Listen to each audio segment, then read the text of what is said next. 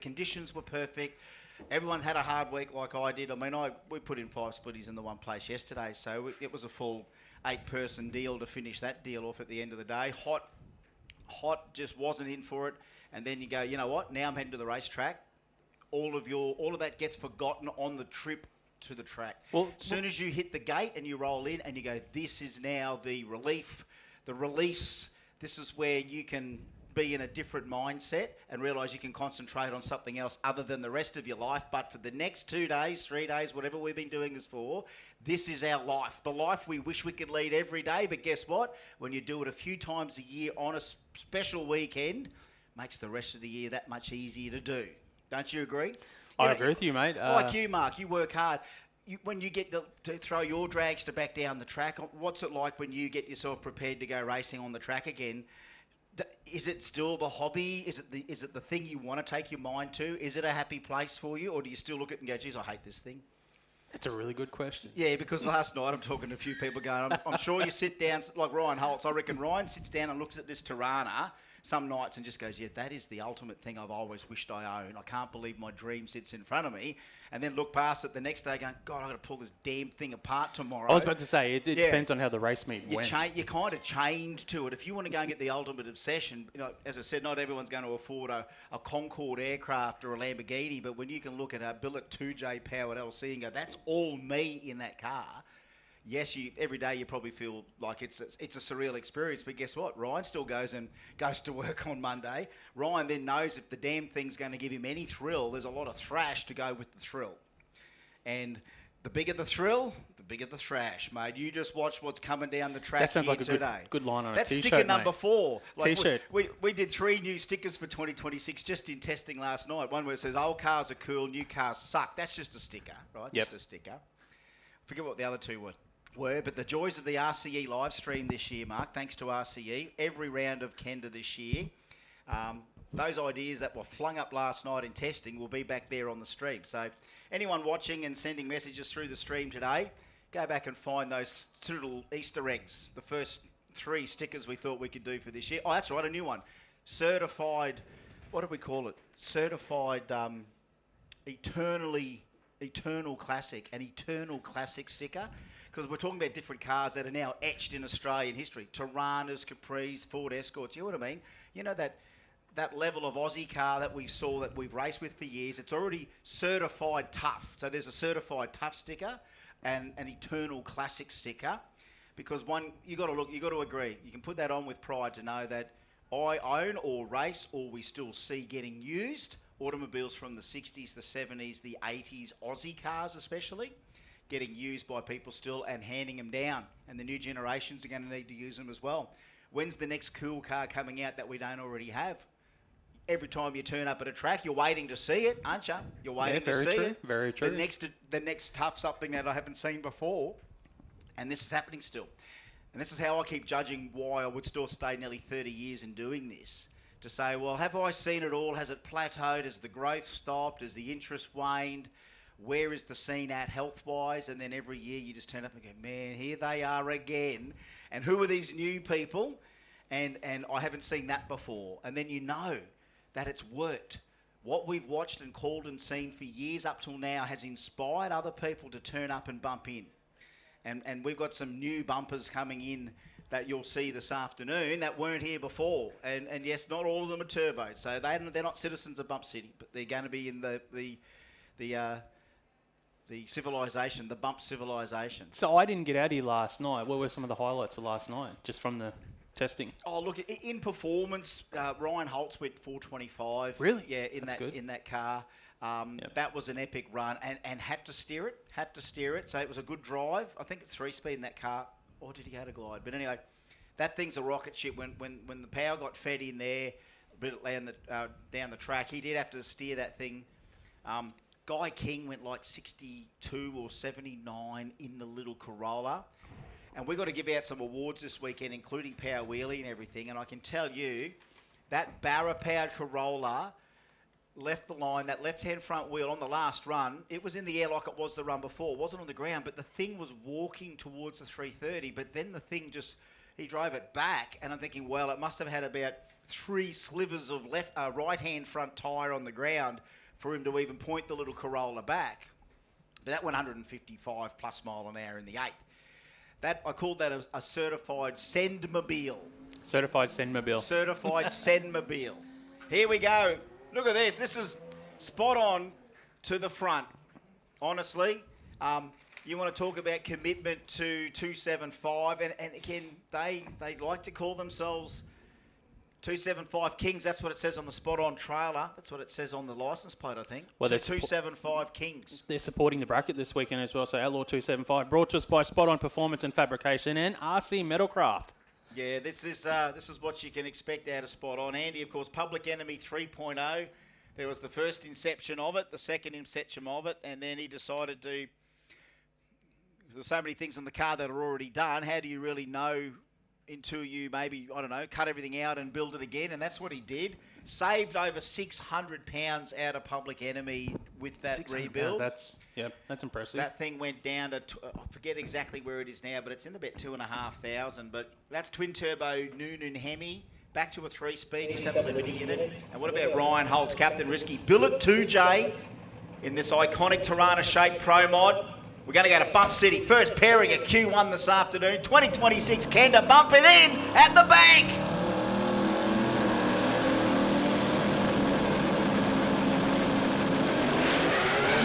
No, it's kind of what we may or may not have expected.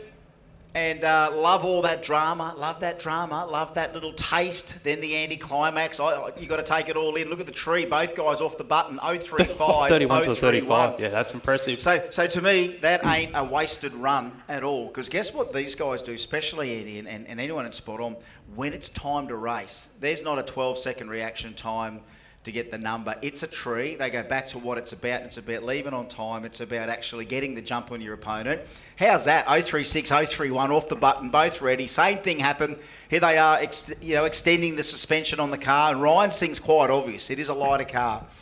Got an amazing amount of travel in that rear end, which is handy when you're trying to dead hook a radial tyre.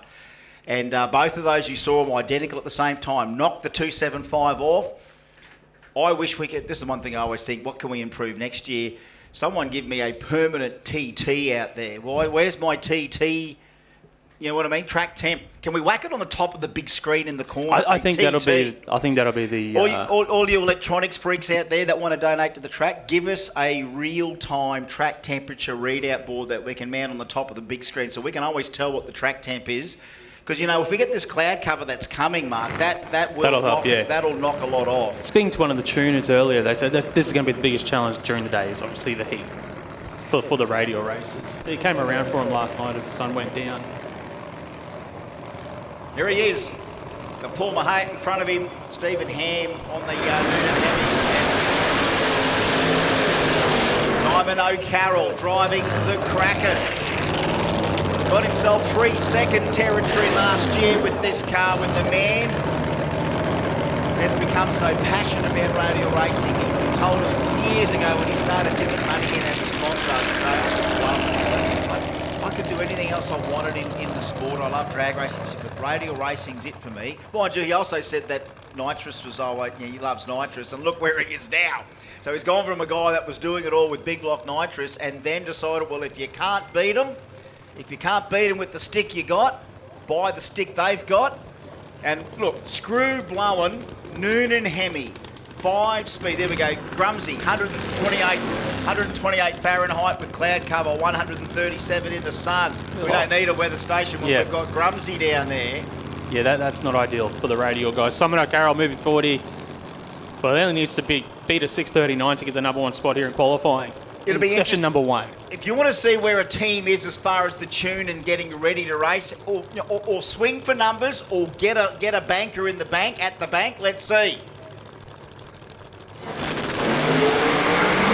Oh boy, the Kraken snaps all the tentacles loose on that one. 1-2-0 on the hit. It's interesting, just the difference between what we saw with the turbo cars coming out of the hole and that blown car. And isn't it amazing? You can get... Do you think there is an advantage or disadvantage between turbo to supercharger in a day like this? Not at all. Absolutely not at all. There's not one that'll work any different than the other. It is all about what you do. It's that magic 100-foot mark. 60 foot's nice to get a number on a radial tyre to get what's truly 3-second potential down the track to its full potential. But to me, it's that first 100-foot. Like that's I think in the front of everyone's mind that's setting up a car like this. This is why Paul and all the guys are on this thing. Watching it last night, Nelly pay off. It's like this carrot, a gold-plated carrot that you'll continue to chase because you see it yourself and you go, God, I wish they hit the mark like they want to, as a spectator, not as the racer. I'm more excited for that thing to hook up than Simon is, believe it or not, but I'm not footing the bills, he is. But you know what I mean? Just watching the art form of modern power management on small tyres, and at night it's obvious with a blow-in car because it mixes the pipes up at 60 foot as it starts to control the horsepower per revolution per microsecond, essentially, until you can hook it up. And Simon just stayed on there hoping that it was close. That power management program stuck because it hadn't stuck immediately, and he tried it a bit more before it should kick him. And as a driver, he's going to have to get used to what the tuners are giving him there. He's not asking for anything other than he wants to steer it. Give me something that I think will work. I won't tell you to get after it. I trust your decision. And that's what he's done. He's put all the best people around him because he wants that blown alcohol Noonan-powered beast to work like it does in the States, 370s, 360s. And he's nearly there. And what you can do in that torque converter, essentially, a lot of torque converter management and timing management. So it's about bottling up the horsepower before you lock the converter on. Here we go. And again, they're going to keep coming out and trying it. We saw him out there, Simon O'Carroll. This is Queensland radial talent, and it's world class, Mark Allen. Where do we have a roughie? We don't have a roughie. We got 3 good Queenslanders went down the track before, and now get this guy from Karanya in Victoria near Albury. This is Rod Chaplin, RC Metalcraft. Coincidentally, also the other sponsor of our Outlaw 275 bracket. Not only spot on with Andy and Danny and the crew, but Rob Chaplin. RC, that's Rob Chaplin. And guess what? As you said, is there an advantage between one power adder to the other? And I forgot about the nitrous guys as well. Rob Chaplin here. 977 cubes on board, Chris. Yep. What do you think? Well, hats off to the guy. In fact, I can't take one hat off to him. Might cover the engine. I have to put like 12 sombreros might cover it. 977 cubes and tons of spray. And guess what's coming in 2026? I don't even know if he's got a name for it, but the next Camaro has come from Burnsy. And it's at home. You know what else he's been doing on the short term? Decking out a hell of a transporter. So you talk about another guy that bit hard when it came to radio racing. Chappie is there. Well, he went all out to Mackay as well and raced. He does. He's keen. He's like Simon. He's like all of them. When they're keen, they're keen. And same thing. I want this thing to work better than Chappie does. You know what I mean? I wish for success more than he does. And again, he's footing the bills. We've got some cloud cover. Oh! There, the big grunt. It was close. They were all very close, aren't they, Mark? They're all very close. 136 in the 60. Now, look, he got down some 50s and 40s last night. Just again playing it safe. It still did the candles and everything like that, but there was so much power out of the big thing. We just got to finally hear, and that's the other reward that we get as a spectator, not footing the bills. Is he's paying for that 977 cube. So last night when that thing went from A to B twice, all the way candles up. And it's still, sure, 450, 440, but still a gift because you want to hear 977 cubes here on a Friday night. That's what we're able to hear from that thing. And remember, Barry Plumpton two weeks ago got to put some 959 nitrous Pat Musey down here as well, stripe to stripe 380s. So nitrous could be the year of the nitrous boys this year because when Chappie comes out with another 600-pound lighter Camaro, with the engine set maybe a little bit back where he would like it. He wants that Australian radial record. He wants the quickest pass for a nitrous on 275. And what is the current record, actually? Like a 26 or something like that. If anyone listening, let us know what the current record is for the nitrous. I think the Henley boys with the John Gotti car down at the bend from Mount Gambier jumped in there, and all of a sudden we had Albury against Mount Gambier in Adelaide, which was fantastic to see, at a Kenda event. See, we go state to state. Remember, we're going Kenda at the Bend this year, and we want all you people out there to maybe consider a Kenda radial road trip to the Bend. You can stay at the track, come and see us at the Bend. Yeah, 5 events this year for the Kenda series.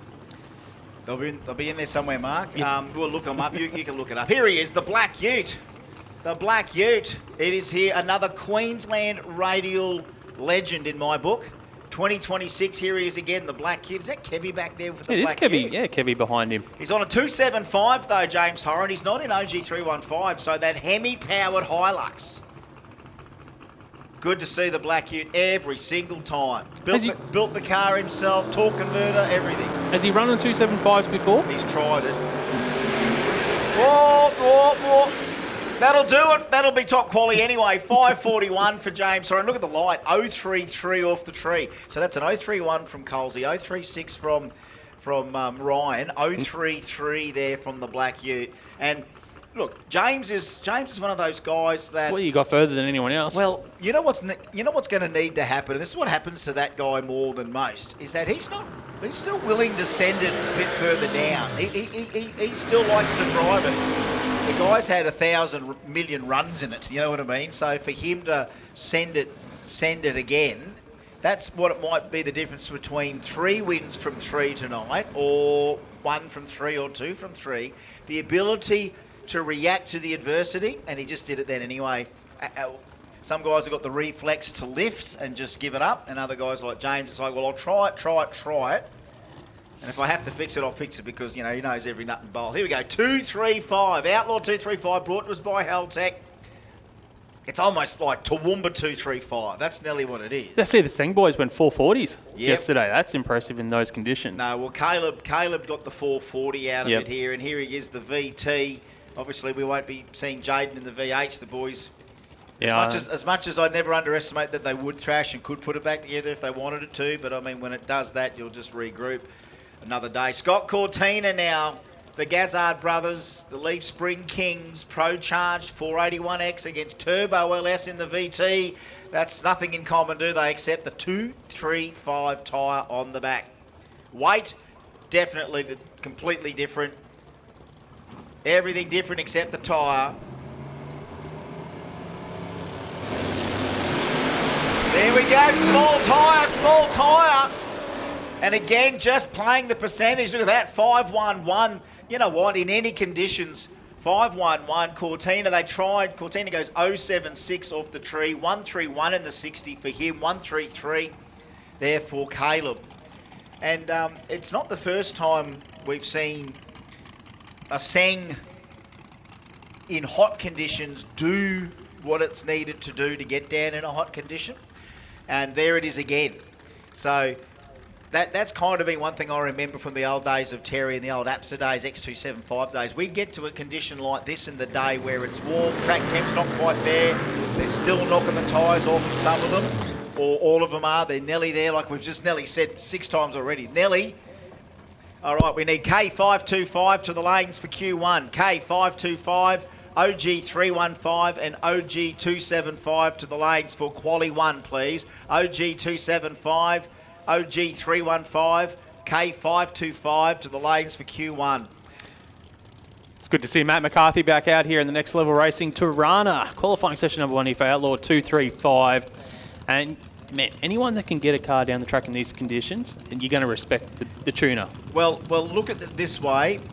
Simon O'Carroll decided, you know what, I've got the Kraken now. Still got a few bits laying around. Of course, Matty McCarthy, one of the best engine wheelmans around, can make anything out of anything and knows how this and that goes together. But he's been given custodianship of the hatchback on a 235. It's Simon's car. 864 cubes and some spray. Are you kidding me? On a 235? Well, that was instant spin on the hit there for McCarthy. As soon as I finished saying 864 cubes and it did that, no one was shocked. No one went, oh. Everyone goes, yep. 864 cubes, 235 tyre, a little bit too warm. Yeah, especially on the spray. I think last night he made a run, I think it was like a 70 or something. I forget what no, maybe a low 5, but it just did it so easy. And I'm sure it wasn't even on the nitrous. Like, that engine's been around in Australia probably a good 10 to 15 years. That was the old Wilson Krieger Outlaw 10.5 Outlaw 10.5 car. motor in it, and Craigs has had a crack at it.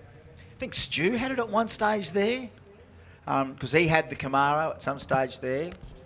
But then Simon get it, because as we were talking about last night, some people have, massive collections of things like Star Wars and Doctor Who, and place we went to yesterday to put in aircons had all the Star Wars stuff, but Simon O'Carroll just had an 864 Cuba sitting in the corner. As you do. Different strokes for different blokes. Now, didn't you say just before that you didn't think we'd see this name out here today in racing? Here we go. Well, look at this. Looky here. Now, I'm trying to remember whose car that was before Jaden got it and where this came from. But last night, the VH Commodore had a nice big moment there, a John Force moment at the 660. And guess what? In order to get points for the new season of Outlaw 235, 235's on a Capri. But who's Capri? Someone's got to give us the info. Oh, no, that's Stu. There we go. Well, it says Jaden Singh, but Stu Henry. All right, so it says Stu. Oh, that's Stu Henry, not Jaden Singh. Stu Henry. Okay, there we go. We thought it was him, but it's not. Still from Toowoomba. I think it's Jaden behind the wheel, isn't it? No, well. And it was Stu Henry's car? Is that what it is? That's all what I'm thinking. There we go. Thank you. All right. So there you go, folks. Did you get all that? That was Jaden Singh, not in a Commodore, but in a Capri, and the Capri was owned by Stu Henry. Yeah, because Stu Henry's race number is 1704, and that was definitely 6263 on the side of the window. And you know what? There is another silver Capri here this weekend. In fact, I think we've got 6 Capris here. There's another one.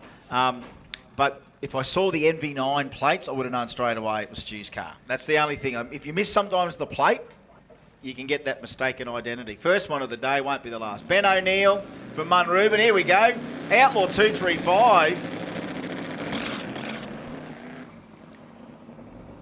Thanks, Brett Murray. It is Stu's. There we go. It is Stu's. Yeah, some issues there for Ben O'Neill for the precision powder coating Capri. So he rolls on through for a 1282, 41 miles an hour. We've got, I think they gave us 6 in the field for Outlaw 235. So look, that Capri that was Stu's was his street car. So that's why Jaden's got the keys to that there. So he keeps his entry. Of course, when you blow it up in testing, you can either credit your entry normally to another event or turn up in another car and race that. So that's what he's doing. Stu's given up the street car. Stu had the orange Capri yesterday. I don't know where that toughie's gone. I think it might be coming up in OG 275. Yeah. Actually, I just got a message before about James Warren. He ran the Ute on 275s at Dragfest, went 403 at 199 mile an hour. There you go. So, yeah, nearly another 3-second 275 car in this country. Thanks, Matty Loy, for that. Junga, everyone's watching. Big shout out to everyone. I hope you're enjoying the RCE Performance live stream. We've got it all year for Kenda. RCE, for all of your performance parts requirements, the #1 performance part superstore in Queensland, the Radial State. And remember, anytime we read out times today, as far as chronological times, it'll be in Queensland time only. We're not talking about daylight saving, we're talking about Queensland time. It's the only time that matters. Speaking about only times that matters, this is another guy, been around Kenda a while, but this is the new piece of passion. Mitchell Bean in the Camaro. The spoilt brat. There's a sticker on it saying spoilt brat. It's the spoilt brat. It's the Camaro Pro Mod, and the rest of the OG 315 field said, you know what? It's wild enough to be with us, considering how many wild cars we've had in OG 315 since the classes started. We said, Mitch, if you want to come in on a 315 and play OG, now remember it's a 430 cutoff. So in the end of the day, if this Pro Mod gets a bit too big for its boots and gets quicker than 430s, then Mitch won't ever be running in this one again. But he's just shaking the car down. Brand new setup. He's been building it for a couple of years. I think it was the ex-Paul Canuli Slammer. Also, it was there's some DNA back to that it's a bona fide Pro Mod. Got a big horsepower LS in it, more wheelbase, more suspension, and honestly, he still says that that's the quickest he's ever been last night, which was like a 70, like 470, and he said that's just like Ash Mason, who's doing the tuning, ain't touching it at the moment. Going to leave it as it is. Dougie Day, that Iron Lion, twin turbo VK. We're going to Bump City again, Mark Allen. OG 315 qualifier #1. Did I hear a pop there from Ben? Yeah, somehow lost power there for Mitchell Bean, so Doug Day will be on a solo here. Goes 473, 154 miles an hour. It's unfortunate for Mitch Bean there on the start line in the Camaro. A great run for Doug Day, straight down the middle. So no issues. Did that get the second bulb on then or not? Didn't do it. No, he went to light it up and it didn't popped. do it. Okay, there we go. So there we go. It's back on again. Just going to have to send him down. Now, that was testing last night. We had a couple of guys late last night. Not quite problems like that, but, zing the tyre and then roll out, roll back and restage. So we had that last night. We were telling everyone last night that won't be happening today. During racing, you can't. So here we go. I can't believe it's back. This is what it's all about. Not only new faces, new names, new cars. What about old faces, old names, old cars? But still legends in our own minds. I don't know how long the break has been, but I'm sure glad in OG315, a class that wasn't around when he last drove the car, is now perfect for an OG315 class. He's in the water. It's Greg Emberley, and he's driving the red Dodge. At the same time there was a black Ute, there's a red Dodge. There's been a Mad Mini around. We've got a lot of iconic cars that have run in Radial before. Well, I might not have seen this car then of Greg Emberley's. So check this out. This is. I don't believe I have. No, well, this was back in the days. He used to run, of course, in the old Pro Street days, the APSA days. But here he tried the Radials for a while, but here he is again. OG315, Greg Emberley, 500 cubic inches of Dodge Big Block, Coronet. I think it's a single turbo. And I did think for a while it might have even had a blow-through carby on it. I don't think it's got it on there anymore. I'm looking for an ECU somewhere, a sticker for the ECU yet. It's on Leaf Springs, by the way. The red Dodge is back. And how about this for a rookie? Daniel Barrett. This is tidy, the Mustang. This is Daniel Barrett. You know what? I think I want to do Kenda and I want to get a nice, serious car. What about the ex-Joe Gauchi Pro Radial car? That's a good car. So, again, I hate to talk too much about whose car it was. I mean, it's Daniel Barrett's car now, and geez, Daniel Barrett is going to be living the dream because, Joe builds a nice car. So, spot on family. They just figured, well, we can't build it for the price that you're getting it for, but we can certainly make sure the thing stays a weapon. He certainly knows how to bump. Watch this. Now, it'd be interesting for Emberley going to Bump City here. OG315.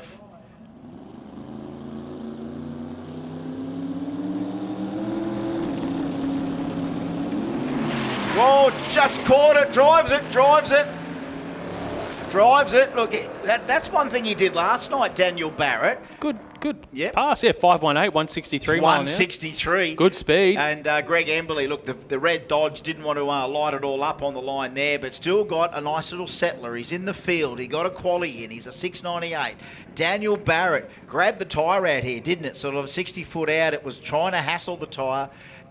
Whether there's a bit of right foot there from Daniel. Yeah, he definitely pedalled it there. But even if that's just all his right foot, bringing that back and nothing to do with the rest of the tuning program, is that he's not only learning how to stage. How good was the bump? That was like a 9.5. He was a good light too. It was like a 10 out of 10. I think, on the tree as well. It was like a 10 out of 10 bump right there. So even though you're a rookie in a brand new car you've never driven before, if you've mastered something like that, you're advanced.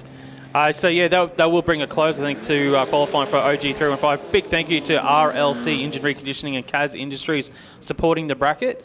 Now we move into OG275, brought to us by BRP Racing Transmission Coolers. Chris? For all of you people that have never been to a Kenda, and then we mention categories like OG275, you just get a little bit your heart skips a beat because this class has just lit up. Kenda the last couple of years. That 460 index, got to be some real steel in there, and some have got more steel than others, but that doesn't matter if you've got more steel in them. What about Steve Farrelly, the VL with the Barra in it, a proven 4-second OG275 6-banger VL, but what about Dale Gridley's take on the whole deal? What about a Valiant sort of van with 532 kids? We're going to Bump City again, Mark Allen.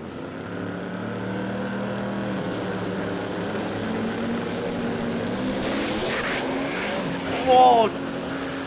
There's a pedal there from Gridley. He's going to get to the finish line. 5:54, 151 miles an hour. Farrelly rolls through for an 8:65, 93 mile an hour.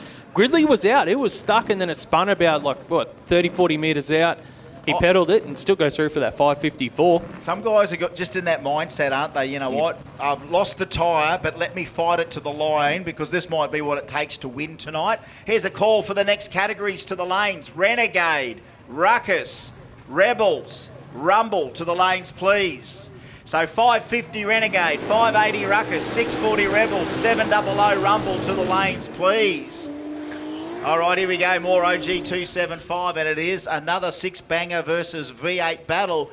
These are certified Sendmobiles right here. Guy King got his certified official virtual sticker last night as an official Sendmobile. That is a Sendmobile. Personalised roller coasters both sides. And, of course, Barney Lindner.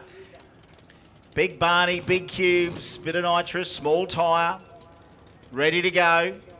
There's daughter Jessie. She's running in Rumble, of course, in Dad's Blowin' 68 that he started Kenda with and got the bug. And look what Barney's done. He stepped it up. This gorgeous Nova. 588 cubes and a little bit of spray. Is he using it on this first hit? I would say, considering how much purging he's doing. He's an ex-Fridgie, of course, so, you know, he loves the gas. Guy King, Barra-powered Corolla. What's just going to happen here? The first qualifier for OG275 for Barney and Guy. Whoa, whoa. Hold it. Oh, boy, oh, boy. A whole lot of everything just happened in one go there. There was a Nova completely sideways just after 60 foot, but there was a Corolla way sideways about 60 foot further on. Guy King knocks the 275 tyre off it a little bit further down the track. And, I mean, the thing, as we said, big horsepower Barra. And it came out of the hole. Now, look, we've got the 60 foot there, 127 for Guy. So it's moving. It was out there. Big Barney went 155 with a zing. It went zing, zing. By the 60 foot, it hadn't regathered and had aborted the run. So, I mean, if Barney had run like an in-car camera of inside, he would have had a good view of that Corolla doing that because it went out like a rocket. Guy King, 127. Remember last night we're saying the thing had the left-hand front wheel in the air the whole way down. The difference between then and now is that this thing didn't break free like it did last night. And when that big power got applied, it's done the 275 hard. And, geez, and this is sometimes, you know, when you do it here off the line, you haven't picked up any speed. But that thing by there, where were we, 330 foot? That thing's got 100 plus k an hour up already. Oh, yep, exactly. So, you know, and I don't know about you hitting a concrete wall at 100 k an hour, but he had enough speed up by then to get himself into trouble pretty quickly. And I mean, he's driven that thing a lot, Guy. He's driven through power wheel stands. He's had some nice, scary personal Sendmobiles before, but on occasion they bite, and it bit there. I think I saw them even changing tyres before this session anyway. They had the bead locks apart, changing to other tyres. So I don't know what exactly the... obviously, from what we can see, it was a... it happened pretty quick. Dave Reeds just sent us like a little, you know, motor... One of the old-fashioned sort of motor shots, you know, all those sequence photos, just kept snapping as it came past, and yeah, it just knocked them quick. It snapped pretty quick, and I don't know. He needed another. I don't know what he needed. Another 50 foot might have brought that thing back around. It was close. Yeah, but it gave it a nice slam. I thought he was going to save it for a second. Yeah, we all hope and wish, Yeah. and you think, well, that was close, and we do. You know, we're accustomed to a bit of a wild ride and something loose. And, you know, a lot of the times, more in eighth mile racing than quarter mile racing is you can keep a lot of this sort of stuff under control if caught quickly. But that was quick. You've got to admit, there'd be no one else out in the world that you could say would have driven that car and not had the same thing happen to them. Especially the guy that's driven that thing through everything. Well, he got it to dead hook off the star line, and then once the power came in, just probably after 60 foot, and then obviously, it started turning the tyres, and he was holding on. It is a dramatic display of power application, isn't it? When you can see so much where the power management is, and then you can see that. Okay, we do have the replay here. So Mark's gives us the message here that Dave's got a replay there for us. So there's Barney into stage. Here comes Guy. So bumps it in with the turbo barra, flicker. Barney knocks the tyres off it, gives it a pedal. There are guys out there, that just happened so quickly. And yeah, Barney would have had the perfect view of it all happening beside him. We go off the line. There it is. Where do we get? Yeah, we're barely 120 foot out. And by the time that went, he steered and reacted. It was poor little Caroli has inflicted some damage. But, I mean, this car, over the quarter mile, has gone damn well 200 mile an hour, that car. Yep. That's it. So okay, it's a Corolla. Yes, it's done 200 mile an hour with 2,000 horsepower barra pretty much. So that thing is safe, Mark. We know it's safe. It's got everything it needs in the cage department, chassis department. It's got all the very best bits in it.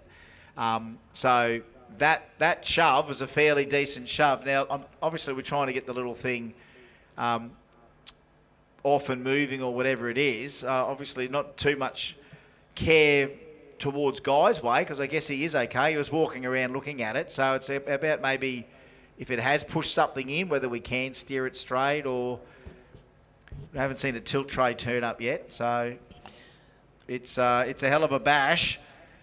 But there it is, just getting pushed back there straight. But decent whack from the poor little Corolla. And barely, what are we, there's the 330 foot mark there. So basically 360 feet. And the thing is, here comes the tilt tray now. Here comes the tilt. He'll be out in a flash. Don't know whether it's dropped anything down there. Doesn't seem to be any attention coming down to do any coolant recovery or liquid recovery. Folks, just while we've got the moment to talk about it, our Kenda tent is down here behind our race control tower. You'll see the Kenda 660 marquees down there.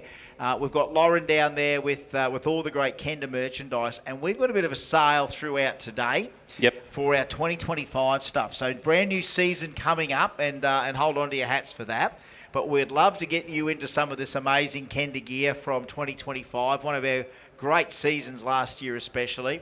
Again, right around the country, from Mackay to the Bend, and it's great to get that merchandise there. We are obviously making way for some new stuff, but we've still got some great 2025 stuff, and the word clearance is down there, and people love the word clearance when it comes to stuff. So you get some Kenda clearance merch. Normally I would say Christmas not too far away, but it's still only just early Feb, so I won't sell you the Christmas stuff. But you know, it's never too late for Easter shopping, is it? But while we're picking up this Corolla, we are going to take a quick break because RCE, great ad from them, of course, official sponsors of our stream for 2026.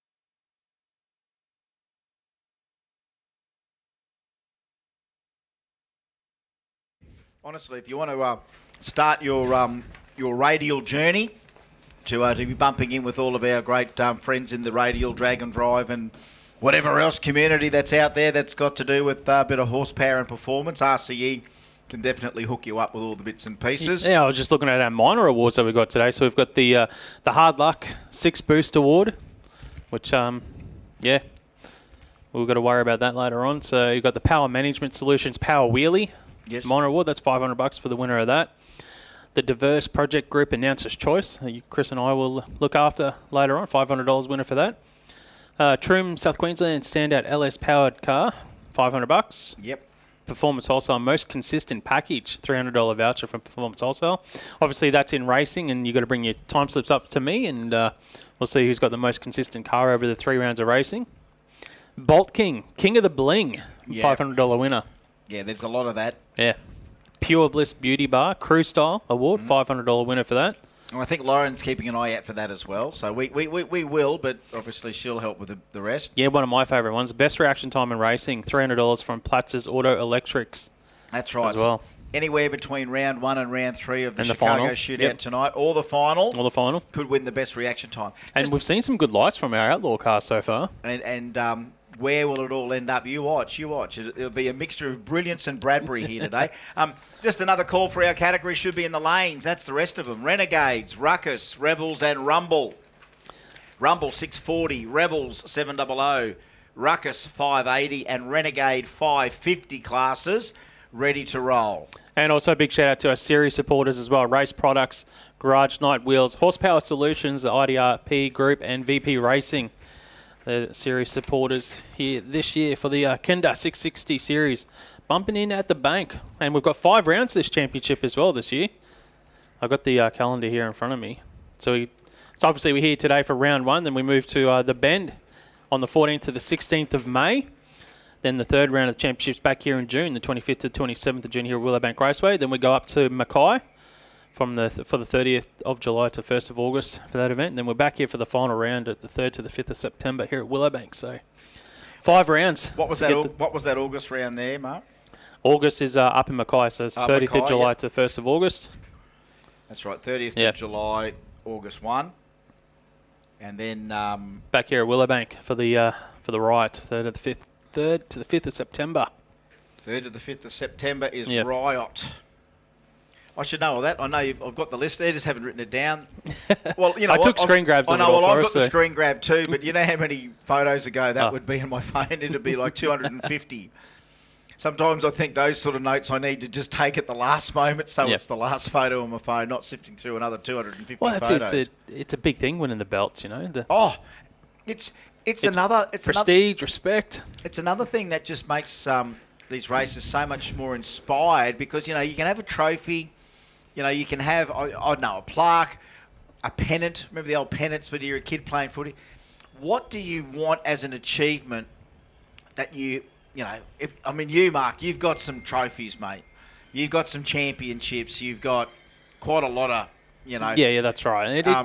Things. And you know, I haven't been invited to your trophy room to have a look at them all. But you know what I mean? A belt. I haven't got a belt. And maybe the modified races need. I reckon, honestly, we're nearly at the case. We're nearly at the point. We're in a flux moment still in Australian drag racing, where any given set of races, if they all wanted to talk to each other and race, I could race the 525 bracket now. Yes, you can. But you know what I mean? Could conjure up an incentive amongst themselves to race for, and if you just said to maybe, for example, the modified races, you know what? Let's who wants to race for a belt? All right, okay. If you want to pay for some nice belts, tip in a little bit and then race for them. Yeah, those belts aren't cheap. I know. Yeah, but isn't some money spent on them? So you know you're not going to win that as a boxing world champion or in WWE because I mean that's a hard belt to win any of that WWE stuff. I like that you can go to a WWE match and then for the merch buy yourself your own belt. I like that, but to earn it amongst all your peers, that is a trophy worth fighting for. And our winners from last year, so I was trying to think of it in the top of my head. So Outlaw 275 would be Colsey, because he was walking around wearing the belt Sunday morning, like gets up and says good morning, and he's wearing his big belt. I think, and again, this will be wrong with us, I think it was Jaden, I think, got the 235 belt. think it was Jaden with the 235. Well, I put the. I actually put up the post this morning, just asking for the. I think it was Cowie, definitely Cowie for the OG 275. Yeah, I remember reading the article about him as well. And I don't know whether Dougie got. Can't remember whether Dougie got the belt or Michael Opes got the belt, which was the Cobalt. Can't quite remember in that OG class. I can't quite remember. You think I could, Mark, but I have thought about a lot of other we've things got all between now and then. If you go to the Kenda 660 page on Facebook, so they've actually put up all the photos from the finals where we presented all the belts. But we didn't put names down. Yeah, we just need a little scribing in there and a because it's a big thing winning the championships and that. It is. But you know, sometimes in the era of Facebook pages, they can be easier than websites. And then you look at what websites can still give you, and then what you do with social media. Oh yeah, plenty of great photos of all their trophies and award winners. Where's their belts? We'll get to our belts here. We'll get to the belts. All right. So there's the belt. That was Joe Dirt winning. So that's Danny Mullane winning the Rumble belt.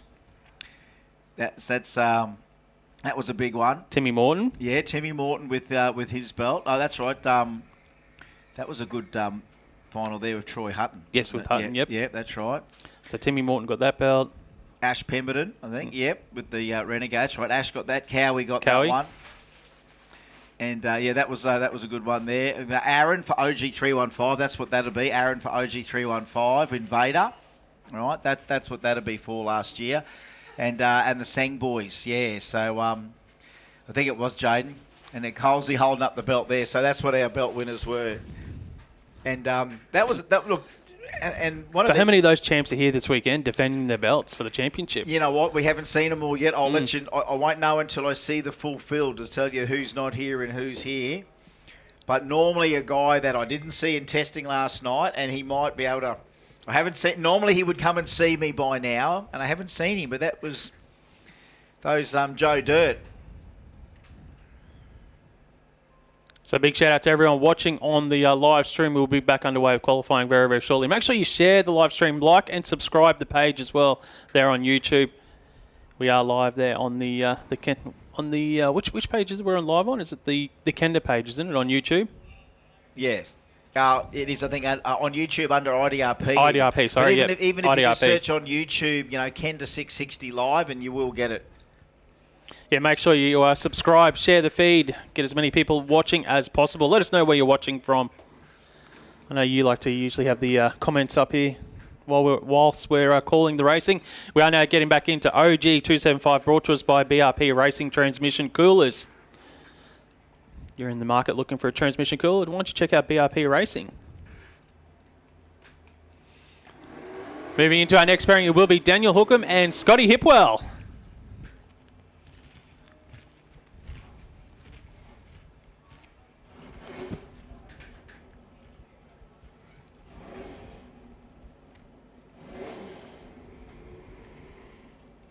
All right, OG 275 continues. Sorry, Mark, I'm eating all of your Vegemite shapes. No, that's all right, mate. I don't want to... This is a man that's not going to be eating any sort of Vegemite shapes, I think, Scotty Hipwell. Well, no, we'd get punished for that, wouldn't we? No, Mark's offered us the Vegemite flavoured shapes, and it's really hard to go commentating with each other while one's still munching on Vegemite shapes. Now, I'll abstain for a little while, okay? That's all right, mate. As you grab another one. Yeah, I know. That's what he said to you. He goes, "What do you think of us?" I said, "Mate, I'll eat the whole damn packet. Take them away. I've stolen half of them already." Sorry, we need to talk to Scotty Hipwell after the event about how we can burn it all off. Yeah, tell you what, we've got some real fitness gurus amongst the radial ones. Daniel Hookham in that Capri. That's got the big snorkel on it.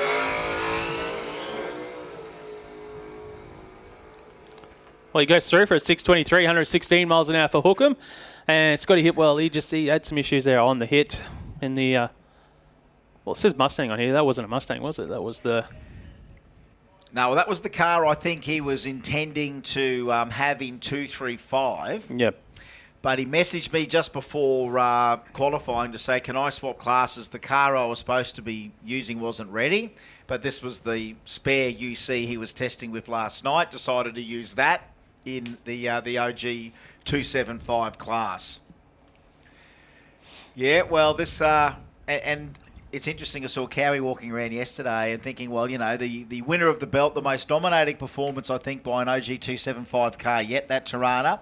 Looks like he's giving everyone a spell from OG just for this, maybe for only this round. Yeah. Could be the whole season, but just for this round, he's not here. Here's the K525 class now, thanks to Benny Graham at Your Plumbing Solutions.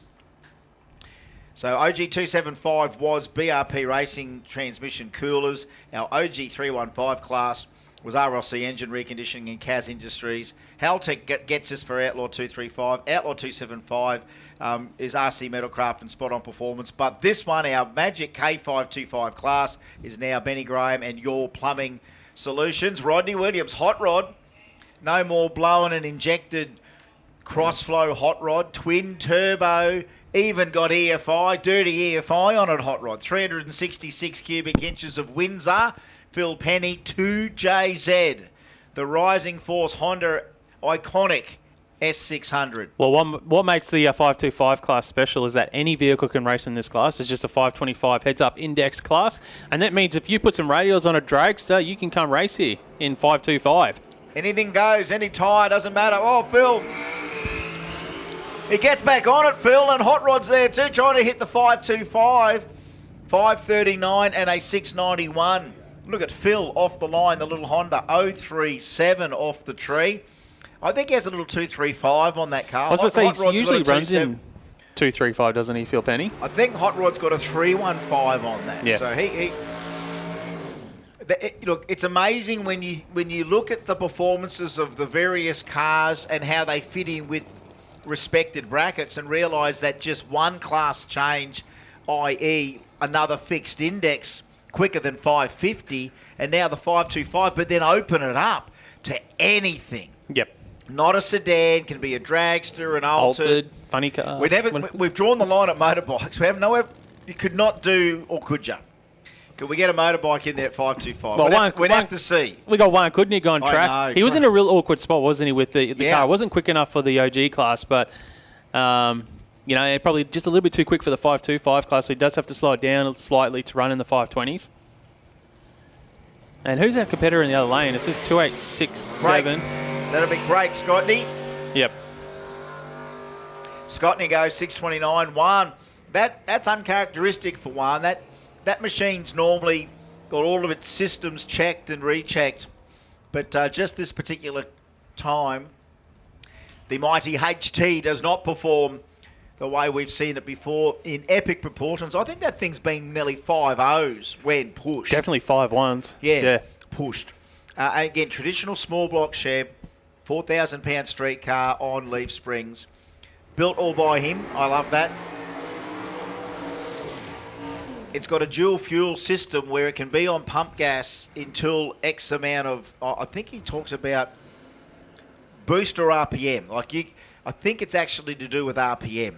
It's about 1,800 to 2,000 RPM. He can have it all on pump gas, and it's only when you really do rev it that a methanol fuel system kicks in, and he's got it on methanol. So turbo methanol small block when you want to put the foot down. Little kitten warming it up. He said it's so easy to warm in the mornings, like even just to get cold start on pump, and then to go to methanol later. Here we go. Well, that's finished off your plumbing solutions qualifying session number 1 for K525. We now move into Simon O'Carroll Swimming Pools Radial Renegade 550 heads-up class here. I actually swam in a Simon O'Carroll swimming pool a few weeks ago. Yeah, did you? Hey, they're a nice pool. Oh, very nice pool at a mate's house. You just can't get one. Jason saying now, Connor Webb here, first pairing up, and we see a 555 to a too quick 546 from Connor. Yeah, well, how about this? We did say to a little warning in the driver's briefing. Anyone in Renegade? Guess what? Connor Webb's coming for you. And look, I said I hope you get Sengi, Aris, and every other heavy hitter in your racing today. Well, the thing with that then for Connor Webb is that he's actually gone under it in the hottest part of the day, so he's going to pick up ET later on this evening. So he's just got to watch those breakouts. Here's another guy trying the 50 class instead of the OG 275. Well, it's Paul Butler driving Billy Shelton's VL, or as maybe Paul's decided to take the sickest off his hands. Mark Ross, the Commodore, 433 cubes. We're going to Bump City again, Mark Allen. Nearly every category's got Bump City. This is Renegade 550. Yeah, Simon O'Carroll swimming pools. Those people will be lucky to have got one. Yeah. Yeah, they are. They're a nice pool. All right, here we go, Paulie. No more Nana, of course. He bent Nana pretty hard up at Benarabi. Still 5-3, I think, still in this thing. Here we go. 556. Paulie's going to On the money. Remember, Nana was going mid to low fives. You could really squeeze Nana. But yeah, he's doing a bit of no prep up there, I think, at Benarabi, and Nana, it bit him hard up there. Nana's bent. So Paulie Butler gets to drive Billy's 5.3, turbo 5.3 powered VL. Troy Lewis trying his 550 out today. Jim Ambrose from Toowoomba, the HJ. Tell you what, Paramount Performance, they brought a couple of good customers' cars down. This thing was nailing 550s yesterday in testing. That's a tidy looking car down there. I like it. It's a big block Chev. I think we've got a Barra in Troy Lewis's Cortina. But more Bump City here, folks, than ever before.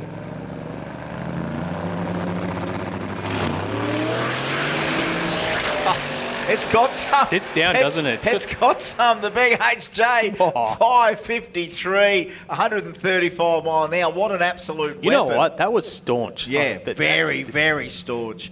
And you know what? Goes to number 1, 2 in qualifying at the moment. But guess what? Troy Lewis, that's a... he won't want to let that happen again. That whole Christmas tree just didn't bump. It didn't get on boost. He went through for a 675, Lewis. Yep. Next up, Matt Rogan and Russell Archer. Archer in the Mazda for Pack Performance and Rogan in the Camaro. Yeah, it's a healthy big block Chev for Matt Rogan, yeah, I want to hear the lungs. It's going to be hard over this amazing 13B of Russell Archer from Smithfield West. Pack Performance 13B on board for the RX4. He's loving small tyre racing, Russell Archer. He got it into the 550s yesterday. Renegade 550.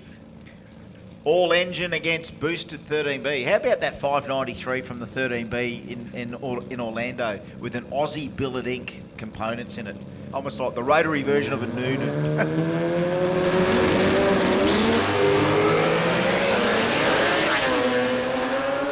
The Camaro will get there first. He goes through for a 564, 122 mile an hour, and Archer with a 658 at 122 mile an hour at the Mazda for Pack Performance. It's got some grunt, that little 13B. I mean, look, the tyre got hassled. And again, when it was down on the 60 foot, so you're going to pick up a bunch. And when you're in a fixed index class like this, again, we don't know what size Russell's got. He might have a little 255. He might have a 235.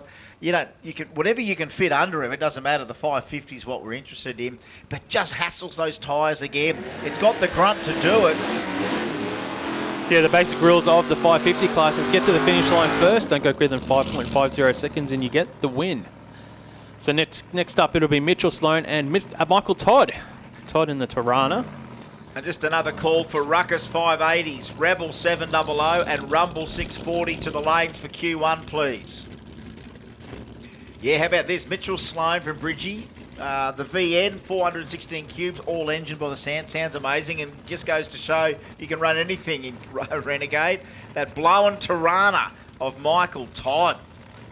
One of the only black belts here in Renegade. Yeah, I really like the lines of the VN there. It looks nice.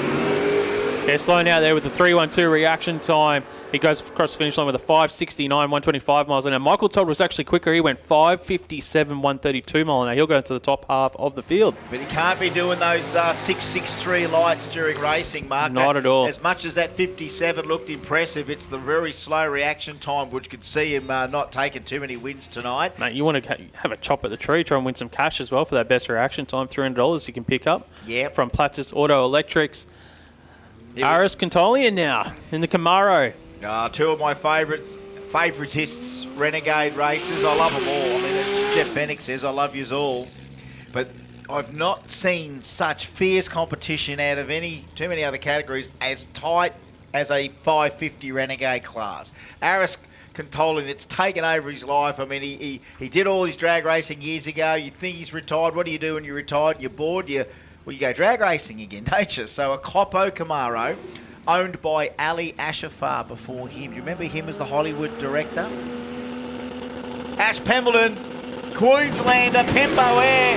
Tell you what, Bit of spin there from Ash, but Harris, 1-2 punch.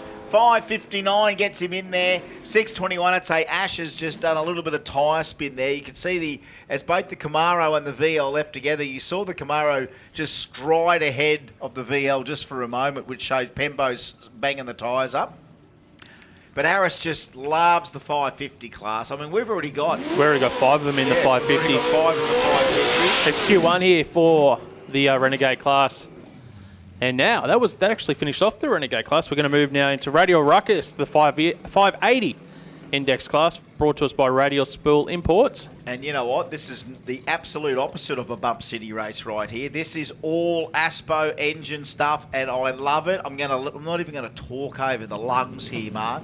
I want RPM, I want exhaust, I want revs. And these guys are going to give us all of that. This is the joys. No matter what plant whatever little tree we planted here in Kenda, got fruit on every single one of them, mate. Well, you remember it used to be just the 550 class and then the 640, and we've got this. This is Russell Tonkin and Dan Case, of course. Dan, Fastlane Industries, the LH Tirana, Russell, the 434 Cube, both traditional style small blocks. No more talking. Let the lungs. Ready? All lungs. They might hassle tyres here. Let's see. They're cranky.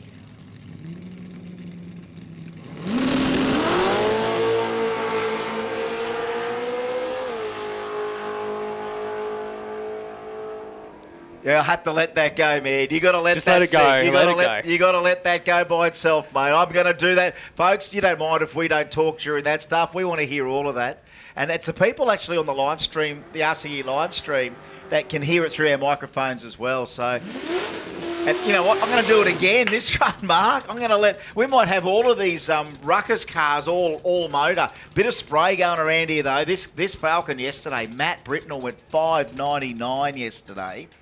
And have a look at it. I mean, you can look at some of these cars and think they need us a pin. There is something about this thing that's driving me nuts. It's pristine.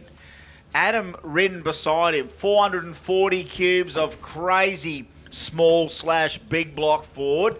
For all you Ford fans out there, we had the Holden fans go down there. We're going to just let the thing go quiet for the Ford fans here. How's this, eh? Ruckus giving us some treats already. Q1 of a new season. Go, boys.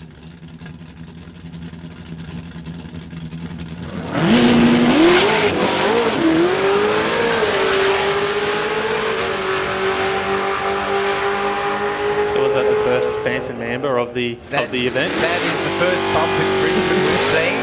So even then we've seen something different. Yes, they didn't quite nail it that time like we saw the first pairing of Russell and Dan, but that's right, bump infringements. I talked about that in testing last night during my test hit. I called last night. Actually, you could have come up for a test hit, Mark and I. We could have done a couple of hours of test hit. You'd already done a few hours on the mic since you started this year. That was my little first crack. Here we go, Ash Thompson and Ian Pimble, more Fords here on the 580 Ruckus.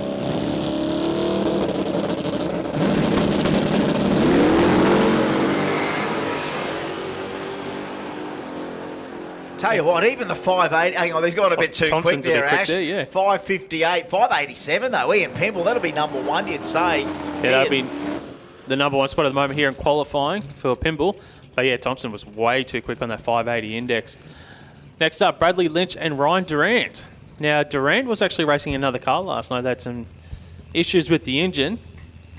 Yeah, and apparently lost oil pressure or something. So normally the little reliable Tirana not able to front. How's this? Steve Carkeets lent him one of his race cars from home. I mean, Steve doesn't have too many in the stable. I suppose he would have had to have really scratched to find one for him. No, of course not. Well, I had to get tech this morning, so that the on bail, the on bail. I think it's on bail. Like again, Steve's got the plates as well as the cars. Well, it runs in the 560s, 570s a ute. Yeah. All right, here we go. Could be some wheelies here for Ryan Durant. I mean, he's no stranger to it. The Torrey can do one, but this Ruckus 580 could be our quality today. Oh, bump infringement number 2.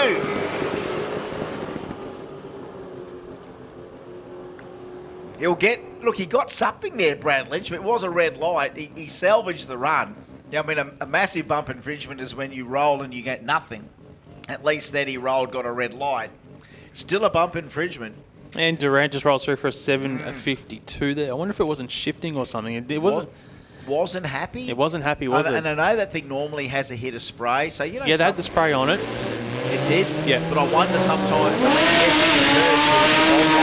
because sometimes I think if the bottle doesn't go on, when you hit it, you get all that fuel, but the nitrous ain't there to light it, so maybe that's why it's coughing. Possibly, yeah. It could be maybe just nothing in the bottle. I don't know. I'm not a tuner. I wouldn't know. There we go. All cool. Thank you, Scotty. Hit well. He changed classes. I know you did because we saw you run. He said, can you change classes? No, go down to scrutineering, and he got it solved. All right. One of our rotaries on radials, Brent Coles, spot on performance. Doesn't say Colwood Homes, but I'll put it there too because, yes, he's a builder and he built some pretty nice family homes. And it's almost the same. You just can't get one.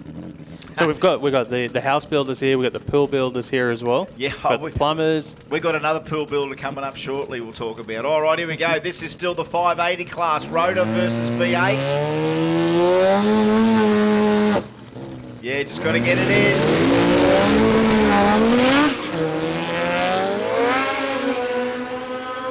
Grant Scott goes through for, he's 1 thou too quick. 579 with the 119 miles an hour. 1 thou off that perfect pass here in the Ruckus class. And Brent Coles goes through for 683 at 115 mile an hour. But yeah, one thousandths of a second off the perfect ET there. Missed it by that much. Which was an old Maxwell. You don't remember Maxwell Smart? No, there's a genuine generation gap. No. I actually watched Get Smart as a kid. Did you? There you go. Yeah. Well, that just continued to be syndicated and keep in running. The 90s. They used to play it like on a Saturday afternoon. And every time that they play that, Mel Brooks got even richer because that was written by Mel Brooks. And again, if people out there don't know who he is, you should go and see a movie, History of the World Part 1. You can never get enough. Anything he does, it's like comedy gold. Timmy Cross, Harry Thwaite, Barra versus Godzilla. Barra versus Godzilla. This has supercharged Godzilla for Timmy Cross. Harry, 082-137 for Timmy. Timmy, the thing was cutting off last night. We couldn't know why. He said it was the battery isolation switch. How's that? 82, 86, number 1 and number 2, Nelly. Yeah, I think you're on the money there, Chris. No. Timmy Cross goes 582. Yep. Thwaite goes 586. They both go to number 1 and 2 spot in qualifying. And Grant Scott and Ashley Thompson went too quick on the 580. Yeah, how about that? What a great category there. Great category, the 580 Ruckus. It's now time to go to another one that's no easy feat to win. Yeah, Radial Rumble brought to us by Quick 60 Race Cars. 640 is the index on this class. Damien Morris up first from Morris Painting Solutions and Brian Heffler in the Cortina for Cowie Performance. Yeah, this is another category where you will see guys hitting and girls hitting the 40. Damien on the Pro Tree. He gets himself in there, Dame. He gets a couple of wins up and he can be to the 34, 34. Hey, you know what? The cloud cover's helping us here. It really is. Like the power, the traction for these other slightly lower ET cars, this is where you know they're never going to let us down today, these things. They are just going to hit it and hit it and hit it. What's Damo got to do? Take 500 RPM out of it? I don't know what Short he's got shift. to do. Yeah. Short shift will kill a few hundreds. That's the problem with some of these cars. You just got to knock them down a little bit. All right, Kerry Rayner, Dave Floor. So Kerry, another one of our amazing rising group of femme fatales in the small tyre game. Dave Floor, the XB, 393, all lungs here. I'm going to let him go.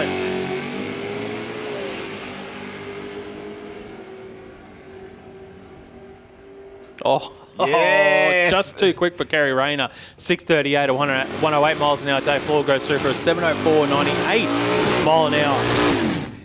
All right, here we go. The magic, magic 6 feet. Here you go. This is Migaloo. This is one of our newbies in Kenda. He normally does the road trip Jag challenges. He's from Urraween in Queensland, up north.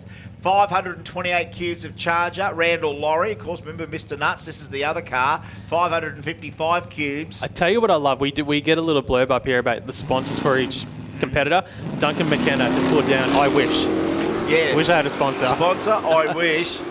There we go. You're going to hit the stripe. What's this? 640. Oh, 408. 6408 for Randall Laurie, number 1 qualifier. Migaloo goes 634. Duncan McKenna. That's a whole lot of charge of that thing. That's like 4,200 pounds, that thing. The KPM Performance Ute goes to the number 1 spot, 640 with an 8. Oh, we're not done yet. Bill Cumner now and Gus Gemmell. Holdens. You love your green Holdens. Here they are. These are just lurking in Queensland garages. They're all Radial State. Big block Chev on board. Were you ever a superstitious sort of person with the colour of your car? Absolutely not. Neither am I. Look at that. Gemmell goes through too quick with a 635, 105 miles an hour. Come to go 686, 102 mile an hour. And you know what? Kermit the Frog was the one that put me at ease when he said it's not easy being green. And when he said that, and he had a little song on the Muppets or Sesame Street. And never watched it. Green never bothered me again after that. There you go. All right, here we go. Jason Cocking, Lee Ellison, XDs against HGs. Blowing HG, by the way. What a toughie. Oh. It's got some. It's got some. The XD 664, 739 with 900 pedals, Jason Cocking. The HGU, Jason's latest offering.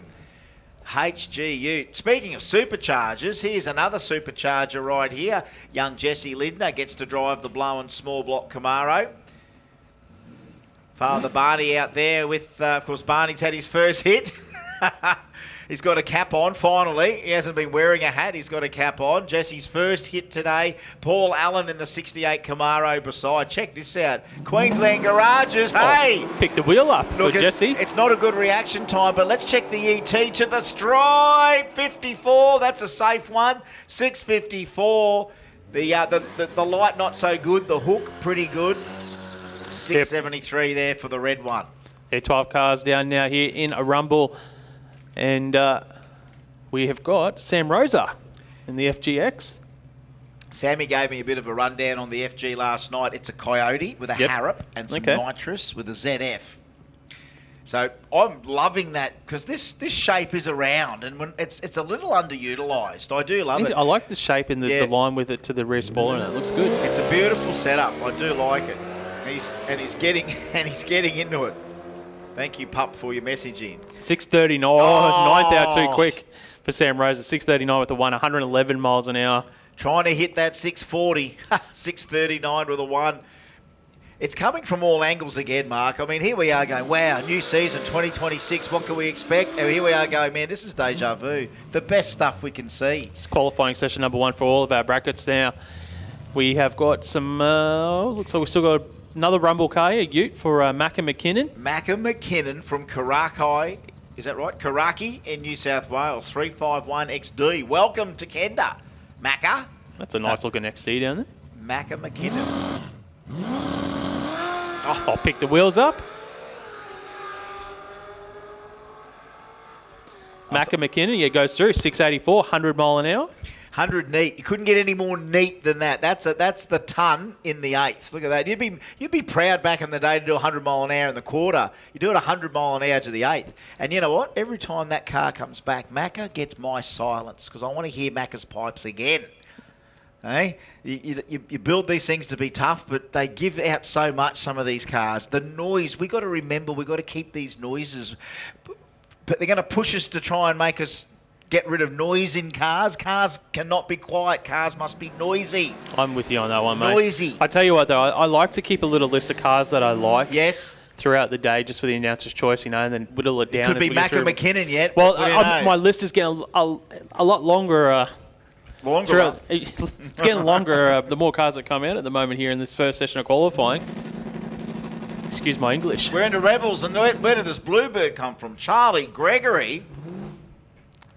A man after my own heart. Trent Assenheim in the lane beside him, the Calais for ASG Motorsport.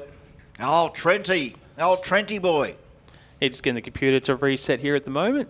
We'll back him out of stage. We switched classes just then. We abruptly finished our 640, and this is the thing about our Kenda guys, especially when we get to all of these categories, we're very fast to come through. There's no delays between runs a lot of the times. Everyone gets done. Yeah, this is qualifying session number 1 for Radio Rebels, brought to us by 60 Foot Inc.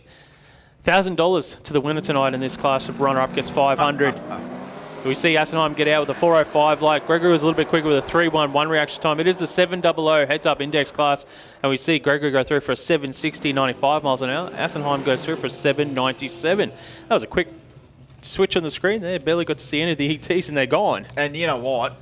I'll talk more about Datsun Bluebirds later because what a world we live in. I'm going to tell you my Datsun Bluebird story and what's coming in the worlds of Datsun Bluebirds in the future. Craig Williams, Sean Taskus trying to hit 700 in the Rebels class. And Taskus is one that can normally go near it. 46 will get you half in the ballpark, but when we do push a little bit later... You want to be down in the below 7.0, 7.1s to be competitive. And there's a new kid in town. This is cool. And this is the new kid in town. Scooter March. You know how we had Migaloo, new to this? Well, Scooter is another Dragon driver. He does all the road trips. Yep. SFM concreting, guess what? He can pull a pool too. He's another guy that can pull you a swimming pool. Again, they're hard to get. Brody Newcomb beside Brody. How about that? Village Motors, the Newcomb family still in drag racing. So what's this? The son of Dave, maybe? Is that the boy, Dave? Is it? That's just the son. Scooter March, too quick, 696. He did go 703 yesterday, hunting the 700. That's all right. That's only 300s off the 700. He did 12 runs yesterday trying to hit it. You know what his best light was? 009. Very nice. So Scooter's here to take names. And if that is Brody Newcomb, hey, Dave, good to have. Is that the boy coming to do a bit of Kenda, eh? And before you know it, you know what, Dave Newcomb? You can have a radial car too, Dave. Why not?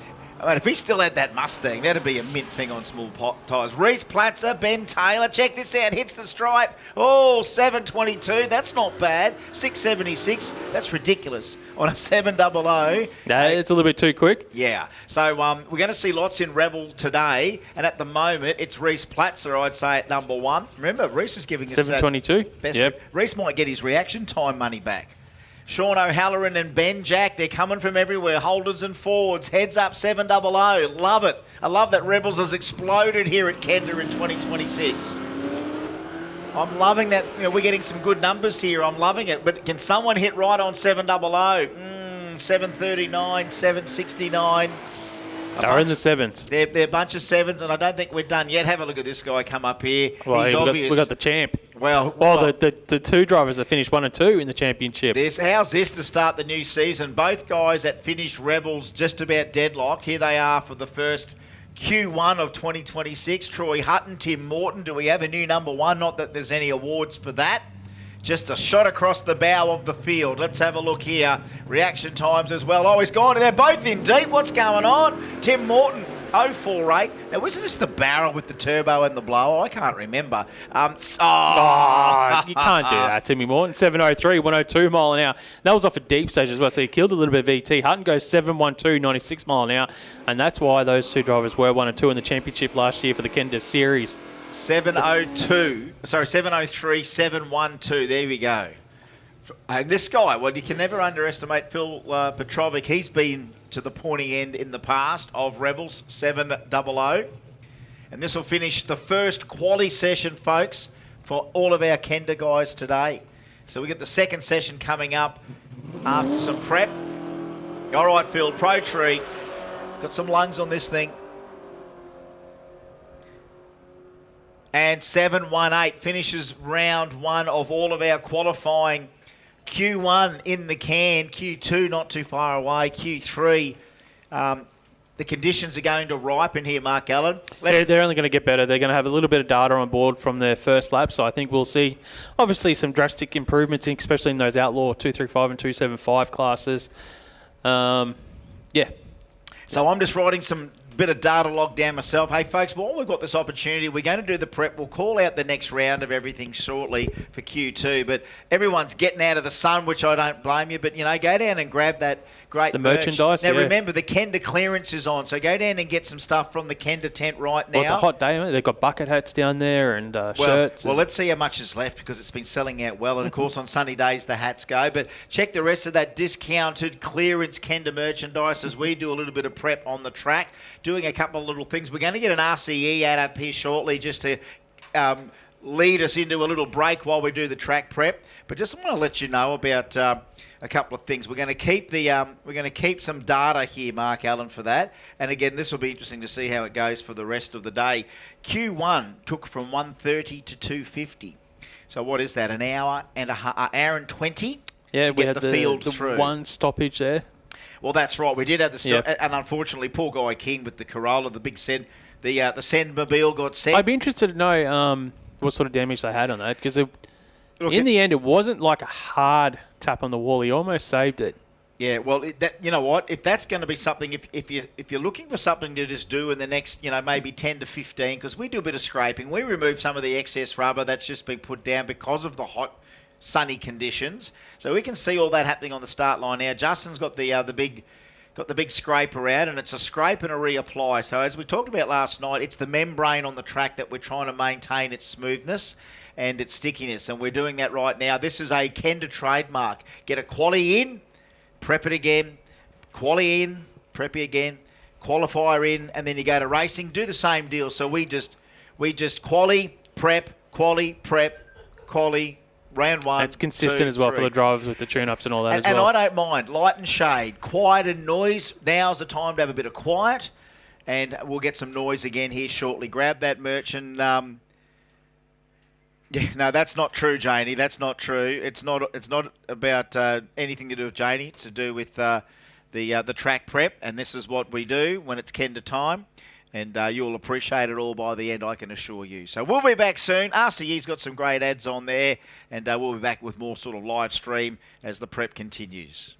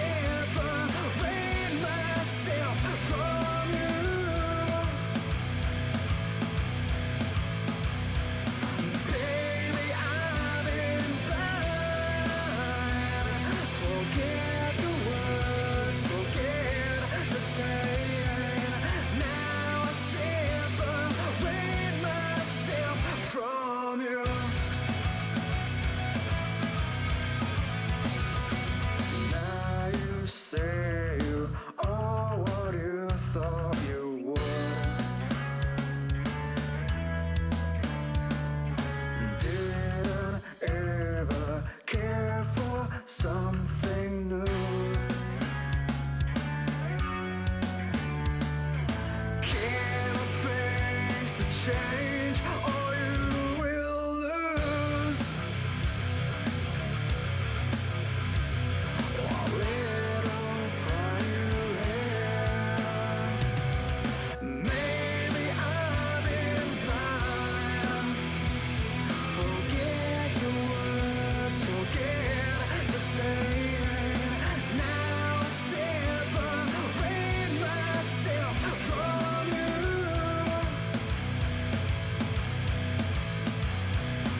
Baby, I've been blind. Forget the words, forget the pain. Now I separate myself from you.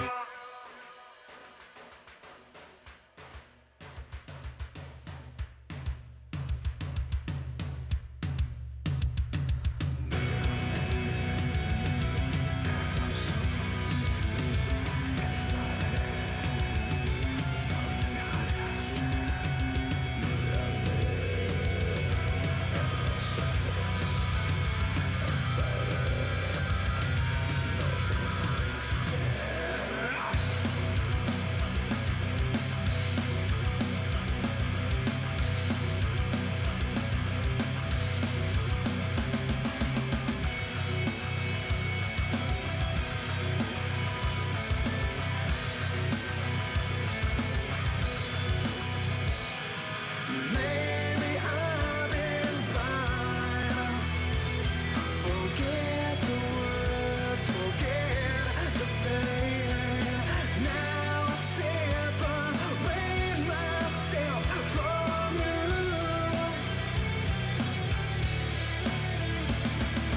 Baby, I've been blind. Forget the words, forget the pain. Now I separate myself from you.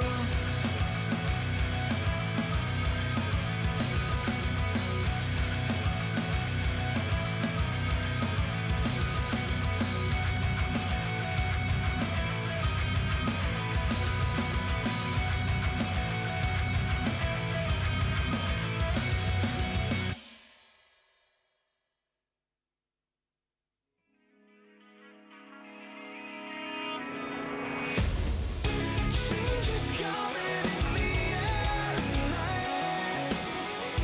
Hold your breath and feel this light all around you in the air tonight. We're all here to see you live this life. Life is evergreen when you're sinking deeper and deeper, forever and ever. The new society, dying by degrees. Plus, you never sleep, falling to your knees, waiting for this to be over. But I know that you're so much more than you let yourself believe. You let yourself believe.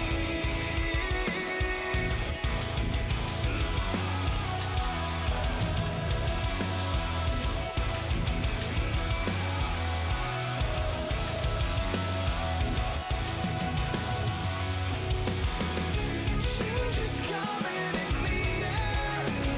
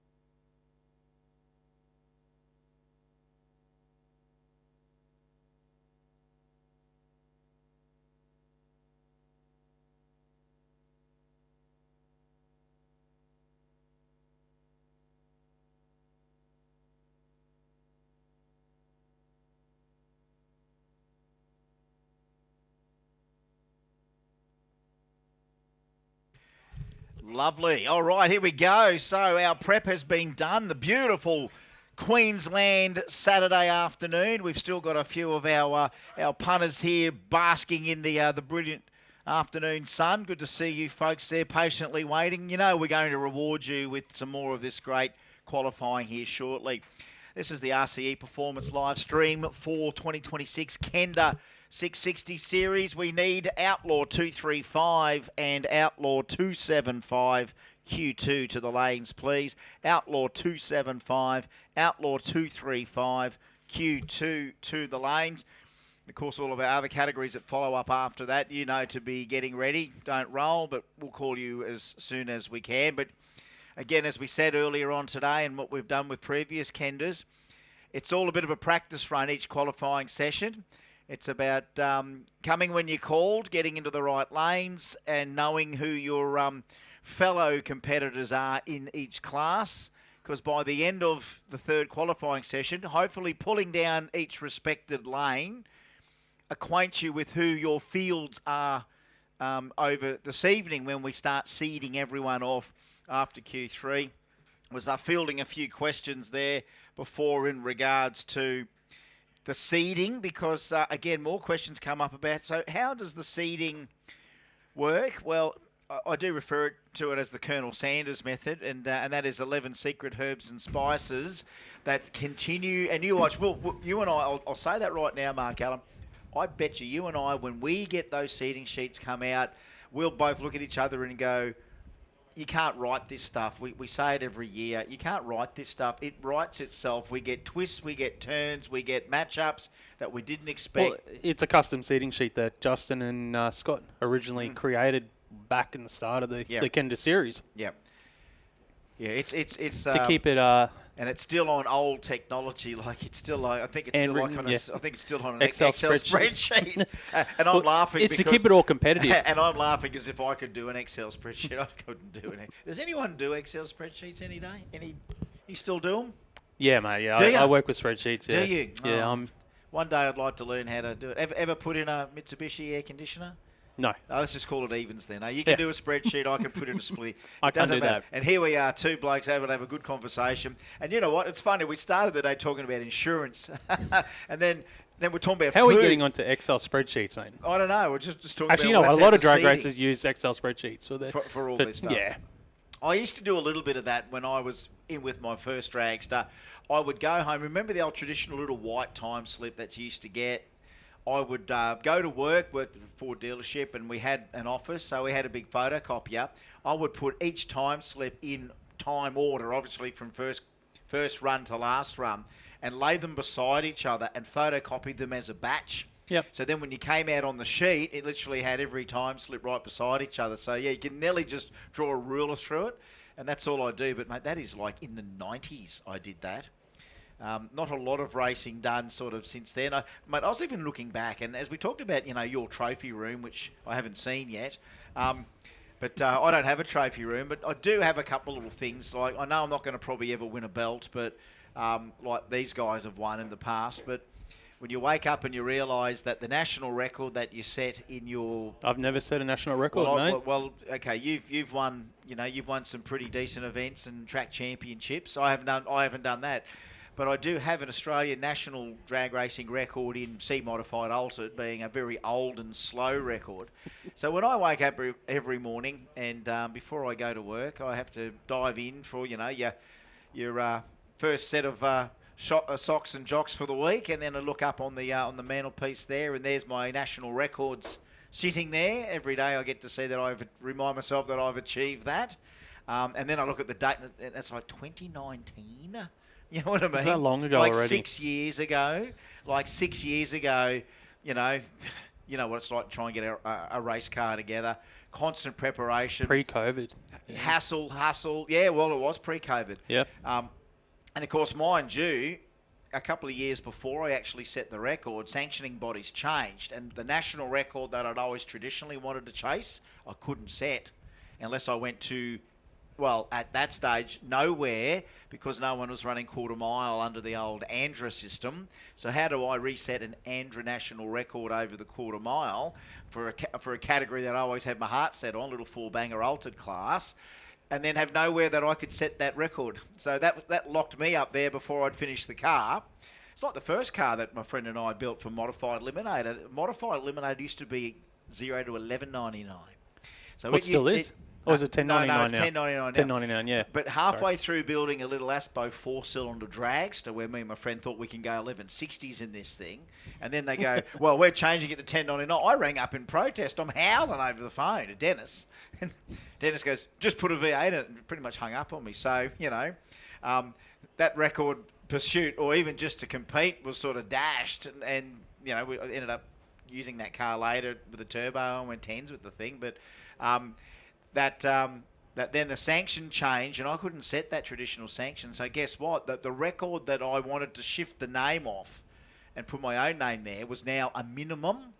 So I couldn't. I was knocking a minimum, trying to knock an old minimum off. And you know what? Just before I set it, they all put half a second on every national record to make it easy for you to set one. So the 1036 I needed that I wanted to knock become a 1086. So basically, my mile an hour and ET got softer. Do you still have the record? Is it? Yeah, still under your name? and again, he might be listening or watching on the RCE Performance live stream for 2026. But a guy called David Hallar from Victoria owns the CMD national record. So he owns the Aspo 4-cylinder dragster modified record. And he's messaged me and told me that he intends to knock my record off with his version of a CMA, which is based very much on the record, still the current Andrew record holder, Mark Getty, driving Bob Blackley's little Kawasaki-powered Alton. So Hallar has got a big cube Suzuki GSX engine that's gone 880s in the dragster. So he wants to take CMA away from my 1002 to somewhere in the 8s. And he's told me, I am going to do your record. I say, well, okay, it's an IHRA record, and he's down in a little bit of Andrew territory, so he's going to have to hope to come to an IHRA track to knock it out. So he's got a few little issues there as well in trying to get around to setting that record. So I still own it, mate. It was one of the longest standing national records in the book at 1991, I think it was. So it was a nearly 30-year record. Well, it was. 2021. No, it wasn't yet. Yeah, so 28. Wasn't. Yeah, it was 28-year-old record, and the goal was to take. Again, it was the historical significance of a 28-year-old record, and then when we changed sanctions in Australia, all of a sudden this track I could not set the record at, and even then back then quarter mile for that was nowhere. So then I'd have to go to an 8-mile track and hope I could get it on a conversion. So, and again, that was just a little goal I'd set myself to think, well, you know what, to be able to establish yourself in the sport, credibility counts, and that's winning things in drag racing in the heat of battle or achieving things. And as much as I couldn't win much, I was able to, at least that day when I set the record, go, right, that was a goal. I'm an Australian national record holder. I like that. Got the certificate to prove it. I got the sticker to prove it. And then, of course, last year when the folks at Jamboree decided, well, we've got to start inducting icons into Jambo's Hall of Fame, and I was lucky to get one of those Jambo icon trophies, the big billet J, with the billet microphone halfway through it. Now that's on the mantelpiece in the lounge. See, that's a cool thing to have. That is a cool thing. I don't have anything else much other than that. I did win the B final in a Nostalgia Nationals one year. Me and Bretty were supposed to race each other in the final, and I think Brett cracked the shits and didn't come out for the final. That doesn't sound like Brett. No, it was a hot day. It was a very hot day, and literally we're towing back after whatever the second round or whatever, and then they go to the front, go to the lanes for the final. And I literally got back to the pits, and because where I pit's literally right at the start of the loop of the lanes. Like I pit right near there because I get to watch everyone tow past, knowing, I guess we're up. Someone would go, Diggs, we've got to go. And back in the modified days, I said, well, how many big block rear engine dragsters have gone past me? About 10. All right, so we're halfway through the field. Let me tow out. But yeah, we had to hot lap it around that day to face the final. Brady wasn't there, and I took the old Bradbury pass. Ran out of fuel on the shift. I didn't have time to top her up. But yeah, took that. So that's the other little trophy I got. That's about it. So yeah, not needing the room like you do to put all your trophies and sashes in. And that's not just in drag racing. That's in footy and everything that you've done. The Bradbury premierships that are going to be up there. I don't know where my squash premierships are. My Tuesday night fixtures, B grade men's squash. I suck at footy. No, mate, you continue to say that you do. I know I do. I actually do. I just talk it up because it's fun to talk it up. I'm just a big slow guy that thinks he's a halfback in a front rower's body. Yeah, but I still see the effort come out, mate, in there, and the brilliance. You don't have to be lightning quick and step and have a perfect sort of. You say that now, but when you're at my age playing footy and you got guys that are 20 years younger just going Reece Walsh on you around the field. Yeah. I wanted to get off the field last week in the finals because these guys are too quick. I'm going to be made to look stupid here. Oh, well, don't give up trying. We need another call. Outlaw 235. Outlaw 235.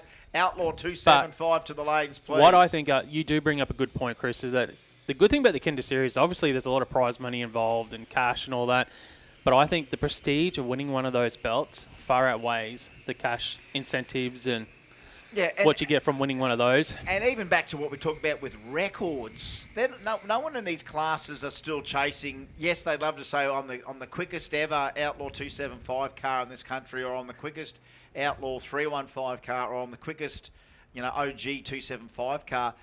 A lot of these guys, it doesn't matter. If you can just get close to being competitive on any given day, well, you're going to win yourself one of those big checks, which is what everyone wants anyway.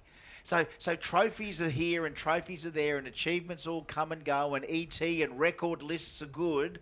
But to a lot of our guys that run at Kenda, guys and girls that run at Kenda, one of those big Kenda checks is enough. That's a bit of money and a check. The check is kind of your trophy. Where do they end up? Normally in their sheds, in the man caves, and again, a lot of them have got enough room to hang up a few big checks. I mean, if I won a big check, I'd have to be really careful on where I'd hang that up because I don't have a lot of room. I don't have a big shed. I want a big check as well to hang up somewhere. Yeah, a big check would be nice, wouldn't it? A big check would be nice, and this is what they all want to race for. The coin's good. It goes into the fund that helped probably get the car not even there, of course. It's not going to ever cover the cost, but it's nice if you can get a little bit of money back in the pocket. It may help to, celebrate, put a carton on, do whatever for the crew or the family or whoever. And again, remember, it's a hobby, folks. It's not the sheep stations. It appears that way when we see it, but it's good sportsman style racing. It is nothing but just good lady and gentlemanly racing. Yeah, and if the wife asks how much you spent, well, it's a cheap hobby. Oh, absolutely. Isn't it? You can Very cheap hobby. Get into it for not much. Yeah, no, not much. I mean, if it was cheap, everyone would be doing it, and that's still a dream of mine, not only for this sport but for this place. Is I still think we've got some other thinking we can do. As much as you go, you know what? Come to a street meet. Run your car. That's still what we offer you. We've offered that for nearly half a century, that you can come here and race a street car. Yes, that's good. Juniors, well, that's the next step up. And, coming from junior dragsters yourself, oh, yeah, that's cheap. I mean, dollar for dollar from what it was when you were in a junior dragster. And how old were you when you were in a junior dragster? 7? How old? 9. You were 9. So yep. You were 9 years old when you first steered a junior here at Willamette. So now in today's modern dollar, do you reckon that's a dearer sport to get into as a family or cheaper? Everything's more expensive yes, now. I do think so. We built my first junior in the garage. Well, there weren't people selling race cars, junior dragsters back then. And it isn't amazing. Back when they first started, there wasn't an industry around it. And drag racing's one of these sports that the industry for the sport of drag racing is the only industry that works.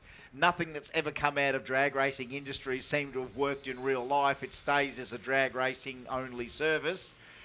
Nothing ever has gone out into the world. Oh, this was invented by drag racers. Everyone's using this. The engine plate for the original junior, was actually our barbecue plate. Is that right? Are you for real?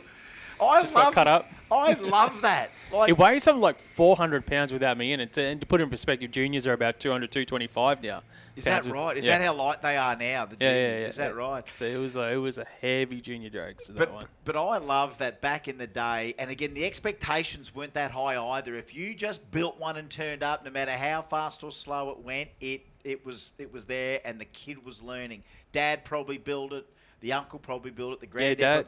Dad built it. Dad built the chassis. I think Leah did the tin work. Yep, and there was the first car. Now, of course, there's so many on the market if you want to get into one. And these days, the engines are nearly now, instead of the old Briggs & Stratton that you could get. It was literally It a literally ride-on mower. was a ride-on mower, and engine now it's back then, yeah. it's a piece of billet. Like, Yeah. it's now a billet junior dragster engine.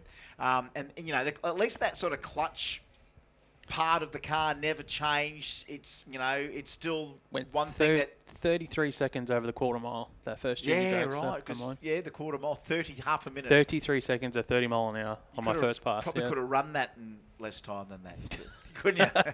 There's your brother. There's your brother or your sister running. Oh, yeah, Kathy running Freeman beside. did it about 49 seconds or something. The Did 400 she? metres, I think that's what is it, around Yeah, 50 but we seconds? can't have Kathy Freemans running around the drag strips. Yeah, you know how hard it is to find a Kathy Freeman like that? Didn't they used to have a running race at the drag strips 30, 40 years ago that your Yep. dad was telling me about? My dad. He was in a running race. Your dad? No, My your dad. dad in a foot race. How did you? At Surface. So my dad's been talking to you too, has he? Yeah, he told me about his foot race he had at Surface Paradise. When were you? Oh, were you talking down here? Yeah. Now listen, that he doesn't have many trophies. Like, he's got some footy trophies from playing A grade. Yeah, he right? was telling me about his footy career. So in the 60s, right, this was, I think, late 60s, Surface Paradise, and for whatever reason, a running race at the end of the event was happening over the quarter mile Surface Paradise, right? Dad was in peak physical fitness, being an A-grade footy player. Thank you, Grumsy, for the latest track temperature, 125 Fahrenheit. With cloud cover. With cloud cover. But Dad went in the running race, and he was, you know, in A-grade footy shape, and I forget the ET, but he thrashed him over the quarter mile. I should do a phone a friend right now. Let's get him. He's quite entertaining, Dad. He's lost his filter, getting a bit older. He'd be on there. You get probably 20 minutes of side story.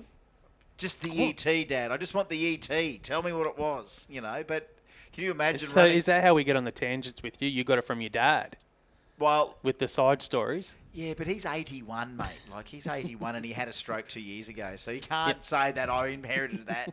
You know what I mean? I don't know what we did there, mate. I think it's because it was undiagnosed ADHD growing up, and that's where the tangents come from. Oh, what's that over there? You know, you'd be distracted by something else. Squirrel. Yeah, where? Over there. That's why, you know, halfway... And this has been the story of my life, mate. I'd be halfway through building something out of Lego and then just pull it apart, build something else. That's me with Gordito every Tuesday. I think I'm building the one car and then look at a bright shiny thing. How is Gordito going for you? I'm glad you brought it up, Mark. I didn't think we were going to talk about it. But yeah, mate, slowly. That's it. Like, you wouldn't believe a car so small could have so many... Well, and again, when you add it up, moving parts, but it doesn't. But, yeah, it's got to pull the finger out, mate. At that stage... How long before we see the debut at a radial event for? Look, debut on track could be a while away. Debut rolling under its own steam and stopping, Jamboree Brisbane this year would be, I think. I want to see the thing under its own steam. The engines at JOH nearly ready for assembly, at least of our short motor, and I keep telling people every Tuesday on my live stream, if I had chosen any other engine to put in this thing, would have be going 2 years ago. But because the choice of engine I've decided to put in it, it needs things done. It's a boat engine, so it's never been in a car. So this thing needs machining on the back of the crank. Mel Wood did it 5 years ago when I got the gearbox done by Mel. And again, the distraction is running that car that I had to set the national record, similar engine. So the whole idea was to take an engine of that design, put it in a very small car, and not have an engine that anyone else in the country / the world has ever put in it. So there is the reason why these things take a bit slower. If I wanted to put a 2J in it, and I've got a 2J on the pallet, could I put a barra in it? I don't know how it'd fit, but I do have a couple of barras. I've got quite a few other combos that I could, but 4.9 bore space, Smur Cruiser boat engine, in that car is meant for it to be in it. When you have a look at it in person, and when Danny at Spot On built it for me, I said, oh, I thought we might have been setting the engine back a bit further than that. And he goes, have a look at this fold in the firewall of the Suzuki Sierra, where the firewall has this little indent, fits that engine like a glove. When you see the thing in there and you look at the way the firewall does this little hug, and then you see that the engine itself also hugs, and you go, dude, was this ever meant to not be happening? And to fit it all in that standard engine bay in standard area is going to be a sight to behold. I'm sticking with that deal. The car deserves to have that, because that's a big part of what that car's identity is going to be. The goal is one day to take it to something like Rocky Nats and roll it out and get all the boat guys excited. Because anyone that's ever seen a Mercruiser 470 in a boat, or have owned a boat with a Mercruiser 470, I want them to look at that thing and go, man, why is there a Mercruiser 470 in this thing? And get the boat guys just as excited as every Suzuki guy. Because the Suzuki guys are going to get excited too, because they're normally used to having big, tall, lifted Suzukis. Mine's 3 inches off the ground. Like, my thing's low, and it's got a lot of donk in it, and it's got a lot of gearbox in it. It's got a Tremec, a 6-speed Tremec. It looks staunch, in it. mate. I'm going to use that word again. It does look staunch. The drivetrain itself, I swung some of that in there the last week. I had nearly had the engine and gearbox like that to fit the thing in. But the job they did at Spot On with that, a centre engine plate really helps with you installing engine by itself or engine and gearbox. It allowed me to get both in. I tried to get the gearbox in just by itself the other week to start plumbing up things like the slave and clutch master cylinder, because it's a concentric throwout bearing. And again, if it's an auto, less problems to work on. If it was a Japanese engine and an auto, less problems to work on. This is a boat engine with a Dodge Viper Tremec and a concentric throwout bearing. Got to plumb everything properly. I couldn't fit traditional master cylinders in it because there's no room in the engine bay for anything other than engine. So this is an engine bay. This is not an engine bay containing master cylinders or reservoirs or even wiring and pipes. There's nothing. It's engine. Everything's got to stay inside the cockpit, and that's the hard thing. But when you look at it and you go, wow, finally fitted it all in. I don't. It's no different to decking out the Ultra, trying to man everything in it years ago. Another call, please. Now, Outlaw 275. We're just about ready to go for Q2. Outlaw 235 should be in the lanes. I see a few rolling over there, a few stragglers.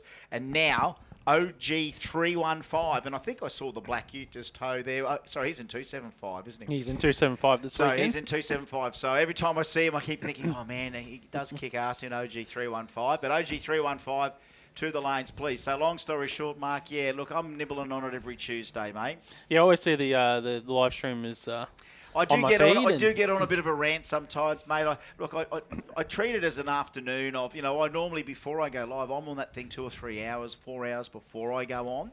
So my work, you never see me, everyone goes, why can't we see you doing some work on it? It's like, you don't want to see me do it sometimes, because I'm not saying that I'm rough, but it might be awkward.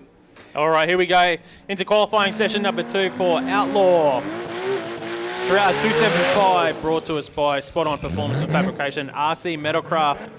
It is our number 4 and 2 qualifiers on track, Ryan Holtz and Andrew Coles. Hey, you know what? I see the Rock standing here, and that's Jeff Johnson out there for Ryan Holtz, and there's Andy Coles. And then I'm starting to remember, you know what? We haven't seen our green wagon of Danny Lansdowne, so I wonder whether they've bruised the wags yesterday, maybe. And again, I haven't caught up with the whole family today. I want to know what's gone on with the wags. And I thought little Charlie, one of our track babies, Charlie Lansdowne, Danny's daughter, might have given us an update on what's happened to the gear. But she's not all over Mum and Dad's car. She doesn't know really that part of it. She'll give you the goss, but she won't know mechanically what's going on. But Seth might be able to tell us. Ryan Holtz and Andrew Coles back again from the Spot On team. Get down and have a look at these cars in the flesh in between rounds, especially this Torrey, because it can nearly take all its clothes off, the body and everything. 2JZ against Noonan with Turbo. Bump City again, second session. Oh, he's 30 on the tree again, but both cars up in spin here. So Holtz will roll through for a 687.72 mile an hour. Doesn't improve on his 759, and Andrew Coles rolls through for a 1021.58 mile an hour. So yeah, pretty much identical what we saw in round 1 of qualifying. The track temps are pretty much the same as Q1 as well, from what we got from McKinnon down there on the start line. Yeah, Grumsy gives us that temp is very similar, and Yeah. more cloud cover, as we know, coming into the afternoon. The sun's going to lose that intensity, and the sweet spot. Now here's the Wags. What are we talking about? Here's the Wags here. There you go, mate. He's out now. He wasn't there in the first session. Again, maybe he just decided, you know what, I know what I'm maybe doing, so I'm going to wait for the second session. Here we go. All right, out there we've got the Wag, another one from the Spot On family. And what I mean Spot On family, Danny he doesn't build this at Spot On. Of course, he works at Spot On. I would call him literally, you know, the floor manager, the guy that sort of, well, he's tasked with doing a lot of the fab work, but geez, Tony and all the other boys down there on the floor, they're also fair amongst it. You can almost call him special projects, maybe not. I mean, I suppose they do get allocated various tasks on various cars, and sometimes, you know, one has more bearing on than the other. 2JZ on board for the wagon. Rob Chaplin from Corunya in Victoria. Thank you, Chappie, RC Metalcraft.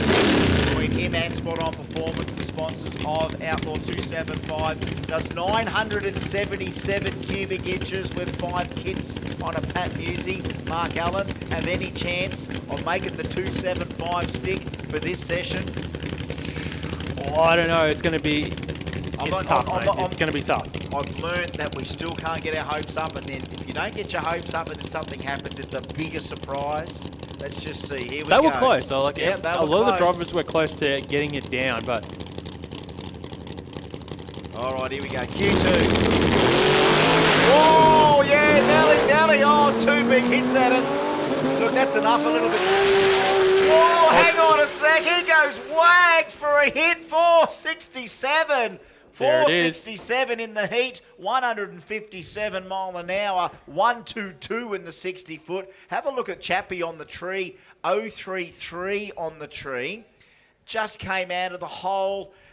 It's so hard, 977 cubes, even one kit. You think about that thing making nearly 2,000 horsepower on the engine before you give it a tickle with any spray. And then there's, just say we've got nearly 2,000 on the tyre, then you give it the spray. Well, that little 275, poor little 275. Well, he hooked up off the hit. He actually got it off the hit. It didn't spin until about 10 or 15 metres out off the start line there for Rob Chaplin. But Denny Lansdowne, the first of our Outlaw 275s to get a full lap in, 467 on his first pass of the day as well, Chris.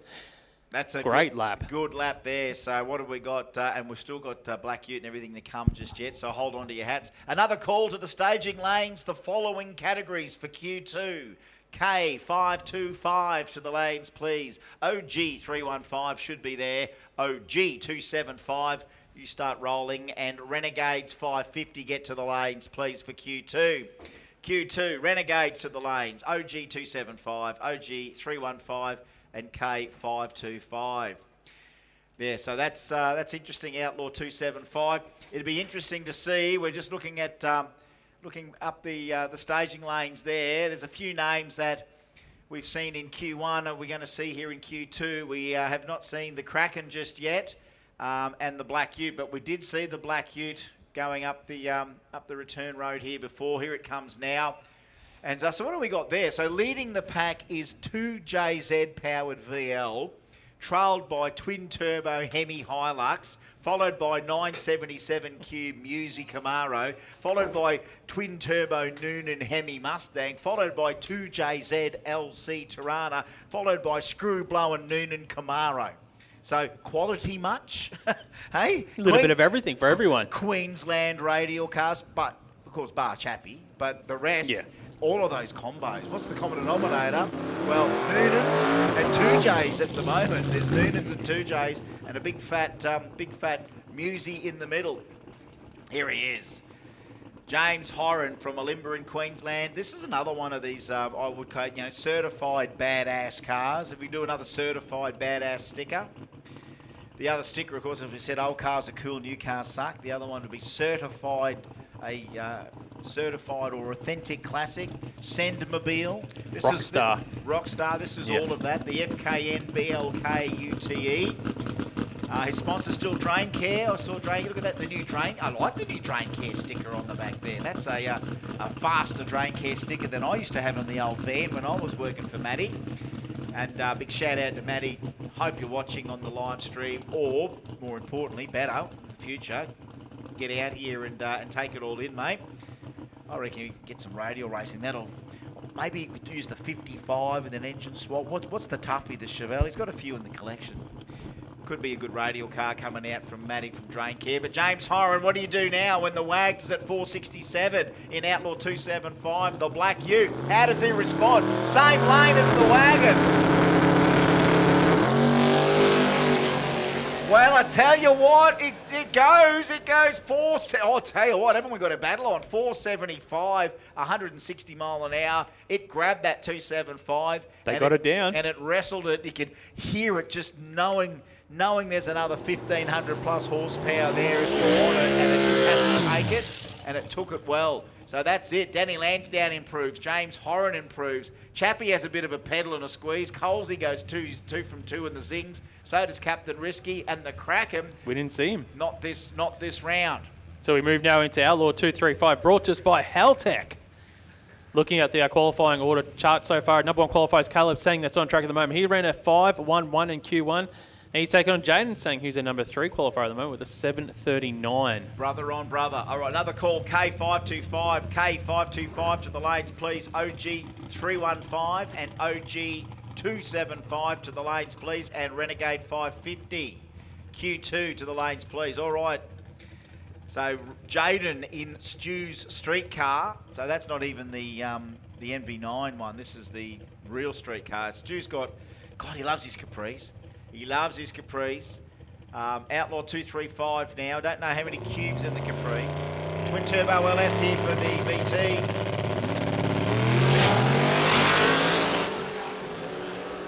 So a couple little squeezes there on the LS. 514. Look, he went a 511 on the last run, but that just might be the cream of the field just for now until the conditions tighten up. And when I mean tighten up, when the track does lose some of the temp that's still obviously hassling some of them. Jaden improves by a bunch. He goes to a 5.90. He goes to number 2 spot in qualifying at the moment. But yeah, you're right. Yeah, Caleb there with a couple of pedals that happen in Q1 as well. But it could be a day where you need to pedal to get the win. Look, and that's it. It becomes a driver's job. A win is a win. The ETs won't matter. I saw, good to see that they got into the 440s with that car during testing. But, at the end of race day, we won't remember too many ETs. It'll be who won and who didn't and who went close. Scott Cortina, Ben O'Neill, it could come from anywhere in this class, as in every other Kenda class here today. The winners are going to come from somewhere. You can look at them and think, oh, yeah, I can predict it already, but can you? No one can. We get to the third round, we still can't predict it. And that's the third round of racing, and we can't predict it. So let's have a look here. I love that Ben O'Neill from Munrooben's got this 366 Capri precision powder coating on the side. And the bugs bit him. It's good to see him here in Outlaw 235 on that small tyre. And what can you say about the Leaf Spring kids? The Kings, Westbrook and Queensland, Toowoomba. And the Gazzard brothers, Pro Charge 481. What's he going to do here? Is this a banker? Let's bank it. Let's swing. What are we going to do? Is it a let's go to survival mode and see what we can come up with? Oh, red and amber. Oh, no time by the side of the racetrack. They've both left before the Christmas tree. Oh, that is a shame because, look, they'll get some data. And I know back in the day it used to really annoy everyone that the ET didn't come up, but at least some of the data would tell them somewhere in the ballpark of what the performance was. But how's that? I think Cortina might have actually run the quickest pass of the day so far. Well, I think so. You're not wrong, Mark. You're not wrong. Unfortunately, but you've got to accept that green. And back to the whole importance of heads-up Pro Tree racing, keeping the thing in stage, not just for qualifying. I mean, they've already got a number down that's going to be able to be seeded, but they want that representative number. Now he's got to go to Q3 and make it stick and not be distracted. That was mainly, look, Scott's a cool cat. He can race, but how's the distraction? Ben O'Neill leaves before anything.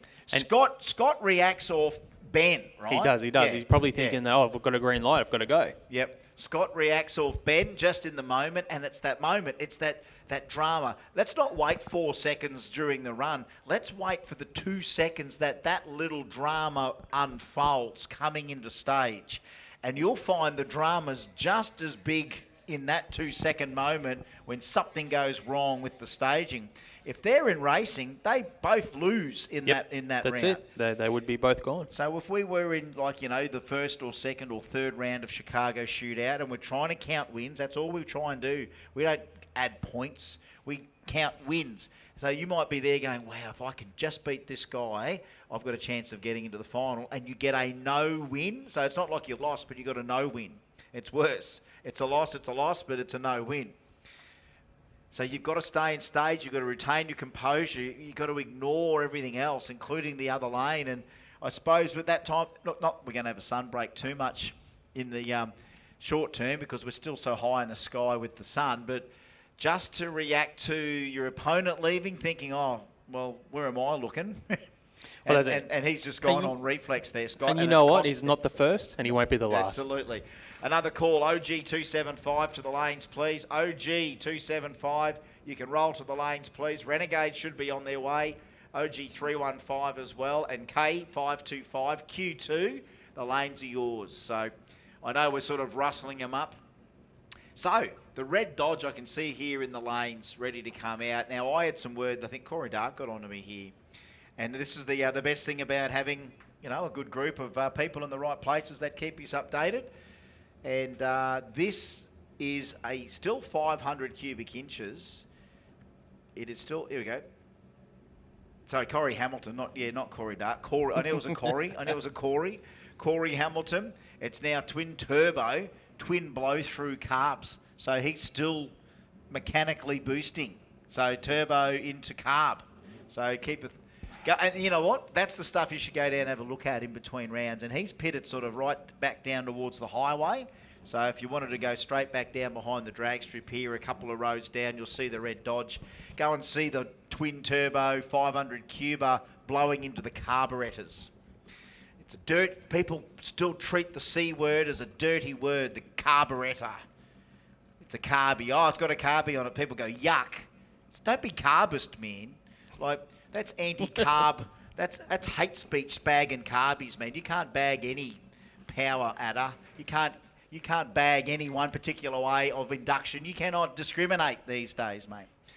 Mate, I can go and grab 10 Carby brothers down here right now, mate. We'll all be offended if you said yuck. You know what I mean? What's Gordito going to have on it first up, mate? Hey, Carby. Yuck. Is that what you said? Well, you don't. You're fine. You got Carbies on yours. I got Carby as well, yeah. So you and I are brothers. We're float bowl brothers, That's float bowl brothers. Check it out now. Hey, now that's a sticker I'll put on. Hey, sticker number 12. Float bowl brothers. There we are. And remember, the other intake I'm getting made for that thing's got twin split dominators. So as a 4-cylinder, instead of going individual throttle body, I have a sheet metal manifold getting made with split dommies on it. So it'll start off with one big single 2-barrel, and then the next setup is going to have split dommies on it. I've got Barry Grant King Demon split dominator that I bought off Mark Hayes probably 5-6 years ago. Sat in a box, still in a box. That's the best thing about carbies. They can sit in a box for 100 years, blow them out, hook a hose up. The thing works. I love that. You're not down there going through a 55 wire wiring loom. Oh, is that the brown wire or the orange wire I'm looking for? I can't tell the difference between an orange wire and a brown wire. There you go, mate. Here's the red Dodge. Carbies, Float Bowl Brothers. There he is. He's probably got a couple of those CNS blow-throughs on these things. We are moving now into qualifying session number 2 for OG315, brought to us by RLC Engine Reconditioning and Kazz Industries. And first up, it's the man we've just been talking about, Greg Amberley. Yeah, got to start it on this. The red Dodge. If you can't remember the red Dodge from the early days, there's a generation gap here, Mark, and you're not getting any younger either. I mean, well, I don't remember this. I probably have seen it. Well, the black Ute. Now it's the red Dodge, 500 cube. Used to be single, I think, blown through the one carby. Now 2 turbos and 2 carbies. So some people say twice the problems. Carby, yuck. Take those words out of your mouth. All right, he's got to learn the bump and all that, so he's got stuff he's got to do. It's got a distributor in it probably. Oh, yuck. Distributor, yuck.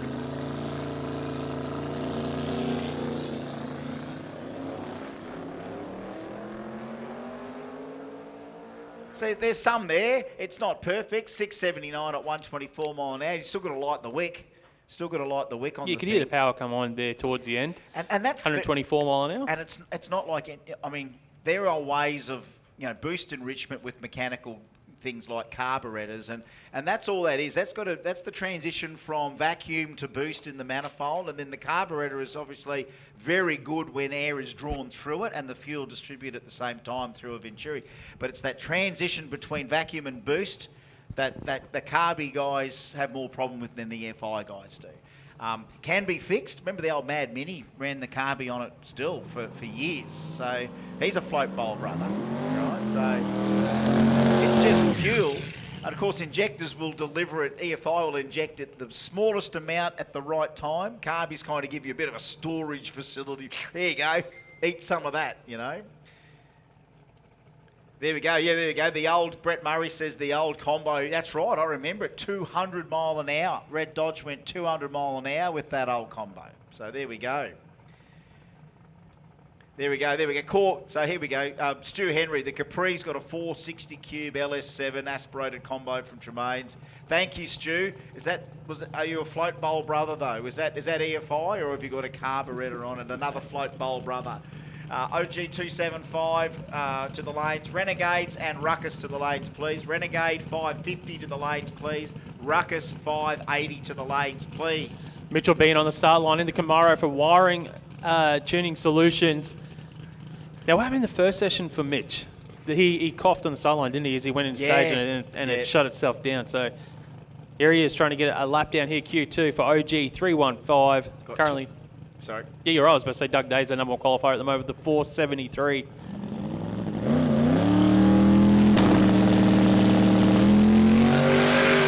Yeah, this thing's doing it a cinch in this class. Check this out, 482, 151 mile an hour.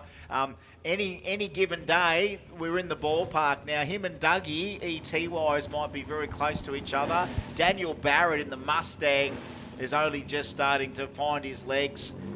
In this class as well. And that is OG 315, but we get no Dougie this session, so that's interesting. We're into OG. Or Daniel Barrett. Yeah, or Daniel Barrett. So interesting to see what's happening between those two. But it was Mitch that got one down. Greg Emberley got one down. But again, that Camaro, you can go as quick as like 430 in OG 315 before we kick you into the actual Outlaw.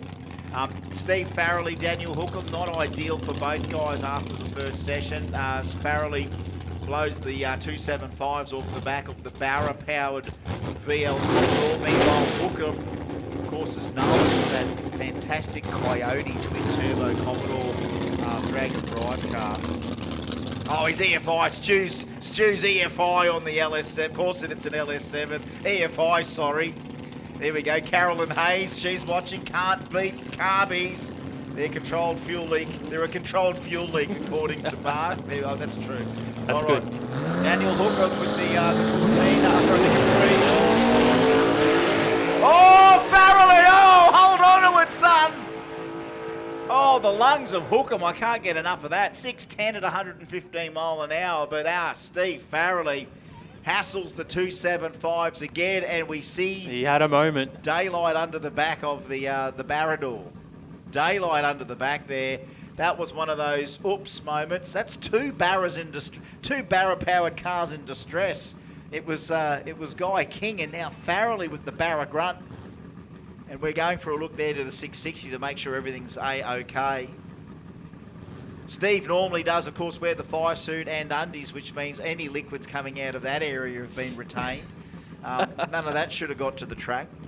Yeah. So shouldn't be looking for anything out of him or his car. So it looks like he's okay, but there'd be a pucker moment. If you were to put some data logging on yourself, there'd be a pucker.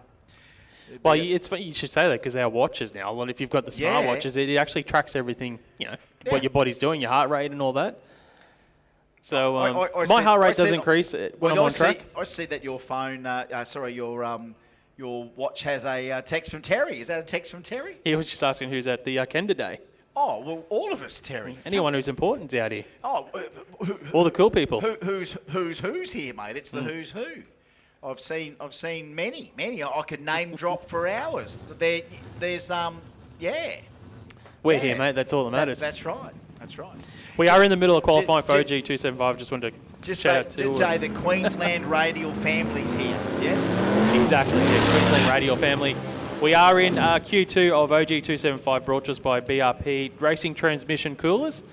And that's quick, mate. We're already into the next pairing. Dale Gridley to take on Barney Lindner now. So Gridley is our number one qualifier after Q1 with a 5.54, and they did it pretty easy. Yeah. They softened it right up, that KPM Performance Valiant. Barney Lindner here went through for an 11.78 Q1, so he had spin off the start line. Yep.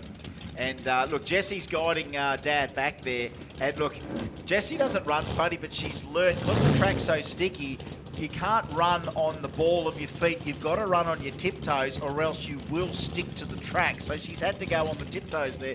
Anyone guiding a car in or guiding a car back on this track knows they should be running on their tiptoes because we need to give so it a name, the running style that we have on the racetrack.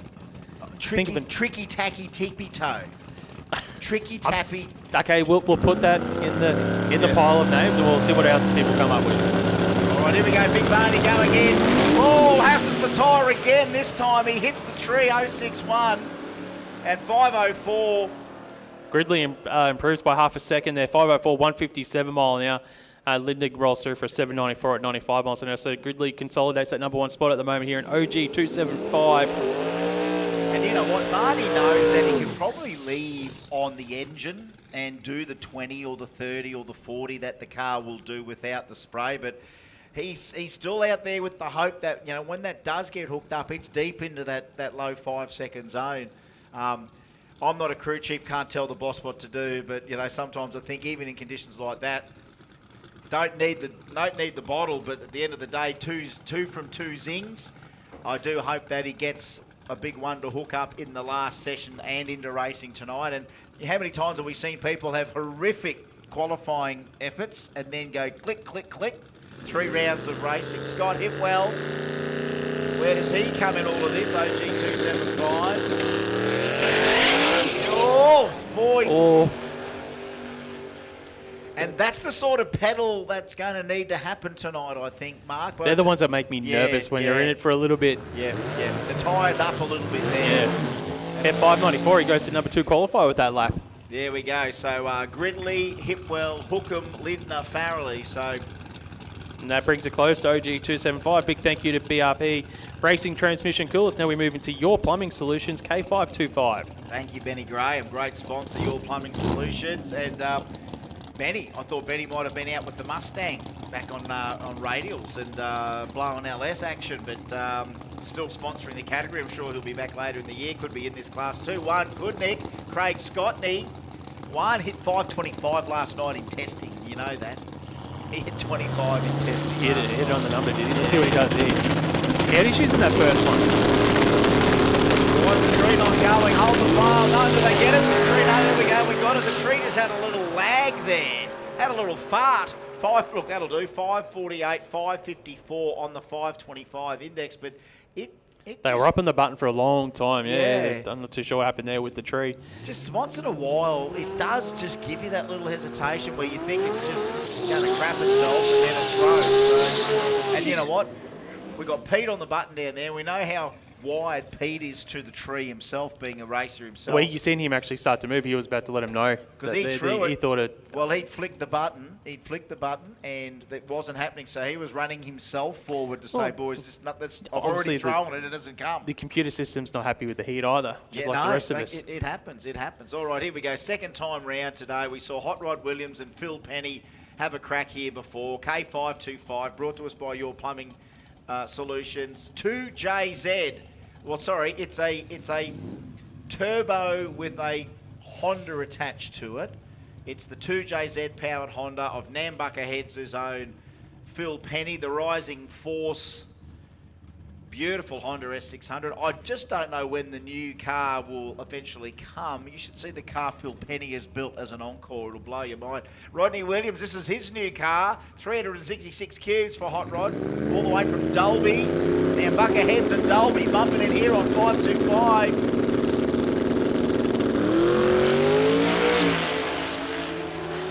Oh, that thing's got some grunt, Phil, once it stops hassling the tyre.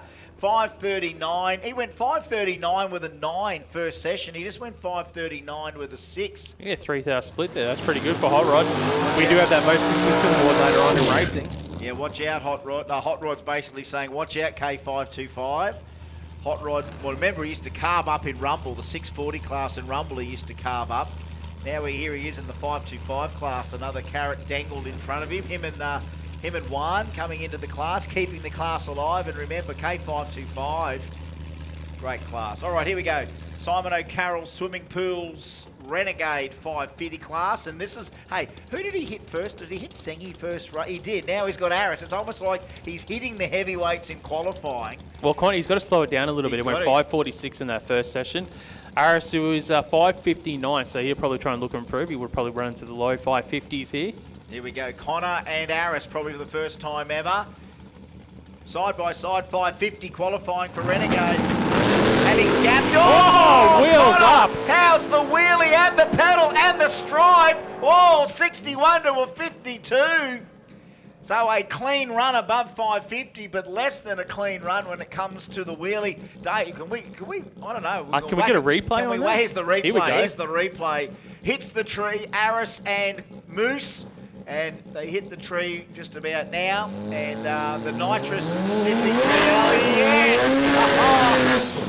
You got to hand it to the kid. He won the race, he's actually. He's a good peddler too. He had a great reaction time, 0.30 on the tree. He got to the finish line first, even with the pedal. The wheel stand at 5.61. How good's that?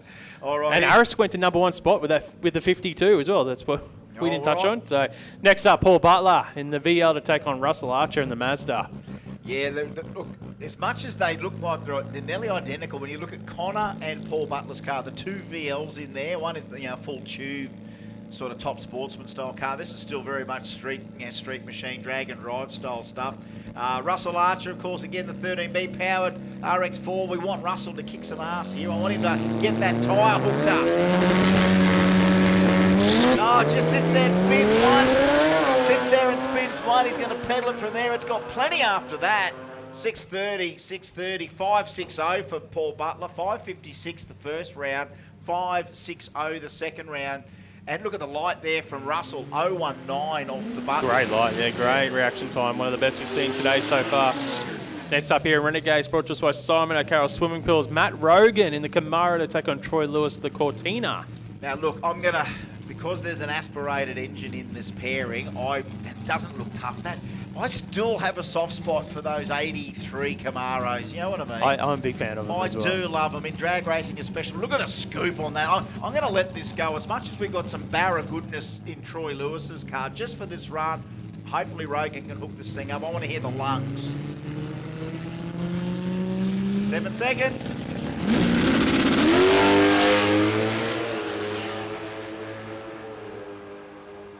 Good run, 61 to a 64. Oh, have a look at the spread for Rogan. 64 with a 4 and a 64 with a 5 in Q1.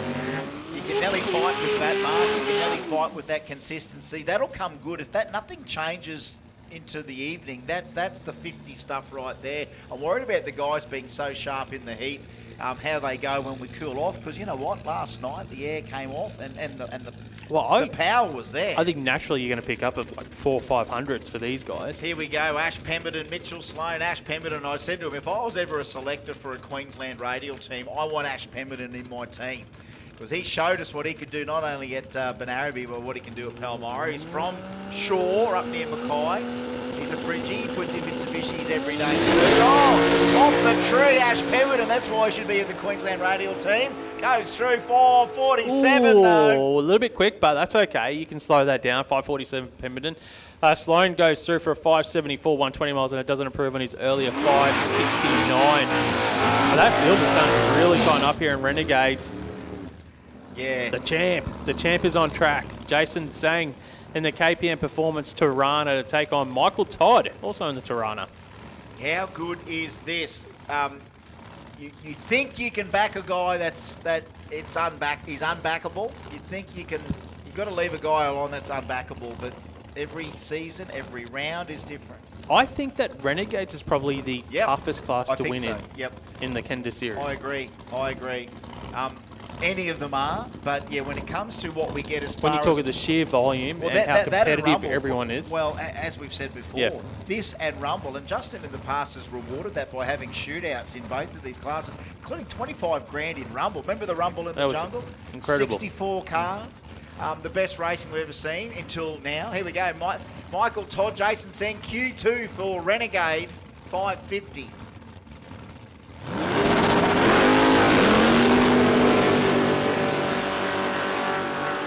Go. Oh, 558. Nice couple. 609 for Michael Todd. Not as good. A bit lazy. Yeah, a bit of smoke out the back of that for Todd as well, and he was a little bit slower than that earlier 557 that he ran today. So hopefully everything is okay there with Michael Todd. Bit hazy, a bit lazy. Bit hazy, a bit lazy, but still through to the other end. Big heavy breather.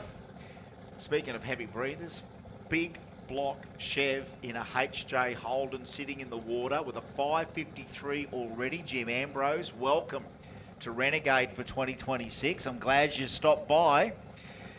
Whether or not he can stay, whether he can stay in 550 like that thing could probably go 525. That thing could probably go 4s in OG 275. It is a fatty. What's your point in that, Mark? What have you found? Just they're having a look on the start line there. Right. And I can see the starters are just playing with some things there on the switch. So I might be just doing a changeover or something. But we have shut the cars down. So just a couple more left in this field for Q2 for Renegade. And looking at the guys that went too quick, Connor Moose Webb, 546 with an 8. But that what did he do the second run? 62 or something? 60 something, yeah. Yeah. Yep. So that 62 will put him back down qualified. But the 46 with an 8 was oh so close. How's the wheelie that round? This round. Ash Pemberton, great launch, great leave. 030 off the tree, but a 47 with a 9, a bit too quick for now. But Aris, 552, our number one so far. Jim Ambrose in the water now for his second, 553. Jason Seng, 555. Paul Butler in sickest, 556. Michael Todd, 557. Troy Lewis, 561. Matt Rogan, 564. Mitchell Sloan, 569. I do love that tightness. All those 550s, completely different combos, nearly every single one of them. What do we got? Coppo Camaro, Twin Turbo Big Block, Nitrous LS Tirana, Turbo LS VL Commodore. I don't know what was Todd in. Michael Todd was in. Was he the Tirana? He might, yeah, I think he was the one we just saw. Yeah, so that was him just then. 557. Troy Lewis, the Barra Cortina. Matt Rogan, the big cube Camaro. Mitchell Sloan, this nice VN that we saw there before. Actually, I think if Mark Ross can get down the track, like his speed, 123 mile an hour, even though he ran a 692, that should be in the mid-5s as well. Or into the 5-second zone at least. So if he can get a clean pass, he'll be up there as well. And obviously Russell Archer just needs to get that Mazda off the start line. Russell, it got into the 5-second zone last night on one or two occasions, but just sometimes different combos, and it can come down to every last bit of it. Is it a power management and a tune thing? Maybe it is, but it's also down to rear end setup, and unless you've gone through the car and you say, well, it shouldn't do that anymore because I actually pulled the whole back out of it and I gave it a birthday and I gave it new shocks and I gave it new this and I gave it new that, and if it still does it, then you probably are thinking, what the hell, I've got to start here all over again. Or it's the same old combo, and then maybe if he keeps on doing it, he might have to give it a birthday. You don't know. There's easier ways to go and play, but for him to keep turning up shows me that he's still interested in the challenge and loves the racing. Heads up, nice and tight. Maybe likes the 8th mile. A lot more people are loving 8th mile, and I do too. It definitely rewards the reaction time advantage than, say, quarter mile. Here we go. Jim Ambrose, Mark Ross. I think just about an all Paramount double bump in here. Bump City, of course. Plenty in Renegade, but I think Turbo LS against Turbo Big Block. Yeah, looking at Ambrose speed, 135 mile an hour. That's massive speed for the ET.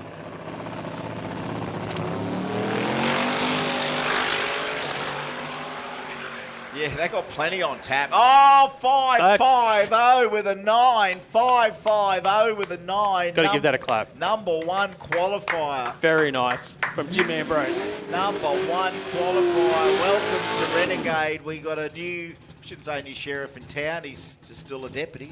Oh, well, Mark Ross had a great lap as well, 5.78. He's into the 5-second zone. So we've got an all 5-second field bar one car. Yeah, and we know that that's only one good run away. All right, so that's Renegade 550 in the bag for Q2. It's now time to, I would say, hit our, what are we, our ruckuses? Radial Ruckus brought to us by Radial Spool Imports. All right, so the 580 index coming up now for these guys.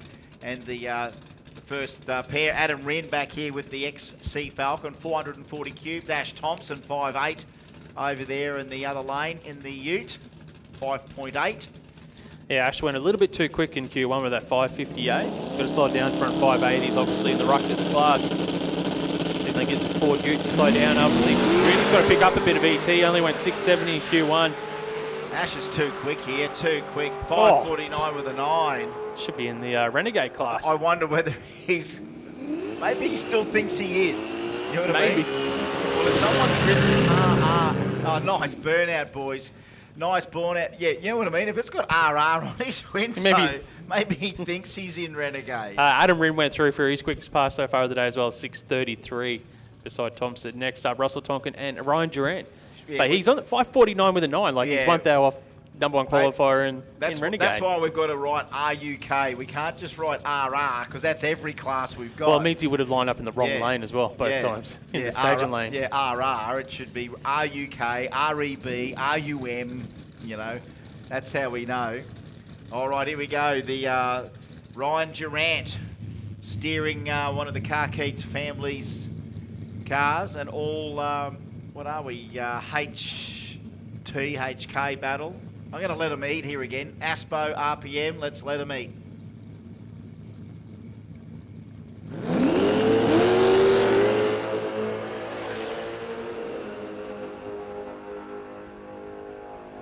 Oh, 602 with a 3, both sides of the racetrack. Where do you get that? 602 with a 3, both sides of the racetrack. It's interesting because the speeds were completely different. There was 600s between them at the 330. 602 with a 3, two completely different H-body Holdens. Again, weight-wise, you think the Ute's a bit lighter, but wow. I love that sort of stuff. 602 with a 3, both sides of the... If that came up in a round of racing, you'd blow your mind on that. That's great racing.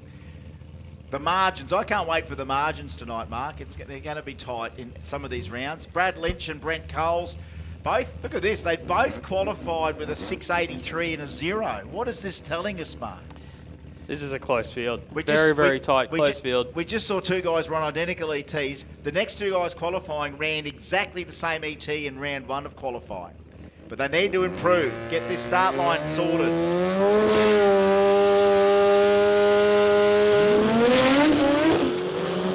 Yeah, a bit of spin for Brent Coles in the RX-7 there. And the HQ goes through for a 650, 113 miles an hour, and Coles goes a 680 at 115 miles an hour. 650 flat, not a bad ET if you're trying to play a rumble, but we're still trying to hit 580s. Your number one qualifier at the moment is Tim Cross. He went 582 with a 5. Grant Scott went too quick by 1/1000th of a second in Q1. And here is our number one qualifier, Tim Cross in the Capri for Profab, Dandy Engines, and Ian Pimble in the Ford. I do love any car Timmy's got. It's normally a pretty schmick piece of gear. Of course, the mighty Cortina, one of the world's fastest radial Cortinas, sitting there in the shed. The street car, the drag and drive car, the one he goes to Lakeside in, that's the one he's using. Oh, 86, so an 82 and an 86. What about an 87 after an 87 for Ian Pimble? So Ian Pimble, round 1, went 587. He just went 587 again. And Timmy's only out by hundredths as well. Watch those guys coming tonight on that 580. Yeah, that's pretty much the area you want to be. If in the heat of the day and you're only a few hundredths over that 580 index, that's pretty much perfect where you want to be. Next up, Matt Britnell in the Falcon to take on Daniel Case in the LH Tirana. After Q1, Case was our number 6 qualifier with a 597. And Britnell did not get an ET in Q1, but That's I'm right, pretty he sure had we the saw bump- him out here. He had the bump infringement. Ah, the remember? bump infringement, that's right. So I'm going to let them eat again here. This is healthy RPM. I'm going to let the lungs go. We want to hear the pipes. We want to hear the motors. We ain't going to talk over these boys. Ruckus 580 Q2, Britnell and Case.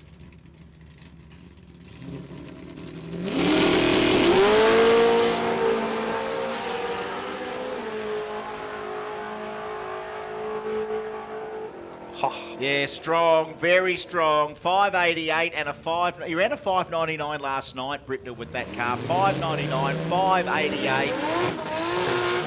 That's 4th and 5th right then. That was 4th and 5th quali right then.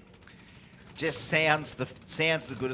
As I said, mate, the longer I continue to do this gig, every other gig, any Aspo stuff's getting more silent treatment from me because we need to hear. I'm a fan of it, mate. But just the noise of the noise out of these pipes. We can just sit mate. back and be a fan as well. I just love it. Just sit back, spectate. Just the noise. Engines are a living, breathing thing only when humans want them to be. As long as we control the machines ourselves. Yeah, I love doing commentary. But Yes. the one thing I do miss is just sitting in the grandstand And just listening. You know? Well, I used to go and do a fair bit of recording down the deep end, like literally go down the braking area and hear like you heard door slammer. We you spoke heard about this a previously. screw blowing door slammer at the finish line at 10,000 RPM. You've got to go down the end to really appreciate that. Sounds like the world is coming to an end. You should throw those CDs up on Apple Music, mate. The old boys noise. I've got to get the old boys noise recordings back out. Yeah, all of that early creative stuff still around, Mark. Unpublished. That'll be the new podcast. Chris Diggle's Unpublished. Grant Scott in Q1, he went 579 with a 9, 1,000ths of a second too quick, just a roll off the throttle, and he would have been our number one qualifier. Harry Thwaite, he went 586 in Q1. This time around, it's a 5800. That is how you do it right there. He cannot be taken from the number one spot. Perfect pass from Grant Scott. He goes 579.9 round 1, 5800. Yep, round of applause there for Grant Scott. 580 flat. Remember what the other ET was? 579 with a 9 the run before. That's incredible. How do you turn something like that into a Swiss watch? A VK turned into a Swiss watch. Incredible, The yeah. accuracy is mind-numbing. All right, here we go. 640 class. Damien Morris and Lee Ellison trying to hit 640. Damo, remember he went 634 last run? This time, 630. Oh, geez, going to be one of those days. 634, 636, 68000 for Lee Ellison. That is not an improvement from yesterday. Morris rolled off the throttle. He tried to wash off some ET, but it wasn't enough. Yeah, big shout out to Quick 60 Racecar supporting the Radial Rumble bracket this weekend. Yeah, there's plenty of lungs to be listened to in this one too. Paul Allen and Dave Floor. 704, 673 for Paul Allen. So they both need to sharpen their ETs a little to be competitive on the 640 tonight. Real cars too, folks. Real cars in the garages. Pro Tree though, very rarely do you get to use a Pro Tree anywhere, and it's good to see her at Kenda. Every class gives you the opportunity. Yeah, 675 doesn't really improve. 703. Again, they're both only 100th or 2 off what they ran in the first session. Well, I think that's just a clean pass for Yeah. Floor. He's really in the area where he might be thinking about the other class, Yes. like the Rebels class. Yep. They're very, very close to each other. You know, the one thing that we never touch on is in these classes like the Rumble and the Rebels class is that these cars don't really get out of the hole quickly. So it is hard to cut a light with these cars on a Pro Tree. It's amazing after a couple of rounds of practice how aggressive you may feel you have to be. Kerry Rayner, Bill Cumner, trying to hit 640. Went 638 last run. This time 633. Ooh, too quick still. And 683 after an earlier 686 there for Bill Cumner. Slight improvement. The tree, as you said, they need to hone in on that 0.6 and 0.4. Nothing grabbing our attention reaction time-wise so far this round, other than the average 03, 06 coming out. Nothing double. If you can cut anything in the zeros, that's a good light in this class. And this is what I love is we get to racing rounds 3. Guys take risks, maybe deep stage, roll in a little bit, start cutting good lights. That's the human element back into it. I would, if I was one of those quicker cars, I would probably go the deep stage. Yes. Just to Absolutely. kill some ET.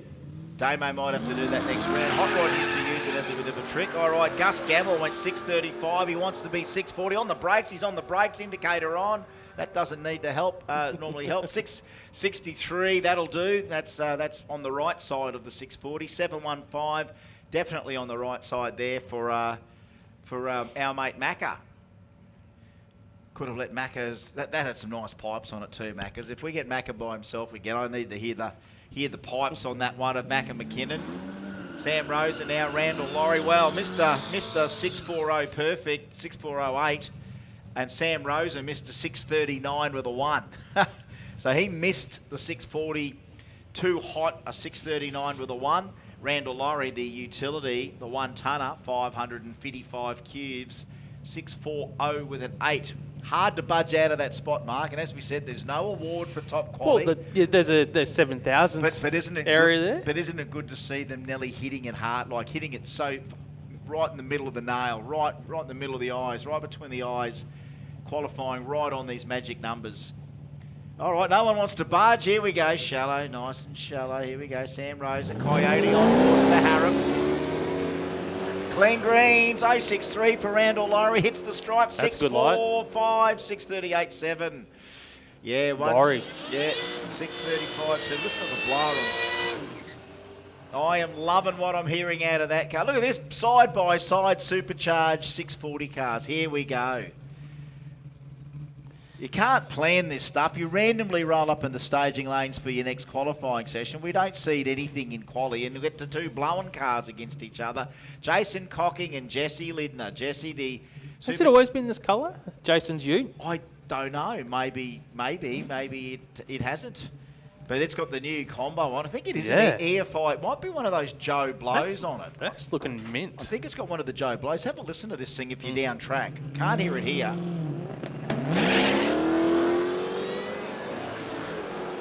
Okay, coming on through side by side, 705, 670. All right, so we've had the call here from Race Control. Is that the next session? Are we wanting Outlaw 275 and Outlaw 235? An OG 315. And OG 315, that's what's called up. That's what we've got called up. Outlaw 235, Outlaw 275 and OG 315. Obviously, we can assume get ready and roll if you're ready. But here we go, the Migaloo, Duncan McKenna. The big 528 cube Charger trying to run 640. Went a bit too quick in Q1, but a little bit of a hesitation there on the hit of the throttle for McKenna. And it slows it down enough. He goes 643, 112 mile an hour. That puts him into the field. That'll be in the top half. Yeah, he's a real card, Duncan. Whenever we're, of course, with the road trips, he turns up and sometimes... Put him in number 2. He loves to run the big Charger around, and then, Mick normally will put on sort of a costume-themed night, and they normally turn up in costumes every time. That's what you like, mate. Get into the spirit. Yeah, he definitely gets into plenty of the spirits. Does Duncan? I think you definitely should dress up at the next radial event, I do mate. have a costume ready. Get your costumes out. I do have a costume. Now, Pete's just on it here for a sec. I think because we're going to change over to the... We've got to change to Rebels. That's right. Radial Rebels now to be qualifying session number 2, brought to us by 60 Foot Inc. That was Rumble done. Now it is that 700. More cars than we've seen in a while in this 13 cars in there. Good to see a dozen plus in these cars. Timmy Morton's the number 1 qualifier at the moment with a 703. On track though, it's Brady Newcomb and Troy Hutton.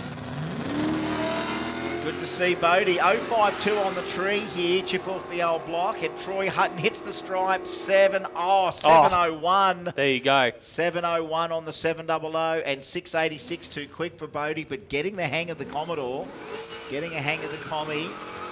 So Troy Hutton is now technically our number 1. Timmy 703 number 2. But sorry, I called him Brody. No, it's Bodie, isn't it? Bodie. Yeah, it's easy to say Brody because we hear things like Brody Zappia, Brody Kostecki, but this is Bodie. All right, the VK Commodore, a few VKs creeping in, which is good to see. The more, the merrier. Phil Petrovic in the Eternal XB, Eternal Classic. Reese Platzer in his VK. 718, 722, the previous runs for these guys. Hits the stripe, 707, 704. That just got a whole lot tighter. Yeah, it's only getting a little bit tighter here in Rebels. That got a whole lot tighter just then. Having a couple in the low 7 pointy end has turned into a bunch of 7.0s, and we'll give them a wrap up in a sec. Craig Williams, Ben Taylor, 676 for the EJ, too quick. Craig Williams, a 66 Mustang, must have had some problems. 934, the run for him. But here they are bumping in for Q2 of Rebel 788. Thanks to 60-foot ink. Bit of a pedal, clean green, Yeah, it but sounded like a pedal for one of the cars there. sure did. Hits the stripe though, 49 and a 98. 49 and a 98. That is a, well, slower for Ben Taylor, but at least on the right side of 700. And for Williams, 749 there before. Okay, Taskus and Sean O'Halloran. Couple of Aspo cars. I'm going to let them eat here just for a sec. 739, 746.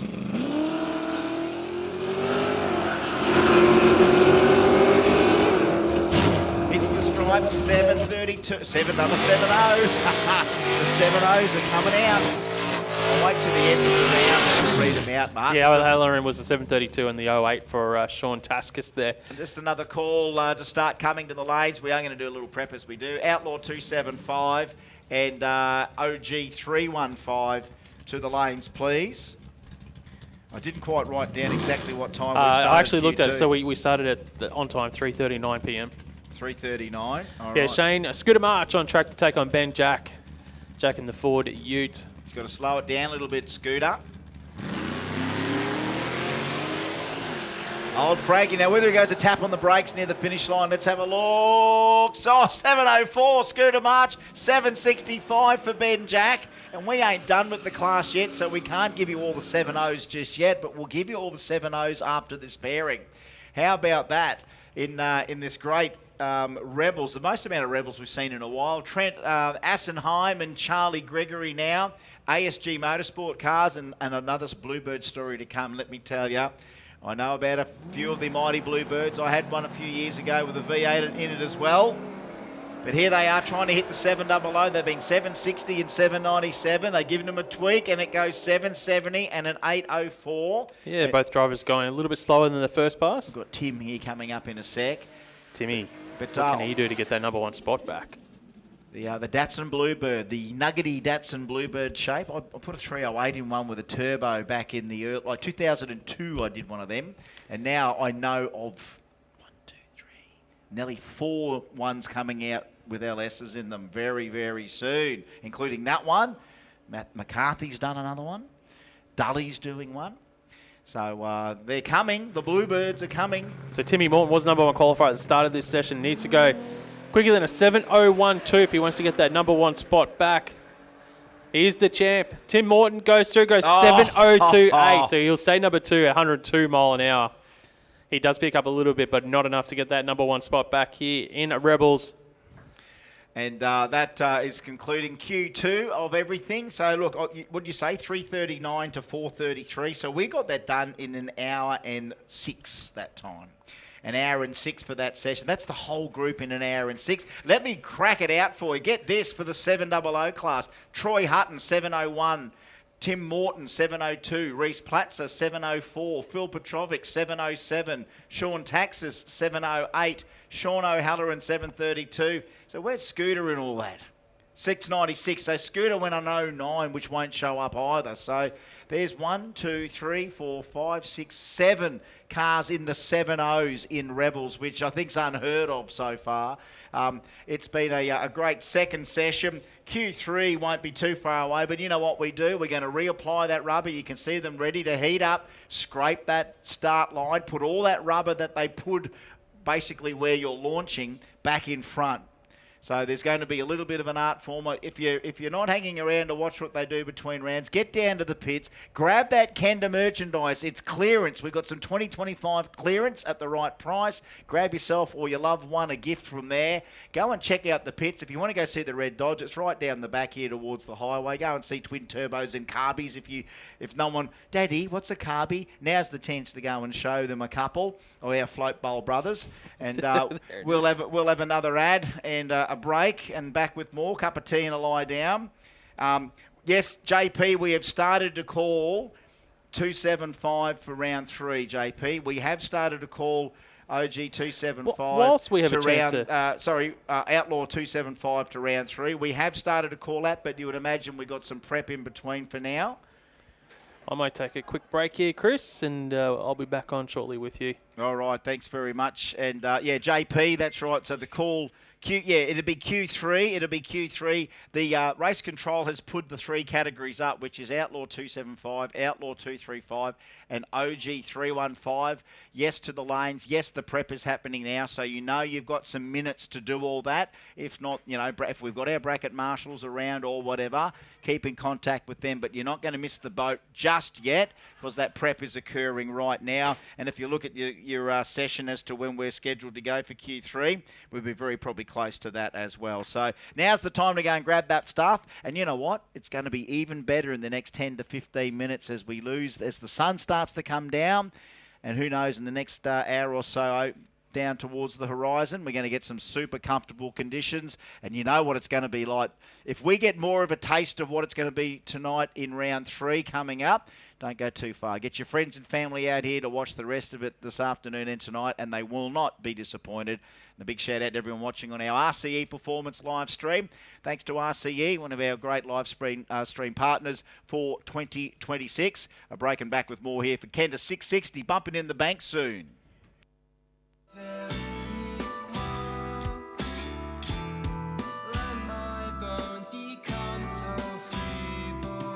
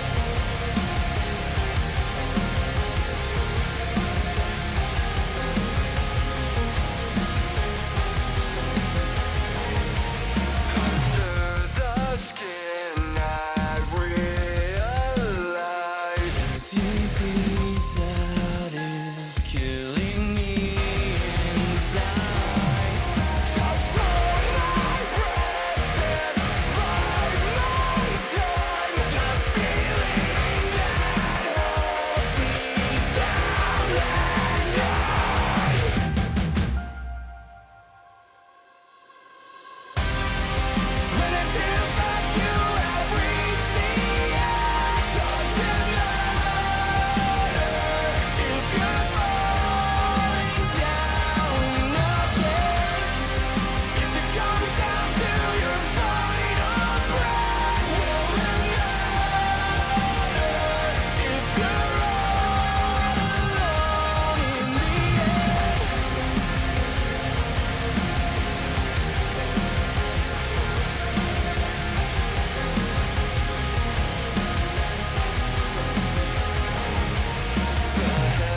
I live has sealed my fate. You deny the guilt as I burn my hate. Burn the reaper to save my life. The demons that hold me down at night. When it feels like you have reached the end, doesn't matter if you're falling down again. If it comes down to your final breath, will it matter if you're all alone in the end?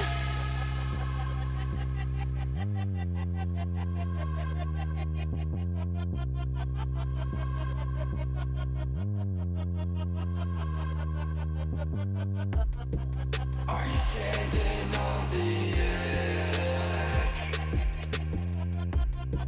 Are you hanging by a thread? Despise my mind and what I never knew before the coming for the stress. Are you standing on the edge? Are you hanging by a thread? When it feels like you have reached the end, doesn't matter if you're falling down again. When it feels like you have reached the end, doesn't matter if you're falling down again. If it comes down to your final breath, will it matter if you're all alone in the end?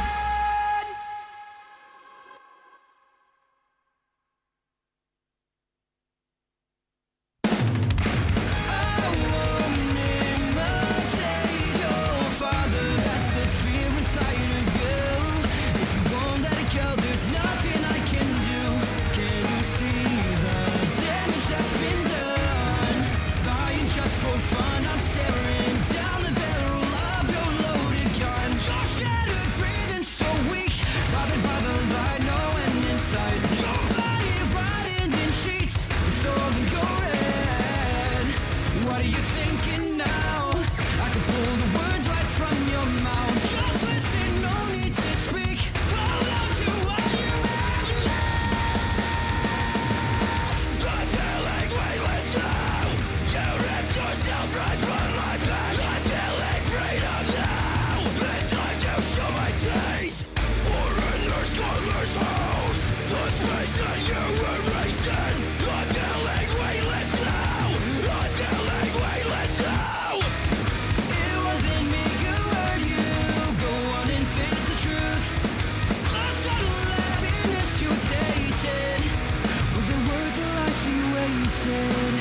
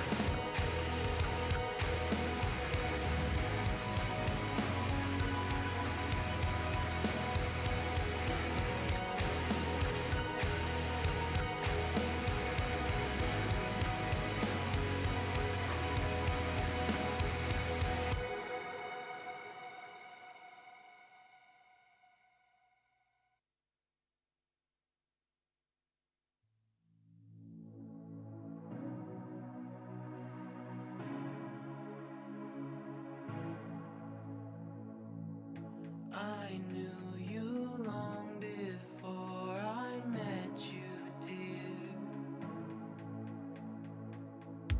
You told me in my sleep to find you here. So, if you don't know who I am, please believe me. You and I fall in love and we get married. I'll do whatever you need to discover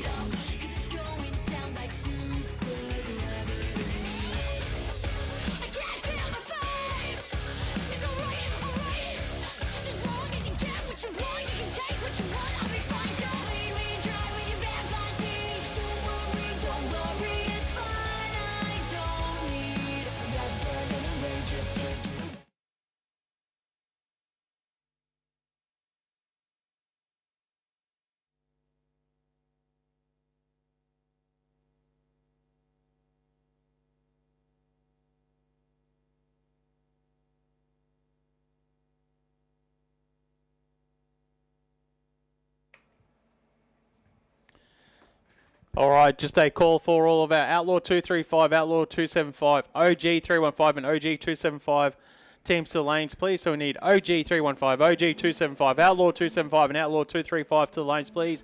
As we move now into the final qualifying session of Outlaw 275, brought to us by Spot On Performance and Fabrication and RC Metalcraft. First up, it is our number one qualifier at the moment, Denny Lansdowne, Spot On Performance Wagon, to take on Andrew Coles, Public Enemy, Spot On Performance Beast. He's currently qualified number 4 with a 6:39. Hasn't been able to get down the track yet, but it is cooling down now. The conditions are getting slightly better for these radial teams. And this session, anything could happen here in qualifying session number 3 here. We've got 6 cars in the field for Outlaw 275. Lansdowne number 1 with a 467. Horan number 2 with a 475. Chaplin number 3 with a 581. Colsey number 4 with a 639. So he's looking to improve here. They've got a little bit more data now after 2 sessions. Have they found the sweet spot here in Q3 to get it down the track? If Diggles is here to be like, bump in, baby. Here we go. 080 on both sides. Spin for Coles. Denny Lansdowne, he improves by another 700. So he goes 460, 162 mile an hour. And Andrew Coles rolls through for a 678 at 87 miles an hour. The Spot On Performance Wagon goes through there. Consolidates that number 1 spot at the moment with a 460. But we do have a few more cars here in this final qualifying session that could potentially bump him down. But at the moment, Denny Lansdowne is the number 1 qualifier. And he's gone 2 from 2. He's got down the track 2 laps from 2 laps here. No other team has been able to do that here in the Outlaw field.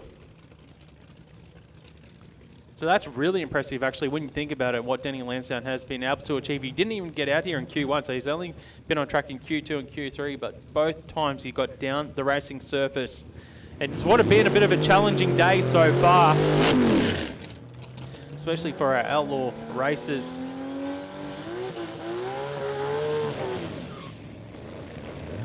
Spot On Performance and Fabrication, RC Metalcraft supporting the bracket here. Ryan Holtz in the LC Toronto, supported by Spot On Performance. The RC Metalcraft Camaro, Rob Chaplin. Both these drivers trying to get their first full lap in here. Can they do it in the final session? Because you don't want to go into qualifying session number 1 without doing a full lap. You know, you want a bit of confidence going into round 1 of racing, don't you, Chris? Yeah, track temperature 118 degrees from Grumsy, Fahrenheit. So it has gone down slightly. Yeah, a little bit. Look at this muscle. Look at this muscle face. Look at the muscle. Nowhere else in the world does radial racing right now. Billet Turbo 2J Tirana Pro Mod 977Q Pat Musi Camaro 275. Rob Chaplin, Ryan Holtz. Someone's got to bank one soon, surely, before the end of qualifying here now at Kenda. Oh, he's done a little bit of a race and pedal there, Ryan Holtz. That'll do. 495 with the pedal. Look at the lights, Mark. 067, 064. These guys are wide to each other. I guess an 80 in the first pairing as well. So Holtz improves. He's into the 4 second zone. Chaplin improves as well, 546. Chaplin was close as well. He got out a fair whack before it started to spin. This has now become halfway through. Let's see what works, and let's pretend we're racing right now, because the pedaling might just... And this is... I cannot picture a better lead-up than this to start a new season.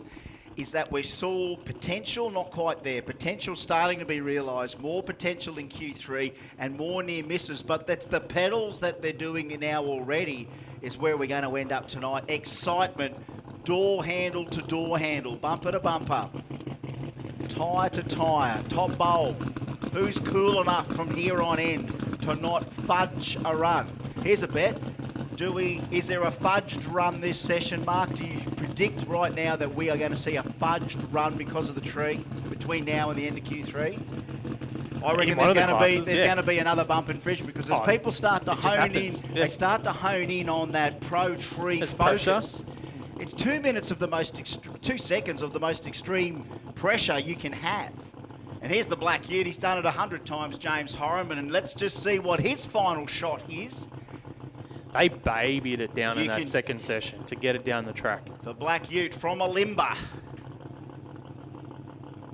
Moreton Bay Shire. I'd love to know how much power they took out of that car to get it to run a 470 out the back door. Consider its PB's at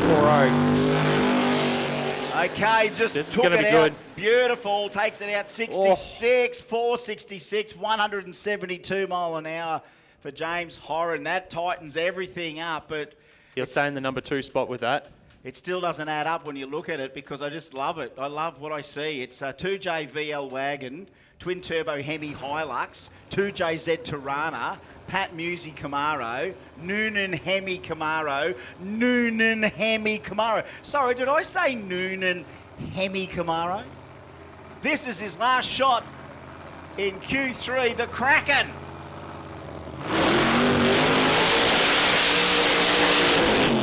Missed. He was obvious in his absence for Q2, but we know that tonight the super team that Simon O'Carroll is trying to put around him. He's got Paul Mahayat there. We've got Steve Ham, the very best of the very best. All hands on deck. That's a serious brains trust right there. Well, it's there, and it's there for a reason. He wants to take a blown alcohol car on a 275 in this country to the pointy end. But here is a swing and doesn't need to be a pedal. And remember what we've seen with this car. As he comes out of the hole, he hits the tyre at 100 foot and he's getting out of shape. So you can't pedal. Simon knows not to. So what happens here now? Have they given him something to fight with? Have they given him something to race with? Have they given him something that I know he can drive it. I know that for a fact. He does everything right. He is so at home in this car with the machinations of what's required to make this beast work, and he's just leaving it in the hands of some of the best brains trust around. And Godspeed you, success, Simon. May the Kraken give us a low 4 or 3 second run on 275s right now. Give it your best shot. Watch this power management, first 100 foot.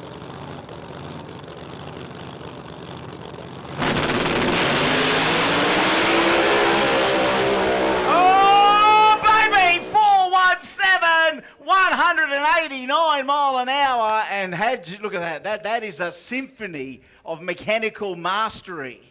Did you see that, folks? It went short time. Mark Allen, give us the flick. What's that say? It's already gone, unfortunately. Oh, off damn the it. screen. Serious? Yeah.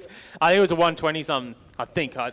We've told these people before, you do not flick a screen until we go, yup. Unfortunately, yeah, Race Control does change the screen on us, so we can only see the qualifying chart. 106. I'm going to guess it. I'm going to go and have a look. I don't think it was that quick. You reckon? All right, all right.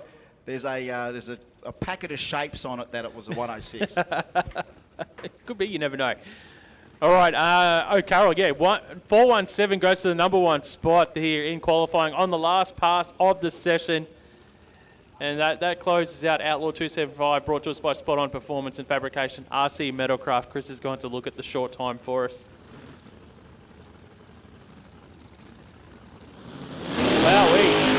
So there is a way to get down the track. You just got to find the sweet spot.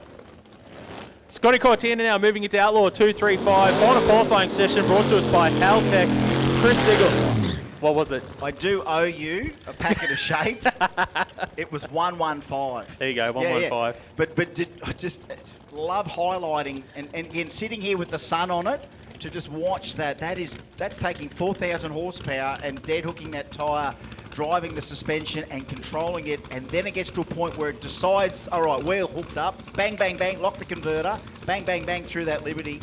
And if that's what they're going to play with tonight, that's going to work. Well, it just shows you can get down the track. There is a way to get down this track.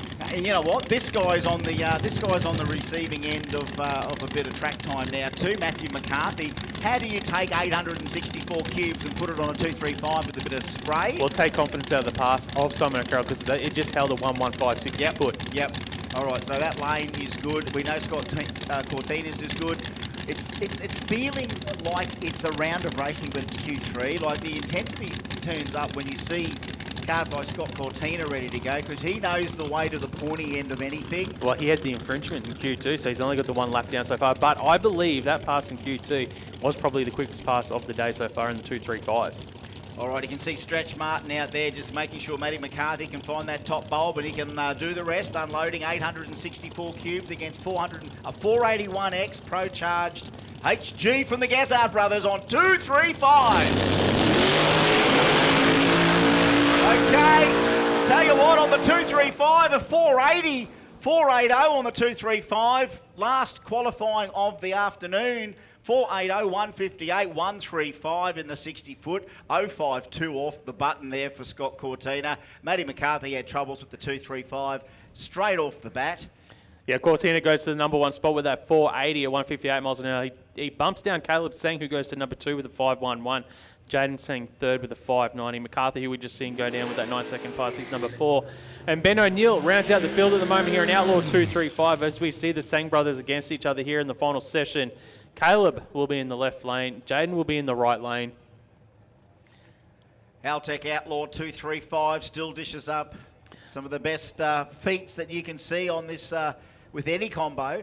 As you was about to say, Mark, yep. I'm going to put this on record because of the RCE Performance live stream. I'm going to put this in the record books. That, look, Caleb and Jaden, good to see them race each other.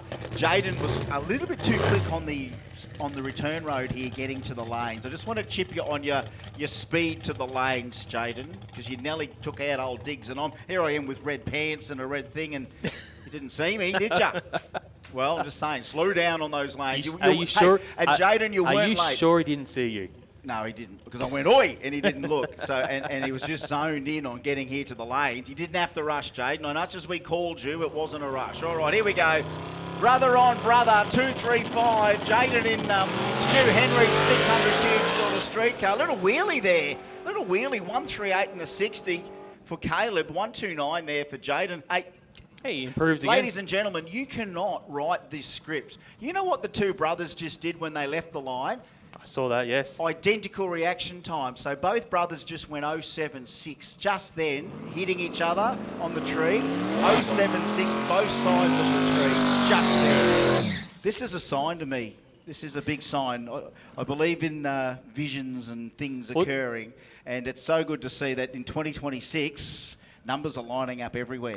It's interesting to note that Jaden actually improved every pass in qualifying as well. He got a little bit quicker every single session. Well, it's knowing the car. I mean, that's no slouch, that thing that Stu's got there. But again, this is banking points for the brothers and the boys for the next belt, the next championship. This is what they're doing. So next up, it's the final car here in this final qualifying session for Outlaw 235, brought to us by Haltech. Ben O'Neill in the Capri. Well, we got solo pass, but it might... Just waiting, is there a... Because there's an Outlaw 235 and then there is an OG in the next it's one, only so solo that's what pass, it is. Yep.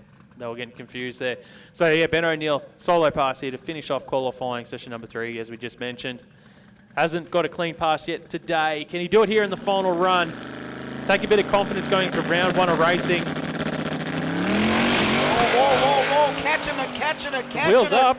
Catching it and not bad. Oh, 494. There you go. That's how you do it. Ben O'Neill, where have you been all our lives? 494, 146 mile an hour. Oh, look at that. A billet. Goes to number 2 spot in qualifying. Thank you for the billet cherry right delivered right to Australia land of the billet cherry right.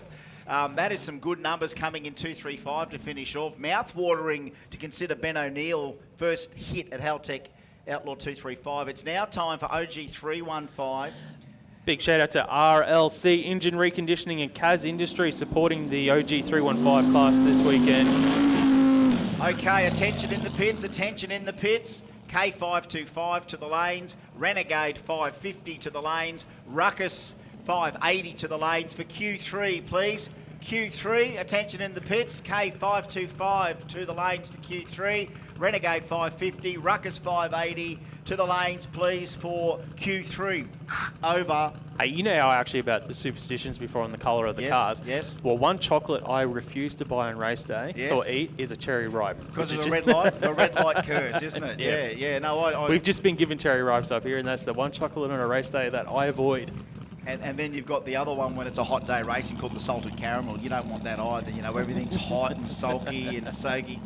Just a big shout out, just quickly. I ran into a couple of young blokes that are absolutely dead set, ready to be future Kenda stars. The 3 units of the Bad Bug, they're out there.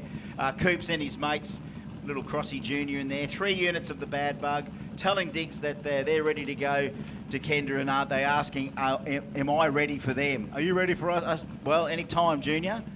Turn up. We're ready for everyone. Turn up or shut up, I said, and keep your speed down on the return load. I'll give you a flick over the back of your mullet, son. Here we go, number 2 and 3 qualifiers at the moment here in OG 315. It's Mitchell Bean, Daniel Barrett. Barrett in the Mustang, he went 5.18 in the first session. Mitchell Bean has gone best of a 4.82 so far. 2 rookies in OG 315 with their new fruit. Bump City. Oh, 071 for Mitch. They're loving it. They're loving it. They're both loving it. Barrett and Bean, 460, 473. That's what we're talking about. Our new guys in their new gear. Well, Mitch is not a new guy. He's an old guy, but he's in new gear. Well, Barrett goes to number 1 spot. Bean stays in number 2. Doug Day is now the number 3 qualifier. Where's Dougie? Dougie was here in the first session, but hasn't been seen since. All right, we need some news back from our track reporters as to what's happening to our favourite Iron Lion. Where is that? Because the VK is obvious in its absence. All right, Daniel Hookham and Steve Farrell. I hope these guys get what they want now, Mark Allen. We are getting rid of the last bit of the bad conditions here, you know, hot track, direct sunlight. It's going to be a completely different racetrack in 45 minutes to an hour. Yeah, and we're only in qualifying here. It's just what happens in 3 rounds of racing, and no one knows what's going to come out of that. Daniel Hookham, Steve Farrell. Farrell, I want him to hook up. He had a big moment last time, the big You're right, yeah, he did, didn't he, Farrelly? That was a very squirrely, Farrelly sphincter moment. All right, bumping in now. Here we go. Light her up. Light the barrier up. Bumps it in. Here's Hookham. Oh, no, it's in the tyres. We haven't seen too much of that this session so far from any of our brackets. Hookham goes through, goes 6.08, 116 miles an hour. His quickest pass so far. And Farrelly rolls through for a 9.53 to 89 miles an hour here. Final session for BRP Racing Transmission Coolers, OG 275. We've got 5 cars qualified in the field at the moment. Gridley's that number 1 qualifier with a 5.04. Scotty Hipwell, number 2 with a 5.94. Daniel Hookham, who we just saw, he's our number 3 qualifier with his best of a 6.08. Barney Lidner is 4th, and Steve Farrelly rounds out the field with that 8.65 earlier. Yeah, I still think that, once it comes round, I think, Farrelly gets 3 480s. I hope that's what Farrelly gets tonight. 3 480s in racing, and it all comes good for him. You know what? With the radial racing, what you've done in qualifying doesn't matter at the end of the day. Yeah, it's good for data and all that, but when we get to round 1 in different conditions, it's a brand new day for everyone. Yeah. Here he is, Gridley, 532 cubes, big block in the Valiant. He's got down the track twice, 5.54 and a 5.04. It's got everything. It's got no paint. It's rusty. It's got a scoop when it's got 2 big boost tubes inside the scoop. It's also got zoomies for a turbo engine. You know what I mean? It's got a few little... Man, what the guys at KPM Performance did on the hood of this thing is it's pretty trick. This is Queensland local area craftsmanship. This is what you can expect out of some of our really, really good shops in Queensland, because there's so much need for it. Gridley decides, I want to build a car. I don't want to be anything other than me. And Dale Gridley, that is all you, and we dig it. There was no... If someone else there goes, I don't like that, so I do. Check your pulse. Why not? It's cool. It's rusty. It's quick, and it's just got that Aussie swagger that no one else has got. Aussie swagger. You just can't get some.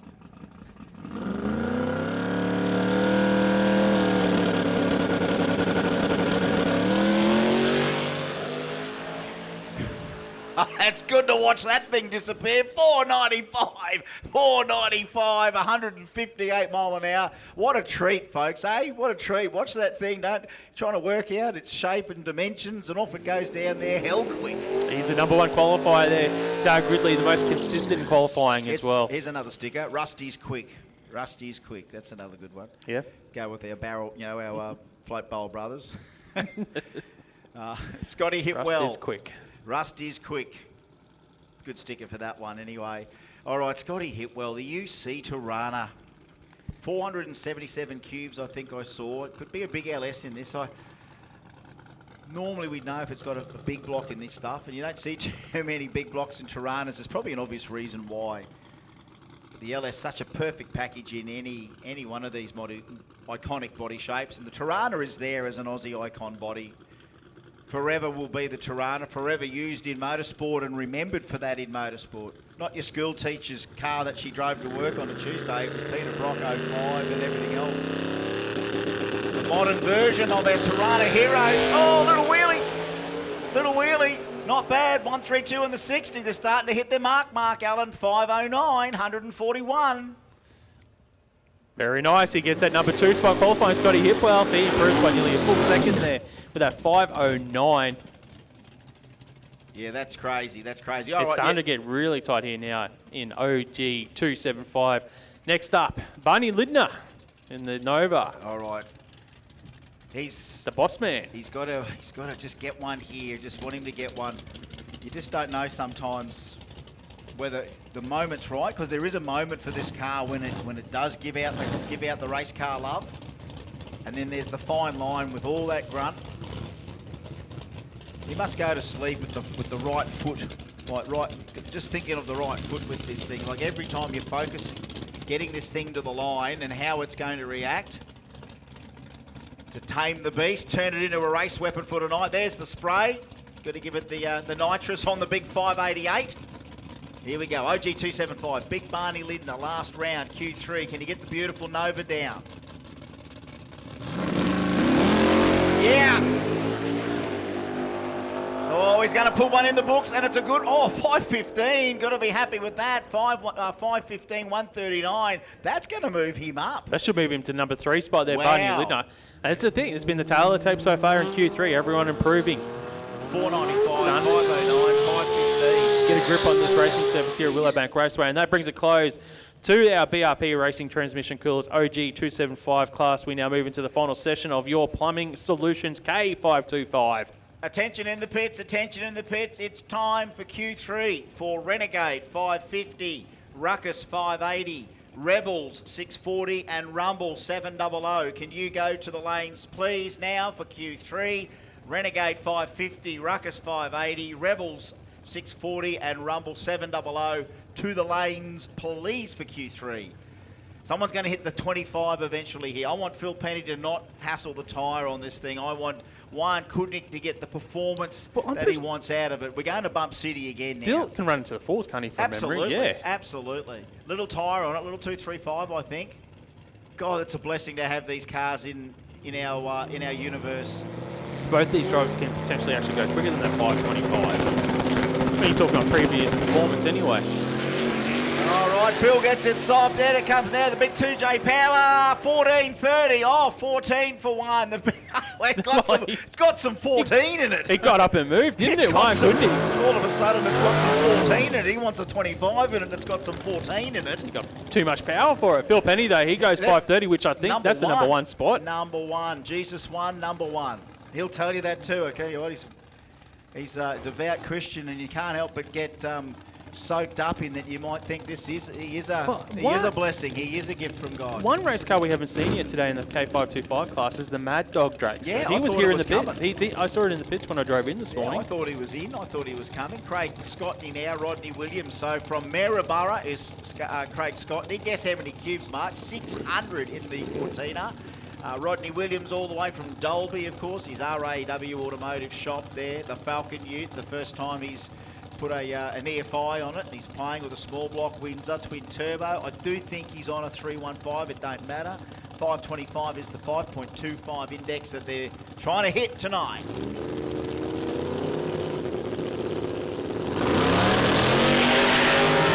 Tell you what, good hits both sides. Good hits. Here comes the stripe though. 35 to a 45. Yeah, well, 35 to a 45. Yeah, both of them drove through there for an improvement. Yeah, that's good to see. That's a little teaser for things to come tonight as we get under lights. It's Willowbank Raceway, drag racing's finest. Queensland, the Radial State, Kenda 660. Best damn small tyre race you can go down under. That brings it close to your Plumbing Solutions K525. Moving now into Simon O'Carroll Swimming Pool's final session on Radio Renegades. It's the 550 heads-up class. Mitchell Oh, yes, I Wheels like that. up. I like that. There's Paulie Butler, but Mitchell. Oh, Oh. 5-5-0 with a 5. Mitchell slowed. Oh, 5:48 for Paul Butler. Nearly a perfect pair, but it was staggered from one to the other. 1-2-8, nearly on the back tyres for Mitchell Sloan. So Sloan will be the number 1 qualifier with a Wow. 5.05. He bumps Jim Ambrose down, who earlier went 5.50 with a 9. Wow. How's that for a launch, though? Like, that's nearly a little bit of Well, power stand there. that was a power If he stand. repeats that one more time in racing, In there's racing, a it's power got to be racing for the power wheel, yeah. power stand consideration. We'll be asking the crowd about that as well. Yeah, we'll get their involvement for that one. All right. Well, you know what? The people online as well. Yeah, Moose is on the loose. Troy Lewis up against Connor Moose Webb. Slick Plumbing and Drainage. Northside boy, fellow child of the old Pine River / Moreton Bay Shire. Of course, chip off the old block being Tony Webby Webb. And this kid has seen, like you growing up as a child prodigy and junior dragster, he has done the laps in a junior. He's now old enough to go racing. And this is a beautiful VL that they've got onto here. It's full tube car. I forget whose it was, whether it was Beecham's or not. Everyone, there's a huge rumour that it was. Beecham's one, wasn't It's it? almost like it feels it. like it was. It just, look, cool, eternally cool. That's another eternally cool car. 550, watch out for the wheel stand though, Moose. It's been doing a little bit of that. Get your cameras ready. Oh, I had to pedal it as well. Good Nice, light. nice. Hits the stripe and goes 64 with a 55.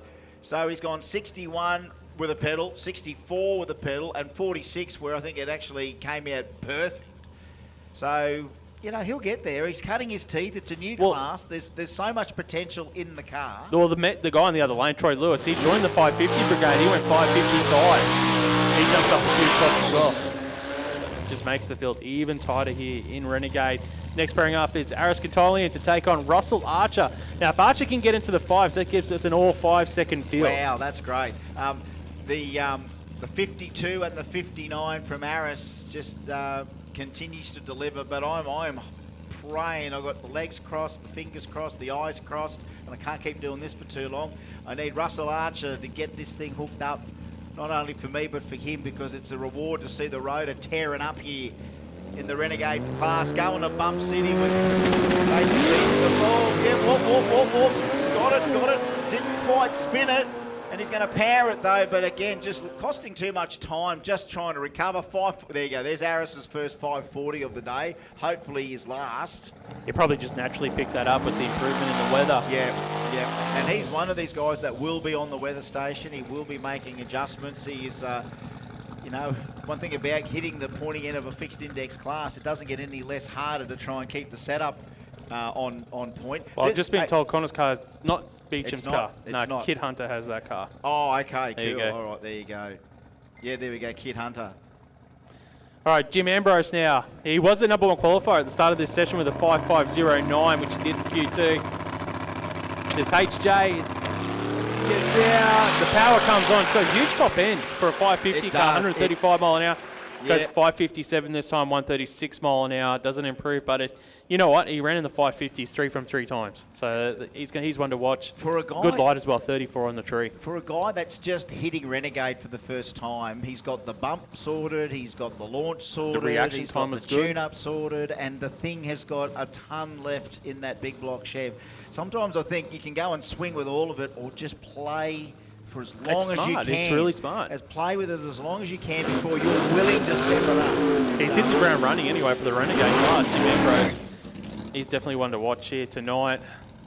Here we go. Michael Todd, he went 557. Matt Rogan, 564 twice he's run with this Camaro. Got to be happy with that. It ran a 564 with a 5, then a 564 with a 4, and it's a healthy little 565 cube, healthy big block Chev. There's 383 cubes with a huffer on board here for Michael Todd and that little HB Tirana. Well, if Rogan follows the trend here, he should probably pick up the 200 or 300s at least, if they've done anything to try and get it to go quicker than that. Michael Todd, same vote. He's gone a 557 best, so if he just naturally, if he does the same as everyone else, he could run like a 53 or a 52 here for Michael Todd.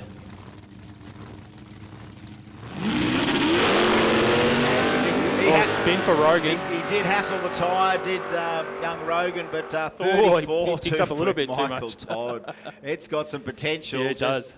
Got to slow that big bad boy down. Stick with your 557, Matt Rogan. Yeah, that was the only time it's hassled the tyre today. It did it beautifully twice, but now maybe a little bit better air. Yeah, it's interesting that It's that a little happened bit here more there. in this session. Yeah, some of those setups are marginal, and it can just put you over the edge on any occasion. And it doesn't matter because he's in. He's in with a 64 anyway.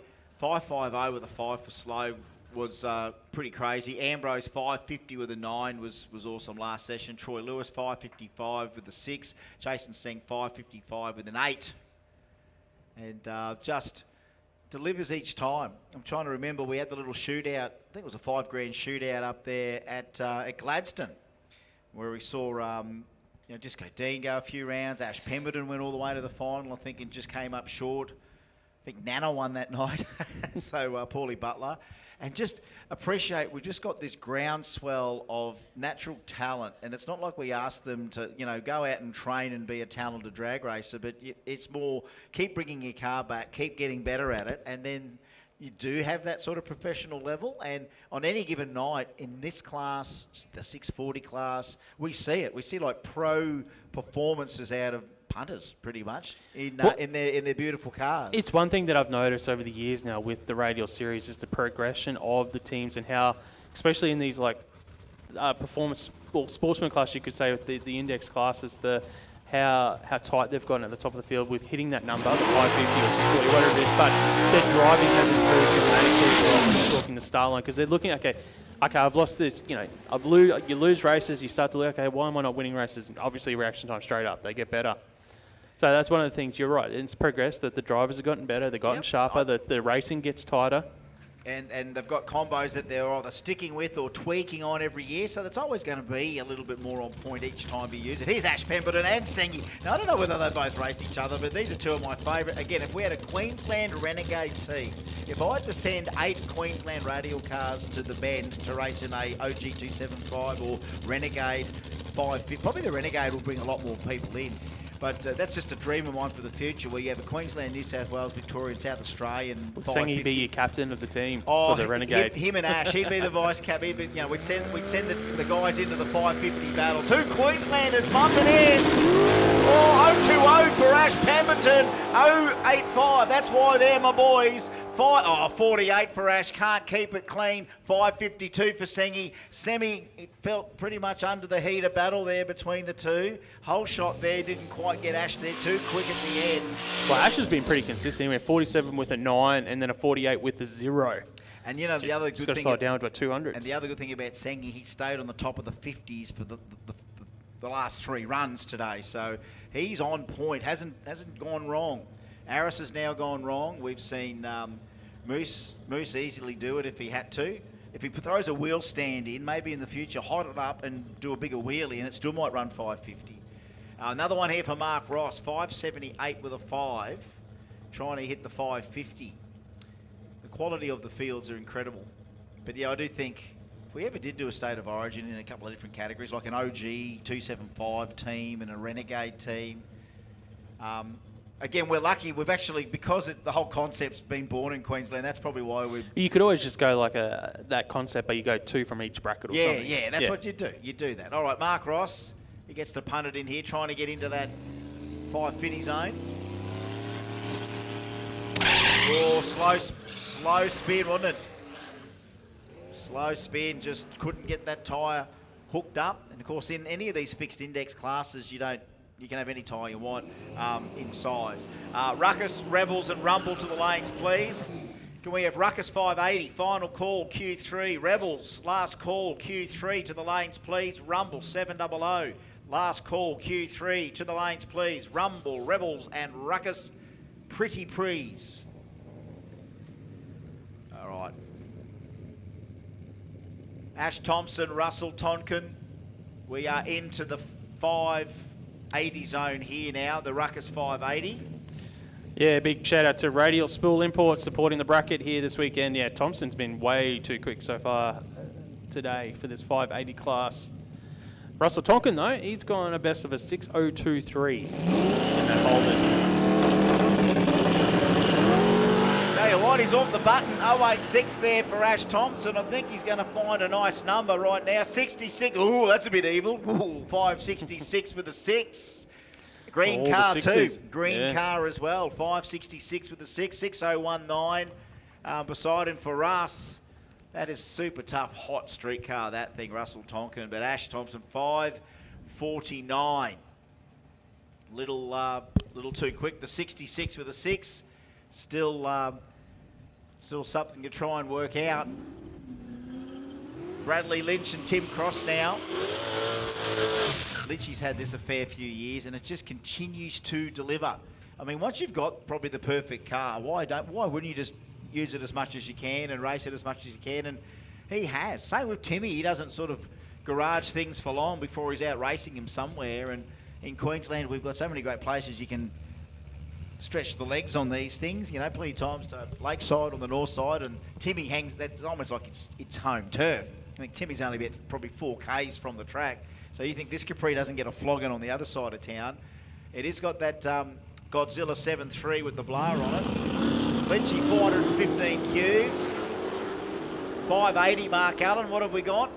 Oh, That was a 583, 126 for Timmy Cross, and Lynch goes 654, 113 mile an hour on the left side. So, yeah, Lynchy's a little bit off that 580 index at the moment, but he's consistent in the 650s.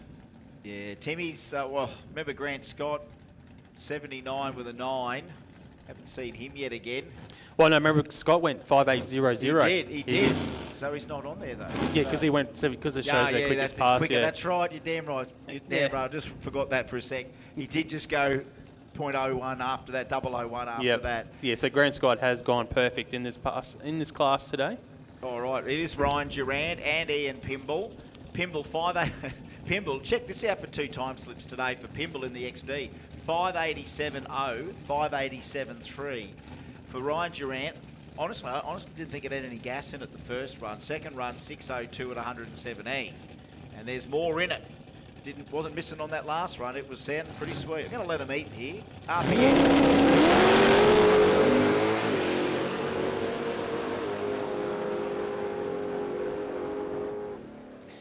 Yeah, Pimble goes too quick with a 578, 119 miles an hour. Durant improves by about a tenth. He goes 594, 117 mile an hour. So he picks up a few spots, Brian Durant, and they're getting a little bit quicker, getting on top of the combo. First time for him ever in this vehicle. He was going to race his own car last night, but obviously had issues with it, and he's picked up a seat because he's going to follow the championship this season.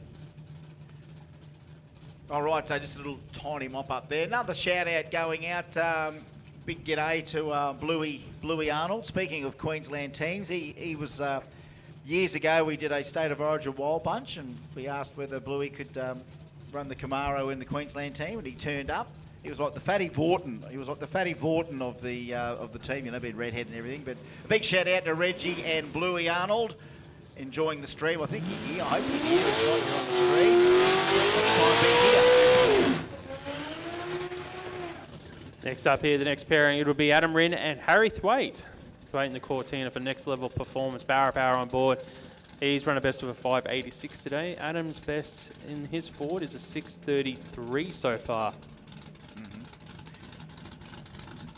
All Fords out there right now. He's from so Harry Thwaite from Gubarum. It says Gubarum.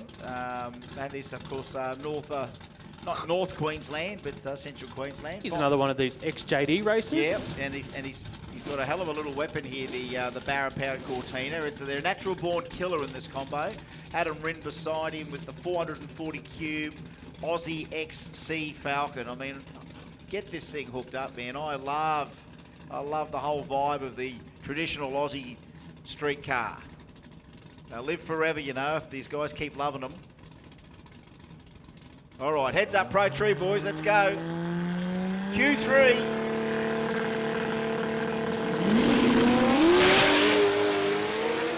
Harry out with a great reaction time. 081 here. He will go across the finish line first. 585, 118 miles an hour. Adam Rinn goes 635, 110 mile an hour. So he doesn't improve on his early 633, but Harry Thwaite, he does improve by 100th with that 585. Yeah, it's good. It's good. It's going going to really captivate us over 3 rounds tonight, this and every other class. But here we go again. Another run where we don't have to talk, Mark, because I'm going to let this go all the way out. And I want to let them come back down off the pipes too. So RPM on the way down. Let's have a listen to these things. So healthy. Daniel Case, Matt Britnell. Health, health, health.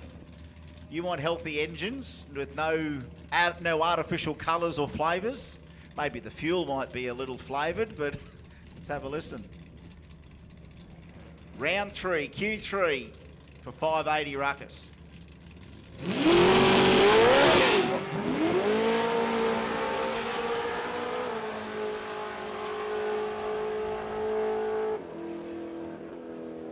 There you go, bit of spin from Daniel Case in the Tirana. Just that time too, that time. Didn't like it, might have just given it a tickle up. Might have been trying to improve on that 588. Yeah, Britnell, he improves with a 596. That was his quickest pass so far of the day. Brent Cole's now in the Master for spot-on performance. Has run a best of a 680 so far today, Chris.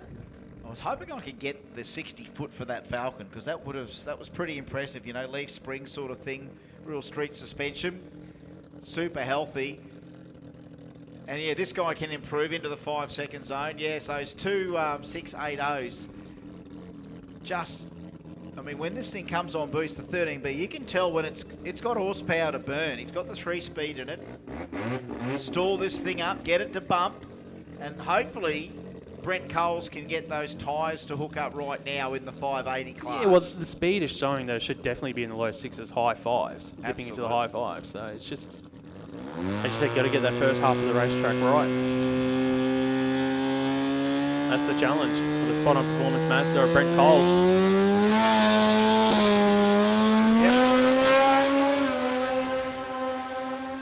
145 to the 60 foot goes through. 606, 116 miles an hour. There you go, Chris. That is a big improvement, Brent. He made it count. 145 in the 60. 606, 116 mile an hour. Moves him up a tiny, teeny little bit, but just those couple of seconds, those little mini seconds of drama on a run when you see him engage in the stage, light everything up, and he's still in control. The whole world's watching you at that stage, so that's a big moment. And to make it all happen, it's a little performance in a way. Okay, 46, 40 class, here we go, Q3. Damien Morris, Kerry Rayner. Oh boy, we're all pumped, we're all ready to go. Whoa, whoa, whoa, whoa, whoa, whoa. Just a bit too quick for us. Yes. And you know what? This is how keen they all are, mate. You wait till you get to round 1 of Chicago Shootout, they'll be pumped. You can tell how hyper-focused they're all becoming. Just cool it down for a sec now. Well, whilst we got a chance here, this is Quick 60 Race Cars Radial Rumble final qualifying session. This is what happens when we run these cars so quickly up. They're ready to go. Some classes don't know where they end and the others begin. They're all kind of close to each other, and the 40s just nearly snuck up here, and they're very fast. They're one of the fastest sort of from burnout to stage classes we have. That's why during racing, folks, we are going through rounds so fast because everyone does their own thing efficiently.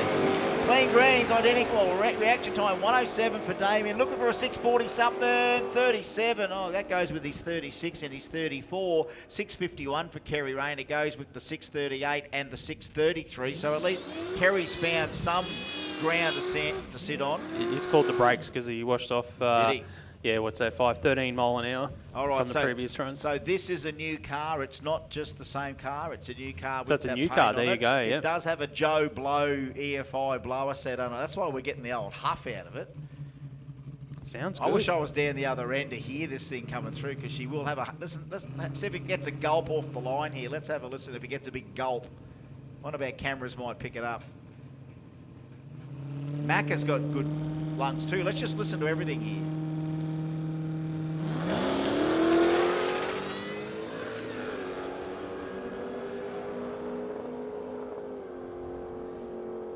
Bad luck there for Mac and McKinnon. 675 there for Jason Cocking. But yeah, I thought the Falcon might have broken something then. It was sort of gave it a fair judder on the back there on the hit.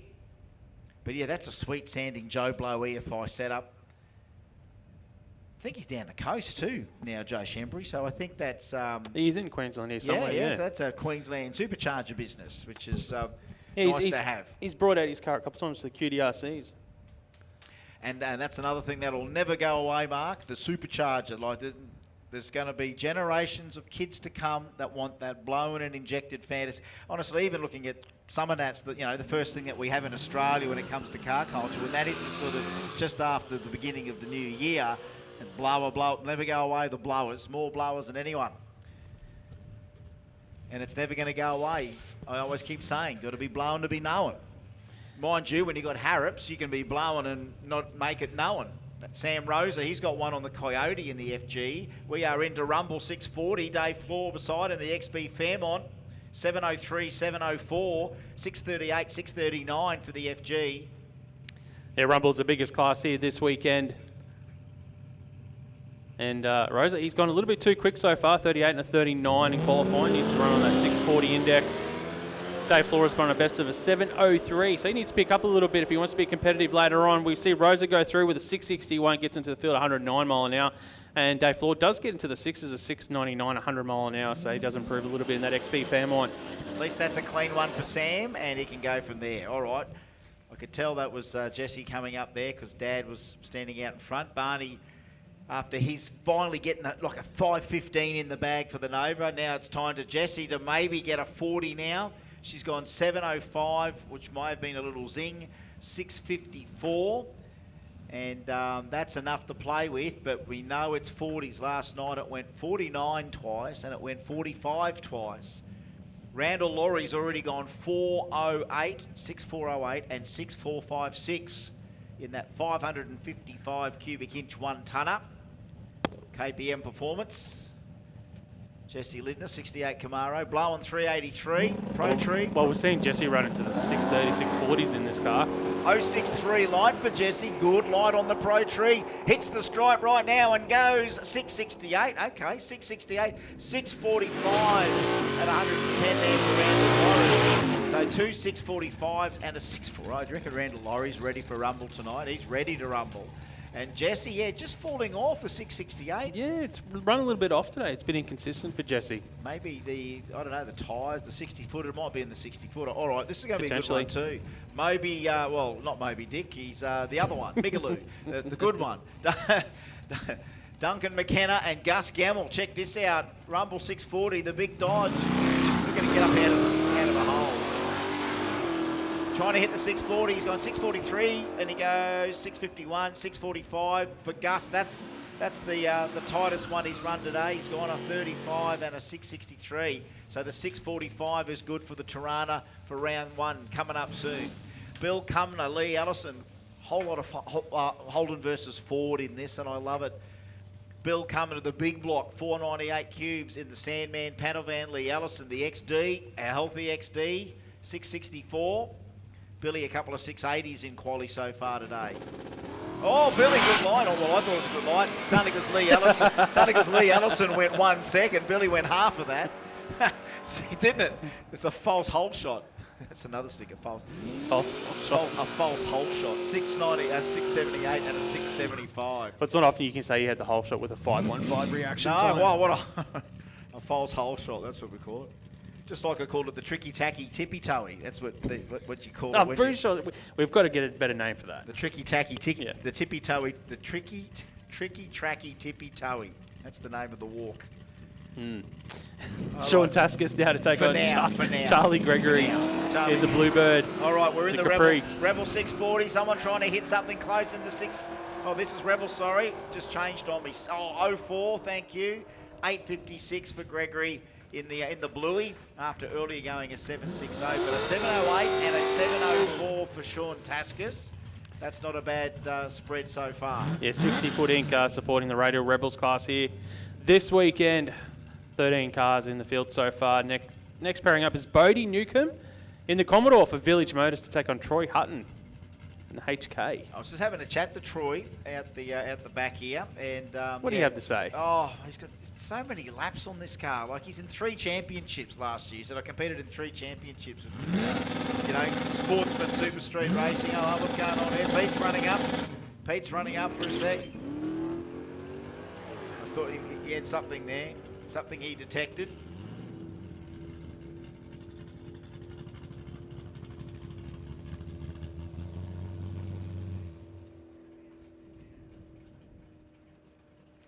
He's had a few little run-ins, hasn't he, today, Pete, on the start line? You can't say he's pretty alert, you must say. The man's very alert. I mean, you do ride a 220 mile an hour Hayabusa when you're not the starter. So I suppose you need a guy that can be a little bit cool at 228 mile an hour, wearing only leathers and exposed to the elements. So being a starter, I think, is probably a nice chill from that. Unless they've seen something on the track. I'm not too sure what the go is here, but we'll just quick stoppage and play. There was definitely something there that alerted Pete to run up to try and stop Bodie. And he did the right thing by sort of just getting rolled back. And where did Troy go? Troy's back there? No. What are you watching? Oh, I was sent a video from half track from one of our spotters of the ute of Jason Cocking, I think. Oh, the blower. Oh, yeah, perfect. And the scream of it. Perfect. Yeah. How do we get that onto the live stream?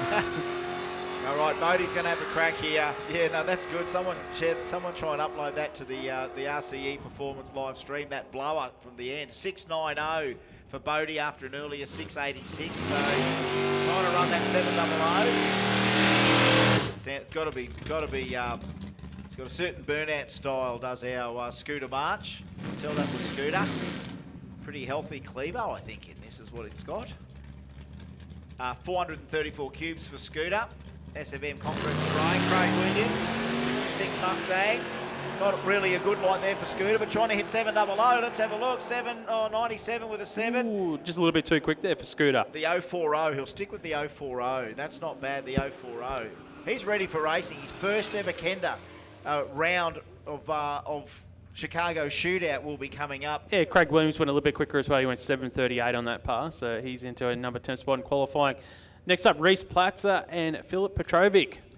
All right, 707, 704 these guys have run. So Reese right down nearly on 7 flat in the VK, as is Phil Petrovic. Pretend this is a round of racing, but it's not. Right.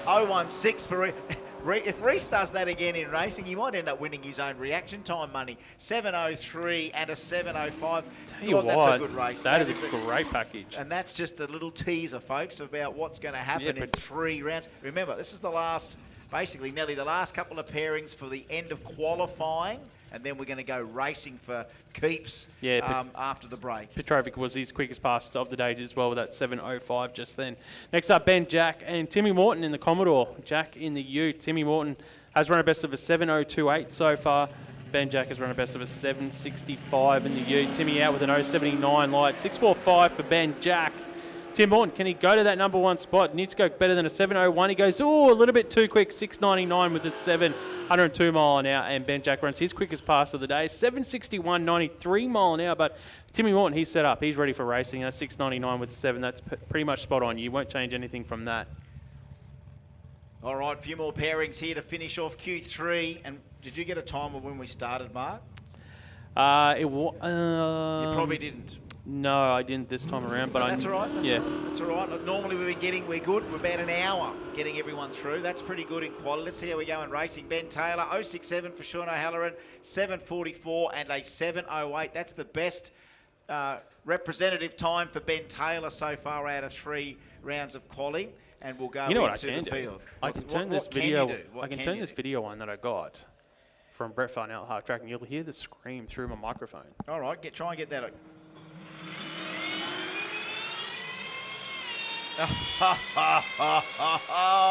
Oh my God!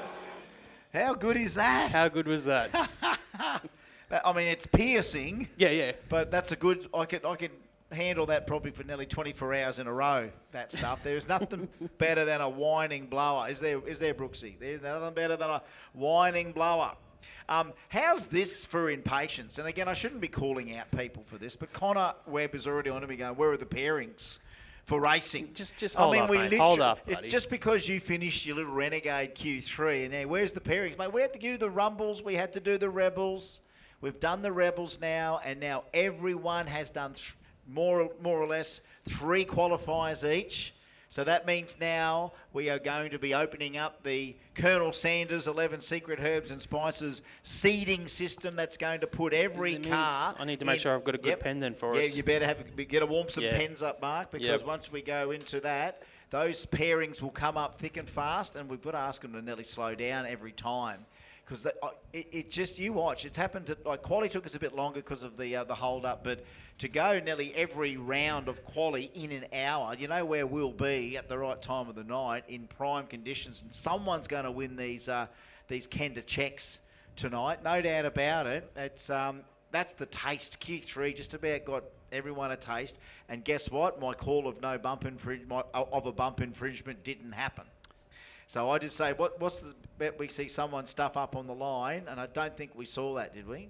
No, I believe we didn't. We did it because, remember, Bodie's thing wasn't a bump infringement. That was got to pull you back. Start line, yep. Yeah. So no one stuffed up on the tree just in that session. I was happy to try and say that's Look, we want see. some clean racing as well later on. And you know what? The human element will come in, and that, as we say, the pressure. human element can be brilliant, where it's like, man, that guy drove the hell out of that tree, or that guy staged properly and raced confidently. And then there's going to be the guy that someone got in his head, right? There's going to be a guy that has the moment, the melting moment in front of all of us. That's going to happen. I will tell you right now, between now and the end of 3 rounds of Chicago Shootout tonight, you'll see moments of unravelling happen. And it's... I'm I'm sort of overselling it but it is just that moment that could cost you the win or not.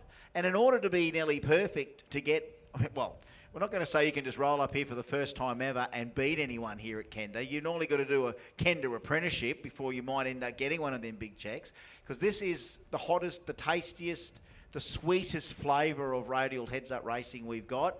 And don't we give it a shake. Don't we give it a shake. Doesn't matter what combo you want to bring. We've got a category. We've got a series of categories that are truly unique. We have not copied anything really by the letter, because there is, of course, always, full tilt 275.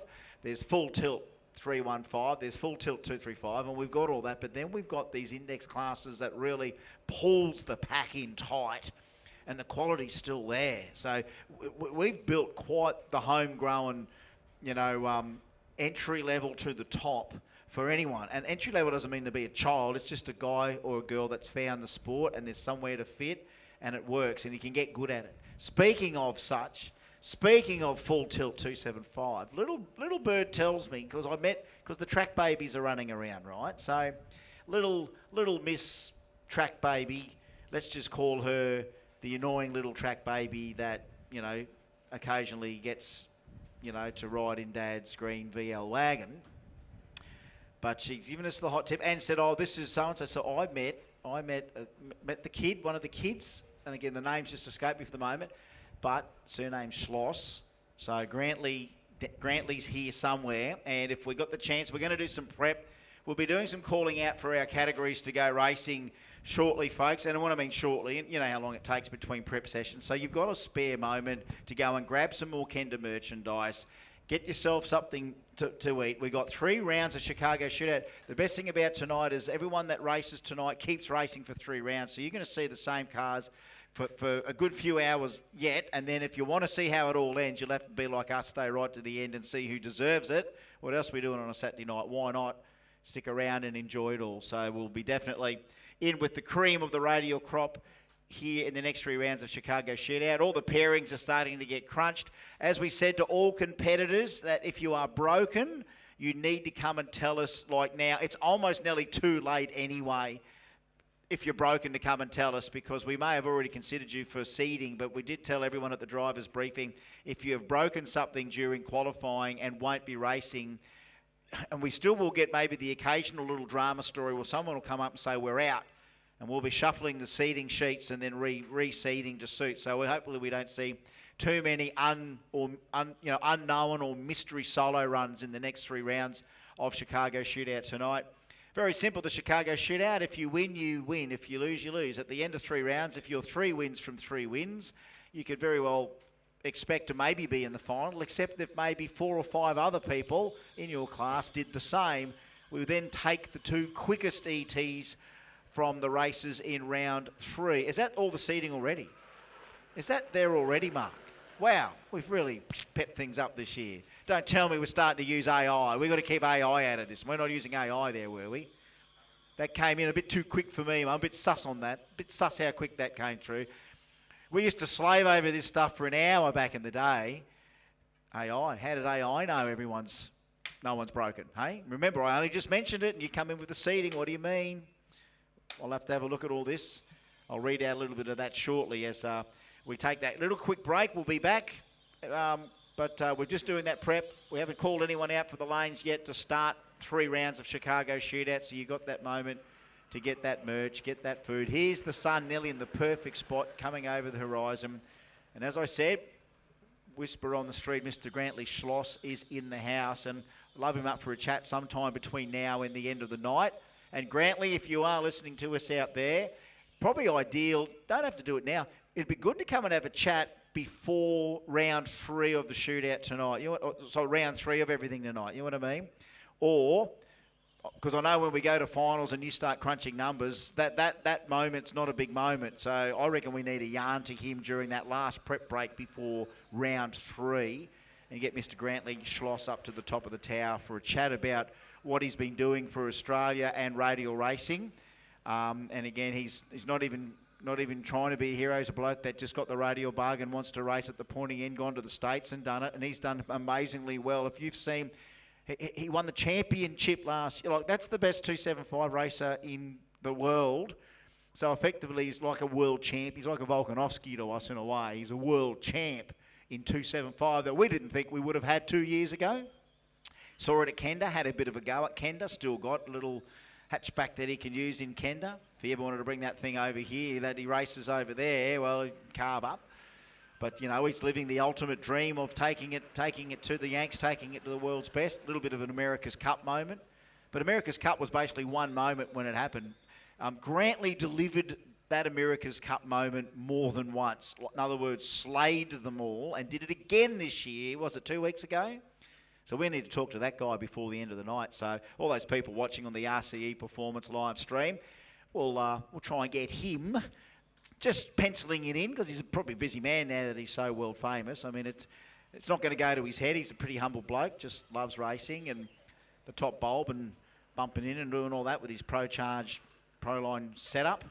But we'll try and get him to come up and have a chat with us. I reckon the prep session just before E3 of Chicago Shootout tonight. So we might put the call out between now and then. We've got a few other things to try and talk about as far as minor awards, and we'll talk about that, the seeding and everything after a small break here. A couple of ads from our great sponsor of the live stream, RCE Performance.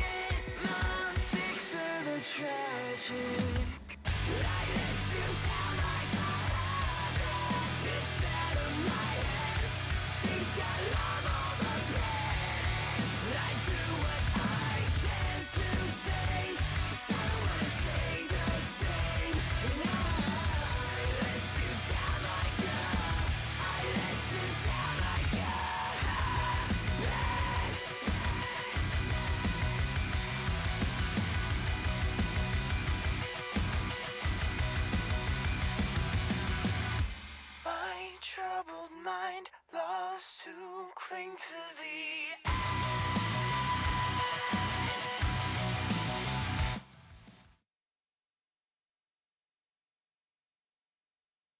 Call for a Outlaw 235 and Outlaw 275 brackets to the lanes, please. Outlaw 235 and Outlaw 275 to the lanes, please.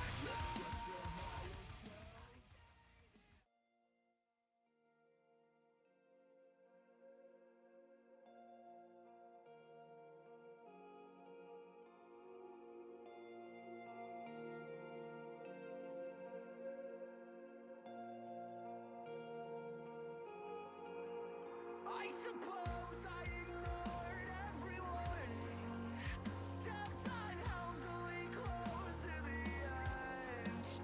Oh, but I can't recall when I started to hate all the things that used to give me bliss.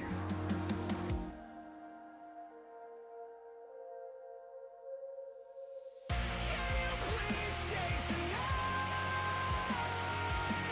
'Cause I'm sure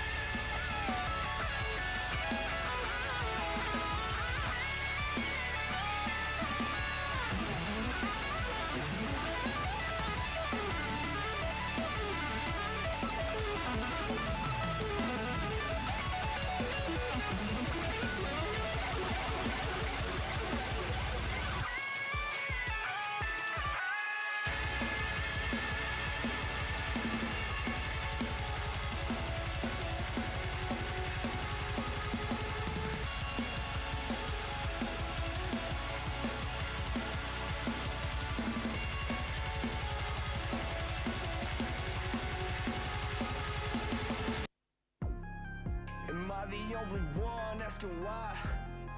Do people love to hate what they don't like? But that's okay, I let them talk while I hold mine. Want me to change but you don't know what's right.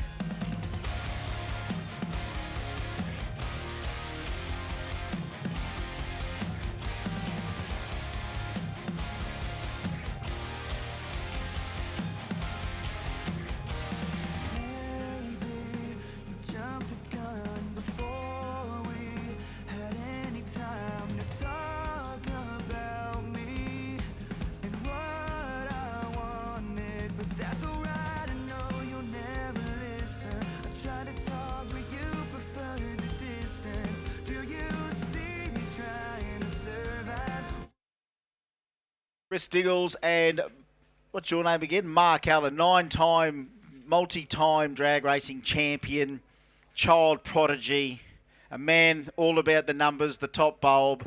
You didn't have to come on to defend yourself. I just wanted you to keep shuffling paper for the next 10 minutes because you are the man that's going to have to write 1 million numbers down. And then, of course, we provide scenarios throughout the rounds. Let everyone know what's happening.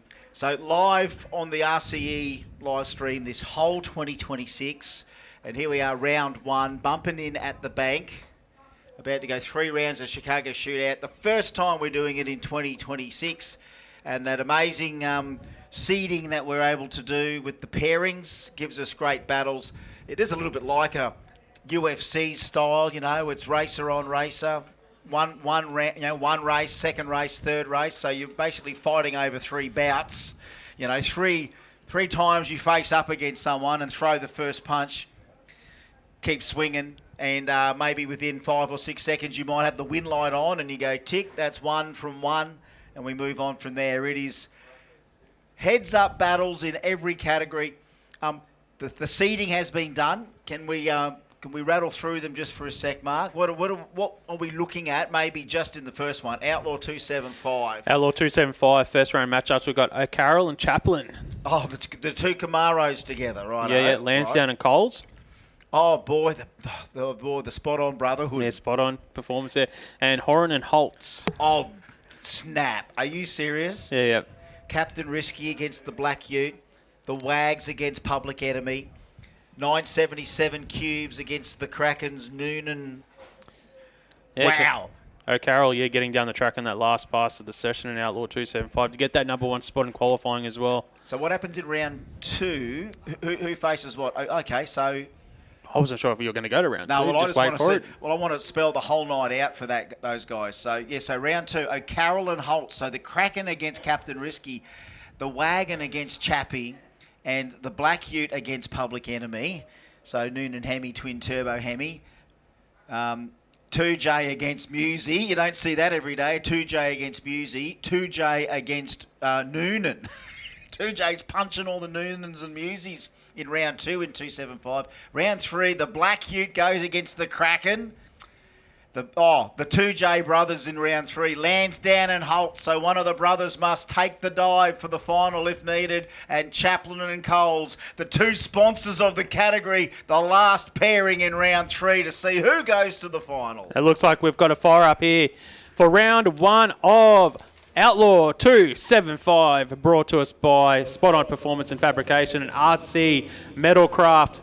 And we will have the RC Metalcraft car on track here for Rob Chaplin. Moving forward. So the Kraken's not yet fired, but yet he's got that big Busey on race gasoline and EFI in the water ready to go. But they've got to crank this supercharged Noonan up shortly. The Kraken needs to be started. Here he is. Chappie is ready. There we are, folks. These are the best conditions of the day so far for racing. Here comes Simon O'Carroll, #1 qualifier. Oh, yes, sir. Yes, sir. Attention in the pits. Attention in the pits. OG 275. Round 1 to the lanes, please. OG to the 275. Last call, OG 275 to the lanes. Last call, OG 315 to the lanes, please. OG 315. There is no sweeter sight on an Aussie sunset that you would see, certainly some of the most delicious machinery you can imagine. Boys with the toys, successful in business, want to be successful in racing. It is a tried and proven method to pure happiness by steering something the way you want to steer it. Yes, sir. Here we are.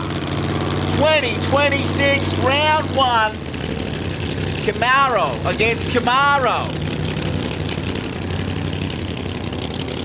1,498 cubes. All together, 5 kits of nitrous, 2 sets of 275s, and 6 on wheels.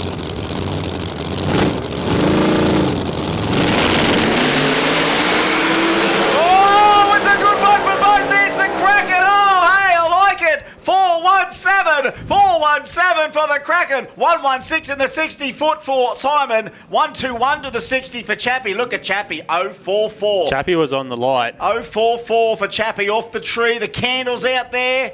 And sure enough, the screw blowing Noonan just whisks itself to the finish line. It's got better aero, that thing as well. I mean, that thing is a rocket ship. And look at that one. 4173 he went in qualifying. 4172 he just did in round 1. Power management 116. Off the button though, Chappie 044. That's what we want to see, folks, is it not? I think O'Carroll played it safe on that first round of racing, knowing he had the performance advantage. Because he could have stepped up on it a little bit because obviously conditions were better, but they stuck with that 417 setup there and get the win. Yeah, Chaplin with his best pass of the weekend as well, 454, 162 mile an hour. It was pretty much dead even at 330 because of the whole shot for Chaplin, but yeah, the power of Simon O'Carroll gets the win. All right. Next pairing, Chris. 1 from 1 for O'Carroll. Now it's going to be Andrew Coles and Danny Lansdowne. You don't get any more spot on than spot on themselves. The men in their machines. What do they do for a day job? They build cars for men and their machines. They build machines for men and girls. And you know what? Anna Povey. Hey, did you see that car coming out of spot on? That's the big diesel. The big Duramac diesel VL wagon that they unveiled. Oh, yeah. Yes. Yeah, I did see that, yes. She's going to bump in with that thing one day.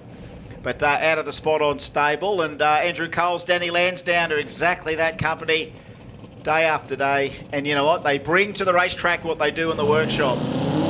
Live, breathe, and piss excellence.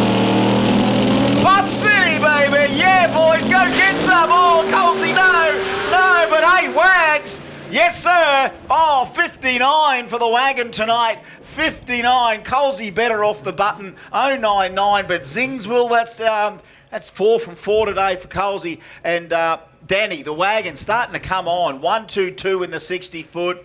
And off she went, 459, 162. So that's a 467 in qualifying, a 460, and then round 1, 459 with a 3 against his esteemed colleague, his business partner.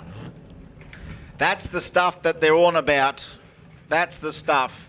And it keeps on coming right here. But this is a different tale indeed, because whilst we look into the eyes of Captain Risky on the big screen, that have a look, pan back a bit. Look at this for sexy stance. You reckon? Look at this for Australia's sexiest Tirana stance. Low to the ground and just... You know what? I'm going to use a word that you said before, delicious. Delicious. It's delicious. 2026, the year of the delicious.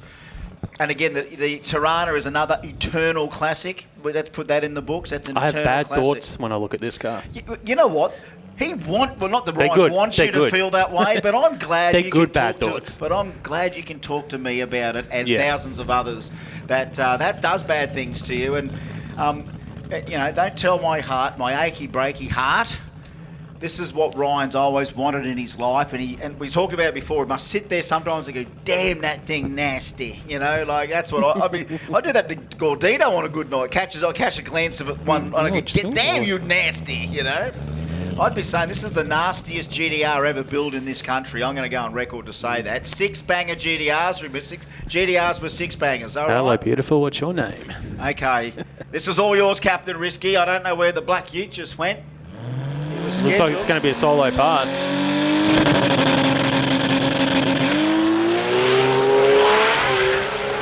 Oh boy, 2Js tonight. Oh, 428. 113 in the 60 foot. Oh, it's on fire. 428, 178 mile an hour for Ryan Holtz. 113 in the 60 foot. Oh, it looked good. How good did it look? That was just good. That's one of the best 60 foots of the day for any of our vehicles. 113. It was the sand, and look, he was ready. If pray tell the Black Ute was beside him, he was ready for the Black Ute, no doubt about it. That is good to see for him. That car, as we talked about, his previous GTR was still a fair bit of street car, still genuine GTR. This thing's like literally the Pro Mod version of that, and it's truly a trick piece in every way. It's the ultimate Lego toy you could have, and you could take it back to the last nut and bolt if you want. But when you look at it all together, you love it for minutes and then hate it for days. Yeah, big thank you to Spot On Performance and Fabrication and RC Metalcraft. They're supporting Outlaw 275. We should now be moving into round number 1 of Outlaw 235, brought to us by Haltech. Here they come right now. Oh, look, Holden on Holden. Yeah, looking at the matchups in Outlaw 235 round 1, we've got Scotty Cortina, Matt McCarthy, Ben O'Neill, and actually I don't know which Sang it is because we've got 2 Sangs in the field. We've got Sang and then one Sang will have the solo pass. Or a C there. Yeah. All right, another call. Can we get K525 round 1? K. I do like the roll-through burnouts that Scotty Cortina does. Oh, it's his trademark. He's done it for years. Just another call. K525 round 1 to the lanes, please. K525 round 1 to the lanes, please. OG315, OG275. That's the last call for you guys. You should be there. Well, you described it like a UFC battle earlier on, so let's do the tail of the tape here. Scott Cortina, our number 1 qualifier, ran a 4.80 second elapsed time. Matt McCarthy was the number 5 qualifier, ran a best of a 9.13. Didn't get down the track in qualifying at all. He'll get after this, Matty.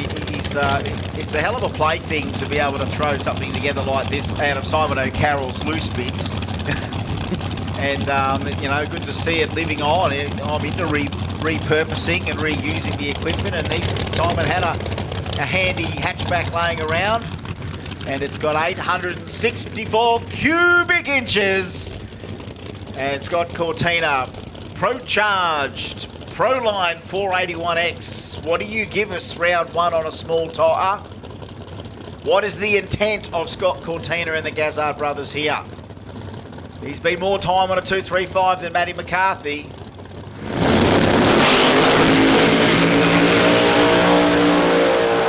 Well done, sir. 473. There we look at the speed. 170 mile an hour in the 8th. 470.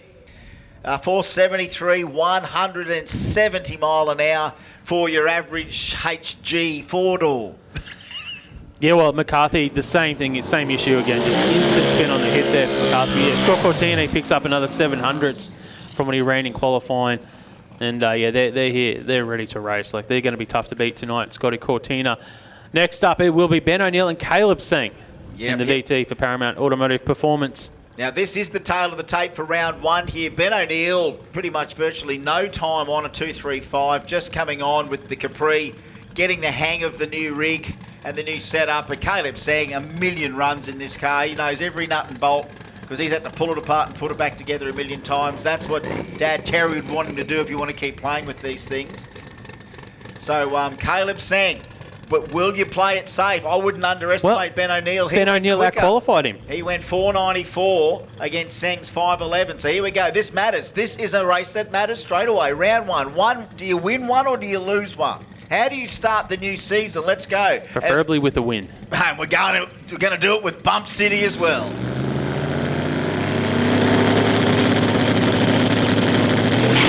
Pole shot. Whoa! Wheels up. Hang on! Whoa, that got a little bit got scary pretty quickly. 528 for Caleb on the pedal. 090 off the tree for him. 155 in the 60. Was not really doing much. A little bit of that spin and grab, and then Ben O'Neill came out and he had quite the opposite experience. This thing hooked up and went for the wheelie. Did you just tap me on the shoulder then? I did, just to show you something. Oh, yeah, well done. Bang. All right, well done. Thank you, Mark. Sorry, mate. That was a hell of a replay there as well. We just caught that. See, the excitement can come out of anywhere around here. Like, what did we see this afternoon? Unfortunately, a poor little Sendmobile of Guy this afternoon. That's a Sendmobile, and then, sometimes they bite back. Another call to the lanes. Here we go. First call, Renegade 550. Renegade 550 to the lanes, please. Renegade 550 to the lanes. First call for you. Last call, OG 315. Last call, K525. Well, 24 hours ago, he probably doesn't think he's going to be here in round 1 of racing tonight, Jaden's saying, but he is. He's got into Stu Henry streetcar because after the big grenade of the VHS today, he still wants to get some points and go some rounds. He's going to be 1 from 1 and he's going to hit the tree like he wants to win. 095 off the button there and on a 235. This is going to be a handy little car. Look at this thing. It's nice that Stu's got a handy little 566 LS powered Tremaniac streetcar, 566, 121. It's pretty handy on the 235. What a little weapon to have just spare. Sitting around. Surplus to requirements. Just like Simon's lazy 864 sitting in the corner over there. You put some oil in it and sometimes you could use that, but you can just put some oil in it, some rods in it, and then you put some rods in it and you can use it. And it's like, oh, okay, what if I don't? Well, as I said, you effort. Yeah, so we should have another call for Renegades, OG 275 and OG 315. You should be in the lanes, please, and K525 as well, if you can head to the lanes. All right, that's a few brackets already down here in round 1 of racing. Outlaw 275 done, Outlaw 235 done. We should be moving to OG 315. We did promise and predict that it was going to be this way because we've been qualifying so well. Everyone's just sort of used to what they do. You do your burnout, you come to stage, you race each other, you move on, class after class. But now it's serious. The next 3 rounds are trying to be serious, hit the tree, beat your opponent to the finish line. I mean, the best racing and racers will win. We still predict a bump infringement, which hasn't happened. No one's got it in each other's head yet. It's only round 1. A settler, you got to get a settler in before you get in someone's head. So we just finished Haltech Outlaw 235, now moving into RLC, Engine Reconditioning and Kazz Industries, OG 315 now. This man on track, we only seen in one pass today so far, Doug Day. He came out in the first qualifying session, laid down a 473, and we haven't seen him since. This is good news and bad news in a way. I wonder about whether he did have to fix something and it took him the rest of the day to fix, or they were just so happy in old Yeller doing what it's doing. He's scheduled to race against Barrett, our number 1 qualifier, and he's not on track here. Wow, so that Silver Mustang not here for round 1. Interesting, might be out the rest of the night, who knows? Yeah. It was a little bit of a short turnaround between that last run and this one. Well, it might be Dougie and Mitch by the look of that for the rest of the night if we lose him. But that's just what happens on various nights. Well, we thought we'd lost Dougie for a little bit. Well, and there's something on track there. You can see the officials. Are they saying something on the... yeah, you can see it behind the car, yeah. So there's a little drop happened out of the VK before he sent it. So Justin's one of the first to actually find it and shut him down. So... he saw it happen, and then that was it. It was all over. You can see it in the front of the car there as well. Oh, the iron line's got a little leaky line. It will happen. That thing is making some steam, that thing, making some horsepower. But whatever the incident was or delay or plan for Doug today, obviously only seeing him the once, and then he's here turning up to get some first-round points. He was on he's supposed to race Barrett, so that means that Mitchell gets... a run here in round 1. But that is a shame, whether that is fixable or whatever. But then, we kind of nearly lose the field if that happens. If Barrett can't get the and that's the thing about you can't get shit out too, Mark. If you don't make round 1 but you're fixing 2 and 3, you can come and do round 2 and 3. So, look, if you need 20 minutes more, miss around and fix it, then we're out. So sometimes we see and hear of the fix and someone does turn up in the next round. It's happened before. Well, Barrett does have a solo pass in round 2, the bye run. So he's guaranteed to get a W. So at least lose 1 round, and if they are trying to fix on it or whatever. Yep. It's a hell of a debut in that car, though. He's driving it like he wasn't really scared of it either. Like he could bump in confidently. The more power seemed to work. And that's untold potential for the future. I'm pretty pumped about the future, Mark, because not only are we seeing these combos continue to evolve and thrive, is that I'm walking through the pits there and looking at all the young dudes, all the young fellas out there. They're getting their hankering for a bit of radial racing. It's good to see so many young guys up here taking it all in, because there's some pretty dreamy cars here and a pretty competitive way to go racing with Actually, not car only, of your choice. I noticed that when I walked through the pits just before that, not only we got some nice cars on track, but there are a lot of nice cars just in the pits parked around. It's just, Yeah, the extra stuff that just turns up. You think every time it's like, oh, well, geez, that'd look good out there sometimes. But it's good that it's here anyway. And we're still pretty much a motoring nation, us Aussies. Like we talked about that before, just what happened, was it even last weekend at Calder with the big Tough Streeters Festival just last weekend down there. That had some big numbers. Considering the one they did the year before, where it accidentally just turned into the massive day they didn't expect because they didn't think so many people would turn up, to this year planning for it. I don't even know what the final numbers were, but it looked pretty big. It looked like Victoria was overflowing with automotive energy and nowhere to really release it. So to have it all there, and honestly, it's always had that thriving scene, but I think it's a good and a bad thing. I tell you what, it's a good thing to know the scene's so vibrant there. But I do think that now that Heathcote's gone into the hands of Tough Streeters and the Sybolic's interest down there, that's going to pretty well start to explode down there, I would imagine, once they get get everything aligned. I still think they can use Calder as a venue for everything, but then when you go out to your own venue, why wouldn't you just set up there and do something there? So I've been in their ear saying, well, that could be the new Tough Streeters headquarters out there at Heathcote, and be something you'd put on the map and go and do. But we're all just spitballing about that, of course, but it's an interesting time. This is the future of horsepower in Australia is in pretty good hands. Let's just say that. Considering what we come out of the privateer ranks, being everyone's recreational vehicles that we're seeing here tonight. Well, you think about Kenda and how its initial beginnings of a bracket and how it started. Like I think was at Warwick Dragway, and then it joined up here in Willowbank Raceway, running at the Queensland Drag Racing Championships, and then it started getting bigger and bigger and bigger. And now you look at it, we've got a 5-round national event series for the Kenda Radial races, and they do like we always say, don't be put off that there's this series. It sounds all professional that we're going everywhere and racing, but you can still really turn up with pretty much anything and just fit into a category. Yes, the big boys, we wouldn't say they make it look easy. You know, sometimes you see them zing the tyres, but then when they do hit the mark, there's nothing better. But you know, practice makes perfect. Got to start somewhere. And I just think the future's looking bright, not only here in this part of the world. We're blessed in Queensland what we've actually got to use.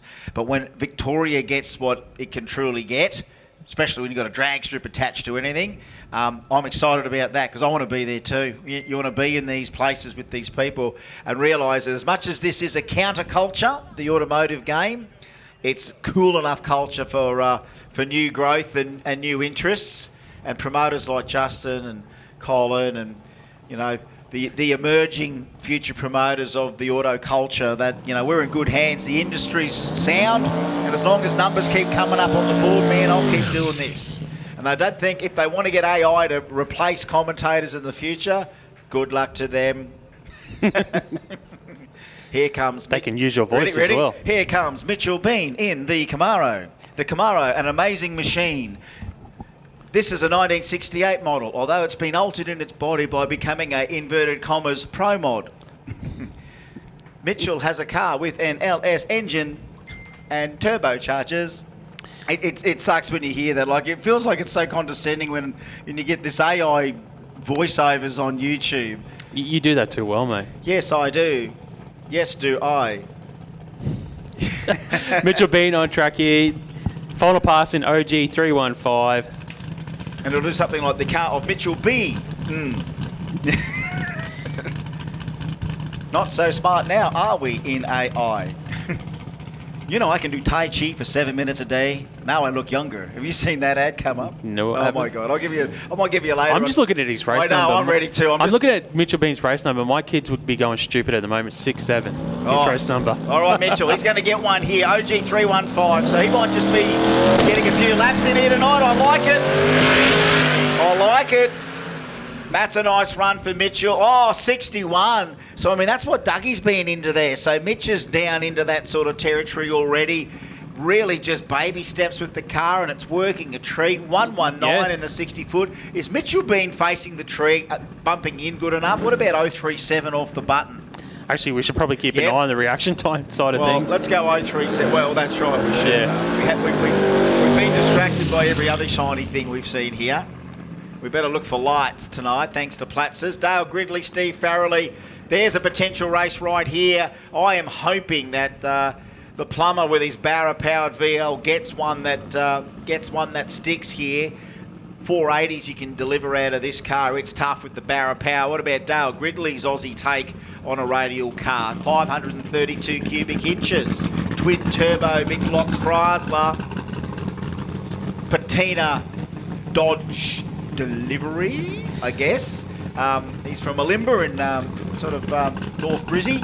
Gridley was our number 1 qualifier, went a 495, got down the track in each of the sessions today in qualifying, but Farrelly, he was the opposite. He was number 5 qualified, did not get down the track once. We're going to Bump City here, and I love it. OG 275, BRP transmission coolers.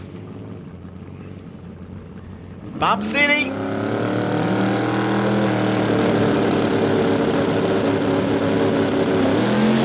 It's good. It's good for both boys. You go get some. Go get some, boys. Oh, yeah. 482 for Gridley. 482. Steve Farrelly, 515. There it is. That's the sweet spot he's been looking for all day. I think the track's now good for a lot of these guys, and every second that sun has gone now will be better for all. Yeah, Gridley 128 to the 60 foot, getting under that sub 130. You're sending a Valiant delivery van to 160 mile an hour in the 660 distance. That's pretty impressive. And the 60 foot 128, and it just works, and it does the trick. A new player in the OG 275 ranks indeed, after debuting the car I think last year. And I hope whatever the beautiful 308 in Dougie's VK's got, they can get into, whether or not that's fixable, wipeable, cleanable, whatever it is. I mean, oil is oil. All right, another call for round 1 of Renegade 550. I'm getting excited. Renegade and Ruckus 550, 580 to the lanes, please. Bit more OG 275 just about to come up with Hipwell and Lindner, but K 525 final call. Renegade round 1 to the lanes, please. Ruckus 580. Ruckus 580 to the lanes, round 1, please.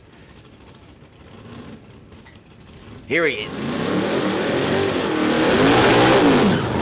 All right.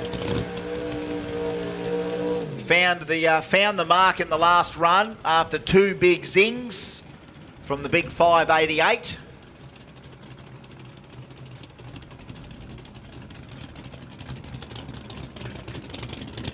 And Scott Hipwell, 509, so he got in the ballpark too. The cars have got the potential to go 4s, no doubt about that. Right now, conditions cooling off. I still think there's some warmth in the track, and look, the hot track always has affected this Nova, but who knows now? The track is prime. The big car's ready. The Tirana's ready. We're ready to bump in. Round 1, OG 275. Lindner and Hipwell. 2 bulbs on for Lindner. It's all up to Hipwell now. 7 seconds. He's still out. Needs to get in. Oh, boy. Oh, big squeeze of the throttle. Oh, Hipwell's got lot of smoke lots there. of smoke. Maybe, no, just the smoke. Oh, dear. 518. Hipwell off the button. 061. 136 to the 60 foot. Big flame out of the bottom of the Nova on the pedal for Barney. Like, it comes out and then like it lets go. He grabs it pretty quick. Scotty Hipwell, it was off on a mission and then just started to breathe heavy. I don't know whether or not something's just pushed out of there. You know, these cars, when they're boosted, have recovery devices for engine ventilation and puke, as they call it, puke. Over the years, you used to put it into a puke tank. Remember the days you'd have your big hoses. You'd have it on your dragster. You've got to send that somewhere. Tank, yep. And when you boost it, obviously, you've got to make sure you can evacuate all of that somewhere. And more people are putting them into a tank, but they're putting them into the engine bay. And, you know, when you fill that up and you could put oil still in the front of the car, people now basically puke that to the back of the chassis rail. And if you do puke, you can puke at the back of the car and not puke in the front of the car. Still not a good thing to have happen, but you know what I mean? Directing those lines to the rear of the car instead of having them terminate sort of where they can still get under the tyres. That's all. Some of them doing through the chassis. I've seen a couple like that you can get all of that to the back of the car and not have to deal with that in case you melt a piston or do something that you really fill it full of that, and that can't just be going in front of the car. So whatever's happened there could have just been a little loose fitting or something, but we are standing and straddling. Yeah, we've got the guy standing on track, so that tells me that we might have something here on the racing surface. I'll just go to race control and find out for us. Sure. And we're back here in a second.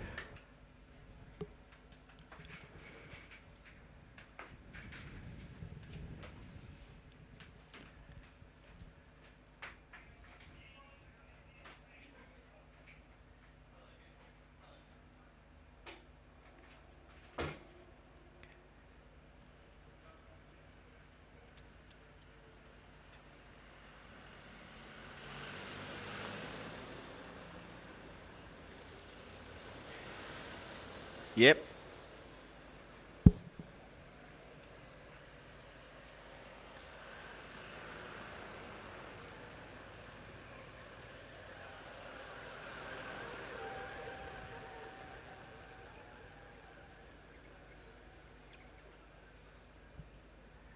All right, the boys are on the way down there with the tractors. We've got the vacuum machine already just about beating them to it, and we might have been Brett out there doing a bit of the straddle and locate, but something that they might have found there that they've got to get, whether it is just, remember it was blowing a hell of a lot of smoke, so you know maybe whatever it got to the track could have been just not a slick but a wisp, and it's just what you do, you're assessing it whether or not it is. I mean, again, it's right near we're not identifying it anywhere on that 660 surface. It's pretty much braking area onwards that they've identified it at. They were driving the tractors down there and inspecting it, but the identification has been just near the 660 and more attention paid from there to the 1320 or finish line, the traditional distance finish line, basically where the readout boards are. What's that, Mark? There you go. So they have found a wisp of the oil down there. So it's a case of they've identified it. They're just about to deal with how they pick that up. And if you've been to enough events or watched enough drag racing, when they do pick up stuff off the track, that it normally involves absorbing what's there, getting it off as dry as you can. What we do after that, whether they rub it from there, it is the braking area. So if you can remove it, it's not about you need to prep it for traction there, but you certainly want to make sure it's dry, and they can do that. So that's what they'll be. That's what they'll be up to for the next probably 10 plus minutes. That's all, folks. About 10, they reckon. I like how they can give you a quote like that. Like that's a nice identification. There might be a little light wisp there, I'd say, Mark. Little light wisp. Yeah, it's just a little wisp in the braking area, so they're going to use the tractors to burn it off in the braking area and just clean it up on the racing surface here. And then, yeah, we'll be back underway shortly. Yeah, well, all that's left in that round of OG 275 was Daniel Hookham that's sitting there in the water in the Capri. So he'll finish off OG 275 for this round, brought to us by BRP Racing Transmission Coolers. Second round will be Gridley bumping in against Hookham. Hipwell and Farrelly race each other if what Scotty's had happen there can be wiped up and cleaned up and fixed, if it is something that's either just leaked or done more damage. Him and Farrelly will be racing each other, and Barney gets the pedal all by himself down there. He can hit either lane he wants in that next round and going to give it the berries on Gets a W solo. anyway. Yeah, so he'll get a bye. Round 3, Barney and Gridley go up against each other, so the Nova against the Valiant. Again, if he's still together, Hipwell against Hookham, and then the Barra-powered VL gets the bye. That'd finish off OG 275 for the night as we roll through the various rounds. Round 1, and some good matchups coming. Having a flick through Renegades, let me tell you, we're nice and thick in here. When we go back 550, 580, 640, 700, I mean, that's where the heartland is. That's where we can expect the heartland to be growing and continuing to grow in the future, because there's a lot of those really good cars in there that are buildable, raceable, sustainable, and new. And a lot of that action's obviously coming through these categories as people find a spot for themselves in a Kenda, take a bit of pride in a class and go after it. And a few people go after it harder than others. Some of them just can flat out, not say fluke, but, just have a good night of where everything just went well. You did a little bit for yourself as a driver, the car didn't let you down, and a little luck crept in. And sometimes that's all it takes for the little Aussie battler to get into a final. I've always said that at every race event that you win, you probably need a round of racing where you need a little bit of luck to get the win. You need that little sign. A little bit of luck. Whether your night's going to get worse or better. And you normally find out next round. Actually, that's the funny thing. If you go to next round, then you get the belief. It's almost like one more win, and you can't say, well, that can't be a fluke. I think we might be a chance here. But there'll be some humbling by the end of the night. Again, remember, we're on bump infringement alert, and we ain't seen a bump infringement yet. Maybe they've all sharpened up their act, but we've seen some nights. I think I lost count. I think we're 9 to 12 or 13 bump infringements where everyone just that staging bit just didn't go right for them. Not tonight so far. We're going good. We're running through the categories, and I can't wait till the season gets us into the next few rounds as more and more cars are coming up and on the scene and ready soon. And it all comes down to circumstance, doesn't it? I know there's plenty of cars out there that we can utilise and use, and you can't put a gun to people's heads to exactly pull them out and use them when you want them to. If you're a promoter, you just got to make them inspired enough to be ready to come. And sometimes it's also a mixture of while it's not ready. Sometimes if you whatever gets in your way or doesn't motivate you to want to do or use what you own and pay for, you decide when you run it.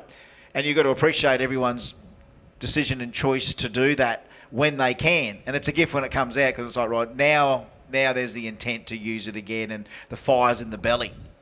You know what I think my biggest motivation, just for me personally, is like, just enter a race. That forces me to go get the car ready and motivates. Commit you. And you know what? Sometimes when you're not doing it, it's like, being a bit lazy, not getting down into the shed. But you know what it does come down to too, right?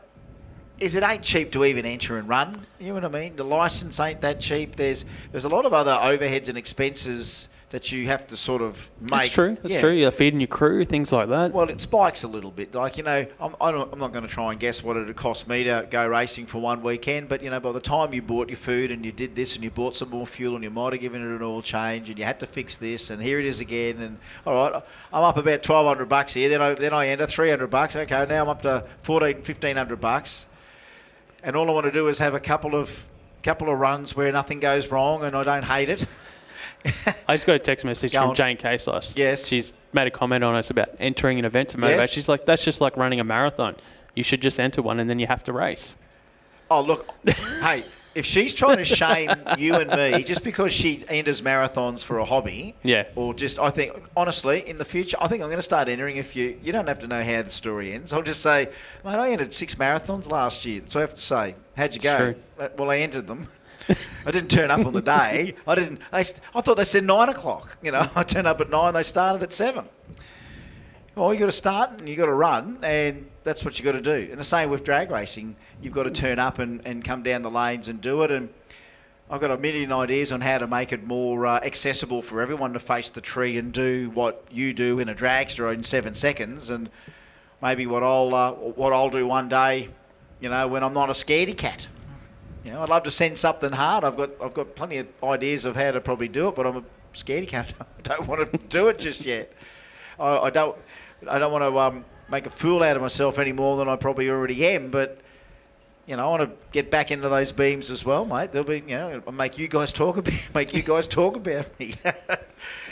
Get in there and either succeed or fail in front of a group of people. It's the ultimate challenge that if you can do that with yourself. And sometimes the distance of being in a car and focusing out there, you forget everyone's out there watching you, hopefully. If you go out there going, I wonder what everyone else is thinking, you've already lost, mate. You're not for the sport. You're not for the sport. I must admit, at the Winter Nationals that I've run at, I do take a moment just to take in the crowd backing up after the burnout, just to take it all in. Do you? Just to in the memory bank, because it's a big crowd. Yeah. And And I think you appreciate it more as you get older. Well, when you think about what NRL players must feel like when they've reached the big time and they're in the biggest arena, they do look up there and probably get a little. Well, I mean that's some big inspiration there to think I'm part of a really big thing. This is big pressure moments, but yeah, no, it is. It's good to know that there's also a lot of people sort of watching you put that little thing in your head where it's like, right, oh well, in front of all these people, I'm going to kick some ass right now.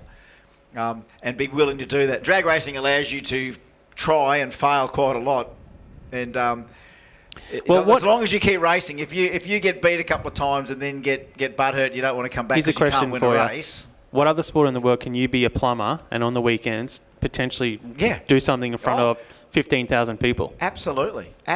More than any other motorsport in the world allows you to be on the same exact stage as the world's best in any part of it. Be it Top Fuel, as we see world-class Top Fuel here in Australia, world-class Nitro Funny Car, world-class Radial, world-class Import, world-class Drag and Drive, all the formulas that are working their butts off all over the world. We're working fine here, and you know what? We've been doing it for a while, and we're pretty good at it and doing it our own way. The rest of the world's good to watch it all, and I'm amazed just, again, how it's still growing everywhere. And, I'm not going to keep thanking Cletus forever for that, but as long as people are inspired to want to think about or do drag racing, and you can have as much of that no time, no front of the car, grudge race, redneck, hillbilly, wheel stand, nitros, betting on the line stuff. But if there's no times up there for me, I've got less time to consider that, and I want to see numbers. I have no interest in the no time stuff. I need a sticker that says numbers on the board, please. Yeah, I need the numbers. Numbers on the board, please. You are the numbers man. You've started already writing numbers down. We've only got to OG 275. The cleanup's nearly done by the look of it, so this is good. These guys are superstars. But that's amazing, isn't it, Mark, to consider that? What's it say here? Oh, so yeah, that's good. So was that for us to share that or not? I know. I would show that to you. So I wouldn't say anything about what she said about the running in a marathon. Yeah, and the crowd. The crowd. Oh, she takes a moment to take it in on the crowd. Yeah, with the marathons. Yeah. Oh, that'd be good too. And does that just mean because as you're running, there's hundreds of people cheering you on? I suppose that's a crowd, isn't it? It's not. It is. It's not people in a grandstand all standing there looking at you. It's just a series of people on a footpath as you run past them. So they're the fans. She takes that in. She's got to concentrate on something because she's pushing through the pain barrier. And again, I don't know. I wonder if she runs. Did she run with music in, or does she just? I wonder what she does. I think she does. Yeah, I think she's got the music. Yeah, the little earpieces. I'm amazed, Janie, about you running marathons. I'm going to enter. You've inspired me. I'm going to enter a few marathons this year, and then tell me how much they are. Can I order? You know what? I'd rather just enter 5. Is it like a subscription is there a deal? service? Like if I enter 5, could I get a deal? And I'll just pay for the 2 5. for Tuesday. So all this year I can say, you know what, Mark? I entered the Gold Coast Marathon last week. Did you? Yeah. How'd you go? Got the bib and everything. Well, of course, I said yeah, because I said, well, the Tanzanians won again, but yeah, I came in at 6 hours 23 minutes and in the back of an ambulance. People are asking, listening to you about you need to build the Americas, the Kenda live stream.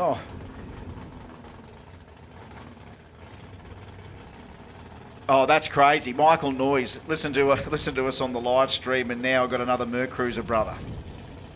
There we go. The old live stream, the RCS. Oh, yes, thank you, Daniel Hookham. I'm going to give him the lungs here because this thing is saxy through the pipes. It's got a couple of good collector saxophones in this thing. I'm going to let this thing blow its own trumpet. Let's just say we want to hear. Let it sing. We want to hear the pipes. We'll be the judges here, like Australian Oil. Listen to the pipes. We want everything tonight. We are not ignoring any pipes tonight. Saturday night pipes. We've got more aspiration across the nation. It's aspiration. Renegades, Ruckus, Rebels and Rumble. There's some aspiration and inspiration. Rumble to the lanes, Rebels to the lanes, Ruckus to the lanes, Renegades to the lanes. First, second, third and final call. All right, Hookham, all yours, mate. 1 from 1. Here we go.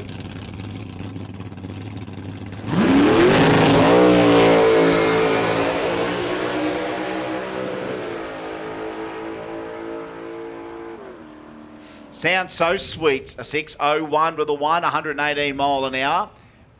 Plenty left in the bank, but doing that safe. Doing it safe, no hassle of the tyre. A little bit of slip in the converter, working well. 140 in the 60 foot. That's a whole lot of fun, I can tell you that.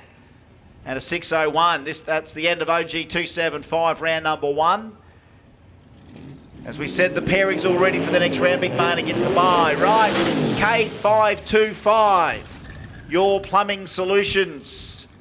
We've got the pairings of Wan and Hot Rod. And again, I think never the two have met. So another couple of Kenda Radial, you know, they're in for the long hauls. A couple of Kenda Radial long hauls out there. A couple of Longhorns. Hot Rod Williams, Wan Kudnik. Now they play in the same sandbox just for this one night, for one night only. Hot Rod bumping in against Wan. Could be the whole year. Who goes to Adelaide? Oh my God. Wan went there. Wan was there. He went down for that, so he's not. Wan has done a lot of travelling over the years. The Kenda Radial Road Trip. That's what we're trying to get going to the Bend this year. The Kenda Radial Road Trip. All right, bumping in here in a K525 class. Can't go quicker than 525. Oh, Wan! It's just gone straight through the beams. Oh boy, that's no good. Oh, we can't do anything right now. It's all Hot Rod. I wonder if something's failed there on the sideline. No, trans brake, line lock, 514 for Rodney. And he goes too quick, 514. Yeah, well, look, there's the win line, so it may not have worked anyway by the look of that, but in the moment, there's the first bump infringement. Is it a bump infringement? Because I think something might have failed there because it just kept rolling through the beams. I rate anything where you fail to engage in the bump and keep a bulb on. You know, you're in it could and be an out. electronics fail. Oh, yeah, well, okay, you know, let's put it as a pencil.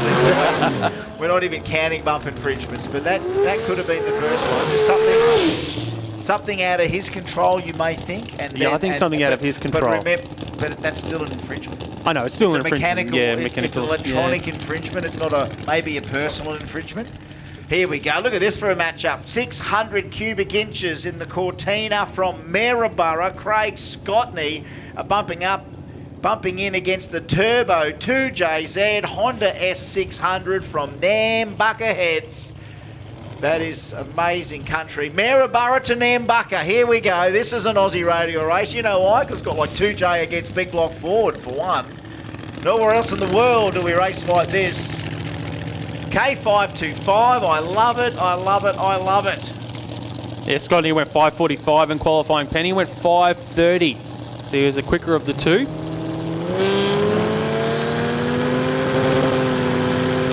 Oh, he's deep. He's gone red. He's got a red line. He's going to send it anyway. But the win will go there to Craig. Yeah, no, Phil just too keen. Got it in there deep, and that was the problem. I thought it was going to rock out. Yeah, he got away a bit, still zigged it, but then squeezed. Scott D, a 679, same hassle. Didn't expect that, to be honest. I was expecting a little bit more brilliance, but didn't happen. But that's the first time you can slump sometimes, have something half average, but it still features in the end results. You won't see an asterisk. Oh, it was average round 1. That brings it close to your plumbing solutions, K525. Now moving to round 1 of Simon O'Carroll's Swimming Pools, Radial Renegade. All right, one of the toughest categories here tonight, Renegade 550. Paul Butler, Michael Todd, Tirana versus Commodore, Turbo LS against Supercharged Small Block. Got to worry about going under that index here. Both drivers were under it in qualifying. Whoa, Michael Todd, too much jandal, son, and Paul Butler gets the win, 640 on the 550 index. He backed off, making sure he didn't go too quick. That's maybe the block of wood he's been using there as a precaution slipped off, because I think that does have a lot of, if you want to really put the pedal down on that thing, you can get all of that, and I think too much there, Michael. Off they came, the old tyres. Short wheelbase HB, big blower hanging out the front. Exciting moments, mate. Bang. Yes, we can see brilliant side by side, but sometimes the unpredictability is what makes drag racing so good. Sometimes run after run.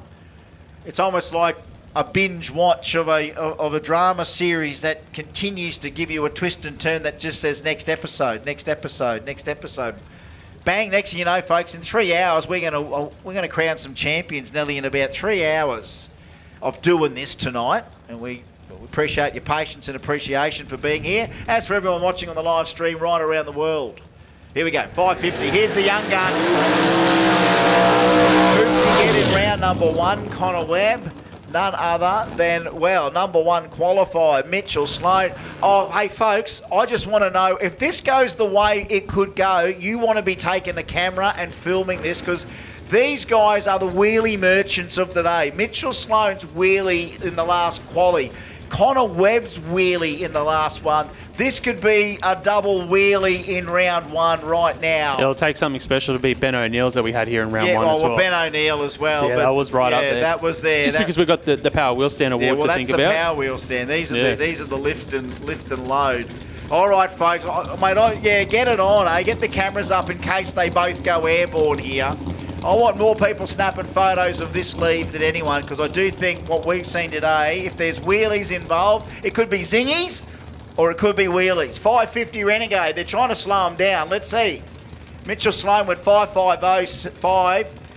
Connor's been 5.46 today. No, little one. He might be fast here too, Connor. Here comes the strike. First round win it is. It's his first round win. It's a breakout. Mitchell Sloan, 5.49 on a 50. Moose, 0.57. Moose does the squeeze. No wheelie that round across the ground. Yeah, they slowed it down, but he ran a little bit off the 550 index. So he got lucky that Sloan broke up by 8 thousandths of a second. That's when we talk about luck. It's that could be the race of the round where the luck he needed to get the win for Connor Webb. Oh, look at this. This is 2026. This is how we start. How do we start Renegade 2026? Well, round 1, we'll put Aris against Sengi. Two of the guys at the pointiest of pointy ends. Both of them ran 52s in qualifying. Aris actually went too quick on one of his with a 47. Okay, get your cameras ready. There could be double wheelie right here. We might have solved the wrong pairing here. Let's have a look. All right, here we go. Aris and Sengi, round 1 of Renegade 550 tonight, thanks to Simon O'Carroll Swimming Pools. Oh, 040 for Sengi, 109 for Aris. Here comes the stripe. It's a 51 to a 54. This is how we're going to do Renegade tonight. 51 to a 54. 040 on the tree for Sengi. 109 on the tree for Aris. So, folks, for those people watching, listening, whatever, at home or here, we will keep pounding out the increments for you to tell you just how serious these people seem to be able to race. When we put on the pro tree and give them a bit of practice, give them the perfect conditions and the perfect companions in competition. Matt Rogan, Troy Lewis, Barra Cortina bumping in against Matt Rogan's big block. Aspo heads up pro tree, little quicker to the Barra Cortina in quali, bumps it in though. Oh, clean green, a little bit better for Troy Lewis, and the Barra is gone. Barra is gone. 53 to win there for Troy Lewis. 5.53, 0.55 off the tree. 0.55 off the tree. 5.53, 5.60. Good race, Mark. Good race. Rogan. Yeah, that was just a good old-fashioned drag race, that one. Remember you said the way the conditions were going to change Rogan and pick up half a tenth? It did it on that run from a 64 to a 60. So Nostradamus Allen over here calls the half tenth in round 1 in good conditions. Now, come on, Russell, I want one for you here, mate. Mark Ross, yep, going for you too. But Rotors in radial racing. It's a network coming through in Kenda in the future, and we're all getting the hang of it. Russell Archer, 13B, Mark Ross, 433 Qs. It's Bump City, though. 2 citizens of Bump City.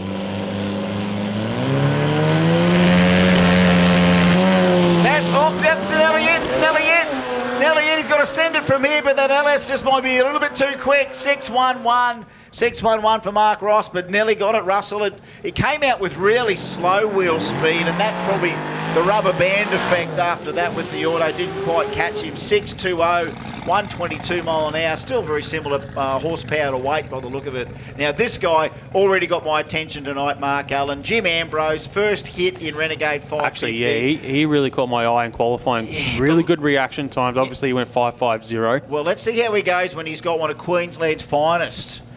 Well, that's it, you know. Ash Pemberton, here we go. Racing is a different ball game to qualifying. And it's Bump City from Toowoomba to Mackay.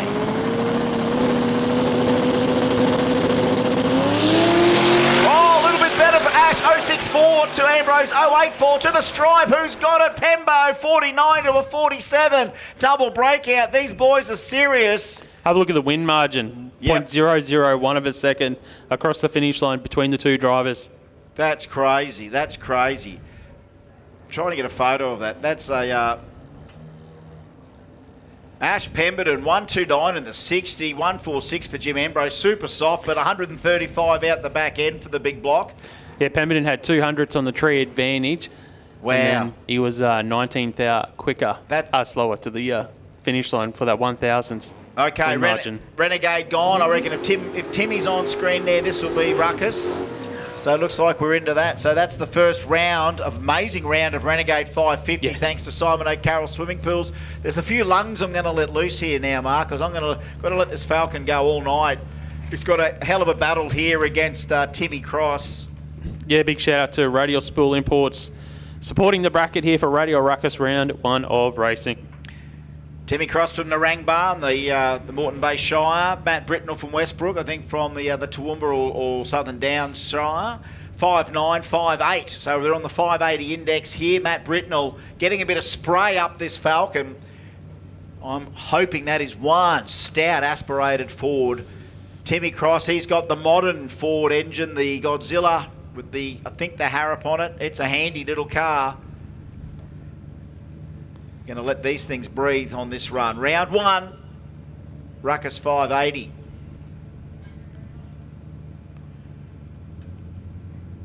Oh, big hole shot for Cross. Timmy's got in there. I think he's playing with him. 585 at 115 mile an hour. 597 there for Britnell. That's a pretty decent run for the Falcon. But yeah, Tim, 141 on the tree to 378 on the tree. You could visually see that hole shot from up here. Yeah, all right. So a win there for him. They continue to roll up in Renegade 580. Check this one out. Brent Cole's another one of our rotors with radials. Spot on performance, RX7. Russell Tonkin, 434 cubes of small block the way they used to do them. Small block, you know, healthy small block. Hitting that 580 index as close as they can. They both qualified with 6 O's this afternoon, getting close to the 580. Now's the time with the conditions, I think, falling in their favour. Again, these classes, we don't pick a size for you. You just work, you go with what you can fit under them. But a lot of the times, we're still street-based cars on things like 235 and maybe 275s or a tough street sticky. All right, 580 fixed index, first round here for Ruckus. Bumping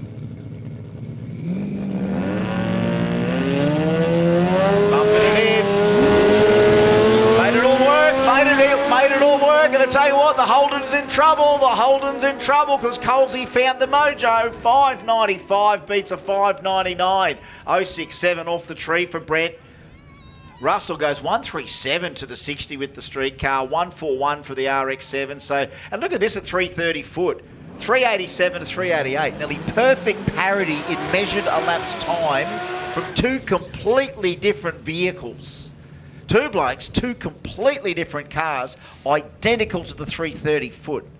That stuff, I don't know why that still gets me pumped just to see that. That's what the index does for us, mate. But it keeps it tight, keeps it close, and it doesn't matter what your combo is, what the car is. But no one talks to each other about, well, how good a combo are you building over there, Barry? I don't know. I'll see you at the track, and it's like, dude, all identical cars. Like they've just got the fun factor in droves. Ash Thompson found the mark here, like 549, just off that he's trying to run 580. Harry Thwaite can bang that barra in at the 580 mark. So we're going to do a double bump in here.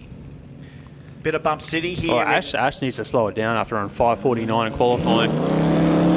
It's tough to try and slow down 0.3 of a second. Oh, Harry got the jump a little bit, but Ash Thompson's right there. They're trying to get to the stripe. Stay above it. 75. Oh, have a look at Harry Thwaite. Goes 5.801 on the 580 index. 1 thou over.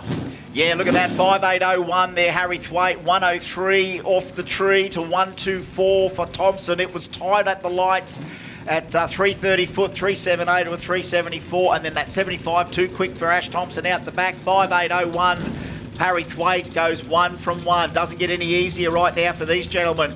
Ian Pimble went 5.78 here today. Dan Case has gone 5.88. I ain't talking this one up because there's lungs to be listened to here. A little bit more silence for the lungs. Here we go. Dan Case, Ian Pimble.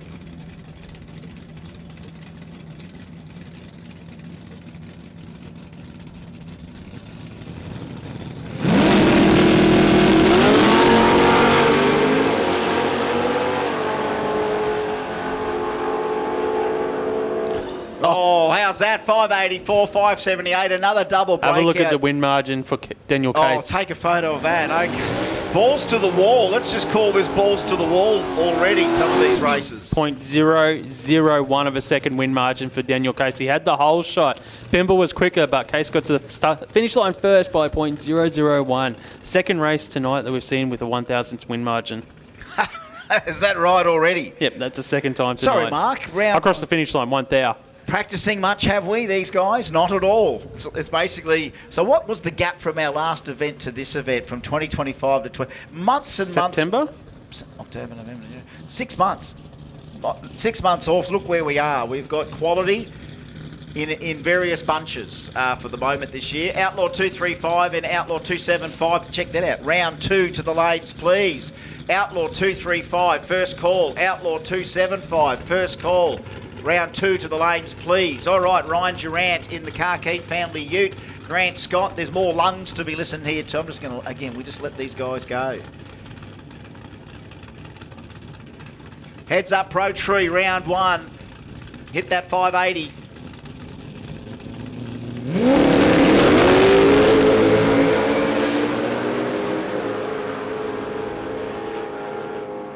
Oh, just that little lift at a pedal. Look at that. 89 beats a 93. The margin, well, only 2/10 there. 589. A good light from Grant Scott. 075. 075 off the tree for Grant Scott. And an 89 on that 580 index. Nice 1 from 1 for him. Here's Lynchy back. This will be the last pairing for our first round of Radio Ruckus, brought to us by Radial Spool Imports. These cars just work so well for each of these guys. And Bradley Lynch, the HQ, 415 cubes, super tough thing. Adam Rinn, the big Ford. I'm going to let him go here too, Mark. Look at this. This is Nelly. Well, the XCs are a bit older than the HQs, but you get what I'm trying to say. This is some Aussie muscle right here. Aussie four-door muscle. What a way to finish the 580 class this round 1. Australia right here. A rolling museum of toughness forever. Eternally tough. Put the sticker on them. With the Australian flag in the background.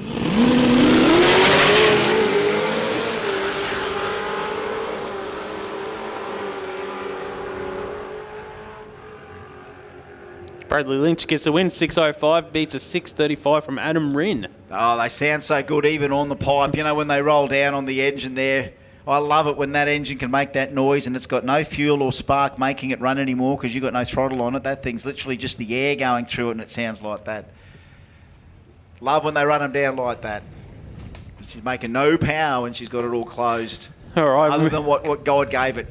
Quick 60 race cars. Radial Rumble should be up next. Oh, we had. Here I am thinking. Here I am trying to get the old pulse down. I know I'm drinking the new. What is this? The Monster Lando Norris. Every time I take a sip, I feel Oscar Piastri tap me on the shoulder. I don't know what that's all about. Where's the Oscar Piastri can? Why is it Lando? It was he the champion? Was he Lando? Was he? I don't know. I must admit, I don't follow Formula Neither One. do I. That's why we don't know. That's why we don't know. I'm just a drag racer, mate. That's right. I have to ask my sons who won it because, Dad, why don't you know it? Because I don't care. You know, they're just still to me. I mean, here you go. Someone's texted me straight away. Here we go. Lando. There we go. Thank you, Dave. Yeah, Lando won. That's why he gets a can. I mean, I've been told I should check out the Netflix series though for the Formula One. It is worth a watch. The first few seasons I liked, Yeah. but there's a lot on you. Hang on. Oh, I know the sound of that. Now, hands up who thinks this beats Formula One for coolers. Hands up who thinks this kicks Formula One's ass. Yes, me too. You can have your turbo, whatever, regenerative energy, half hybrid, carbon fibre, whatever. Give me real steel. Give me mechanical belts and chains and wires and mesh and some EFI from Joe Blow. Jason Cocking, Dave Floor, round 1 of Rumble, 640. Brought to us by Quick 60, Australia. 7 seconds.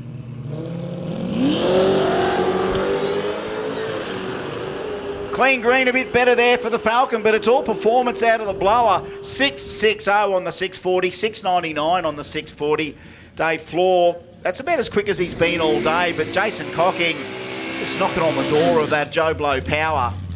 So cool. If you can huff and puff like that, like give me a bit of that. That's I know the new Harrops. Any of those with the big throttle body right off the blower, you can get your blower wide multiple ways. Here's another one that's on one.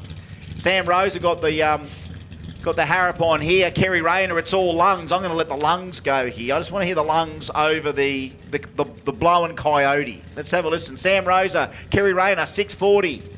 Ford versus Holden, Falcon versus Commodore, forever. That's when it's cool. Oh, gapped the big Falcon. Hits the stripe and mows. 41 gets, what's that? A 46 beats the 41. Whole shot win for Kerry Rayner. That's a big whole shot win there. 46 beats a 41. That's a hell of a good run. And look, that's the first time Sam's actually hit the legal 640 plus tonight. 646 for Kerry, bang on target. She went too hot earlier in qualifying today. Here's a guy that's been hot all day, unfortunately for him. Damo Morris, he's up against Randall Laurie. 640, hit the pro tree. They've got to slow down, tap the brakes, whatever you got to do. Oh, a lot of the night so far from Randall Laurie. 022 to an 048. They are side by side here. And the win light will go to Randall Laurie with a 647, beats a 653 from Damian Morris. That was a great race. They kept them clean. All right. Attention in the pits, attention in the pits. Outlaw 235 to the lanes, please. Outlaw 275 to the lanes, please. And first call, OG 315. OG 315 to the lanes, please. All right, here we go. Next pairing, Gemmell against the XD Falcon. Lee Ellison, clean greens, a little bit better there for the Tirana, but here comes the stripe. No one's on the brakes, trying to run it to 640. 49 beats a 41. Is that right? 2 whole shot wins in a row. In our little old Rumble, our little 640 class, bang, bang. Big whole shot wins. 49 beats a 41. 640 being perfect, but you can win with a 49. There's the inspiration. Got to watch ourselves. I haven't got enough time to write everything I know, down, mate. I know. It's too much. It's just too much. Paul Allen and Bill Cumner. It doesn't stop here. Both in the 670s in qualifying today. Can they go as quick as 640? Who knows? You're going to need something like that, as we know by round 3, to be even somewhere near the pointy end. Oh, Cumner gets a whole shot here. He's got a 10th up his sleeve, almost off the start line. But at the finish line, the win light's going to go to Paul Allen this time. He goes 663 for the win. Beats a 678 from Bill Cumner. So Paul Allen gets a win here on round number 1. He was behind on the start line, but had the power to drive around him. All right, you just can't get enough white car out there. And I'm only saying that because Duncan McKenna's like 1.5 white cars. I mean, There's 2.5 of them out there. This That's what you're saying. This is the Migaloo Charger from Urraween in North Queensland, a real character, and who've done, of course, all the road trip drag challenges. Is that a name you've given the car? No, or is it... no, he's got Migaloo shirts and everything. Okay, really? Jesse There you Lindner. There we go. Round 1, Jesse Lindner clean. Oh, Jesse gaps him. 0-4. She's going to harpoon Migaloo here. Jesse Lindner might just harpoon Migaloo, and she does. 645 beats a 647. The whole shot, 097. She threw the spear right into the flanks. The big Migaloo couldn't hunt her down. 645. She ran that last night. Good 1-from-1 win from the lady. Good night tonight so far for everyone. Jesse's first win of the year. Round 1, first win of the year. Macca McKinnon, guess what? Macca gets his pipes to him. So, okay, Macca, show us your pipes. You're on a solo run. Don't zing the tyres. Show me your pipes. The 351, folks, for those people that love a bit of lung. Things you can say in commentary, but nowhere else. Show me your pipes.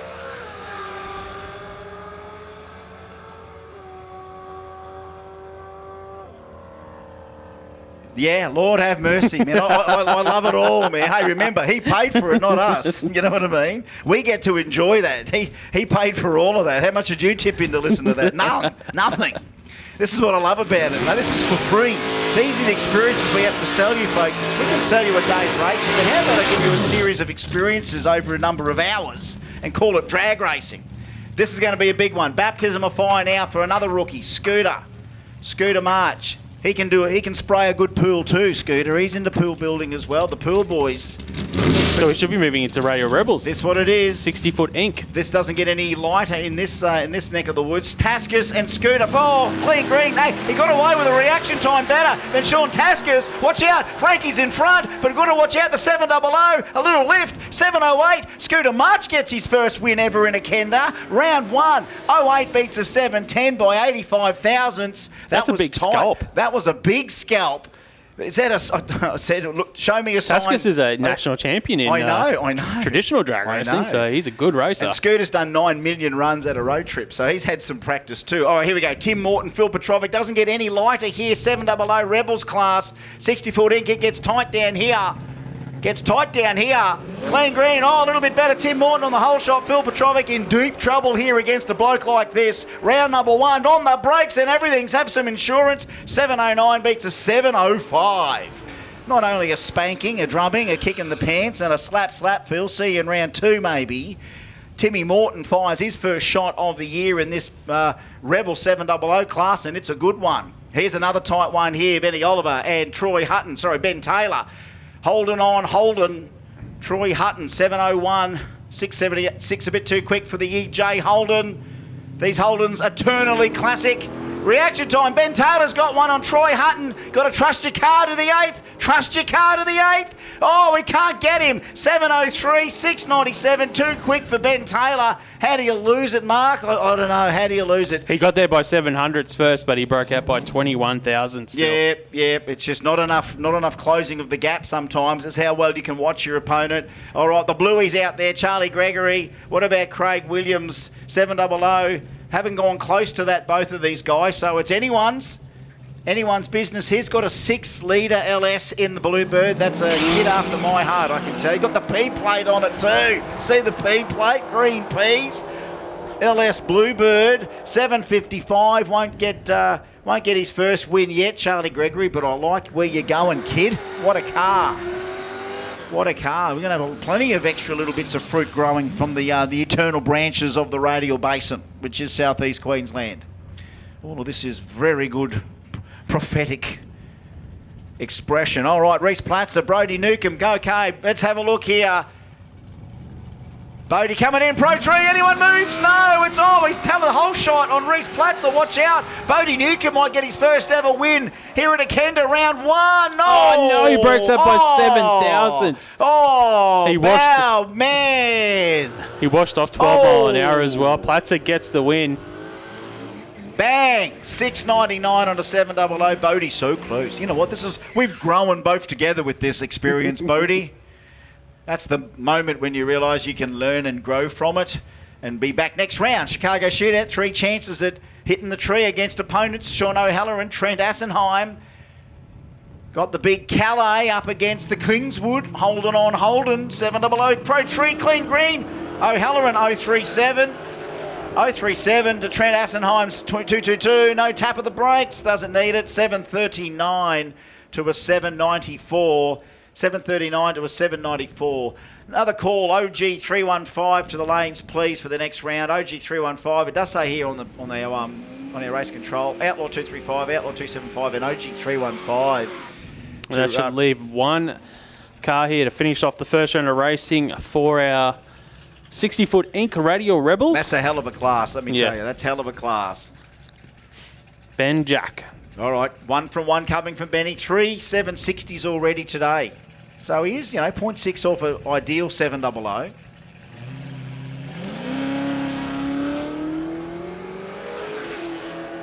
He's got pipes too. Listen. Sounds good, looks good. Another 765 ET. That's 2 765s today, a 761 and a 769. That's a fair dinkum day of race car love right there, Mark. That was a those- great first round of racing for all of our brackets. If I put 4 of those time slips that I ran today in the glove box of that thing, and next time I open it, I go, yeah, that was one of those good days, one of the best days of our lives, doing what we love to do. And that's round 1, folks. Boy, have a cup of tea and a small lie down, not too long. Grab that clearance Kenda merchandise while you've got it. Get yourself a feed. We're going to get ready for the next round not too far away. We've got a few already to come to the lanes, but we're calling out for the rest. And if you look at what our schedule is, we're going to try and stick to that, of course. And everyone just knows what to do, Mark, don't they? Everyone just knows what to do. We've had a couple of rounds of practice this afternoon, three runs now. That's round 1. We've got some winners, we've got some losers. Does the story end there? Absolutely not. 2 more rounds of Chicago Shootout to really see who truly wins the big Kenda checks at the end of tonight. I hope you're having a great time. This is the RCE Performance live stream going out over Overtaking Lane across the world, our great community watching online right around the universe. And even if we can get that onto other planets, I'm sure they'll dig the radio racing here as well. And all our folks that are still milling around here tonight, it's a real buzz, great atmosphere when everyone gets out of the stands and goes, has a good look. And there's dramas, there's all sorts of things happening. And we'll know a little bit more about it as the evening continues to roll on. So it's all happening. We're going to do some prep or a little bit of work. Still got another call, Outlaw 275, Outlaw 235 to the lanes. And we'll don't know where the boys are coming out for that little tweak. I can see them rolling into the lanes now. I wouldn't say to go too far before we're out there, but I know that schedule means it's coming up soon. So we've got a couple of good guys out there having a look at everything. You can see Grantley out in the middle there. See the Bricky out there, Paul Mahayan. See a good group out there talking about everything, ready for round 2. A little bit of a spray and a tickle going to happen. And we've got a couple of ads for our great supporter of the live stream in 2026 coming to you. Have a look at some of the great stuff that we're doing with RCE and what they can offer you, not only for your daily driver, but if you want to get serious about performance and racing. RCE will be back here soon for the next round. So another call for round 2 of everyone, including and only for now, Outlaw 235, Outlaw 275 and OG 315. A little spray, a little bit of prep. Chat amongst yourselves. We'll be back here real soon for the next round of our 3-round Chicago Shootout tonight.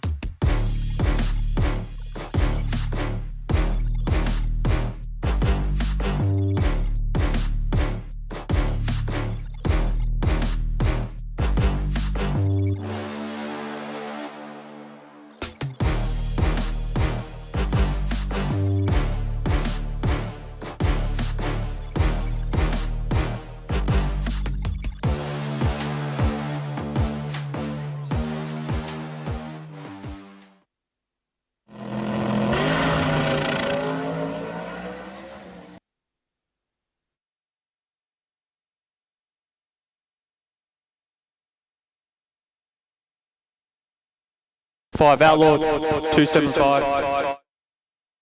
OG 315 and OG 275 to the lanes, please. So Outlaw 235, Outlaw 275, OG 315 and OG 275 to the lanes, please.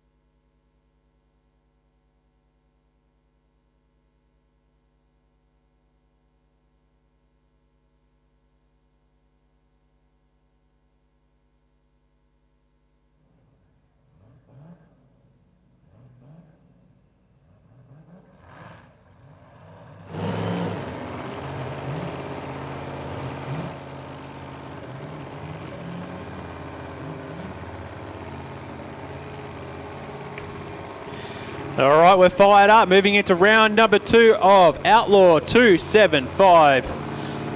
Brought to us by the lovely folks over at Spot On Performance and Fabrication, RC Metalcraft. Chris Diggles, you were just down on the start line. How is it down there, Chris? I know you've just run up the steps, so get your breath back. It's okay. Yeah, you know, the old-fashioned, got to rush up the stairs because you're a bit too late getting there.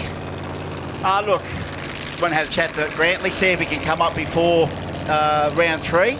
Yep. To have a chat if we can. So he said depends on, because he's crewing for Danny, so he's helping Danny, so it just depends on whether the VL's happy or not. I said, oh, cool, we'll do it some other time. VL could be on a streak, don't know. Simon O'Carroll, what did he do round 1? Let's have a look. 417. He had the low ET of round 1. Ryan Holt, what did he do? Ryan Holt's 428. He was the second quickest of round 1. Wow, how's this? 2J and Noonan Hendy split by half a tenth in round 1. Yep, the quickest 2 of round 1. Both had wins as well, so one of them's going to go 2 from 2. Where else in the world do we pair them off like this? Nowhere. Just here in Australia, Queensland, the Radial State, Kenda 660, bumping it at the bank. Blower versus turbo. Import versus domestic. You're an American. Both guys super serious, can steer as well. This win matters for both of these guys. This is whether you might even be in a final or not. Sometimes you start at the beginning of round 2 and your destiny writes itself. Outlaw 275. Oh, Captain Risky. Oh, the wheels down the Tirana. Oh, I don't know what to say. I don't know what to say. That's Captain Risky. That's a whole lot of Captain Risky right there. The whole shot, 1-1. Look at this. Oh, Mark Allen, take a photo of the 60-foot. I can't believe it. I can't believe it. Identical 60-foots. Can you believe 2 cars? What did we just watch? I don't know what we just watched. All I know, Ryan Holtz did the whole shot and he was gone, except that thing was in the air. Front wheels in the air. Thing went a little bit off to the side. Next thing you know, he lifts off. The thing's got the back wheels off the ground and he caught it. And wins, well, didn't win, 454 to a 415. They both went 1157 in the 60. 1157 to the 60. Two completely different combos. At half track, Holtz was still 3/10 ahead of O'Carroll because of the whole shot at 330 foot. That is wild here on a Saturday night, folks. Is it not? That is wild here on a Saturday night. O'Carroll goes win to start off the first 2 rounds of racing. All right, it's about what the Wags can do here. Chappie, he got out there and he's getting it down there, point A to point B. This is a different kettle of fish, different box of frogs, different box of matches. Certainly not the same set of spark plugs. Danny Lansdowne probably say the same thing. He works and heaps and hunkers on the 2JZ in the wagon, giving it a little bit of love here today. The thing doing what it's told. 2JZ VL wagon against 977 Musi Camaro, only in Australia. Only 500s between them in round 1 racing. Lansdowne went 459, Chaplin went 454. It could come down to the reaction time here. Why have I got palpitations? Maybe it's the Lando Norris energy drink, I don't know. May you guys both get what you're capable of. Round 2. Chappie and Danny. Oh, Zing, a little bit of tyre, the wagon, a little, well, 138. 138. Chappie goes 118, but Danny goes 138 in the 60. 118 for Chappie. 047 off the button on the tree to an 084 off the button for Rob. They were both in the hunt off the line. Chappie did knock the tyre off a little bit further out. Wags was a little bit on the soft side, but it seemed to fight well with the 474 and go a round win as well. Well, going into round 3, O'Carroll and Lansdowne will both be on 2 wins from 2 starts, and they won't be racing each other. All right, so yes, another call, final call, OG315, OG275. Yeah, so we need OG275, final call, OG315. James says he's on the way, the Black Ute is on the way. Hopefully we can wait for the Black Ute and OG275, which we're not quite there yet, James. So if you want to keep towing, you can. No, he's actually meant to be in this. Oh, he is? Oh, he's meant to be in this. Is he supposed pass to? Right oh, here, okay, yeah. Sorry, James. It looks like it's been there. We did have the call for it there. We did it a couple of times. Yeah, we did. Yeah. A few times. So you might have missed it there, mate. Sorry about that. I know he just sent me a message to say we're coming. We only heard one call. Only heard one call about it.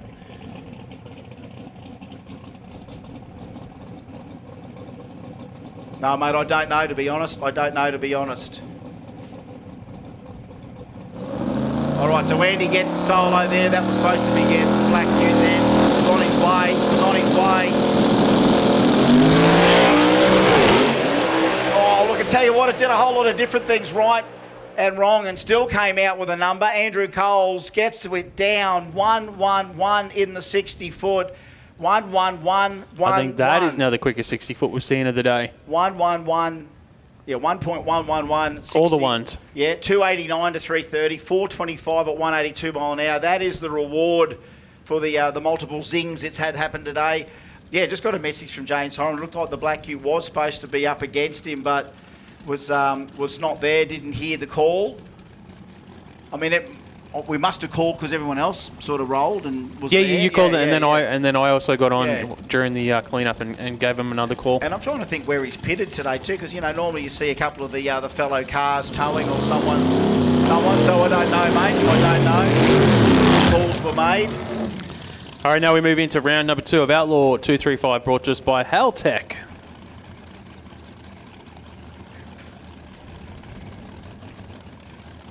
This guy's one to watch. I'm not talking about Matty McCarthy. He's always one to watch. But Benny O'Neill, 366 cubes of small block in the Capri on the 235 tyre. Matty McCarthy, big cubes on this thing, of course. He's got his own billet small block Bluebird radial car, plus his other Bluebird LS drag and drive car in the sheds getting finished. But when Simon's got a lazy hatchback and an 864 Rare Morrison laying around, well, put some spray on it and send it. And barely scratching the surface, I might add. Like literally barely scratching the surface of what an 864 should be doing with a bit of spray, and then trying to make it all work. It's up to Matty, trying to get it tweaked. Ben O'Neill ready to bump in. He's just out of stage. Here they go. Round 2 of Outlaw 235, brought to us by Haltech.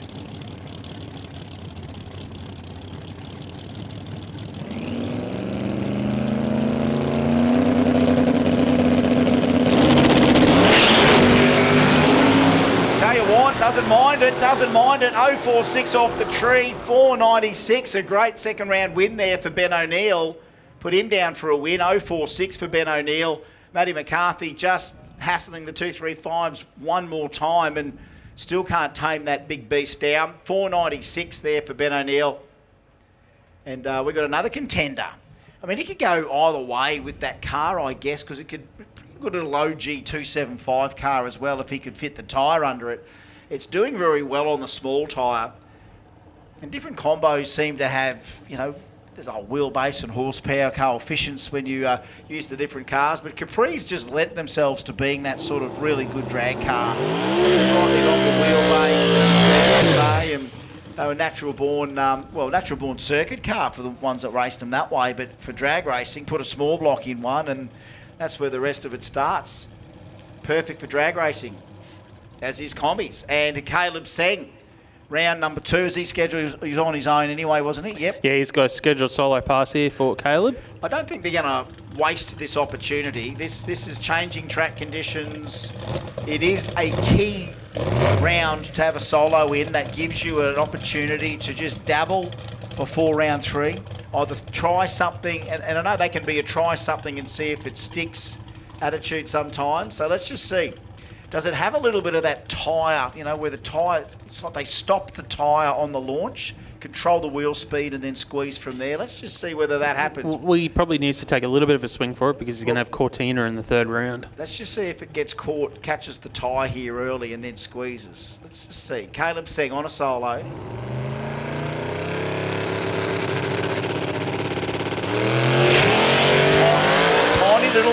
Tiny little one, and then off it goes. 469, thanks very much. 469, 170 mile an hour.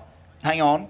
0 to 170 mile an hour in 4.69 seconds. I think Caleb's like 21 years old. 077 off the tree, 133 in the 60 foot. Low ET of the rounds so far. Both first and second round of Outlaw 235. So far, considering what's about to come out here. And again, if someone else from the Toowoomba Shire tends to hit the mark, someone else in the Toowoomba Shire will find similar. Scotty Cortina, the Gazzard Brothers, Pro Charge 481X, Jaden Seng, the VH Commodore back up in the shed. He said it didn't shift gears, so it was buzzing the limiter for a long time, and that's why it was looking like it was accelerating and slipping, but it just couldn't shift, and bang, bang, bang. He reckons too much limiter might have actually caused it to pre-ignite in the plenum. Big explosion. A lot of fuel. Jaden Seng now in Stu Henry's very, mind you, stout little Capri sitting in the shed. Oh, I'll lend you a car, Jaden. It's got this little... He's getting quicker every pass, isn't it? Yeah, got this little Capri. I didn't think it might be any good, but see what he can do with it. I tell you what, he's up against it. It's a tough matchup here with Cortina. He's had to spank the backsides of the Seng kids for a little while, Scott Cortina. He went 473 in round 1. Seng only went 566. That big Holden just gets up and goes, and there you go, 463, and let's raise you to 172 mile an hour, young Caleb. 050 off the tree for Jaden Seng, so he gave it to Cortina as hard as he could at the beginning, but hoping that 235s would break loose on the HG, but it didn't, and that big Thunder and 4-door Holden through those big bullhorns and the blower, 172 mile an hour. How's this for a matchup in round 3 of Outlaw 235? Who? Cortina and Caleb Seng. Oh. Only 2 drivers with 2 wins facing off against each other in round number 3, which really opens it up for everyone else. But you know what will happen? They might end up racing each other in the final again because sometimes that happens. Yeah, that can definitely happen. Yeah. I'm just saying, it's a big matchup in round 3, the 2 quickest drivers against each other. Have a look at this. OG315, Daniel Barrett. Wasn't there for round 1. Here he is round 2. It's fixed, it's rolling, it's in stage under its own power. Not even attempting to send it right now, just going to roll through. Get the points. Do what he needs to do. That's 1 round win. He had no win in round 1, is that right? Yeah. He didn't front. Didn't front in round 1. Got it back together. Here it is. And that is got a win. So that's 1 from 2. And it will matter. And again, OG315, like Dougie. And I know Mitch at the moment, like Mitch is in that class because, it's kind of in transition once he gets used to the vehicle, that I'm sure he wants to wind it all up and get all of the potential that you can get out of a car like that. But the OG class with that 430 cutoff just allows him to come in there and fight with the rest of them. Whatever the issue is, they can get it sorted for round 3 because he still has potential to make the final.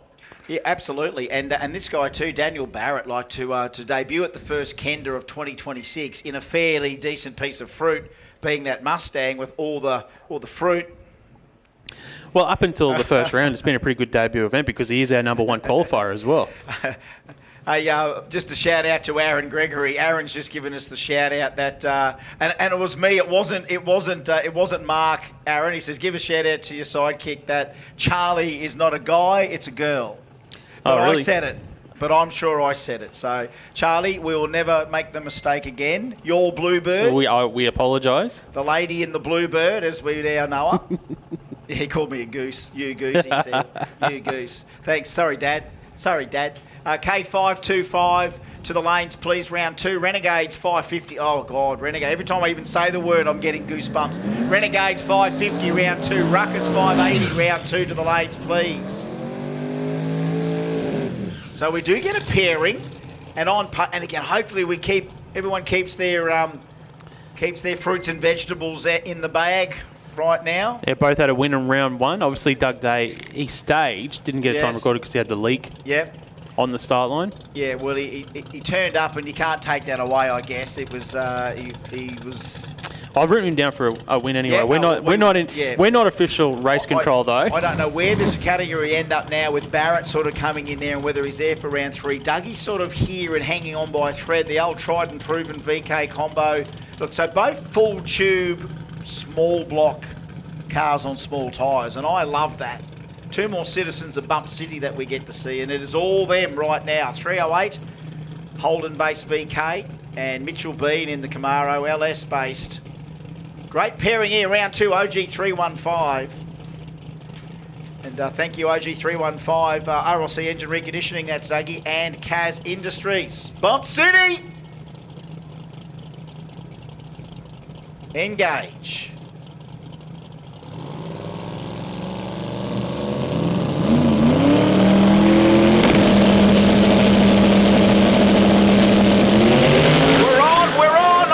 Might have knocked the tyre off, but Dougie gets the L308 to the gate. 459, 053 off the line there for Mitch. 114 to 8, 111 for the VK. Here's Colsey, 1111. So there's Doug Day. We're going to put that down just for a bit of fun. Dougie Day goes 1.112. That's Doug, and then we saw Public Enemy go 1.111. So I can tell you in round 3, the matchup between Barrett and Bean, if it goes ahead, the winner of that will go to the final against Day. Dougie, so Dougie's nearly there. Dougie's going to be 3 from 3. He's got a solo pass in round 3. That'd be a good name for a greyhound. Race 2, number 3. Dougie's nearly there. Dougie's nearly there. Move now into round number 2 of OG275, brought to us by BRP Racing Transmission Coolers. All right. Bit of lung and a little bit of forced aspiration here. Dale Gridley, 532 cubes of Big Dodge in a Valiant.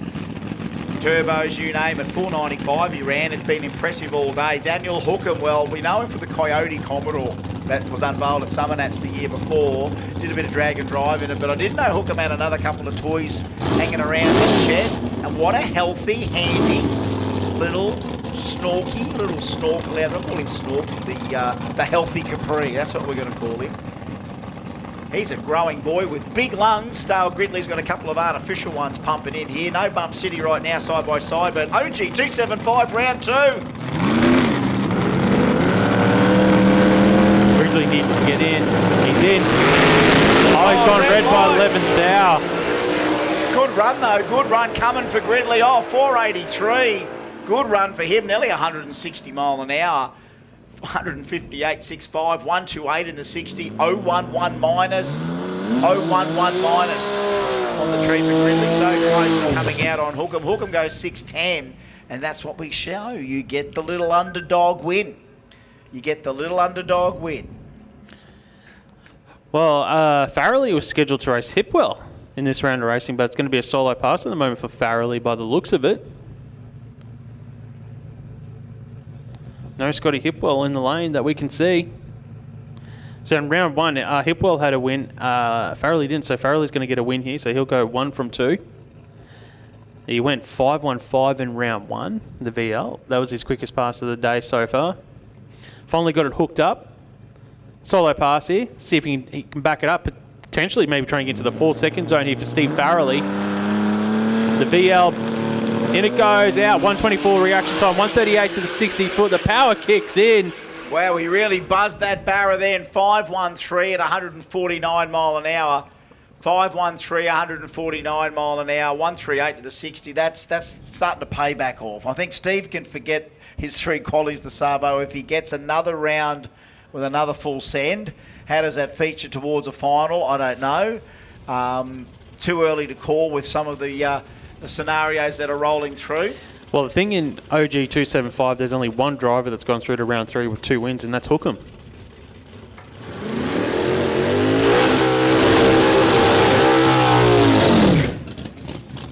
Linda will finish off the round here with a bye run. This was a scheduled bye run. What happened in round 1 to Lindner? Did he spin, did he? He did. It was a little pedal. And who did he run in round 1? Oh, Hipwell. That's right. Hipwell had the smoke out on that run. Barney gets the free hit, has chosen the far lane. So let's see whether it all goes well and sticks. Because as we said, it's 588 cubes, and then the shot of nitrous as well. So sometimes to fettle a big cube nitrous car, ask Chappie about it, he's got 977 cubes. The 588s is still a healthy size. Can ingest a fair amount of nitrous. 500 plus you could throw through one of these. Throw 1,000 through one if you wanted to. He doesn't need it all on the 275. It's a big car to still transfer that leaf spring car. That's nice. Thunder's true, 520. Now here comes the race car love, you see. Couple of numbers under the belt. 515, 139. 520, that must have felt good. 127 in the 60 foot. Reaction time, well, 118.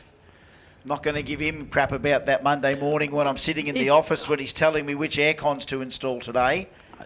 Tell you what, in round 3 for OG 275, we've got one driver with 2 wins, which is Hookham, but the other 4 drivers have all got 1 win, 1 loss. Right.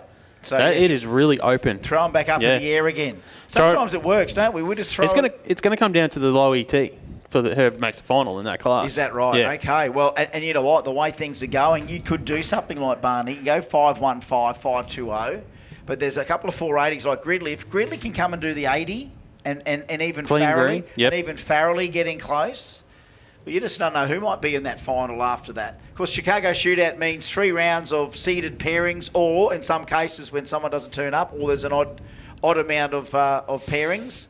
In other words, someone on a solo, that's all featured into it. We all add it up, and it will be the 2 quickest ETs if it's tied at the end of round 3 when it comes to wins. Yeah, so a big thank you to BRP Racing Transmission and Coolers. We now move into your plumbing solutions, K525. Look how good that little Honda shows up on the big screen there. I'm so proud to know these guys for as long as I have. They're all legends in their own league. And that's of exemplary gentleman, Phil Penny. This beautiful car. This has morphed from a track car. It had a little Fiat twin cam in it. Then it came to Willowbank and ran it at a jamboree. Came back with a little bit more drag racing element to it. Then it had a back half done to it. Turbo Fiat for a while. Then it went 2JZ.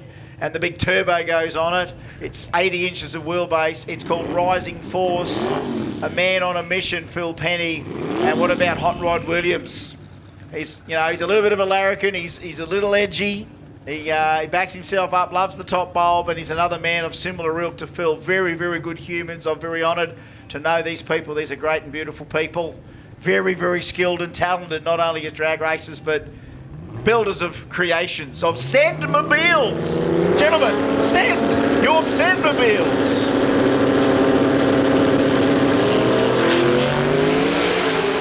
And little 2J's nipping at his heels. Here we go to the stripe. 25 for Hot Rod on a 25. 25 on a 25 for Hot Rod Williams. 33 on a 25 for Phil Penny. 059 off the tree. 079 for Hot Rod. Phil Penny 059, and that thing stuck. It's a little soft on the launch, 145, but that 2J power. It came home. Look at the power, almost 20 mile an hour more than Hot Rod. Wow, how about that? That's a great run here in round 2 of K525, brought to us by Your Plumbing Solutions. Phil with the whole shot as well, 059 to the 079. Next pairing up here in K525, it'll be Craig Scotney and Juan Kudney. Let's see if Juan's car gets into stage this time. I think he might put bulbs on first. I mean, Scotney, anything with big cubes, you just roll in. You don't have to worry about that procedure yet. See, damn, 2 bulbs, all up to you, Juan. Back to you already. Put it in if you can light that thing. That's about lighting it too. Got to light the wick on and the turbo. Oh, look at that. One goes in. One leaves over. It's 033 to Scotney. But Kudnick's got too much power. Might be too quick. 23. Oh, 23 to a 46. 033 for Scotney off the tree. 071 for Juan. I don't know what got me more excited. The way that big Holden bumped with the flame. Like, check that out. That was an awesome moment. From a little sleeper not saying nothing to the pop as it went in, as it, the bulb came on, and a 23 breaks out. A 46 for Scotney. Found his mojo now from Maryborough. 033 off the tree. The big Cortina, 600 cubes, 124 to the 60 foot, and off and away from Juan's, Juan had him. He did. He was there. He's in front of him. Couldn't slow it down. 120. Hey, that thing went 144 mile an hour. He was on the brakes. On its 514. So that was didn't quite hit it. But the 525, that's another class that's going to get into the heads of some of these competitors. And I hope you like it. Because I want to see you again. And Hot Rod, there's Hot Rod. He was committed to 640s in his little blow-on Hot Rod. Now he's committed to 25s and he goes 525 in that. All right, another call, final call, Ruckus. All right, round 2, Ruckus 580. We need you to the lanes, please. Ruckus 580 to the lanes, please. Ruckus 580 to the lanes, please. Yeah, that brings it close Round to 2. Your Plumbing Solutions K525. We now should be moving to Simon O'Carroll Swimming Pools Radial Renegade. All right, final call, Ruckus 580 to the lanes, round 2. That means Rebels get ready, don't roll. We haven't called you yet, but Rebels get ready, don't roll. But Rumblers are there. Ruckus still ready to come in as well. So they're the other categories that'll be due for round 2 shortly. All of our competitors in these categories, you know that you should be ready to roll any time we ask. And I do know we think that we might have something that might, no speaker at the back there or anything like that. But, the age-old 88 FM seems to get most of us out of trouble. But, yeah, just some of the calls, maybe not getting to the Group 1 pits is what we've been told. See, we don't know where we're going. I mean, we know we're streaming everywhere. We know that on the RCE live stream, but do we get that sort of broadcast spread exactly to every square inch? It's good to see Scooter and a few boys rolling down now. Look, I wouldn't rush, but, we're probably going to call you soon, so it's best to get in the vibe. Oh, yeah, yeah, just a quick cup of tea. Scooter says he's going to have a quick cup of tea before the next round. All right, here we go. Oh, here it is. It's the sickest against one of the slickest. Is this sick versus slick or slick versus sick? Because they're both amazing VLs. I don't think I could see. I don't know why I'm talking this way, but unbelievable side-by-side VLs, I must admit. And you know what? The disappointing thing for me? There's no RBs in there. There is 0 RBs out there. We have like an LS, like a dirty LS, and we're sort of like a small block Chev. I mean, how bogan is that? Where's my billet RB in my RB? I'm not saying anything. Billet RB, bump it in, baby. All right, Moose, on the loose, Paul Butler, 550 and Renegade. Oh, Moose, 021. What do we like for lights tonight? Oh, yeah, now it's best. Moose. Now it's Moose. And it's a double breakout here. They've both gone too quick. Butler was the lesser of the two, and he will get the win. Moose on the loose, 021 so far, best light of the night, 021 for Moose. There we go. Guess who it was before? It was Randall Laurie, 022. Now it's Moose, 021. We might be fighting that little decimal point down a few more times tonight. And they continue on. Badass Commodores. I don't know where to look. Ash Pemberton, he's got the RB. You see, he has an RB. This is the perfect VL. Have a look. The VN. So what? A hokey V. Like I got a hokey LS in it. Give me the RB. I'm going the RB. Come on, Pimbo. Cut it sick.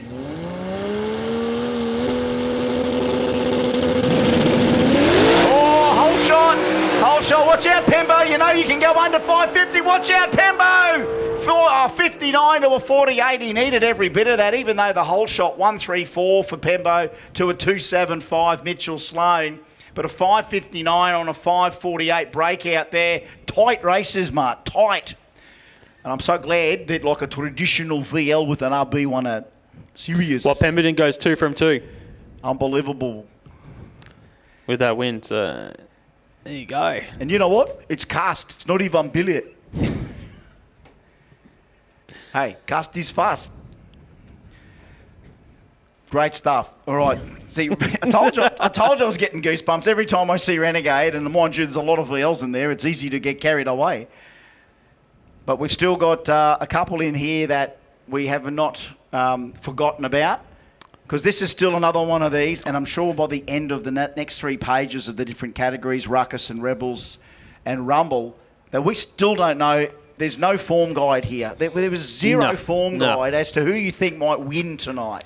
Well, it's already looking into the future. Pemberton's got 2 wins. Butler's got 2 wins from 2 starts as well. So it's going to be interesting in round 3 of Renegades here as we move further into the bracket. Obviously brought to us by Simon O'Carroll Swimming Pools, one of our largest brackets here this weekend. You just can't get it, Simon O'Carroll. But when you do, you'll appreciate the design and quality that goes into a Simon O'Carroll swimming pool. Both of these drivers had a loss in round 1, so Aris Cantolian and Michael Todd. I can't believe the Tory's back after that wild stomp. It might be a solo pass. Well, he's not there. Maybe it wasn't. All right, so Aris, this will be a gift. Tie a ribbon on this one and give it hell. Aris, I'm not going to say he's our oldest competitor. Between him and Phil Penny, I'll have to check.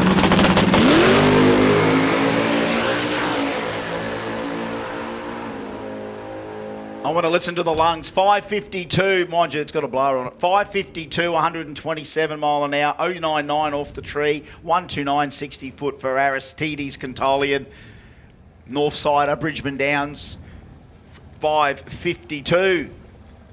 So what's that? Is that 1 from 2 for Aris? It is, because Sengi in round 1. What are you texting? What's up? I'm just getting messages, mate. One from Brooke Shaw saying we need some pizza because you're almost fat pizza. Oh, yeah. And my partner's going, we need a swimming pool. So she's obviously watching in at home. Fat pizzas, they're big and they're cheesy. All right, this is the boys from Toowoomba are going to go in for a battle here, and Sengi doesn't mind a turbo scalp. Like, if Sengi started to draw little logos, you know the old warplanes when you shot down so many Japanese, you get all the little Japanese flags? Nitrous, like little turbo spool emojis on your guard of how many turbo scalps you took. Because Sengi loves a turbo scalp.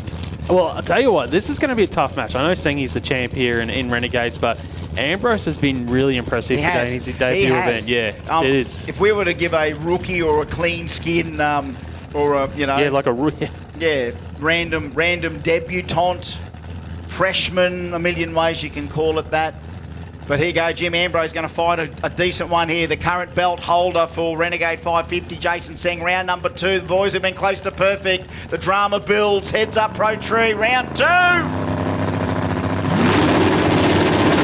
Oh, the tree, I don't know what happened there. 1 foul. Oh, identical reaction times until a foul. 151, 150, the stride, 46, 50, 50, 50. 151 light for Jason. How's that? 5 dead on with a 550 with a 9. Can't write this. Yeah. No one told me at 8:21 p.m. on Saturday night that I'd see such brilliance. 150 to a 151 light. 2 men served equal on the tree with their machines. And how close and tight to the end. It's exciting stuff, and I want to do it again in round 3. Renegade continues to belt out the goodness, as is the rest of our 640, our 580 coming up. Let me tell you, round 2, this is where legends can be born. They can be created. Matt Rogan, Mark Ross, their machinery. 5-second stuff right here. He's going to need all of that 565 cubes of healthy NA big block here on that whole shot. You're going to gain a few horsepower on the whole shot, Matt.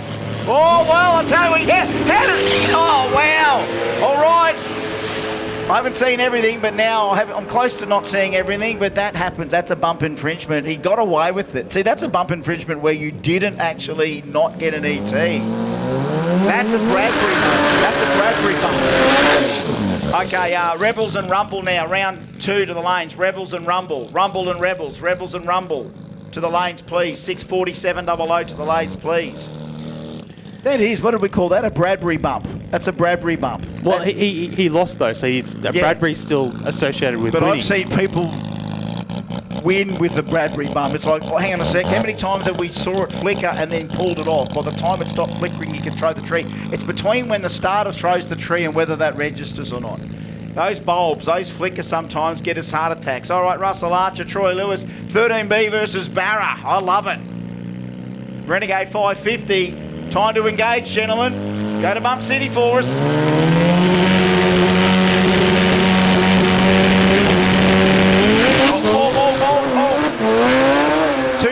Two fights, 3 fights, and that 13B can't catch him off. 64, had to close it up too, Troy Lewis. Had to close it up. You know we can go close to the 550 mark. 564, only 120 mile an hour. Little tiny feather at the end. Russell Archer, just that second or two there where he had it all ready to go and it just didn't quite stick. And he had to give it up. All right, here's another one of these great matchup. This is Ruckus round number 2. Ruckus 580 brought to us by Radial Spool Imports. And it's another one of letting the lungs go here. Absolutely going to let the lungs go here. Grant Scott, Daniel Case, 2 hot Holdens. There is a very, very sprightly Chevy influence, I think, more in Daniel Case's car. I don't know what Grant Scott's packing. It sounds good though. There are some sweet sounds coming through here. And we're going to give you all that radial silence, radio silence, radial silence. Radio silence coming because we appreciate the lungs. Moments of non-commentated RPM. Uh-oh, just hanging on for a sec. Tiny little driplet. That Justin himself out there, look at that. Is that Timmy? I don't know. I tell you what, look at the little quick step, little double two-step he did. Could be a tiny bit of water. He's all good. Could be Timmy. Is that Timmy? I think so. It is. Normally see the gold chain. There's the gold chain. It is Timmy. You can see it now. Yeah. Couldn't quite tell until I saw the gold chain. It was Timmy. I think we're still... All right, getting directed to be put in. Okay, Dan's basically saying, come on. Dan's basically saying, come on. Starter walks away. Now that the cars are coming towards the beams, just that little bit of time that Dan... Little flare of the converter, little, can't have a horn the honk maybe. Lungs are all yours.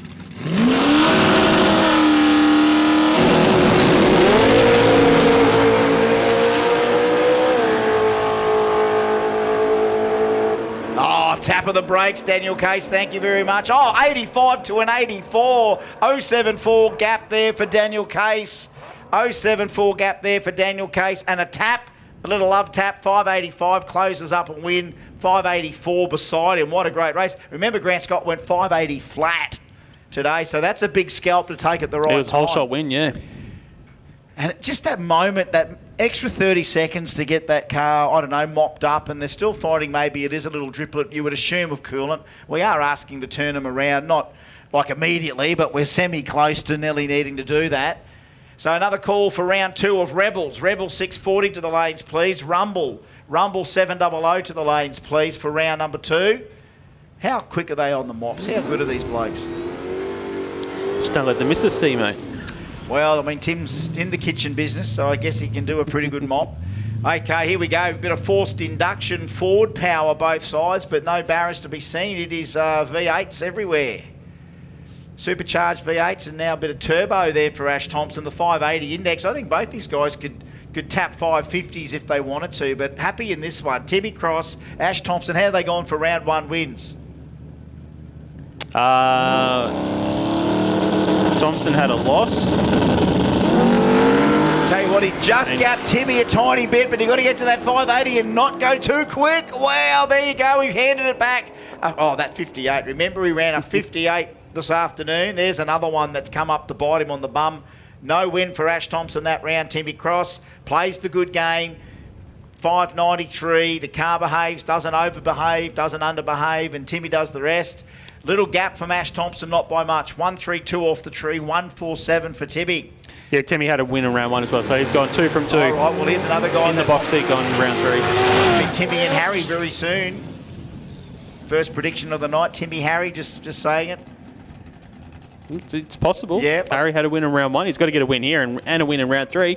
So there's a few storylines to play out. I just have sometimes something. I feel it in my waters, Mark. Sometimes Let's see how your feelings go. Yeah. I'm not. I can't quite find water. If you gave me a stick and pointed it on, I couldn't quite find water. But sometimes you just get that little inkling. You go, well, that's an idea. Wouldn't that be interesting? Whether that would be Timmy and Harry. Right now, Ian Pimble has still going to be in the way here. He's gone right on the 580. It's just about who's the bravest here, Mark Allen. If they get good lights, who's the bravest? Who's the bravest to push it to the 580? Harry Thwaite, Barra-powered Cortina, big block forward for Ian Pimble, it says here. Big block forward in the XD. God bless him. Thwaite went 580 on round 1. I know, right?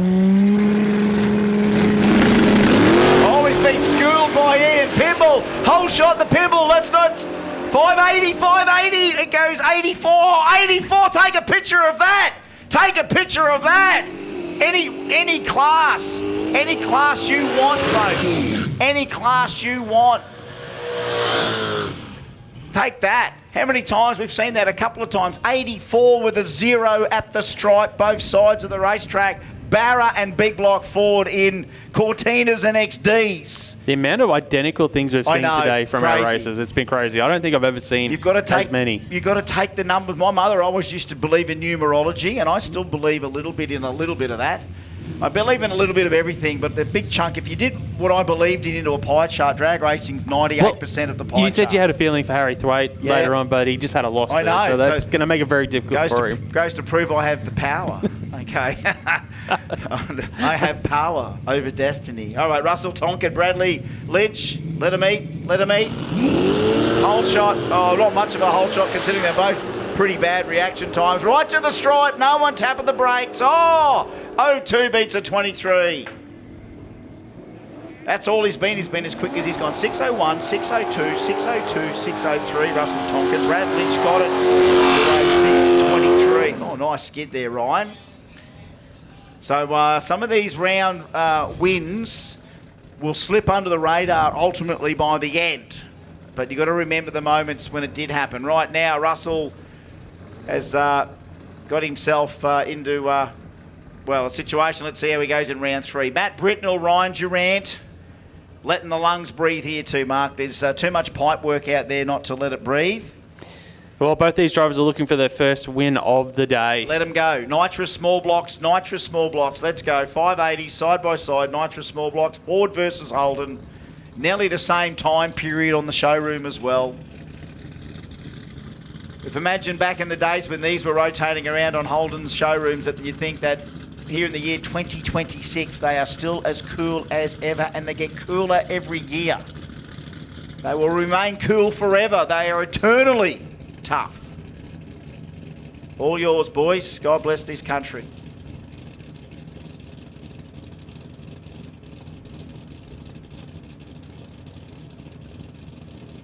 Oh, he's tried it.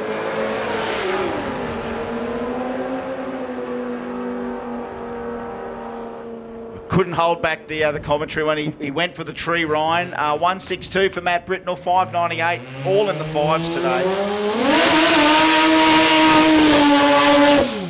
And when you come into the Ruckus 580 class and hear that sound, you know it's Colsey, because we've got rotors mixing in various classes, and we love when a rotary turns up.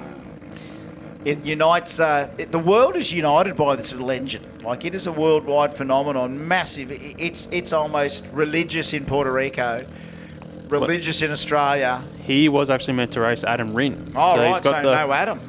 So he's going to have the solo here, so he's going to go 2 from 2 Coles. All right, well, let's give the 13B guys. Let's get the 13B power out there. I think it's got a C4 or a Turbo 400. I don't know which 3-speed it's got in it. There is an art to lighting it up here on the Pro Tree. And when it all works well, it's a treat. Not just for Brent, for everyone. Intolata lista, Antonista, 713B,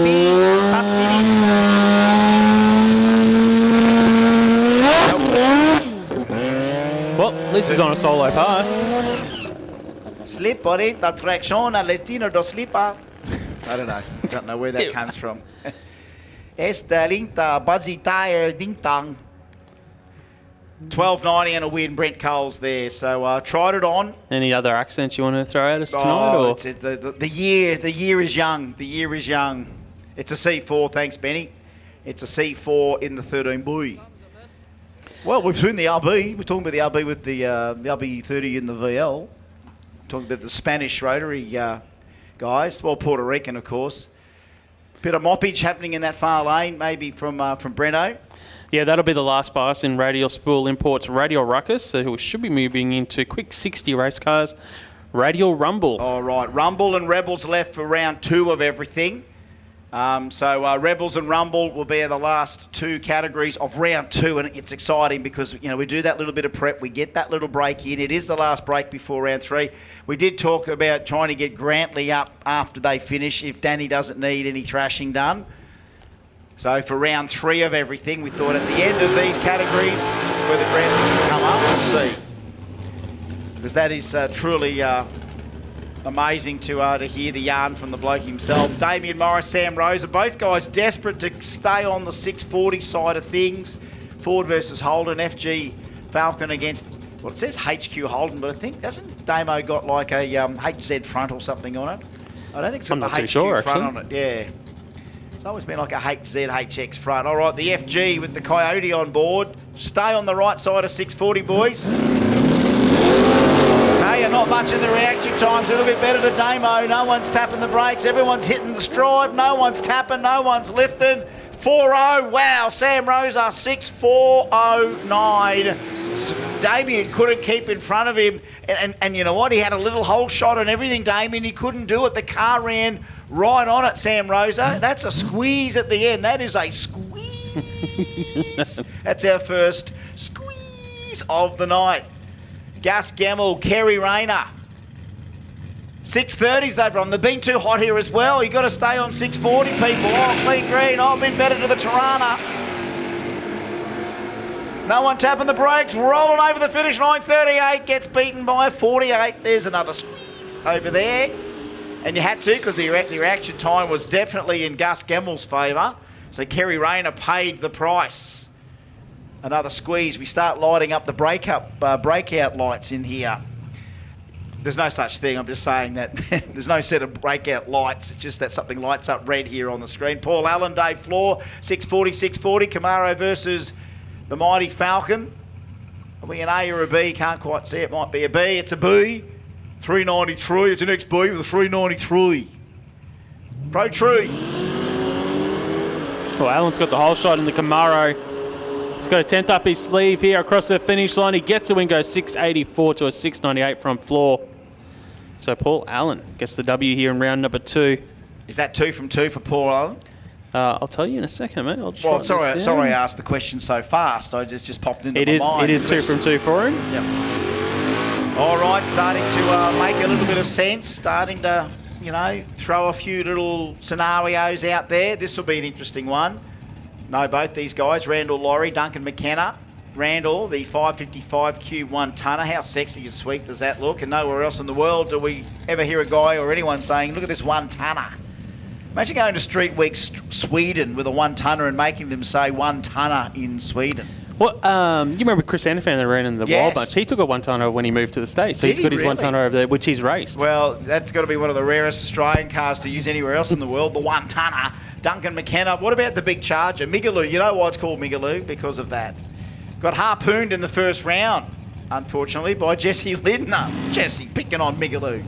Here we go, round 2. Randall Laurie trying to hit 640. Duncan can hit it as well. Pro Tree, who hits first? Oh, I'll tell you what, a little bit better to Randall, not by much. Duncan McKenna, he's got the big 528 Cuba right there. Can't do it. 650, beats a 49 on a whole shot. 44 thousandths at the stripe mark, Alan. Look at that for a margin.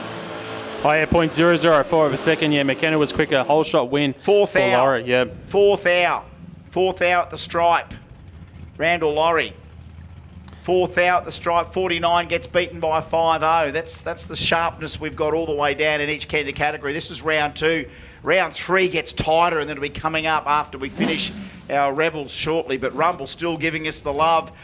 Quick 60 race cars. Randall Laurie gone that round. Duncan McKenna. Now it's Lee Ellison and Jesse Lindner. Blowing Camaro.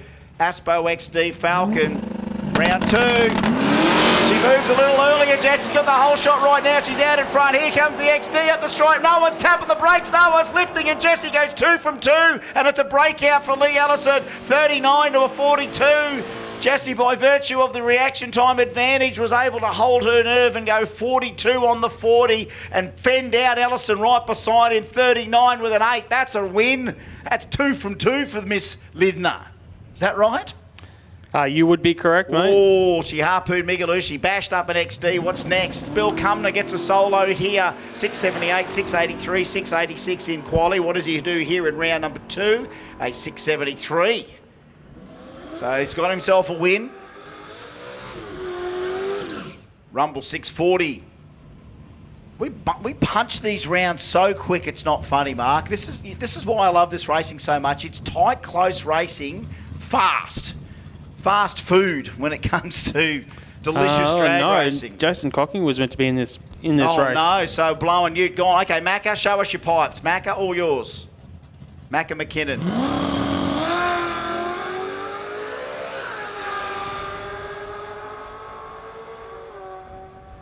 Got to admit, that's a pretty nice street system. I'd call that a pretty healthy street system. That's sweet.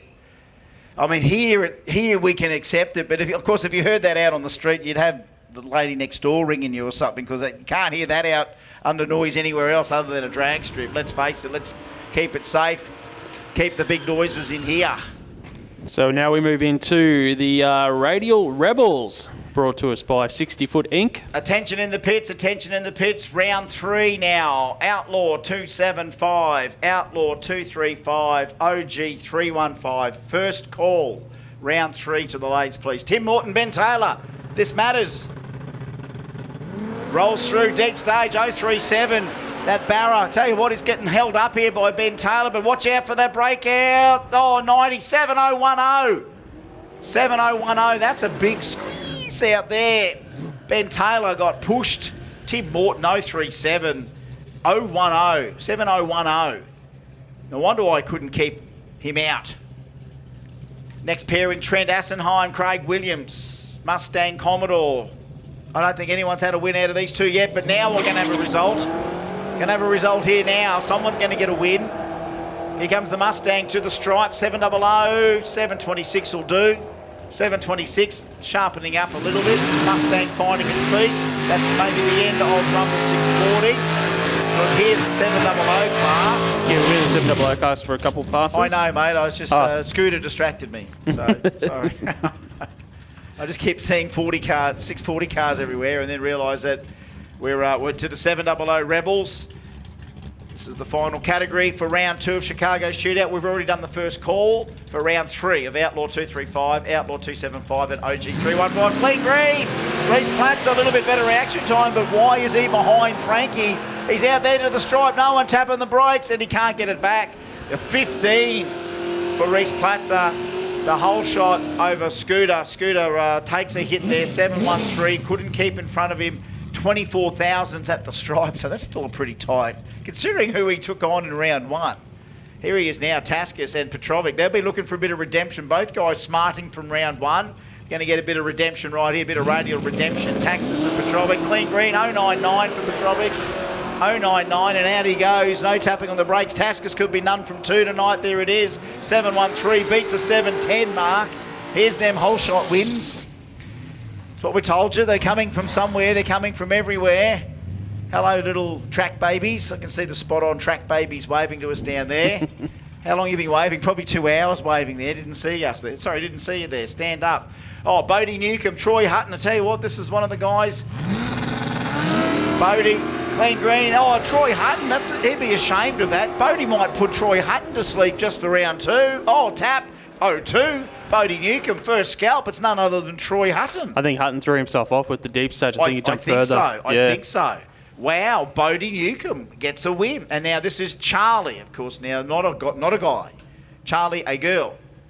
Charlie Gregory. LS, got the P plate on it. Little 6-litre LS in the bluey. She's a girl after my own heart, because I did do a V8 in a Bluebird a fair while ago. That's the deal, that works. 6-litre.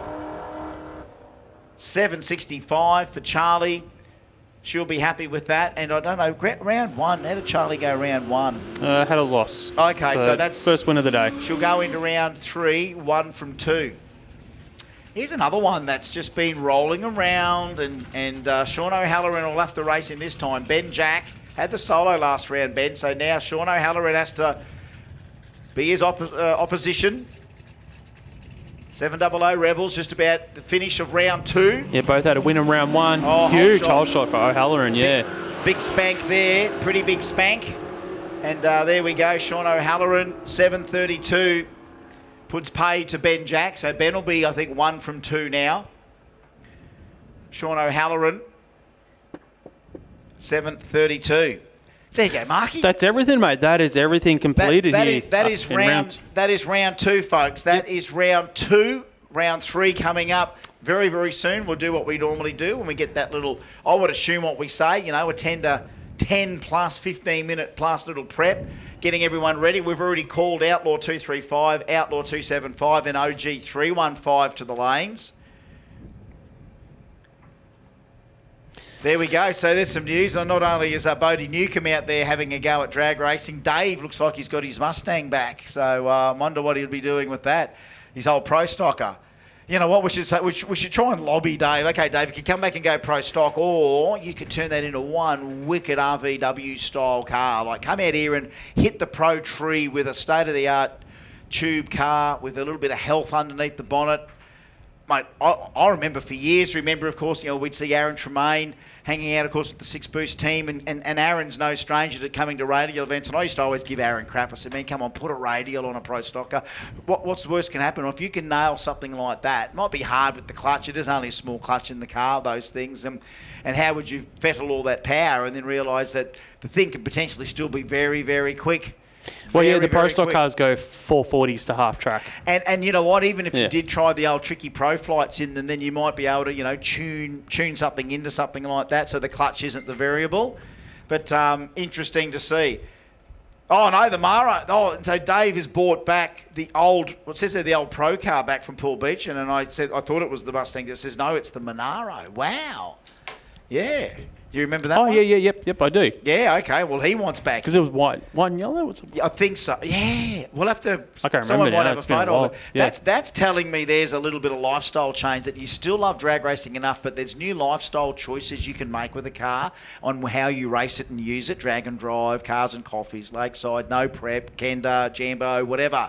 Anywhere you can use a car, maybe that's what Nick wants. He just wants to come back, bit of father-son, instead of, hey, son, let's get the clutch out of this pro car one more time because daddy's going to the final, or come with me, son, father and son, road trip, drag challenge, whatever, Kendas in the future. Maybe that's the new thing, bit of father and son stuff. I see it happening. We see little Charlie Gregory out there, Jesse Lidner in there.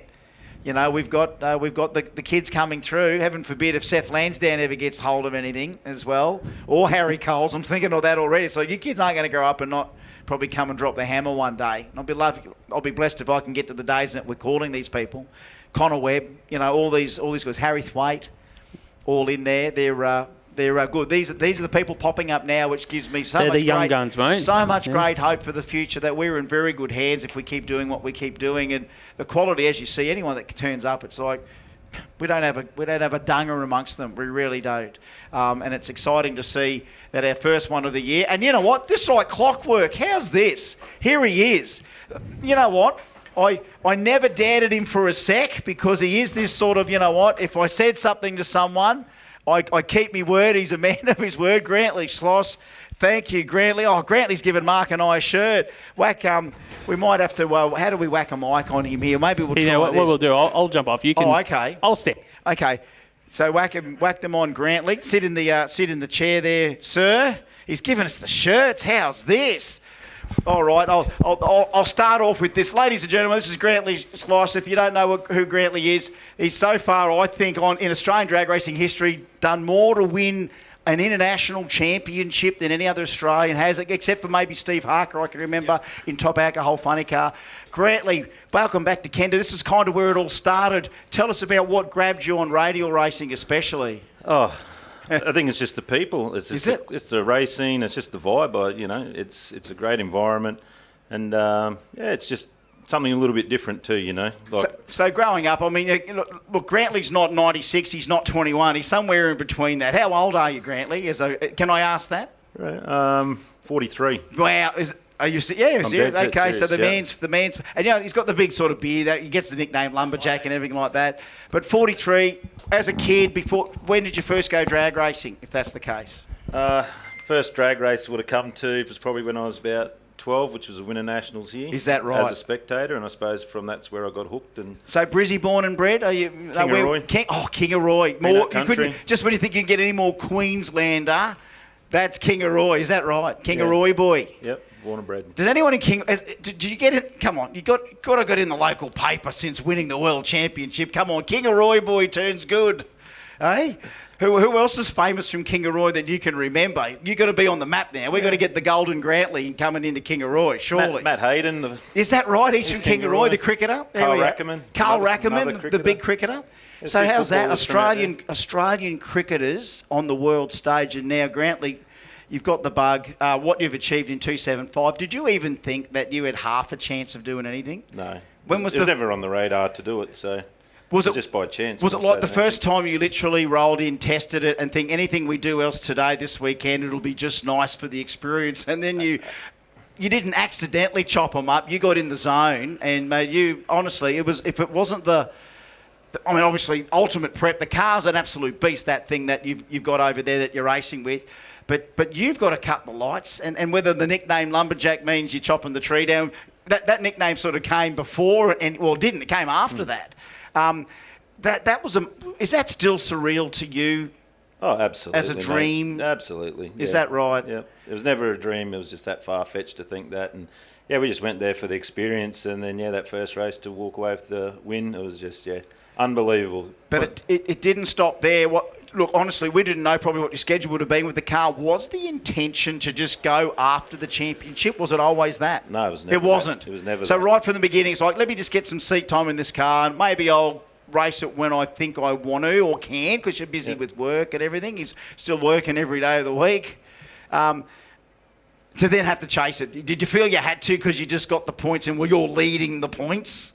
Yeah, well, it wasn't so much as I suppose didn't think about the championship at that point. It was just that, we obviously run the first few races we're in, so I was like, okay, we can just, have a go at that. And I guess, it was that Aussie, sink or swim attitude. So that's why, we always go in, swinging and, go for it. I caught a moment, right? So, because, look, we'll talk about spot on in right now too, because honestly, from where we've met you, you came out. I remember seeing you in a hatchback Tirana here, and you got to know Andy and Danny and the spot on boys, and you know what they'd been doing over here, and kind of got in the family pretty quick, as you do if you've got anyone working from spot on your car. You're straight in a Radial family. You probably felt that right from the word go, and as you said, it's the people that got you in. But how good was it? I remember watching the Straight Line media recap. I could never watch live stream as much as everyone would be.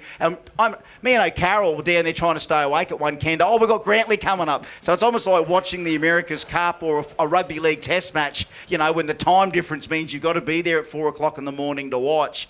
But just to go on to how Grantley's going, I always wait for the Straight Line media recap. I'll wait 24 hours. I'll see all the news flashes on socials, but then I'll sit back and I'll watch everything. And just to see the emotion, especially Colesy crying like a baby on the line, wasn't he? Yeah, down in the deep end there. We all got pretty emotional. That was the biggest. That was like no one expected it, and then you just took it home. And then after that, talk us through what happened the rest of that season. Yeah, well, the intent was to bring it back here to Australia. So, won No Mercy. The second event, we qualified, I think, second, but then got rained out. The third one, which was US Street Nationals, we won that. So, and it was at that point where, hey, we're actually got a serious car here that we think that can actually win some races. So, I suppose, as you said, once you start getting in front in the points and that, but I said we never really thought about the points to start with. It was just more so winning races and just going over there having fun. And, Con, he said that after a couple of races, he was prepared to stick on, and Stuart Gatt also, he'd come on board then. Obviously, the boys from Spot On had work commitments, so obviously couldn't They had ask to them get back to the shop at some stage. Absolutely. What turned out is let's all go there and get Grantley acquainted. It's hang on a sec. Now, how many times a year now do you want to go to America? Yeah, it's that's out of the question for those boys to Yeah. leave that shop for that long. Absolutely. But it's good that you had the guys linger. And then after that, honestly, like what was the reception like once you started having to turn up at these races? Within a how many month period from the beginning to the end to win that championship? 10 months, I guess. 10-month journey that you didn't think you were going on. Yeah, absolutely. And now to the point where, we don't know when we're going to come home. So, and we just come back from the US Street Nationals, which we just won that, which is the first round. So we've got a pretty healthy points lead. Over the real, I suppose, what you'd consider the strong competitors like your Lyle Barnett's or, that sort of calibre. But that was everyone. Absolutely. It wasn't just, you're dropping the odd name there, but, Woodruff and all the other guys that, like absolutely. everyone else that went to a 275 that were their heavy RVW cars years ago. Yep. But then, like everything, the pencil gets so sharp that you can just change the tyre, and that's the joys of radial racing. And all of a sudden, there was so many 3-second 275 cars, and now how quick they are. What is the outright record for the 275 in your class? Who's again, it's Tommy Yeoman's. Is that right? The car that Lyle Barnett's driving.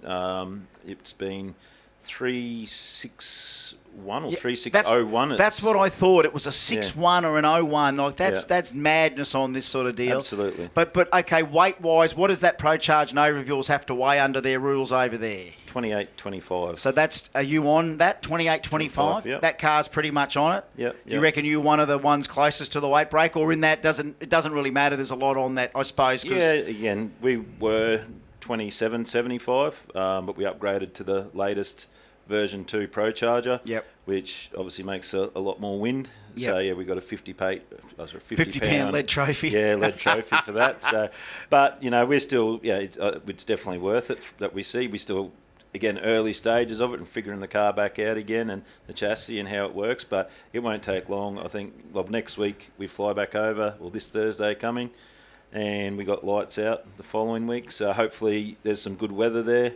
And we can get stuck into some testing and really see what the this new Pro Charger can do. I'm blown away only because when we talk about how long we've all been fans of the sport of drag racing, and as you said, your earliest memories, Winter Nationals, Mark, we all talk about it, and the names that have gone before us in Australian drag racing, and it's like, right, we've seen so many champions just dominate here on their own soil. And then you start thinking of how many times Aussies did so well in America. And look, there'll be a lot of sportsman races that we don't know about. Guys of the recent ilk, I mean, we said Steve Harker moved to America and kind of, as much as he was an Aussie, he was living there, but still raining alcohol funny car against the best, Frank Manzo and all of the guys, the pointiest of the pointiest of blowing alcohol funny cars. And that was his thing, and he did so well. Again, knew what he won about. But our Aussie champions, to go to America and knock the best out, we couldn't believe it. We can't believe it. We still can't believe it. And now you're going to defend the title. And what does the Lumberjack do for the first round of the season? How many weeks ago now? Oh, it was only a couple of it's weeks a bloody back. blur. It's going 26 is going to be a bloody blur for Grantley here. We only flew back in last Friday, and we're back out next Thursday. So that wasn't that long ago. All right, so let's not question any Grantley's commitment anymore. I think we weren't questioning the commitment after the first time you shook the thing down to now. That I suppose, and again, I'm not going to say, Grantley, so 3 years in a row you're going to do this, or you're going to give it a flick after this one. You're going to give it one more shake this year, or do you reckon that's it? The Lumberjack's going to chop them for years. Because I reckon there's a couple of years left. Is that reckon? I love hearing that. Absolutely, but again, might try a few other things while we're over there as well. So. But definitely do this season in the radial world. We're going to put a 10.5. Oh, you're going to try the true 10.5 or whatever they do? No, the Pro 10.5. Yeah, right. So the wheelie bars, the bigger, the 33. Yeah. 10.5W. Well, even at your event where you won 2 weeks ago, in that 10.5 class with Lutz and all that, they're all off their heads in the fight. 390s there. Like side by side 390s, and it's crazy. You know what? As much as we're radial heads, we love it. When you see those cars do what they have to do to run, it defies belief. You look at a pro mod going just as fast, and you think, well, radial cars look so much faster than the pro mod. But then you look at them 10.5 cars a couple of weeks ago, they move around. They're a small tyre, so they're like our radial stuff, but they move around. They do tend to grip well when they're spinning. Yep. Remember Frank Mamone here in the Nova? They missed the 10.5 over here. When they hook up, so they're power standing to the stripe. Yep, so that's the same tyre that Frank ran. That's the same tyre what we're going to run. So, but again, what you see Bill Lutz on, that's a 28. Is that right? So a 28? Yeah, so they're only getting 2 passes out of them if they're lucky. New set of tyres every 2 laps. 28 10.5s. Yeah, 28 10.5s. 3 seconds on 28 10.5s. Yeah, and they just fall apart. They're just not meant to be doing what they're doing on that tyre. But I guess that's the excitement, isn't it? It's right. And the big money they're throwing at that class at the moment, so people are definitely interested.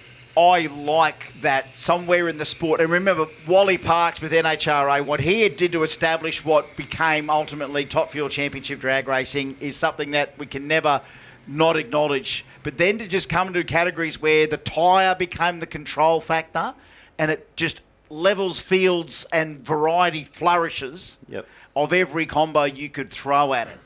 And for years, the thing that I think has been holding door car racing back is that when you limit what you can run as power out as freedom of expression. And then from our early days of Outlaw 10.5 and the old Pro Street days here, it was literally pro mods on 10.5s or anything else in between, that the tyre was the equaliser. It let everyone else make as much power as you reckon you can hook up. And we sat back and we just watched the variety and the parity. And don't you notice probably now, and you'd be one of our biggest preachers for it, is that anyone that is watching or listening about the Australian radial scene, is that we are more diverse than the Yanks. We're cooler cats in our own way, aren't we? Because absolutely. We've got 2J's Barras, crazy stuff down here that you don't see the freak shows turn up at those events, do you? 5,000 Fox bodies and a couple of Camaros. No, that's it. And a gaggle of Camaros and a few Novas in between. But this is a question you don't have to answer, but I want to know, because there's some payouts in these events that you're doing. Now, the average top fuel team in Australia, if they could win stuff, it's not a lot of payout, but you've earned some coin, in prize money. What would that be in the ballpark from what you've won? And again, you didn't do it for the prize money. Yep. But what's up for offer if you can claim a season like that? What do you reckon you can get winning what you did? I'm not 100% sure. I haven't really added it all up, but there's some big races that we want to spend a lot more time over there this year. But we're talking, the races that we're going to do this year. We're talking 50,000 US, so you're talking 75,000 Australian a race. Is that right? That we're going to do. So so give us an example. So No Mercy. What's Duck pay for that? What do you get for that? 20, 30? What do you get? 25? Yeah, I think so. Again, I can't remember. I mean, something like that. But, so so the old-fashioned, put the 25 on the bonnet's not happy. Well, I think they still hold the bricks up. That winner's circle. How surreal is that to have? Oh, absolutely. To have the winner's circle and Duck there, that's the living your dream moment there, isn't it? Yeah, when you stand there, or even just at the US Street Nationals, and you stand there with Wes Buck, Drag Illustrated, and you're holding the trophy up at the end. Yeah, it's a pretty surreal moment. Do you feel? Have you felt the support for being Australian doing this? I know the Aussie flag was waving. Absolutely. You got the support back home and the people that reach out, from all over the place. It's pretty humbling, really. And you're a humble fella. This is the thing. We've had you in the pits at Benaraby running the hatchback up there, Grantley over steer, and within 6 months the man's winning against the best in the world. And we need our humble superstars. But then to be able to look back in the year 2025 or 2026 and go, man, Aussie's still punching above their weight in the world. And I only see the sport getting a little bit bigger every year. Do you feel that? Do you feel that? I think we're on the cusp of something. I do really think so. big. And it doesn't have to be long, skinny nitro cars, because that's always been established as the ultimate thing you can probably see down a drag strip, but just then the tightness of racing. So we can't see 1,000 top fuelers race each other, but you reckon you can see 1,000 of the best radial cars in the world exist in this universe? More than that. Oh, absolutely. The United States would have 1,000 in there. Yeah. It's constantly growing. And you've got to thank, and look, let's do a comparison between Australia and America, right? So Duck deserves to have this prestige. He's kind of, and I call Wes Buck this, I call him the Dana White of drag racing, because he wants to be the big promoter, the big tyre, the pro mod stuff. I get it. That's a UFC thing. Duck's no different. Duck will talk the trash. Yeah. They all still turn Absolutely. up. Stevie Fast will never stop turning up. Cletus wants to. See, this is the other thing. Cletus wants wants to race everyone as well. Yep. And as long as we've got guys like Cletus want to come and race you guys in whatever any class, and because we've got a direct link to that scene now. Like, we've always had a Nitro link. We never quite related to American Nitro, to Australian Nitro, what just happened. But just what we have in the way of radial cars, similar tuners, engines, workshops. You look at guys like, we're talking about Paulie Mahayat yesterday. It's like Paulie, when he was a 20-year-old Paul talking to 50-year-old Paul, would you ever be as deep into the sport now as you were 20, 30 years ago? And you're the same. You'd ask yourself, Grantley, I don't think I'd ever be as deep into it as I am now. Definitely not. But as you say, a little bit every year. Even though, like, and as you know, you've been in front of some big crowds, and you know sometimes you'll see events where you can't get 100,000 people. But it doesn't matter. As long as the race happens, people see it. And you know how good the racing is. And, like, even, what did we do a couple of weeks ago, or even at that event, like while you were there, kicking everyone's ass on 275s, we see how many pro mods go 350? Like, you know what I mean? Like, that's the universe we're living in right now. Yeah, 35 or 36 of them. And there's going to be guys on the big tyre doing their, 350s. You can see guys on radials doing the same thing. Can't believe that. Or less. Or less. Radio versus the world, yeah. When I see those two go down the track, and they're literally, you can't split them, but you turn two completely different types of car down the same track, and the clocks don't lie. Yep. And then that tyre racing. I can't wait to see what happens next. Absolutely. You got to probably go, big. You probably got to go, big man. Thanks for having us. Okay. And you know what? He did what he said. He goes, I'll come up and bang. What shirt size are you? Thank you very much, Grantley Schloss. What a good chat. Queensland's own, Kingaroy's finest, The Golden Grantley Award coming up, At the Golden Lumberjack, just there coming into Kingaroy, I reckon. How good is that? No fluke, Grantley, let me tell you. That was awesome. Was it? You loved that? That was awesome, yeah. I've got a good photo of you guys. I'll send it through. Okay, we're moving into the final round of racing for all of our brackets. This is where we find out who our potential finalists will be later on. Outlaw 275 on track first. Thank you to our supporters over at Spot On Performance Fabrications and RC Metalcraft. How good was that chat with him? That was awesome. Here we go. So, Scotty, I only got this text now while I was talking to Grantley. I wasn't looking at my phone. Has Grantley got any shirts for sale that he can buy? I don't know. If you go and quickly, before the end of tonight, go down and we hang around the spot on. My microphone wasn't on. Yeah, the whole time. Oh, really? Oh, whoops. Well, hopefully with my mic, back well. Yeah. Anyway. Well, let's see, Scotty. He's still here. He's going to be here the rest of the night. He might have some. He crack one out for us, and let's see how we go. James Horan missed that last round, but he's here. The black ute's be ready for a little while because it was ready for the previous run. What's it say on the side? Stephen. Is that what it say? Steve on the side of the car.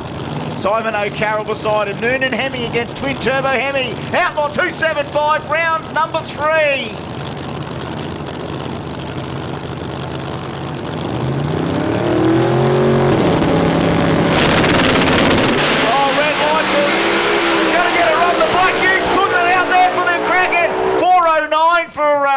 For the Kraken, 193 mile an hour, 435 there for James Horan. The Black Ute made it count, but the red light erased himself out of the scenario straight away. Red light, 125 to the 60. Black Ute got our attention. The Kraken sit there. Reaction time, 185 for Simon, but it went 113 in the 60. I was watching the Black Ute, Mark. I was... Yeah, when he bumped in deep, I was worried about the red light, and unfortunately it did happen there for Horan. It would have been a good race if it was clean green. Another call, OG now, 275, round 3 to the lanes. OG 275, OG 315, round 3 to the lanes, please. This is Outlaw 275, Outlaw 235, last call to the lanes, please. OG 275, round 3 to the lanes. OG 315 to the lanes, please. Yes, he's helping out Danny, is Grantley. That's where he is now. And how's this, Ryan Holtz? We knew this was going to happen. The two J brothers. Mark Allen sent me a picture. There we go. How's that? That's a great pick too. That's a great pick, Marky. Yeah, Holtzy's he had a win-loss so far. Denny's gone 2 from 2. So Carroll's got 3 from 3. So he's got one hand on a spot in the final at the moment. Simon O'Carroll. I don't want to chat this one out either. I just want to let the 2Js eat. All right. I'm going to let the 2Js eat here. 2J Bump City coming up. Round 3, Outlaw 275, may the best 2J brother win.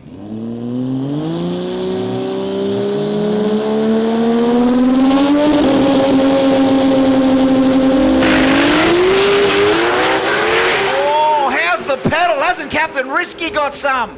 471 to a 487. Danny Lansdowne. Just that little tiny gunfight at the beginning there, bumped in 071 off the button for Ryan Holtz to Danny's 194, 134 for Ryan on the 60. The Wags went 129. It was starting to gather a pretty good run for itself. Ryan's thing, the same deal, like it's gone 1-1s in the 60, but there's a 134 grabbing it and sending it. Hasn't that thing got some horsepower out the back? 174 massive mile top an end hour. charge, yeah. But at the moment, Holtz is the best of our drivers with 2 wins and a loss with a 471. Alrighty, let's see whether or not that's going to be featuring in the final. This is another great matchup, and again, these are the sponsors of the class. RC Metalcraft, Rob Chaplin, Spot On Performance, Andrew Coles. Well, unofficially, O'Carroll can't be Beaten. beaten because He's he's the gonna be only in the driver. final? He's the only driver with 3 wins. Alright, so Kraken versus question mark. Maybe Question Captain mark Risky. at the moment, yep. Could be Risky, saying even that prediction. Well, Coles is the only other driver that could potentially make a mark in the final, get to a spot in the final, but he needs to get the win here and he needs to go quicker than a 471. So that's the target for Andrew Coles. Get the win and go 471 with a 4 or quicker. Alright, sounds easy. Tail of the tape for you, mate. Sounds easy. I like it when you play it simple for me, Mark. Yep. Give me a couple of seconds for that to sink in. It's pretty This matters. This matters. Here we are living in Queensland. And, of course, from Corinna in Victoria, our Victorian brothers, Chappie and Andy. I mean, we've got passionate guys in this class that just want to continue to commit to it, and that's Andy, Chappie, O'Candles. All very serious stuff. These boys love it. 275, round 3. Let the best man win. Oh, Zingstall there. Oh, out a bit further. Out a bit further was Chappie. Still going to get a win. 526 with a pedal, but Andy, not another one for him. It was a good one. The last run was a 111 60 foot, but it didn't want to behave again this time, and it could not do anything with that wheel speed that it hasn't tried to manage before. Yeah. So, yeah, bad luck for Andy. That's probably be his night, you would assume. Yeah, as soon as he started spinning, there was no chance of beating that 471 from Holtz. So there will be a new contender here to lead the points coming out of the first round. Our current reigning belt holder. No more featuring in the results tonight, and you would say they'd be all putting their support behind Risky if there's a chance he's in there. I think so. Looking at this, I would say O'Carroll and Holtz. God, there's going to be some great But yeah, we'll wait for racing Holtz. All right, round 3, the Toowoomba battle continues on the 235s, brought to us by Haltech. It is Scott Cortina. He's coming in. He needs the win. So does Caleb Singh. Well, these are 2 drivers, the only 2 drivers with 2 wins from 2 starts in Outlaw 235. So one of them is guaranteeing themselves a spot in the final. This could be a... we've seen this before. They're just about as good as everyone else. They might end up being able to get a rematch in the final if someone goes. And how's this? In round 2, Cortina went 463. Sang went 469. All right, another call. OG 275, OG 315, and Renegade 550 and K525. Round 3, K525. Round 3, Renegade 550. To the lanes, please. That's their first call. All right, 235s are plenties. Turbo LS, Pro Charged. I wouldn't be surprised if we see like a whole shot win here. Whoa, little wheelie there for Caleb, but look at the flying HG. 66 beats a 64 on a whole shot. Mark Allen, 51 thousandths at the stripe, and he doesn't mind spanking the Seng boys when he can. We've got all the respect in the world per team, but when the young guys are still going to try and give it to the old fellas, and on one occasion, you can just bend Caleb over the knee of the race suit and give him a sound little spanking. How's the win margin? 5,000. Whacking his punk kid ass just once. That could be the replay of the final, though. That could be the unfinished double kick your ass business, because look at that.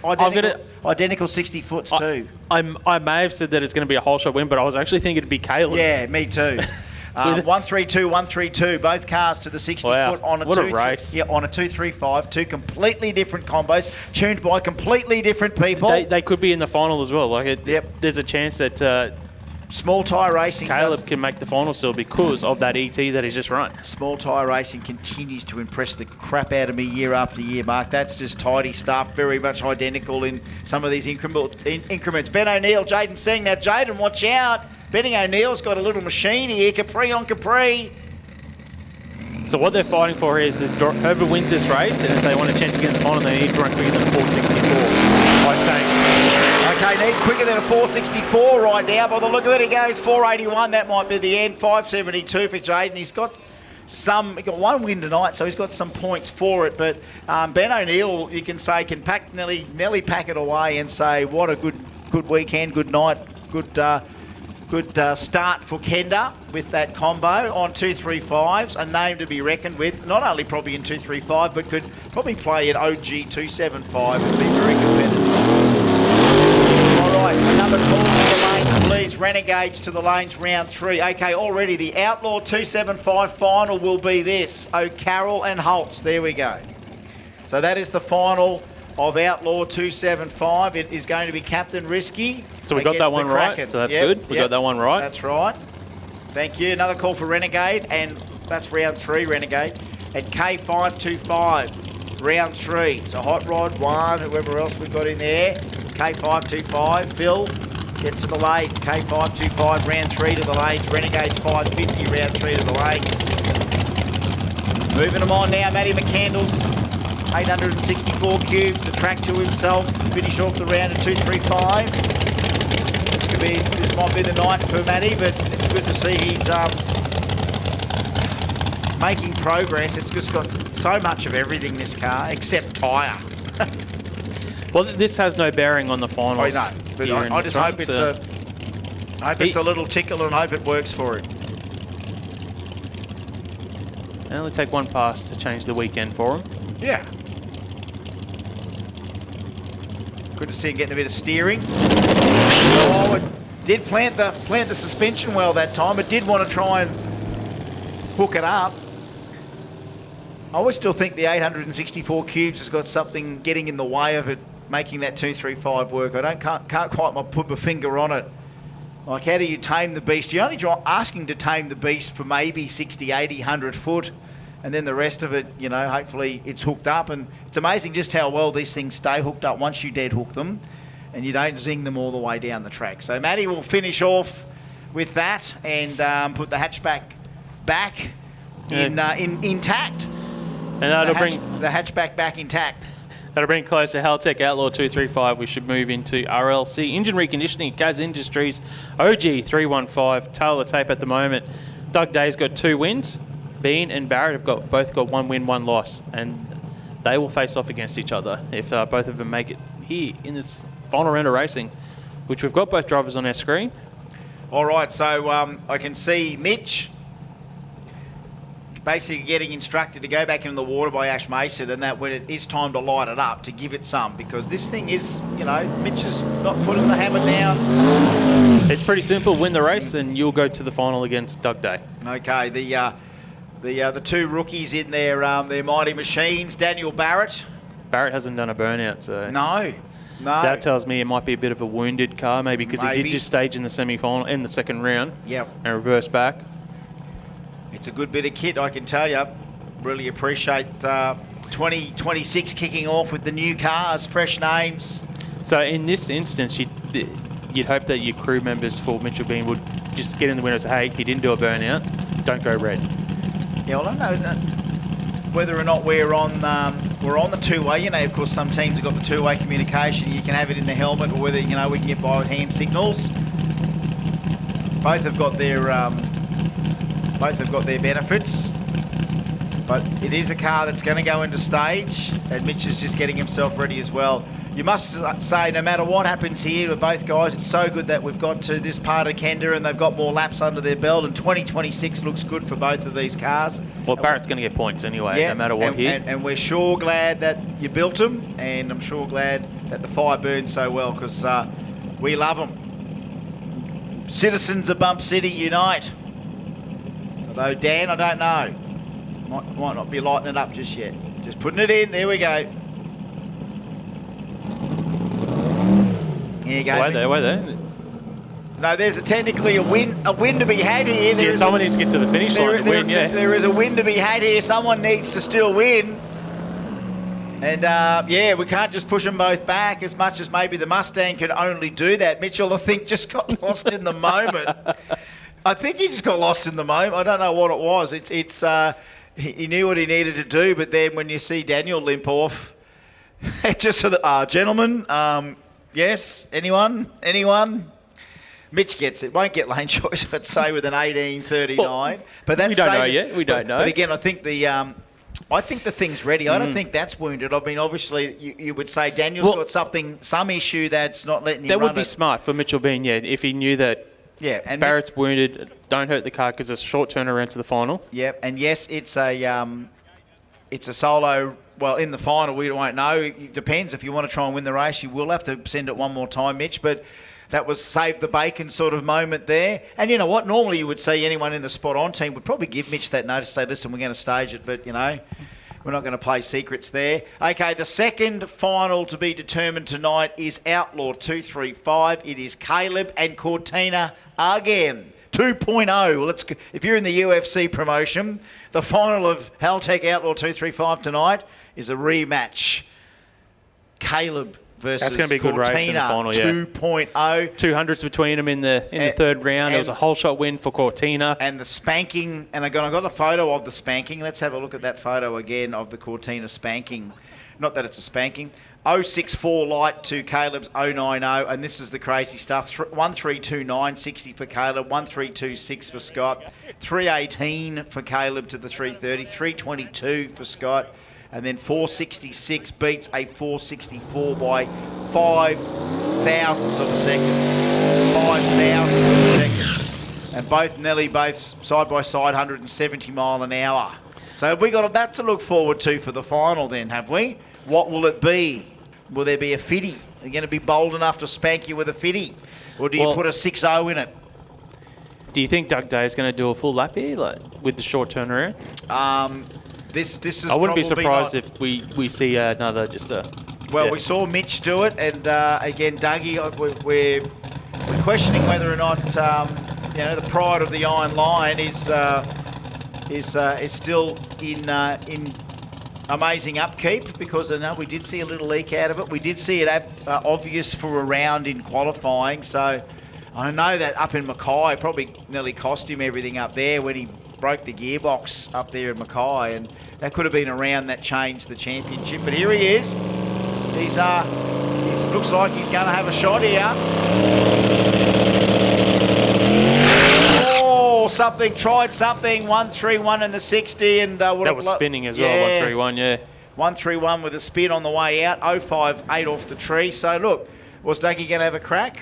Certainly by the look of that. He gets lane choice with a 10-second pass. Well, there you go. It's either an 18 or a 10-0.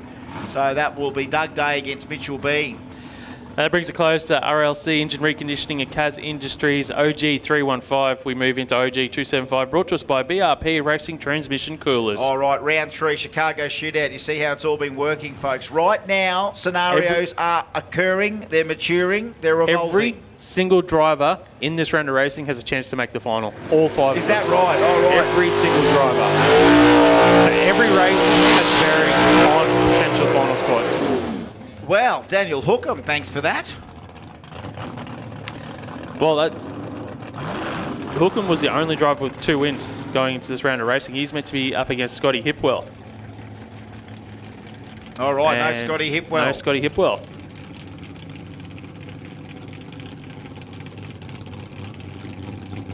Well, Hookham will go 3 from 3, so he's the only driver that can potentially go 3 from 3. Don't forget, all competitors that we're looking for the most consistent package out of you lot. $300 voucher thanks to Performance Wholesale. So you can bring your time slips up when you're done and see what the spread is over 3 slips in racing. The Bolt King of Bling we've got to think of. The Pure Bliss Beauty Bar Cruise Style. The Platz's Best Reaction still at 021 with Moose. Yep, no one's beat the 021. So that, if you're a driver that's no chance to make a final, have a swing at the reaction time. Just want to hear that again.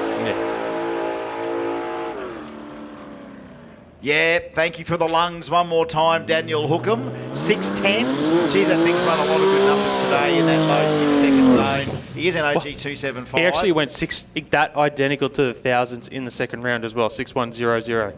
That's getting some race car love back as well for the day. All right, here we go. Steve Farrelly. We knew he was going to get the solo here in round 3, I think. And can he feature if he goes for something? Yeah, it's going to come down to a tiebreaker for whoever the other finalist is going to be against Hookham. He wouldn't thought at the beginning of the day when he zinged it 3 times in this thing, nearly binned it, like he had a big zing there during quali, and could just end up in the final. It just goes to prove you've got to turn up. Could be Brilliance or Bradbury. Could be Farrelly's But moment. you could probably say Hookham's had the Bradbury. He had a Hookham's solo in round 1, a red light from Hookham. Gridley in round 2, and Hookham had a ball run in the 3rd round. It's a bit of Bradbury. All right, can he do it?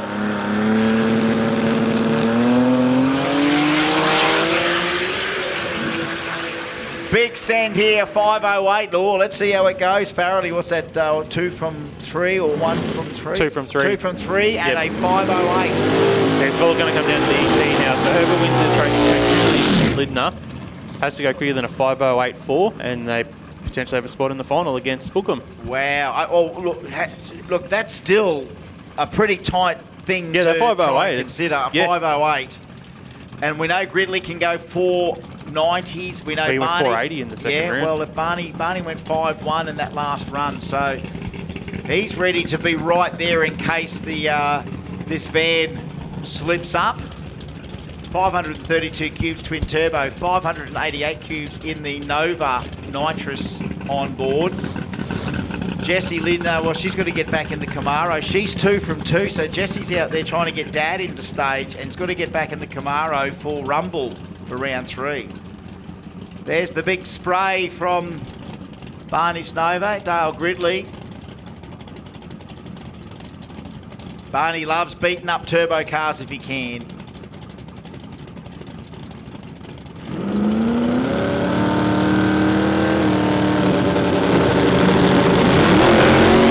Tell you what, he got out there, but was a little bit better for Gridley. Barney's going to give it to him, but he's not going to have enough. 485 to a 521. Great drag race. Barney a bit quicker in the 60. 128 to the 60. 129 for Gridley. Gridley just a bit better on the tree. 114 against Barney's 185.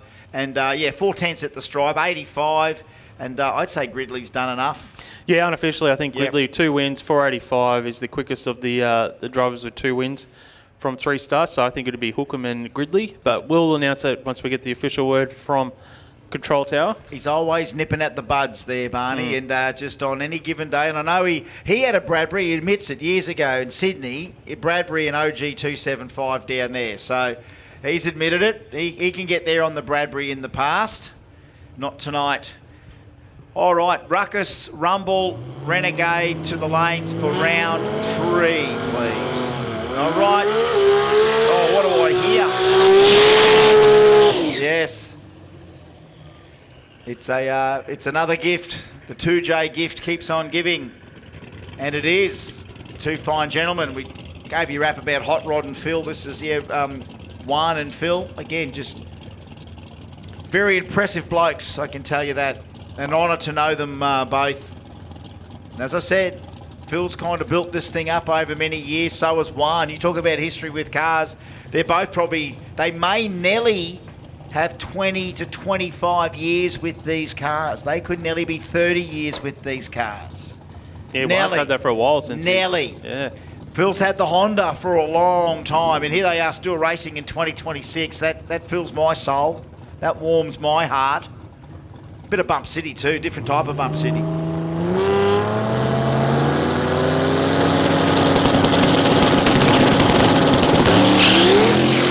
Oh, right, nearly identical reaction times. Phil just jumped the tyre a little bit. One goes for a walk, 5:19. 5:19 on the 25, can't slow it down. Phil gets a... Did he get another win? Did he have another go last time? No, both drivers hadn't had a win yet today. Ah, right. Yeah. So Phil gets one. And one was zero wins for the day. Oh, well. Yep. It happens. But you know, he'll get his head around that and it'll be back more than ever. All right, here we go. This matters. I think this race matters a bit, doesn't it? I think these guys are going to race each other in the final. Oh, Nostradamus. Because they both have 2 wins, and Gooding and Penny they only got 1 win between them. Ah, So I think Williams and Scotty are going to race each other again in the final. Okay, Renegades, Ruckus and Rumble for round 3 to the lane. Scooter's on his way. So this could be a warm-up for the final. Okay, the final in OG 315 is Mitchell Bean and Doug Day. The final of OG 275 is Gridley and Hookham. There we go, you got that? Yep. We've been right so far tonight, Chris. Well, you know what? Good. I always start every new year with enthusiasm. All right, here we go. Hot Rod's got to bump it in here. 5:25. It matters right now, both sides of the racetrack. Could be a 2.0 coming in the final. Clean green. Hot Rod's out there. Whole shot, little whole shot. Watch out for that. 25, 20. Oh, it's like Rumble all over again. Hot Rod 5.20 on the 25, 49. Gets it back. Scotty. Could be that Bradbury moment we're talking about. A moment of Bradbury, a moment of luck. Well, they got to race each other in the final anyway, I believe so. There you go. Well, that's Mark's call, Nostradamus. That's K525 done, brought to us by Your Plumbing Solutions as we move now into Radial Renegade, Simon and Carroll Swimming Pools. All right, come on, Russell. Come on, Matt. This is going to be fun, working all these ones out. Mate, yeah, well, Mark, I don't think there's bearings on both these guys. I don't think they can make it. If Rogan gets a win, potentially, it could be if there's a tiebreak with 2 wins and 1 loss. I want Russell to spank 1 V8 today. Sorry, Matt. Nothing personal.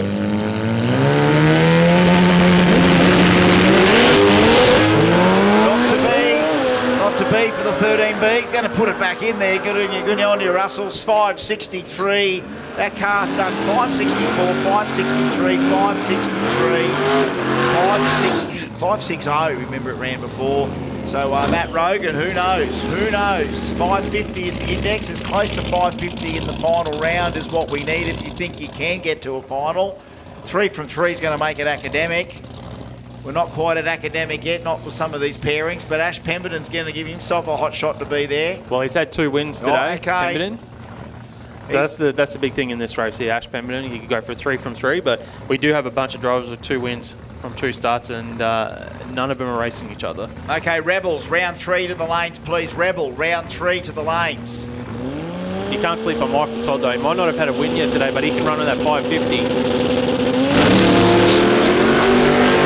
Ash Pemberton, watch out, Ash Pemberton tapping the brakes. 58 or 49, he did enough. Todd goes 49 with a 9. He did enough, 51,000 to the strike. Oh, Ash Pemberton, you can't just keep on winning like that because the tap of the brakes, the car's quick.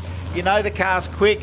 558 at 105 mile an hour, but he's keeping it within the guardrail. He's staying in staying in the lane. The problem with hitting the brakes is that if it comes to a tiebreaker, ET is the 58 going to be quick enough? That's right. 3 from 3 with a 58. Another call. Ruckus to the lanes. Round 3. Ruckus round 3 to the lanes. Rebels round 3 to the lanes. Rumble. Here we go. Another one of the ones he was going to have to face eventually. Connor Webb and Aris Cantolian is going to be one of the guys you'd have to face. I hope you get Aris. I hope you get Sengi Cantolian. So I hope you get all these guys. You're going to have to get him eventually, Connor. And here he is. So both these drivers had an identical day. 1 win, 1 loss. Okay, this could matter for a finals berth. Maybe. Who knows? 048 takes Aris a little bit to school. Aris still 083. Right to the stripe, though. It's a 52 to a 78. So, yeah, Connor just making sure he didn't go too quick. He had a shot at the 3 and he got Aris.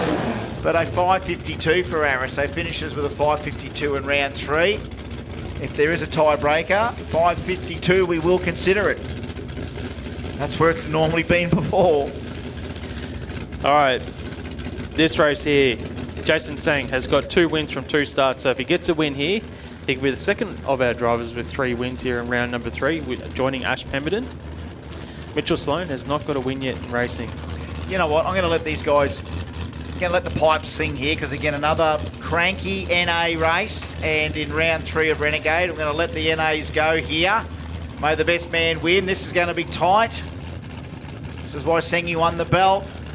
Good in these moments, good in these situations. Oh, two lights for Sloan. He can just sit there and wait for Sengi. 7 seconds to the second bulb. He doesn't care, doesn't need it. A little bit better for Jason. 101 to 142. Right at the stripe. Don't go too quick. Oh, 48 to a 52. And we'll take you 52 with a 5. Jason, is that enough? 3 from 3 with a 5.52. 5.48, there's that fine line, isn't it? Mitchell Sloan, a little bit out-reacted, couldn't cover it. 1,000 at the finish line. All right. Look at that, 1,000 at the finish line. Now that we've got 2 drivers with 3 wins, you've got to get 3 wins and be better than a 5.58 from Pemberton. How did Ambrose go last round there? He's gone lost, but Butler's gone win-win. Okay, Paul Butler, big moment here, but Jim Ambrose could just uncork another 5.50. Well, that's going to be hard for Butler to maybe get there. Flies in the ointment all the way around. Oh, he got out-reacted too. Watch out, Paulie Butler. There's a big Kingswood you can't catch. It's a Kingswood you can't catch, but when it goes double breakout, it's back and Paul Butler. And you know what, Paul Butler, what do you do when it's 3 from 3 and you got to use a 45? Well, you don't. You don't. It's too quick. You don't.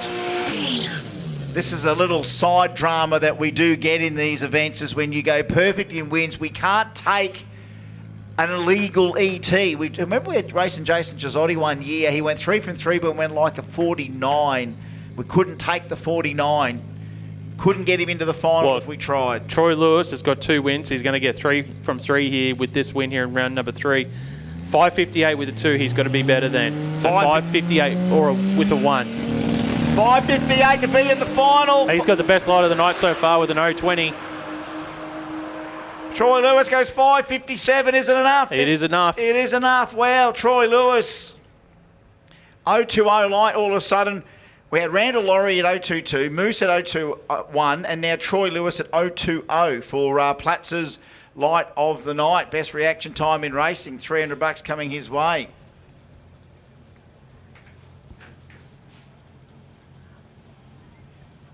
I think someone's got to get a 0.00 somewhere. Yeah, it's coming. It's coming. And that brings a close to Simon O'Carroll Swimming Pool's Radial Renegades. We now move into Radial Ruckus. And that's supported by the team over at Radial Spool Imports. Actually, is this another pairing? Oh, nope. Yeah, we're definitely into Ruckus. All right, Ruckus 580. Yep. Harry Thwaite, Ryan Durant. Harry needs to stamp the intent here. He's gone win-loss. Durant has not got a win yet today. Okay, so Harry needs to fight here. Is it enough? Is it too little too late? A win here would send him 2 from 3. How close to the 580? That matters. It can matter. Yep. Yeah, it's basically the maths is for Harry Thwaite, get a win and go 580. All right. And that gives him his best chance of potentially making a final. Third and final round for all of our categories. Who goes to the final?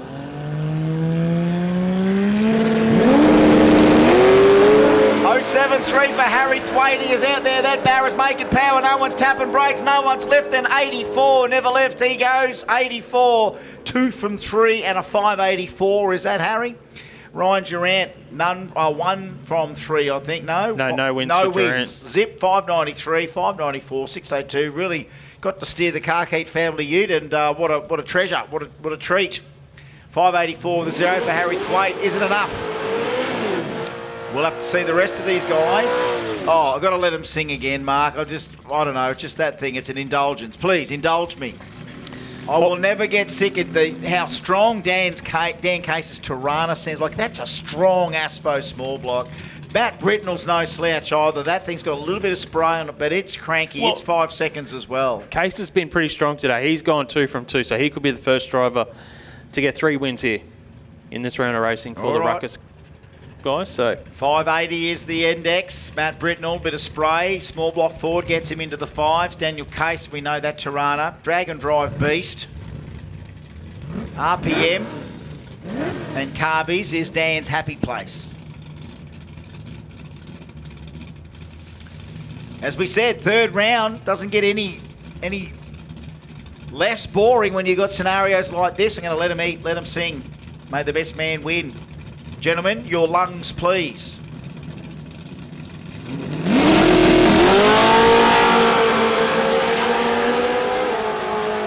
Little short shift there from Dan. 590 to 112 mile an hour. That might be enough for him. 603 there for Matt Britnell.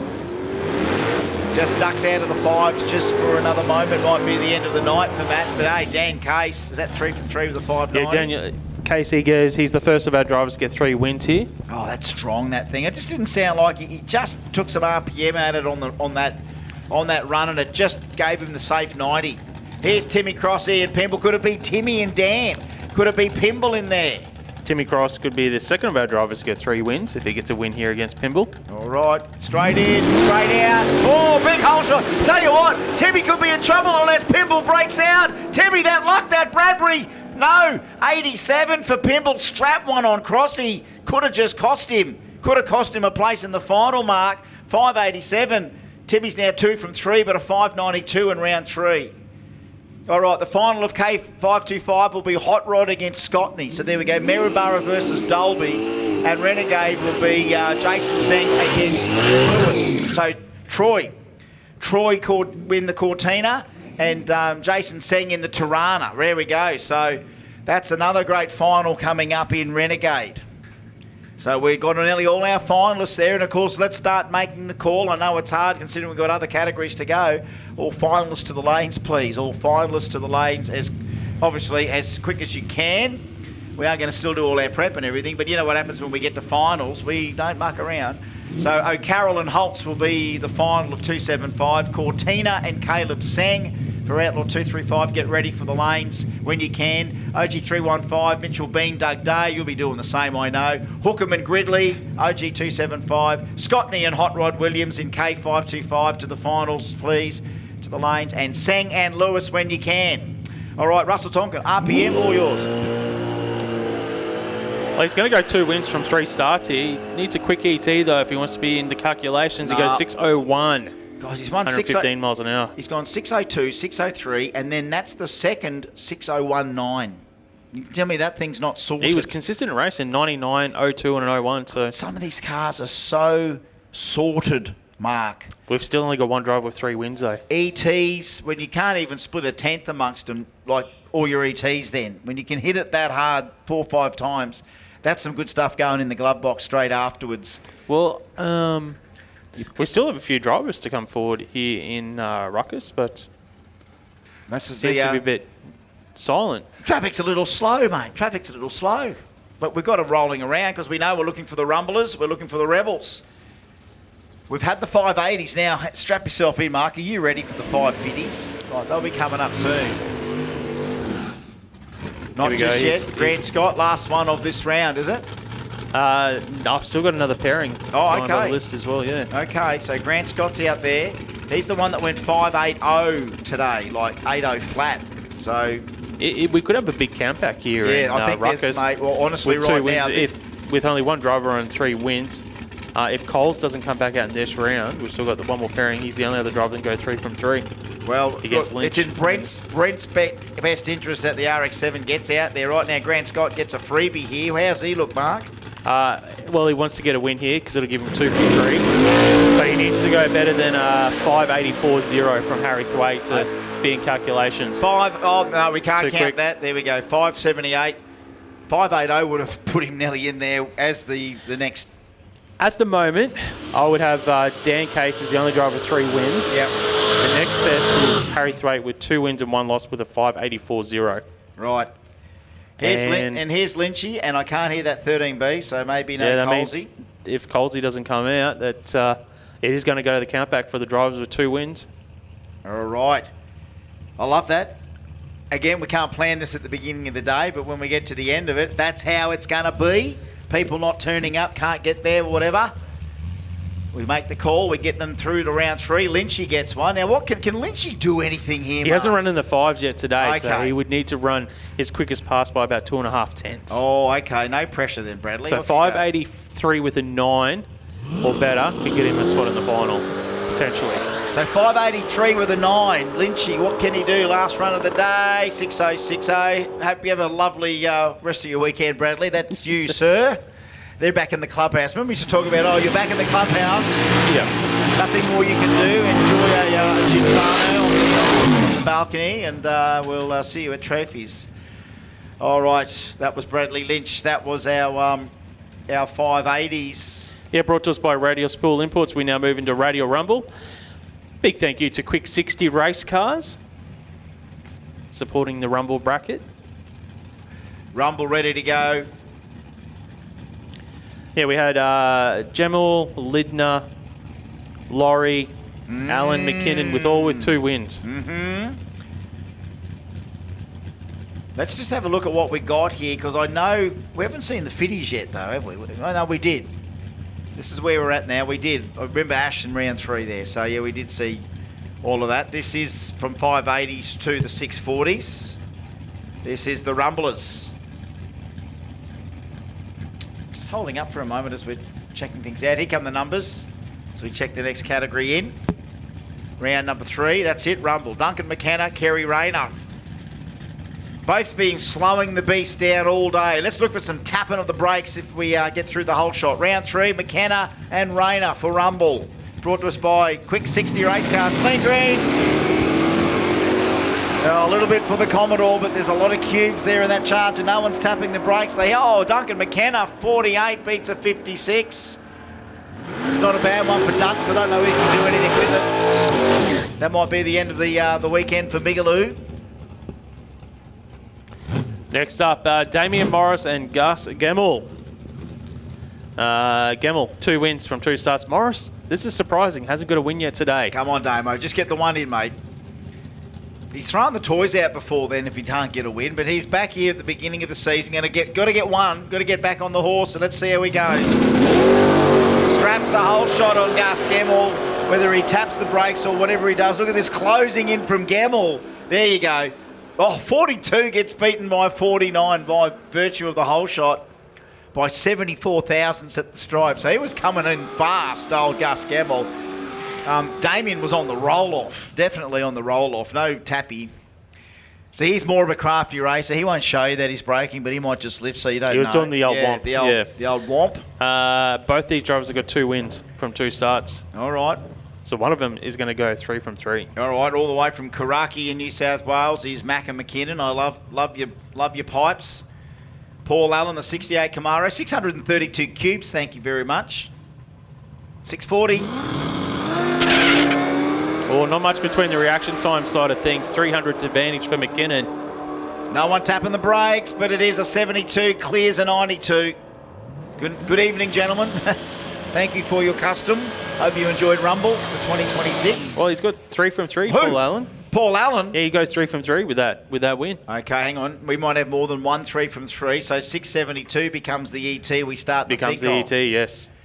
72 becomes something we must think of. Jesse Lidner, guess what? Jesse's got to go against a guy that went nearly smack on the 40 last run. This is a big moment. I don't know. I don't want to overhype it right now because I want to give both races the best chance to clear their heads and get to the line because this race matters as well for Jessie. Yeah, well, she's 2 from 2. She could join Paul Allen on 3 wins. She had a jump. Oh, 071 to a 1 for 1. She's got a chance, but Rose has got that Coyote on board. They hit the stripe. Jessie, does she go through? She goes. 45. 3 from 3 and a 45. That could be a final. 071 light for Jessie. 071 light could be in the final with that. That could very well be I don't think she could it. be knocked out because there's only one other driver with 2 wins. So even if they run quicker than Jessie, she would be the second quickest of the 3 wins. All right, Randall, Laurie, Lee Ellison. Could this matter as well for Randall? Laurie's got 2 from 2. He's been killer on the tree as well and running low 640s. Oh, there's the red. No. Oh, you've done it. You did it, Mark. That was Mark. That was Mark. I'm sorry, Laurie. I've just... Sorry, Laurie. Sorry, Laurie. 39 with a 60. Would have had it too. Oh, double stab. That's a double kick in the balls. That's like getting kicked twice, isn't it? That's like a red light, 45. Could have won it with a breakout beside you. Double chop. Two double roundhouse kicks to the groin area there. Sorry, Randall. Jesse's still looking good for a finals berth. It could be Paul Allen and Jesse Lindy. Two Camaros. No other driver can go 3 from 3. Could be two Camaros in the final. Here we go. Dave Floor finishes off Rumble round number 3. Could be the last run of the night for him. Look at that sweet deal. Look at it. XB. Australia. Green and gold. A little bit of gold, a lot of green.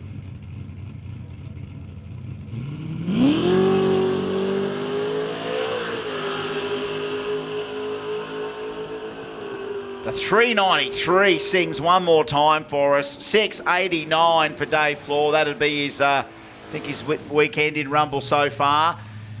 That is it for that one. It is, well, hang on, one more Rumble. Yeah, one more. One more Rumble. Here's another final for Ruckus. It is Dan Case and Harry Thwaite. There you go. Yep, that's what we had down. Dan and Harry. Dan Case to the lanes with Harry Thwaite for Ruckus 580.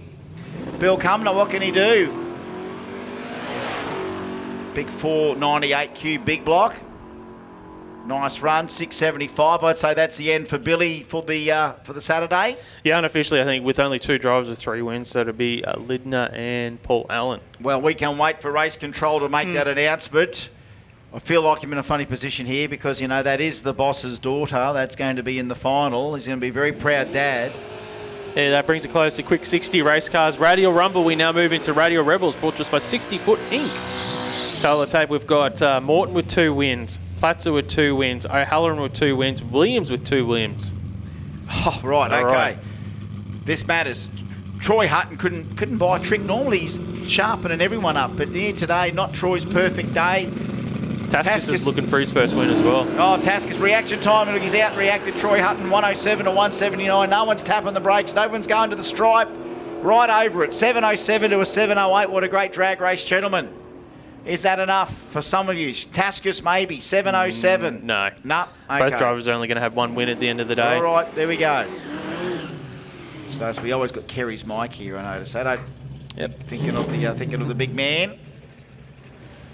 All of our great guys watching drag racing still from above. Craig Williams and Ben Jack, 700, Ford on Ford. Craig Williams could be the first of our drivers with 3 wins here. He's got the whole shot by just over 1/10 of a second over the Ford. The Mustang is out in front at the moment. Too much in front. No, he's all right. 715 gets the win. Is the 715 going to be quick enough, though, for the drivers with 3 wins if we have to on the tiebreaker? Here he is, Oh, come on, put your hands together for Scooter March. Wake up, Australia. Here he is. That might be his last run of his first Kenda, but you got to admit, once you it's memorable. Once he crawls under your skin, you're a big fan of Scooter March and what he's able to do with Frankie, the pickup. Does it matter? Can he get into a final? I mean, I thought about it earlier on in the day. Wouldn't it be just depends on what happens with the other drivers with 2 wins. Let's have a look. Let's have a look. Scooter's got no slouch here. This thing's a little bit too quick for him as well. Ben Taylor, both can go 6s. Watch out, clean green. A little bit better to Scooter. He's out there now. Ben Taylor making more of it. Hitting the stripe on the brakes. Tap, tap, tap. 701. Oh, 701. Washed off 30 mile an hour. Wow, 701 on the picks hard. 712 there for Scooter. Nice skid, nice run at the end, and there'll be a smile on the man's face. He'll have another cup of tea and enjoy the rest of the celebrations in the evening of our best Kenda our first Kenda of the year. She's in quick. Charlie Gregory here in the Bluebird. Sean O'Halloran just hurrying up to get the king. Oh, I tell you what, he rolled the beat. Hey, 019, hang on a sec. 019, best light of the night so far. Sean O'Halloran, and this is funny, 762, won't get the win. A red light, not a breakout, just flat out run, rolls the beam, wasn't a red light, but it was the light of the night so far. 019, could have that $300 in his pocket. Platzer's Auto Electrics. All right, the final of Rumble, it is Allen and Lidner. It is the red Camaro of Allen, I think, and it's the white Camaro of Jesse Lidner. That is the Rumble final. Phil Petrovic, Reese Platzer, both having a crack. 082 there, Phil. He's out there in front. Here comes the Commodore. No one's tapping the brakes. 11. Oh, and a 711 beats a 701. There's your whole shot. But, geez, Mark, that's 35. That's 3,000. God, these wins, folks. Keep that up. Can I get that photo? Can we get that photo real quick? Just another one of these amazing margin of victories. Suddenly, we've got a lot of drivers that had 2 wins not getting a win here in round 3. We've suddenly got the one driver with 3 wins. I told you Rebels can belt out just as tight stuff as anything. This is another race that might matter. Bodie and Tim.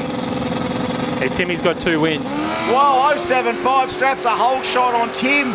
Tim can run that thing right on the 701. The Commodore's there tapping the brakes. His Bodie can't keep it. Oh, 700. 700 for Tim. Bodie got squeezed to a 695 and he had the whole shot. He'll look at that time slip and go, you know what, that's a, you know, and remember last round? You know what, son? That's a learning moment again there, Bodie. He's had a couple of good learning moments tonight. That's one there where, wow, he was in a drag race then, Mark Allen. Welcome to the neighbourhood, Bodie.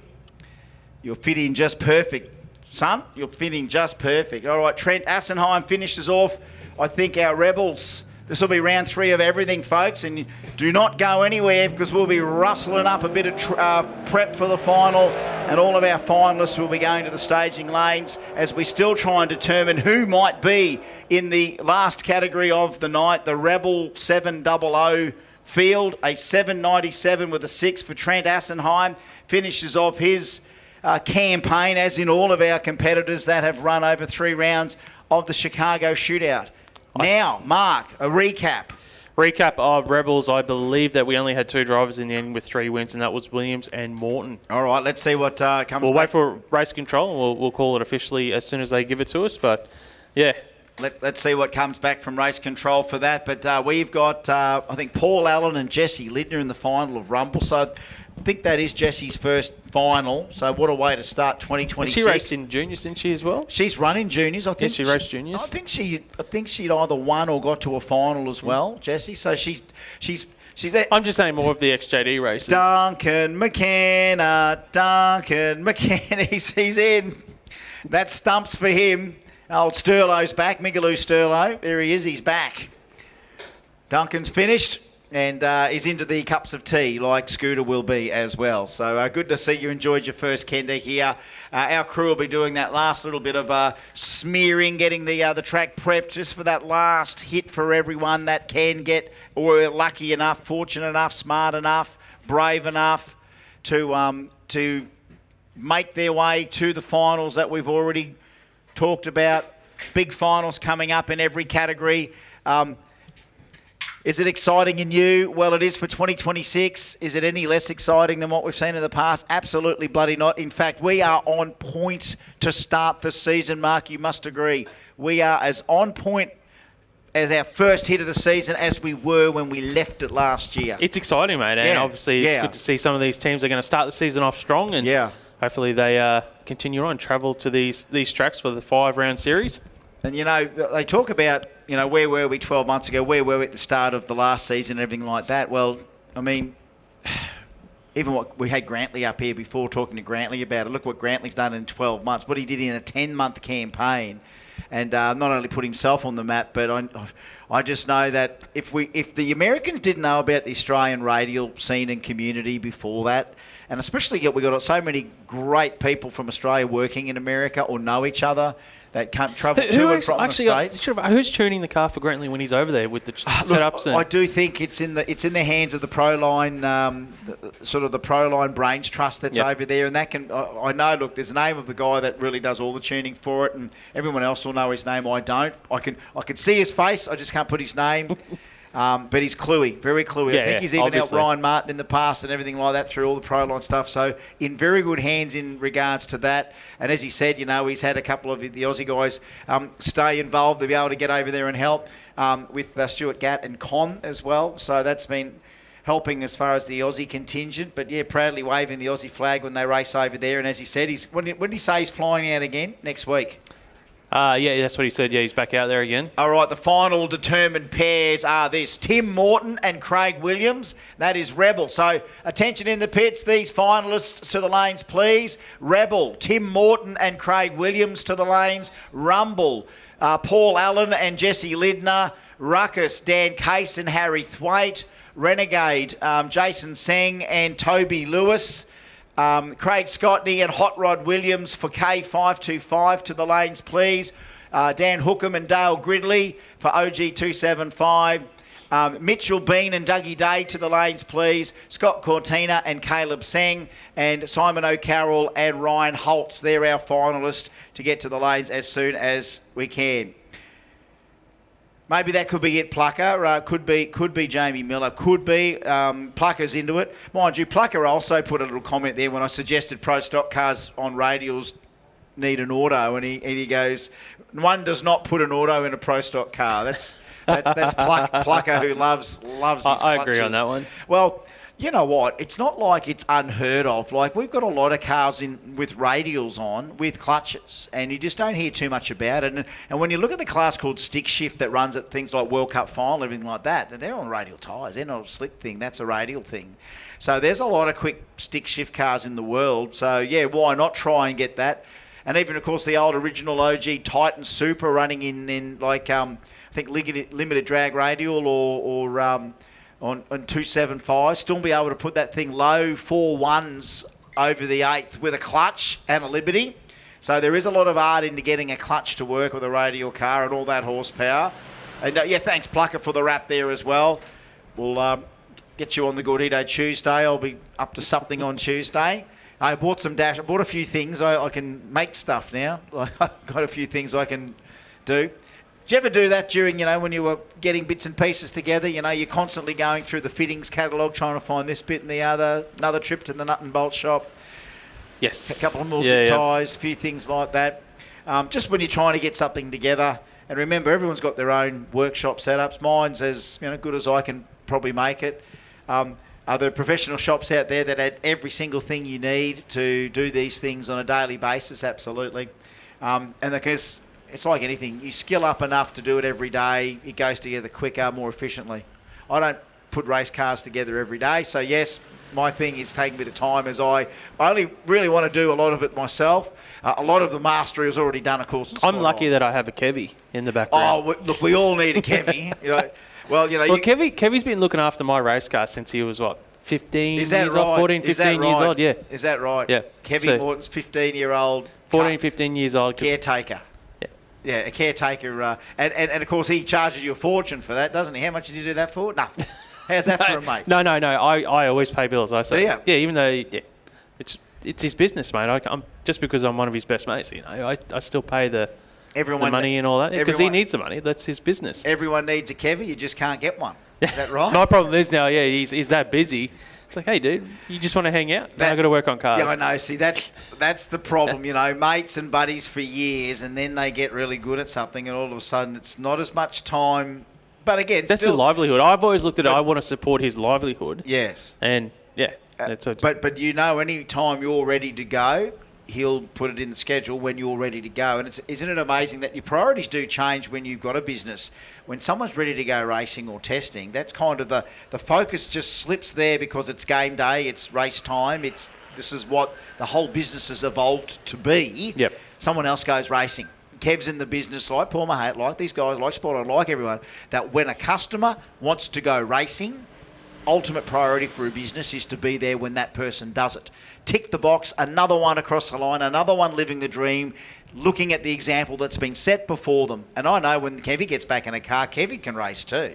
He's raced my dragster as well. Kevy's good. We've seen Kevy drive Sengi's car and everything like that as well, the Tirana. So we know that Kevy can steer. And we've seen a few things, even at road trip level where Kevy's come into the shootout, the 650 shootout or whatever, or one of my favourite stories with Kevy, because obviously we've been hanging out since we were kids. He's always been he's always been a guy that wanted to tune. So we used to play like the NHRA drag racing games. Oh yes. So he would, because he wasn't as good on the game as me. So he would put the tune. I would have to leave the room, so I couldn't see his tune up. Right? And I would come back in and I would drive the car for him, and then I would put my own tune up, and we'd see who would win. Is that right? Yeah. And you're a better driver, but he was a better tuner? Because it was a computer game. So, yes, I know. So, but we weren't allowed to see each other's tune-ups, but he wanted me to drive because I could just get the car down a bit better on the game. I must admit, that NHRA drag racing game had enough in that for me. And I know games, like some of the games my kids play now, when I see them, just blows my mind. But even just that basic computer game, literally computer game, to be able to do your clutch lockups, your clutch weights, your blower drive, your ignition, just everything a fueler had, and just play with it. It was fun. It And was it's even sick. had a race pack on it. And You know, the hardest car I couldn't drive is the Pro Stock cars. I could not drive a Pro Stock car to suit me. There we go. The bar is open. So there's some word from race control. The bar is open. does that mean we can go down there now, or we got to wait? If we could call from there, well, that's what I always think. The bar's in a great spot. If only it was 1 or 2 stories high, so you could sit there and watch the line. We might get a sky bar built. Anyone can help us build a 2-story sky bar. Haven't they got the TV down there, the live stream? We'll just take the microphones down, Well, the roaming mics. And there is a slight lag to that. You can watch it on the big screen. That's right, Janie. I think you can. When you can sit there and watch it on the big screen. So the bar is open. So the bar is open now that official racing has been completed. The bar is open if you want a tipple. It is a bit of dry work, I tell you. We'll be up for 1 or 2, I reckon. And look, here's a bit of support coming from a text when I talk about, getting work on Gordito Tuesday. My workshop setup. Aris goes, lucky you have a great engine crane, because I borrowed his engine crane and kind of haven't given it back. You know what I mean? My engine crane carked it, and then Aris lent me his, and it's a better crane. It's just a super cheap auto crane, but it's been hoiking LSAs out from the Coppo, and then I go and swing a few barras around in it, and then when I want now, I can just dangle Mercruisers in the air. I love it. And again, I've got a nice flat concrete surface there to be able to do it. And thanks, Aris, for the crane. Onwards and upwards with the crane. Another message coming through here. Okay, so Liana Tonkin, Russell, her dad, Russell wants to know if it's my shout at the bar. I don't have a lot. I don't know how much my tab's still left at the bar. I don't think I've got enough to shout the bar, but I know Russell does. So, Liana, thank you for, well, first of all, knowing... Hello, Liana. She just goes, Dad wants to know if I'm shouting at the bar. Not tonight, Ms. Tonkin, not tonight. But I do drink purchased. I do drink purchased drinks.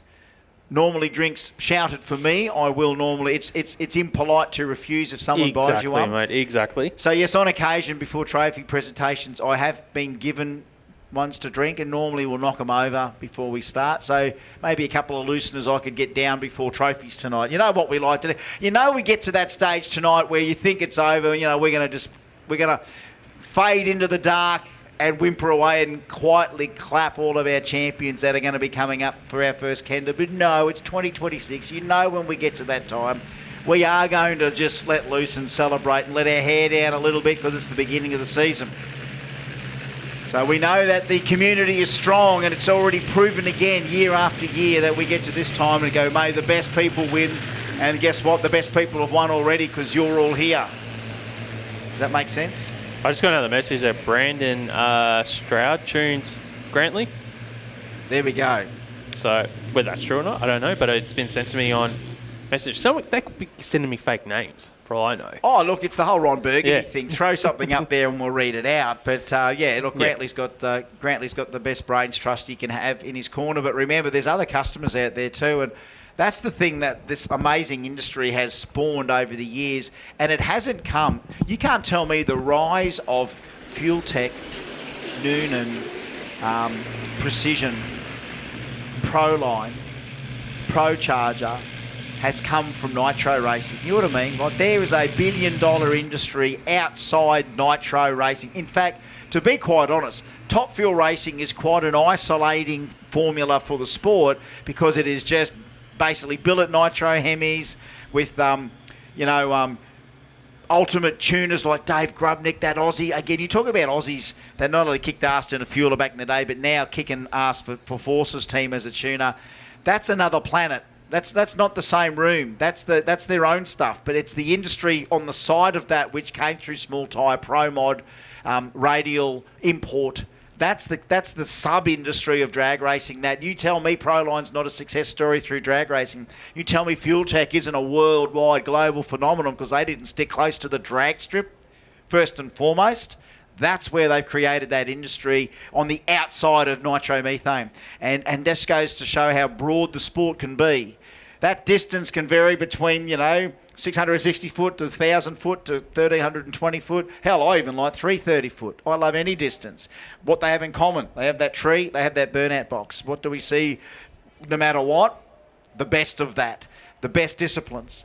So to see Proline get to a stage, to see Noonan's Precision Turbos, Garrett's, I don't care, Hearts Chargers, Pro Chargers, Nitrous Express, whatever power out or whatever horsepower you want to grow, you can grow it in abundance here and across the world. More people are opting to do that every year. It seems continues. Grantley says it himself that it is just exploding. And we're not even looking at all our no prep, no time stuff where horsepower also matters. There it all is. All spawned outside of NHRA, Wally Parks, Nitro Drag Racing. It's come off the side. And we're glad it did. That goes to show how broad the sport is, that we didn't have to put all the eggs in one basket. There were other eggs in other baskets. And guess how big those baskets are now? They're massive. Thank you very much. I did order that. Thank you, Track Baby. I mean, that's an older looking Track Baby right there. He was just a pup when he first came here. Now he's a legend. I did joke last night on the live stream, he'll be here today. Look, we'll cordon off a little area. You can come and get autographs and selfies with him, but he's done well to get to the end of the day, and you can feel the energy out there. He misses the Kenda family. They missed him too. So all of our finals getting into the lanes now. You can see the camera starting to go for a little wander as some of our finalists start to eventuate. We are at that time at 10:07 Queensland time. 10:07 Queensland time. Those guys are getting ready. Give us a couple of minutes. Let's get one final break from RCE, but let's call all finalists to the lanes, and we'll go to finals very, very soon.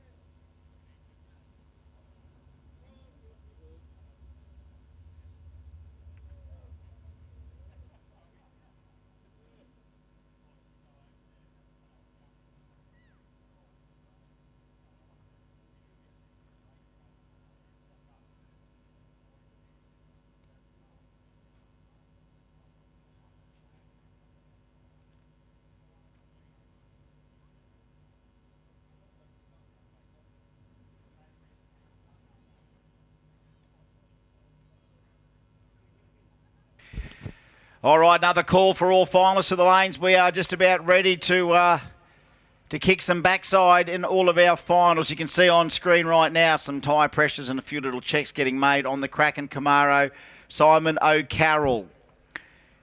He does have an opponent in Captain Risky that he's going to have to contend with.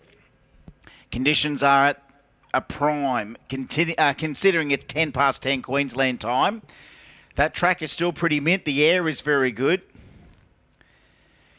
Here we go. Reggie Arnold gets on to say, great racing, keen to watch finals. More black belts are coming soon. The Pro Nova. Bluey coming back. And even before there was a cartoon dog famous in Brisbane, we already had a Bluey that was pretty famous in Brisbane. Old Bluey Arnold, the original Bluey. Maybe we had a Bluey backup dog. I don't know. It could.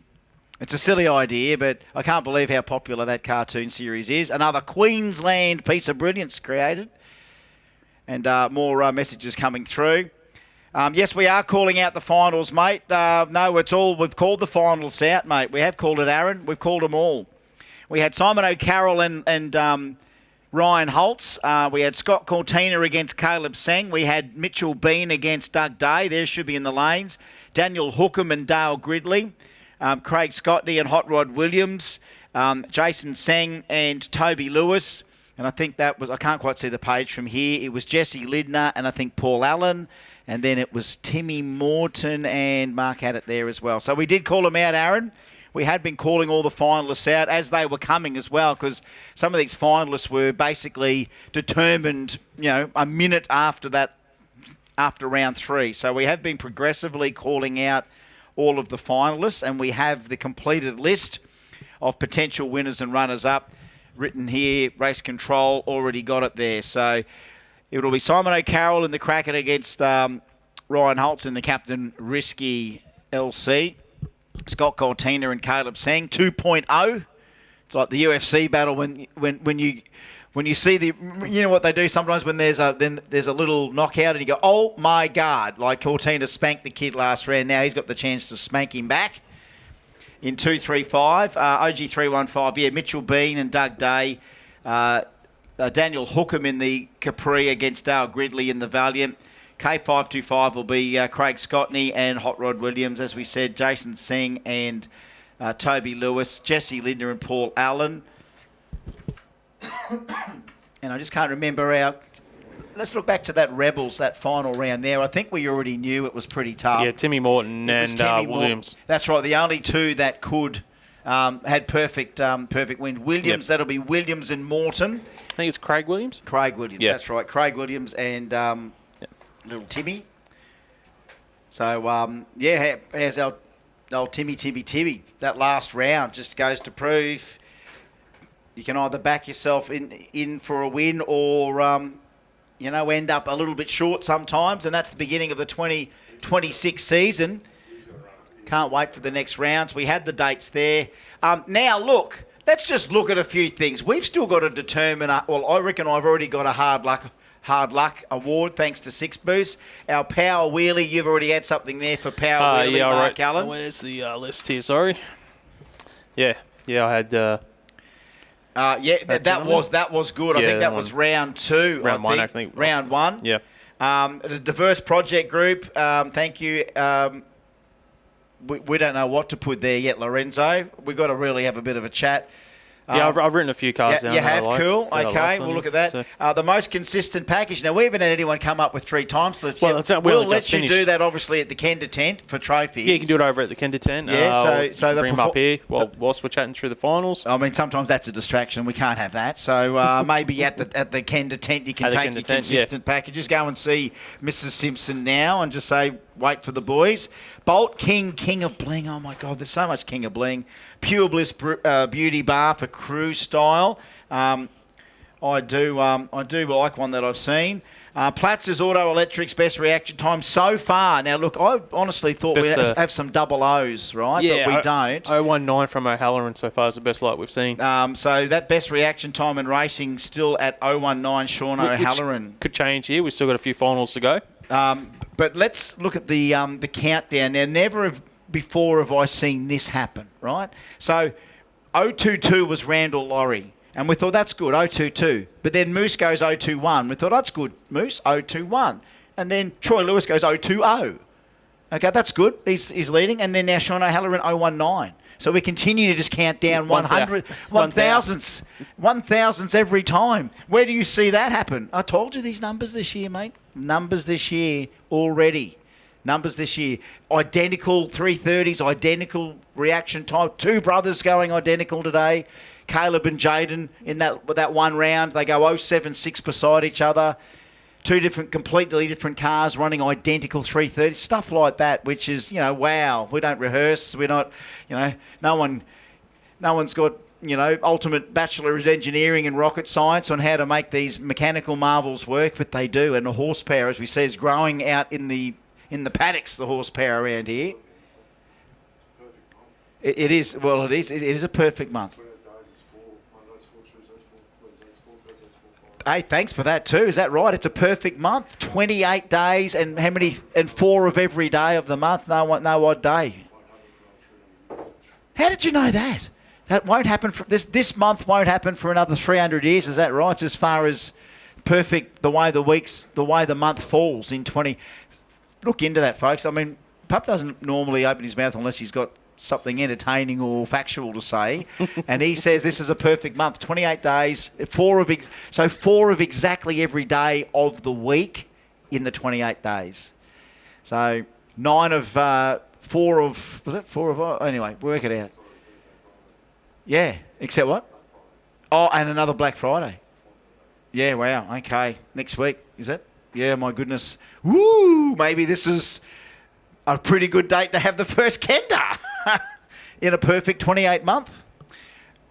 That may explain some of the numbers that are just plonking up around it. Remember, this sport's still a series of random numbers, Mark. When was it It's all about numbers, When mate. has it ever been rigged other than when remember Alvarez and Stevie Fast raced that match race and the timing system failed on that run? That was some numbers that got all jumbled up. Did you see that? I read about it afterwards. Yeah. No, I didn't. I saw it, and like the win light came up in one lane, but footy shows Victor ahead at the 660, and it's like, whoa, hang on, that's. But that wasn't in February, was it? What was the date for that? Might not have been, so it didn't matter. You can't do anything with the timing systems anyway. No, well, and again, these things, when you see two mechanical things completely different in combination, weight, power, address, geography, whatever, history, hit it that close to each other nearly identically, you go, man, what is up with this that we can see such parity? Again, I romance about it because it's a beautiful thing to see these numbers. The numbers don't matter at the end. It's now going to be win lights. A good number may pop up, but it's not going to raise our eyebrows too much yet. You can't set world records every round, but you can certainly see world-class racing. Yes, Scooter, he goes, did you enjoy that last skid? Sure I did, mate. I sure did. Enjoy all of your skids. And Scooter, another welcome addition to the Kenda family. But yes, someone needs to go better than an 019 to get the Platzers $300 off Sean O'Halloran. The crew style, I've got an idea for crew style. I like it. I've seen it. I like it. It could stick. The king of bling. God, what's tidy? I mean, what's not tidy? What's not tidy for bling? O'Carroll's thing's tidy, but that's got different bling. Pure, vicious, mechanical bling right there. I don't know. I mean, there's some really nice cars. I mean, really nice cars out there. I mean, really just immaculate stuff. I don't know. How much bling can you put on something? We've got to think about that. And you know what? We're going normally... I know he's focused on the end of everything, but, you know, even to ask Justin or Grumsy or all the boys out of the crew, what do you think was really sexy? Because, you know, Billy Shelton's Sickest has won it more than probably once, and we can't keep giving it to Sickest, that VL. But what else truly did stand out with just amazing bling? There's a few names that we could probably think about. And some of these people may not think that it's bling, but to me it's bling. Very neatly, always well presented, always polished, always detailed, always immaculate. That's bling. Bling normally is showing it off, though. That's the problem. Like, bling, you're showing bling off. You're not hiding bling. So we're trying to award to a vehicle that's showing it, whether deliberately or just by itself, not knowing. So do we think there's bling? Let's think about that, Mark. We've still got only a couple of minutes before we start awarding that out at the trophies. Firing up, mate. Okay, here we go. All of our finals. We're going to start. Why not? All the way. Outlaw 275. Could be. That's what I'm saying. Could be. Tidy stuff. Let's have a look at how they got to the final. Simon O'Carroll in round 1, he went 4.17. Round 2, he went 4.15. And in round 3, he went 4.09. The quickest pass of the day here in Outlaw 275. The man in the lane beside him, Ryan Holtz, he went 4.28 round 1. Round 2, he went 4.54 in a race against O'Carroll. So it's second time they're going to meet up today here in the final. And in round 3, he went 4.71. So he hasn't been as consistent as Simon O'Carroll. But he has been into the low 420s today. Joel House goes, stop talking about how many days it's been, but give Garage Nights a plug. All right, there we go. Garage Nights. Look it up. Garage Nights. Give him a plug. Thank you, Joel. He's listening on the live stream as well. February, touchy subject for Joel, maybe. I don't know. All right, here we go.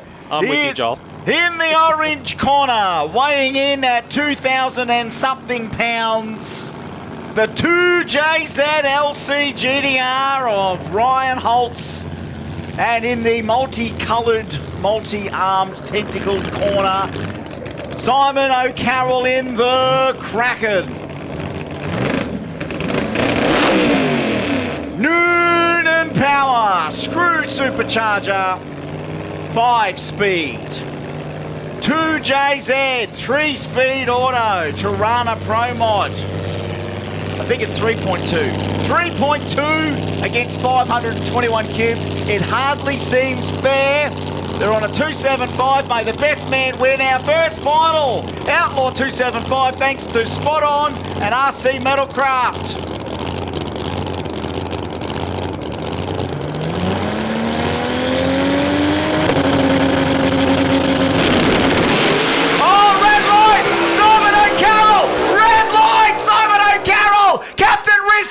Captain Risky's there to the win.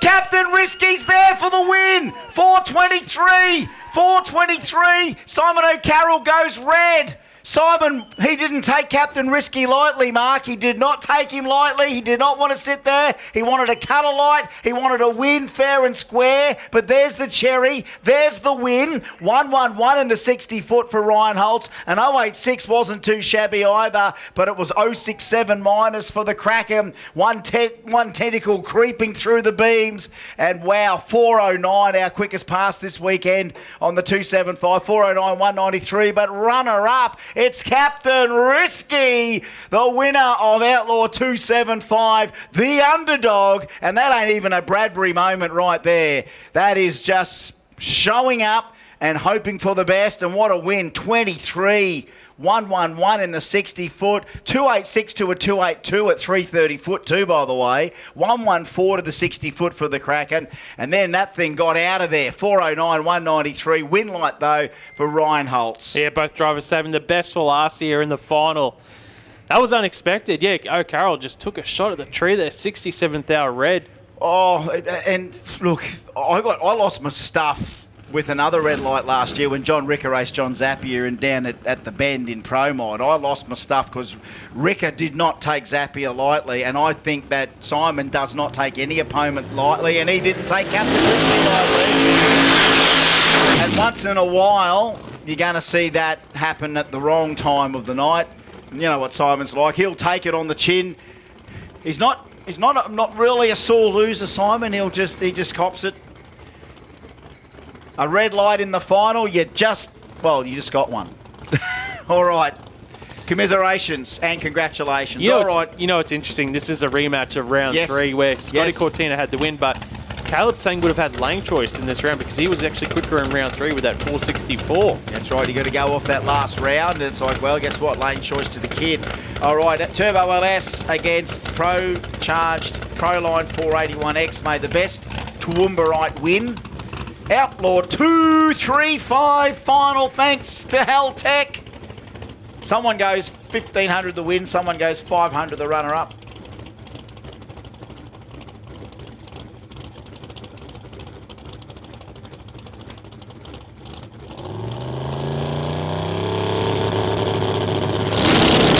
Oh, red light to Cortina and a zing off the throttle. It's going to be Caleb Sang 467, a reverse spanking. In fact, Scott sort of beat up on himself there. Another guy not taking the opponents lightly, Mark. 26th hour red, 2 red lights in a row. Minus 26 red, 107 for Caleb. Look, that was enough to leave on, but it was Scotty trying to get a little sharp, He knew he needed a whole shot against him to keep him honest. And look, the 1198 double zing there for Cortina. Couldn't keep the 235s up. However, the zing early on and red light and a zing. A double spank. That's like another double kick to the nuts again. Yeah, pretty much. So obviously, if he'd gone clean green, he still would have lost the race anyway with that spin of the tyres. So Caleb Sang gets the win, clean green, clean pass, 467, 153 mile an hour. Mate. Yeah. Mate. Mark. Can't believe what I'm seeing. 2 cherries, 2 from 2 so far, 2 cherries. Will we get a clean pass and a race in the next one? I'm not going to spend any more time on it. Well, that finishes off Haltech Outlaw 235. We'll move into RLC Engine Reconditioning and Kazz Industries OG 315 next up. Couple of boosted small blocks about to come out. Mitch Bean, Doug Day, full tube cars on a 315. Look at that. Number 2 qualifier, number 3 qualifier. So Dougie went 473.6. Mitchell went 473.0. Both at, look at that, both at 154 mark. Look at the numbers lining up. That is coincidences, but we've had too many coincidences. What's when you call a plural of coincidences? Isn't it coincidences? I don't know. That's a question for ChatGPT, mate. Don't get me started on ChatGPT, mate. Or else I'll be doing Tai Chi 7 minutes a day for the next 60 days and then look 20 years younger and move more freely. That's what's been smashing my ads when I get onto ChatGPT or social media. How many times now do you see something like that come up as an ad and it says AI-generated actor? ChatGPT. All right, we'll have to ask it, Mark. I don't know how it works. Look at this, Aaron Murphy. Great night of racing. Wish you guys could bring it back to Sydney. Us too, Aaron Murphy. Us too. Us too. Oh, no, it looks like a solo pass here for Doug Day. Mitchie. No, Mitchie. Interesting. I mean, remember, he did get a win last round, Mitch, and Doug, well, he did send it on a test, didn't he? Yeah, Bean staged it, remember, and he just idled down the track against Barrett. Yeah. Whether or not that was something they couldn't turn around or decided, you know what, we'll find out at trophies about that. That's a no-show from Mitchell Bean. Dougie Day. Again, they're not pitted too far from each other, so Doug would have had to probably towed past Mitch to see him and whether or not he's able to make it or not. But here it is, Doug Day. Going to wrap up OG 315 round 1. Bumping in at the bank. A solo pass for the first round of the year. Go get some, Dougie. Swing. Have a swing.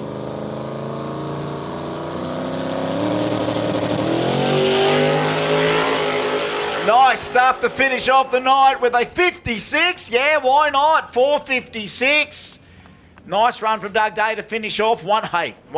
Is that I think that was the low ET of the race for the OG 315 guys. Yep, and a 109.760 foot there for Doug. So he went 1112. I think that's our sub 110 60 foot of the day. 109.7 in the 60. 299 with a 9 to 330 and a 456 rather. Get it out. 155 mile an hour from the iron line. And, of course, that category brought to us by RLC Engine Reconditioning and Kazz Industries. So, Doug, so there's Mitchie there. So it's not like he couldn't front. Well, he was there. Yeah, he was there. But he couldn't fire, whether or not he was... Oh, Dan Hookham. Whether he was just a little late or, you know, that moment when you're trying to get ready and then it won't fire for some reason. I don't know what the disappointment would be. Don't know what it comprises of, but just to see the white Camaro going down there and not down the track goes to show something's happened in that last few minutes, whether you just missed the call or whether it just wouldn't fire when directed. That moment is high stress, but he's still happy that he's got the ETs that he has and he's had more seat time, Mitch, so he's a guy that won't be crying into his Coca-Cola anytime soon. He'll take it on the chin and regroup and regather, but lucky that he's had the seat time. Everyone's the same, we're thankful. Gridley and Hookham, though, this is a different story. This is the final of OG 275, brought to us by BRP Racing, Transmission Coolers. It is a, I think he might have some spray on this Hookham. NA versus Turbo. Oh, they're straight in, here we go. Oh, no! He bumped in. Dale Gridley, he was already in stage. Hookham, he's running out of space. Oh, Hookham, come from behind. 561, how did it happen? How do you take a 626 light in the final and turn it into a win when Hookham straps the whole shot, even though it was only a 169? Boy, oh boy, 149 coming over him. Well, that's a sensation. I mean, it's the 2 slowest reaction times on final. I don't know what to say. I have nothing to add on that, Chris. You've said everything. Remember, we've had Cherry, and then a solo, and then that. We had a sleep. And a couple of captain snoozers in the final, and then just caught him. Did we get the margin? Oh, yeah, 190,000, so 0.19, nearly 2 tenths. All right, K525 final brought to us by Your Plumbing Solutions. Thank you, Benny. Rodney Williams and Craig Scottney both deserve to be here. Twin turbo small block Ford in the Falcon Ute, 600 cubes in the Cortina, and all Ford final. All Fords. How many Fords have won tonight so far? We've had a Tirana win. We've had a Commodore win. Valiant. We've had a Valiant win. We've had a VK win. Now, will it be the, I think it's an XM or an XL or a Cortina TC? Going to be a Ford win. First Ford of the night. With the rematch of round 3 where Scottney got the win because Williams went too quick. Too quick, and that's going to happen again here if they're not too careful. Well, it'll be in the back of his mind that he's got to have to pedal it out the other end no matter what. Oh, better reaction time for Hot Rod Williams, but they're right there, side by side to the strike. Watch out for the 25! 32 beats a 42 in the final. Hot Rod Williams gets himself a win. 5:32, 089, just enough to get him away from Craig Scottney. He tried hard, 5:42 for Craig, but that 32 a little bit closer. The margin of victory, not even 2/10 still, Mark. Not even 2/10 at the strike. Yeah, 1600 there across the finish line for Rodney Williams. And that was your winner of Your Plumbing Solutions K525. Moving now to the final of Simon O'Carroll's Swimming Pools Radial Renegade. Yeah, doesn't get any easier here either. Jason Sang picking up where he left off last year, winner of the belt in Renegade 550, thanks to Simon O'Carroll. Swimming Pools, you just can't get one. Yeah, Lewis went 53, 64, 57 on his way to the final. Sang went 51, 50, 52. All right. It's probably up there for the most consistent as well. Ford versus Holden. There's another Holden win here. Is there another Holden, or does the Ford go two? Do the Ford go two up here? Let's have a look. Barra versus Gast LS. He loves a turbo scalp. Puts it all back on Troy.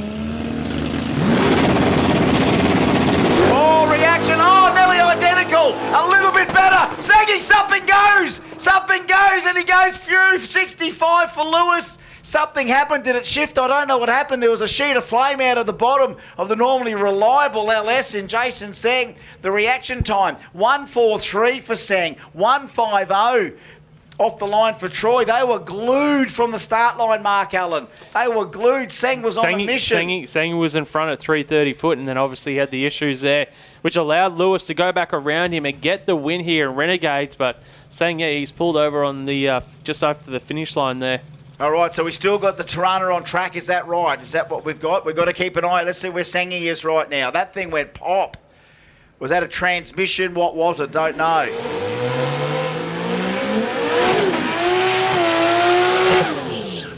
Wow, what a final there. Every final's had bang, some drama, man. Bigger than any Netflix special. That's some crazy stuff we've seen tonight, man. Hardly any bump infringements either, but I'm not going to say that too soon, or did I? Just did. Okay. Harry Thwaite, Daniel Case, 580. This is the Ruckus Radial Spool Imports. NA. LH Tirana for Daniel Case. Harry Thwaite boosted Barra. Already won Barra into a final, but caught short. Well, not caught short. Beats him. Underdog win. A Bradbury, not a Bradbury, again, just turning up and being right there. Ford, another Ford win. 2 Ford wins. Could there be another Ford win here? Harry Thwaite waving the blue oval flag. Bumping in. Dan Case. Oh, better reaction time for Dan Case. 055 to an 080. Harry Thwaite. Dan Case to the stride. Win light to Harry. 81 beats a 90. 62,000's at the stripe, 81. Another win for Ford. Daniel Case gives up the 055 whole shot to an 080 and can't cover it. A tenth off the 580. Harry Thwaite, 0.019 off a 580 and 81 on the 80 index. What a race. Yeah, great lap from Harry Thwaite. And I love that they both stay clean. No breakout, nothing to the, everything to the 600s across the finish line there. Win margin for Harry Thwaite. As you said, yeah, Case had the whole shot by 25 there. And guess what? 117, both sides of the racetrack at the stripe. I love that. 117, two complete. Again, another number lining up, Mark. NA small block, boosted Barra. They both go 117 in the final. All right, Camaro in the final. Chevy final. Harry, that is Paul Allen, Jesse Linder, the final of Rumble. thanks to quick 60 race cars. They're in the stage, they're out. Jesse, a little bit better reaction time than Paul Allen. Paul Allen coming up, Jesse near the stripe. Here's the stripe. Jesse Linda wins Rumble. 6:48 on a 6:40 and a 6:65 for Paul Allen. How do we start 2026, Mark? Oh, wow, what a win for the lady, the young lady. At 48, that car come around. She did what she needed to do, and she's won Rumble. She's won Rumble the first round of the year. Gets a first win in the big classes. We might get a tear. We'll get a tear. We're going to get some tears out of Barney. I think we're going to get some tears out of him because he was already proud when she ran that perfect 640 at Rumble in the Jungle. Now she's won one. She's won a Kenda. Wow. Tim Morton now. Craig Williams, our last one of the night before trophies. 700. Craig Williams beside Mustang versus Commodore. Last one of the night. Clean green. Oh, a little bit better for Tim Morton. He can go real close to the 700. No one's on the brakes. No one's rolls right off Tim, and he takes it 710 to a 711 mark. Couldn't ask for a better final. He washed off about 12 mile an hour. Timmy Morton gets the win there. That's 710 to a 711. That was 60-foot ink. Radio Rebels closing out the night, Chris. Fantastic finals. You must agree, folks. And again, what a way to start 2026. You know you saw your value for money, folks. You know you did. I hope you're all going to have a nice, safe trip home if you're going. Scooter, you can't go. You know you're not going home. We've got to do trophies. You know how fun it is in trophies. We want you all to hang around. We're going to obviously have to write some checks and get some trophies organised, and we're going to have that down at the Kenda tent between now and then. So we've got a few things to compile up here. You've got a few more things. Hey, the bar is open. Hello, the bar is open. Get down to the bar, get a few India.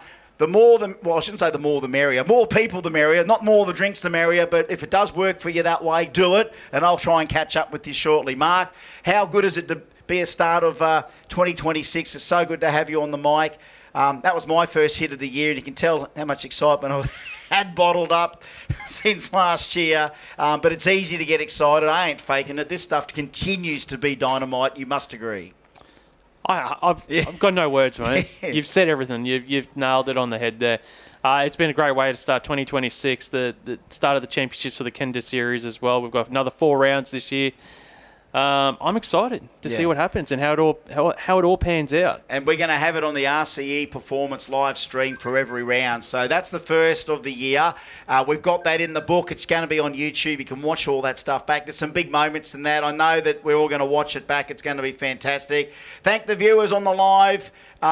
It's going to be a fantastic trophy presentation. We wish you could bring it to you on the live stream, but we'd have to have the dump button on because sometimes we get the occasional person getting carried away, might swear. We don't want to offend people online. But, hey, all the people watching on the RCE Performance live stream, Overtaking Lane, we thank you for tuning in right throughout the universe, the radial universe, the hot car universe, all you good people out there watching on the live stream. We thank you for watching and look forward to your company again when we do it all again at our next round.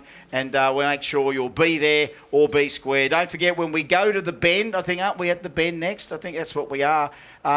Just have a look at the next round, or even if we want to see you at the next round of Kenda, just remember, if you want to do a Kenda radial road trip, we'd love to have you there. Thank you, Reggie. Thank you, Linesman. Thank you, Ball Boys. Thank you, Willowbank. Thank you, Overtaking Lane. Thank you, all of our great sponsors. And we will thank a lot more people bumping here at the bank with trophy presentations. Of course, RCE, thank you as well. Chris has been Chris Diggles, Mark Allen, and a cast of thousands wishing to see you again, good citizens of Bump City and beyond.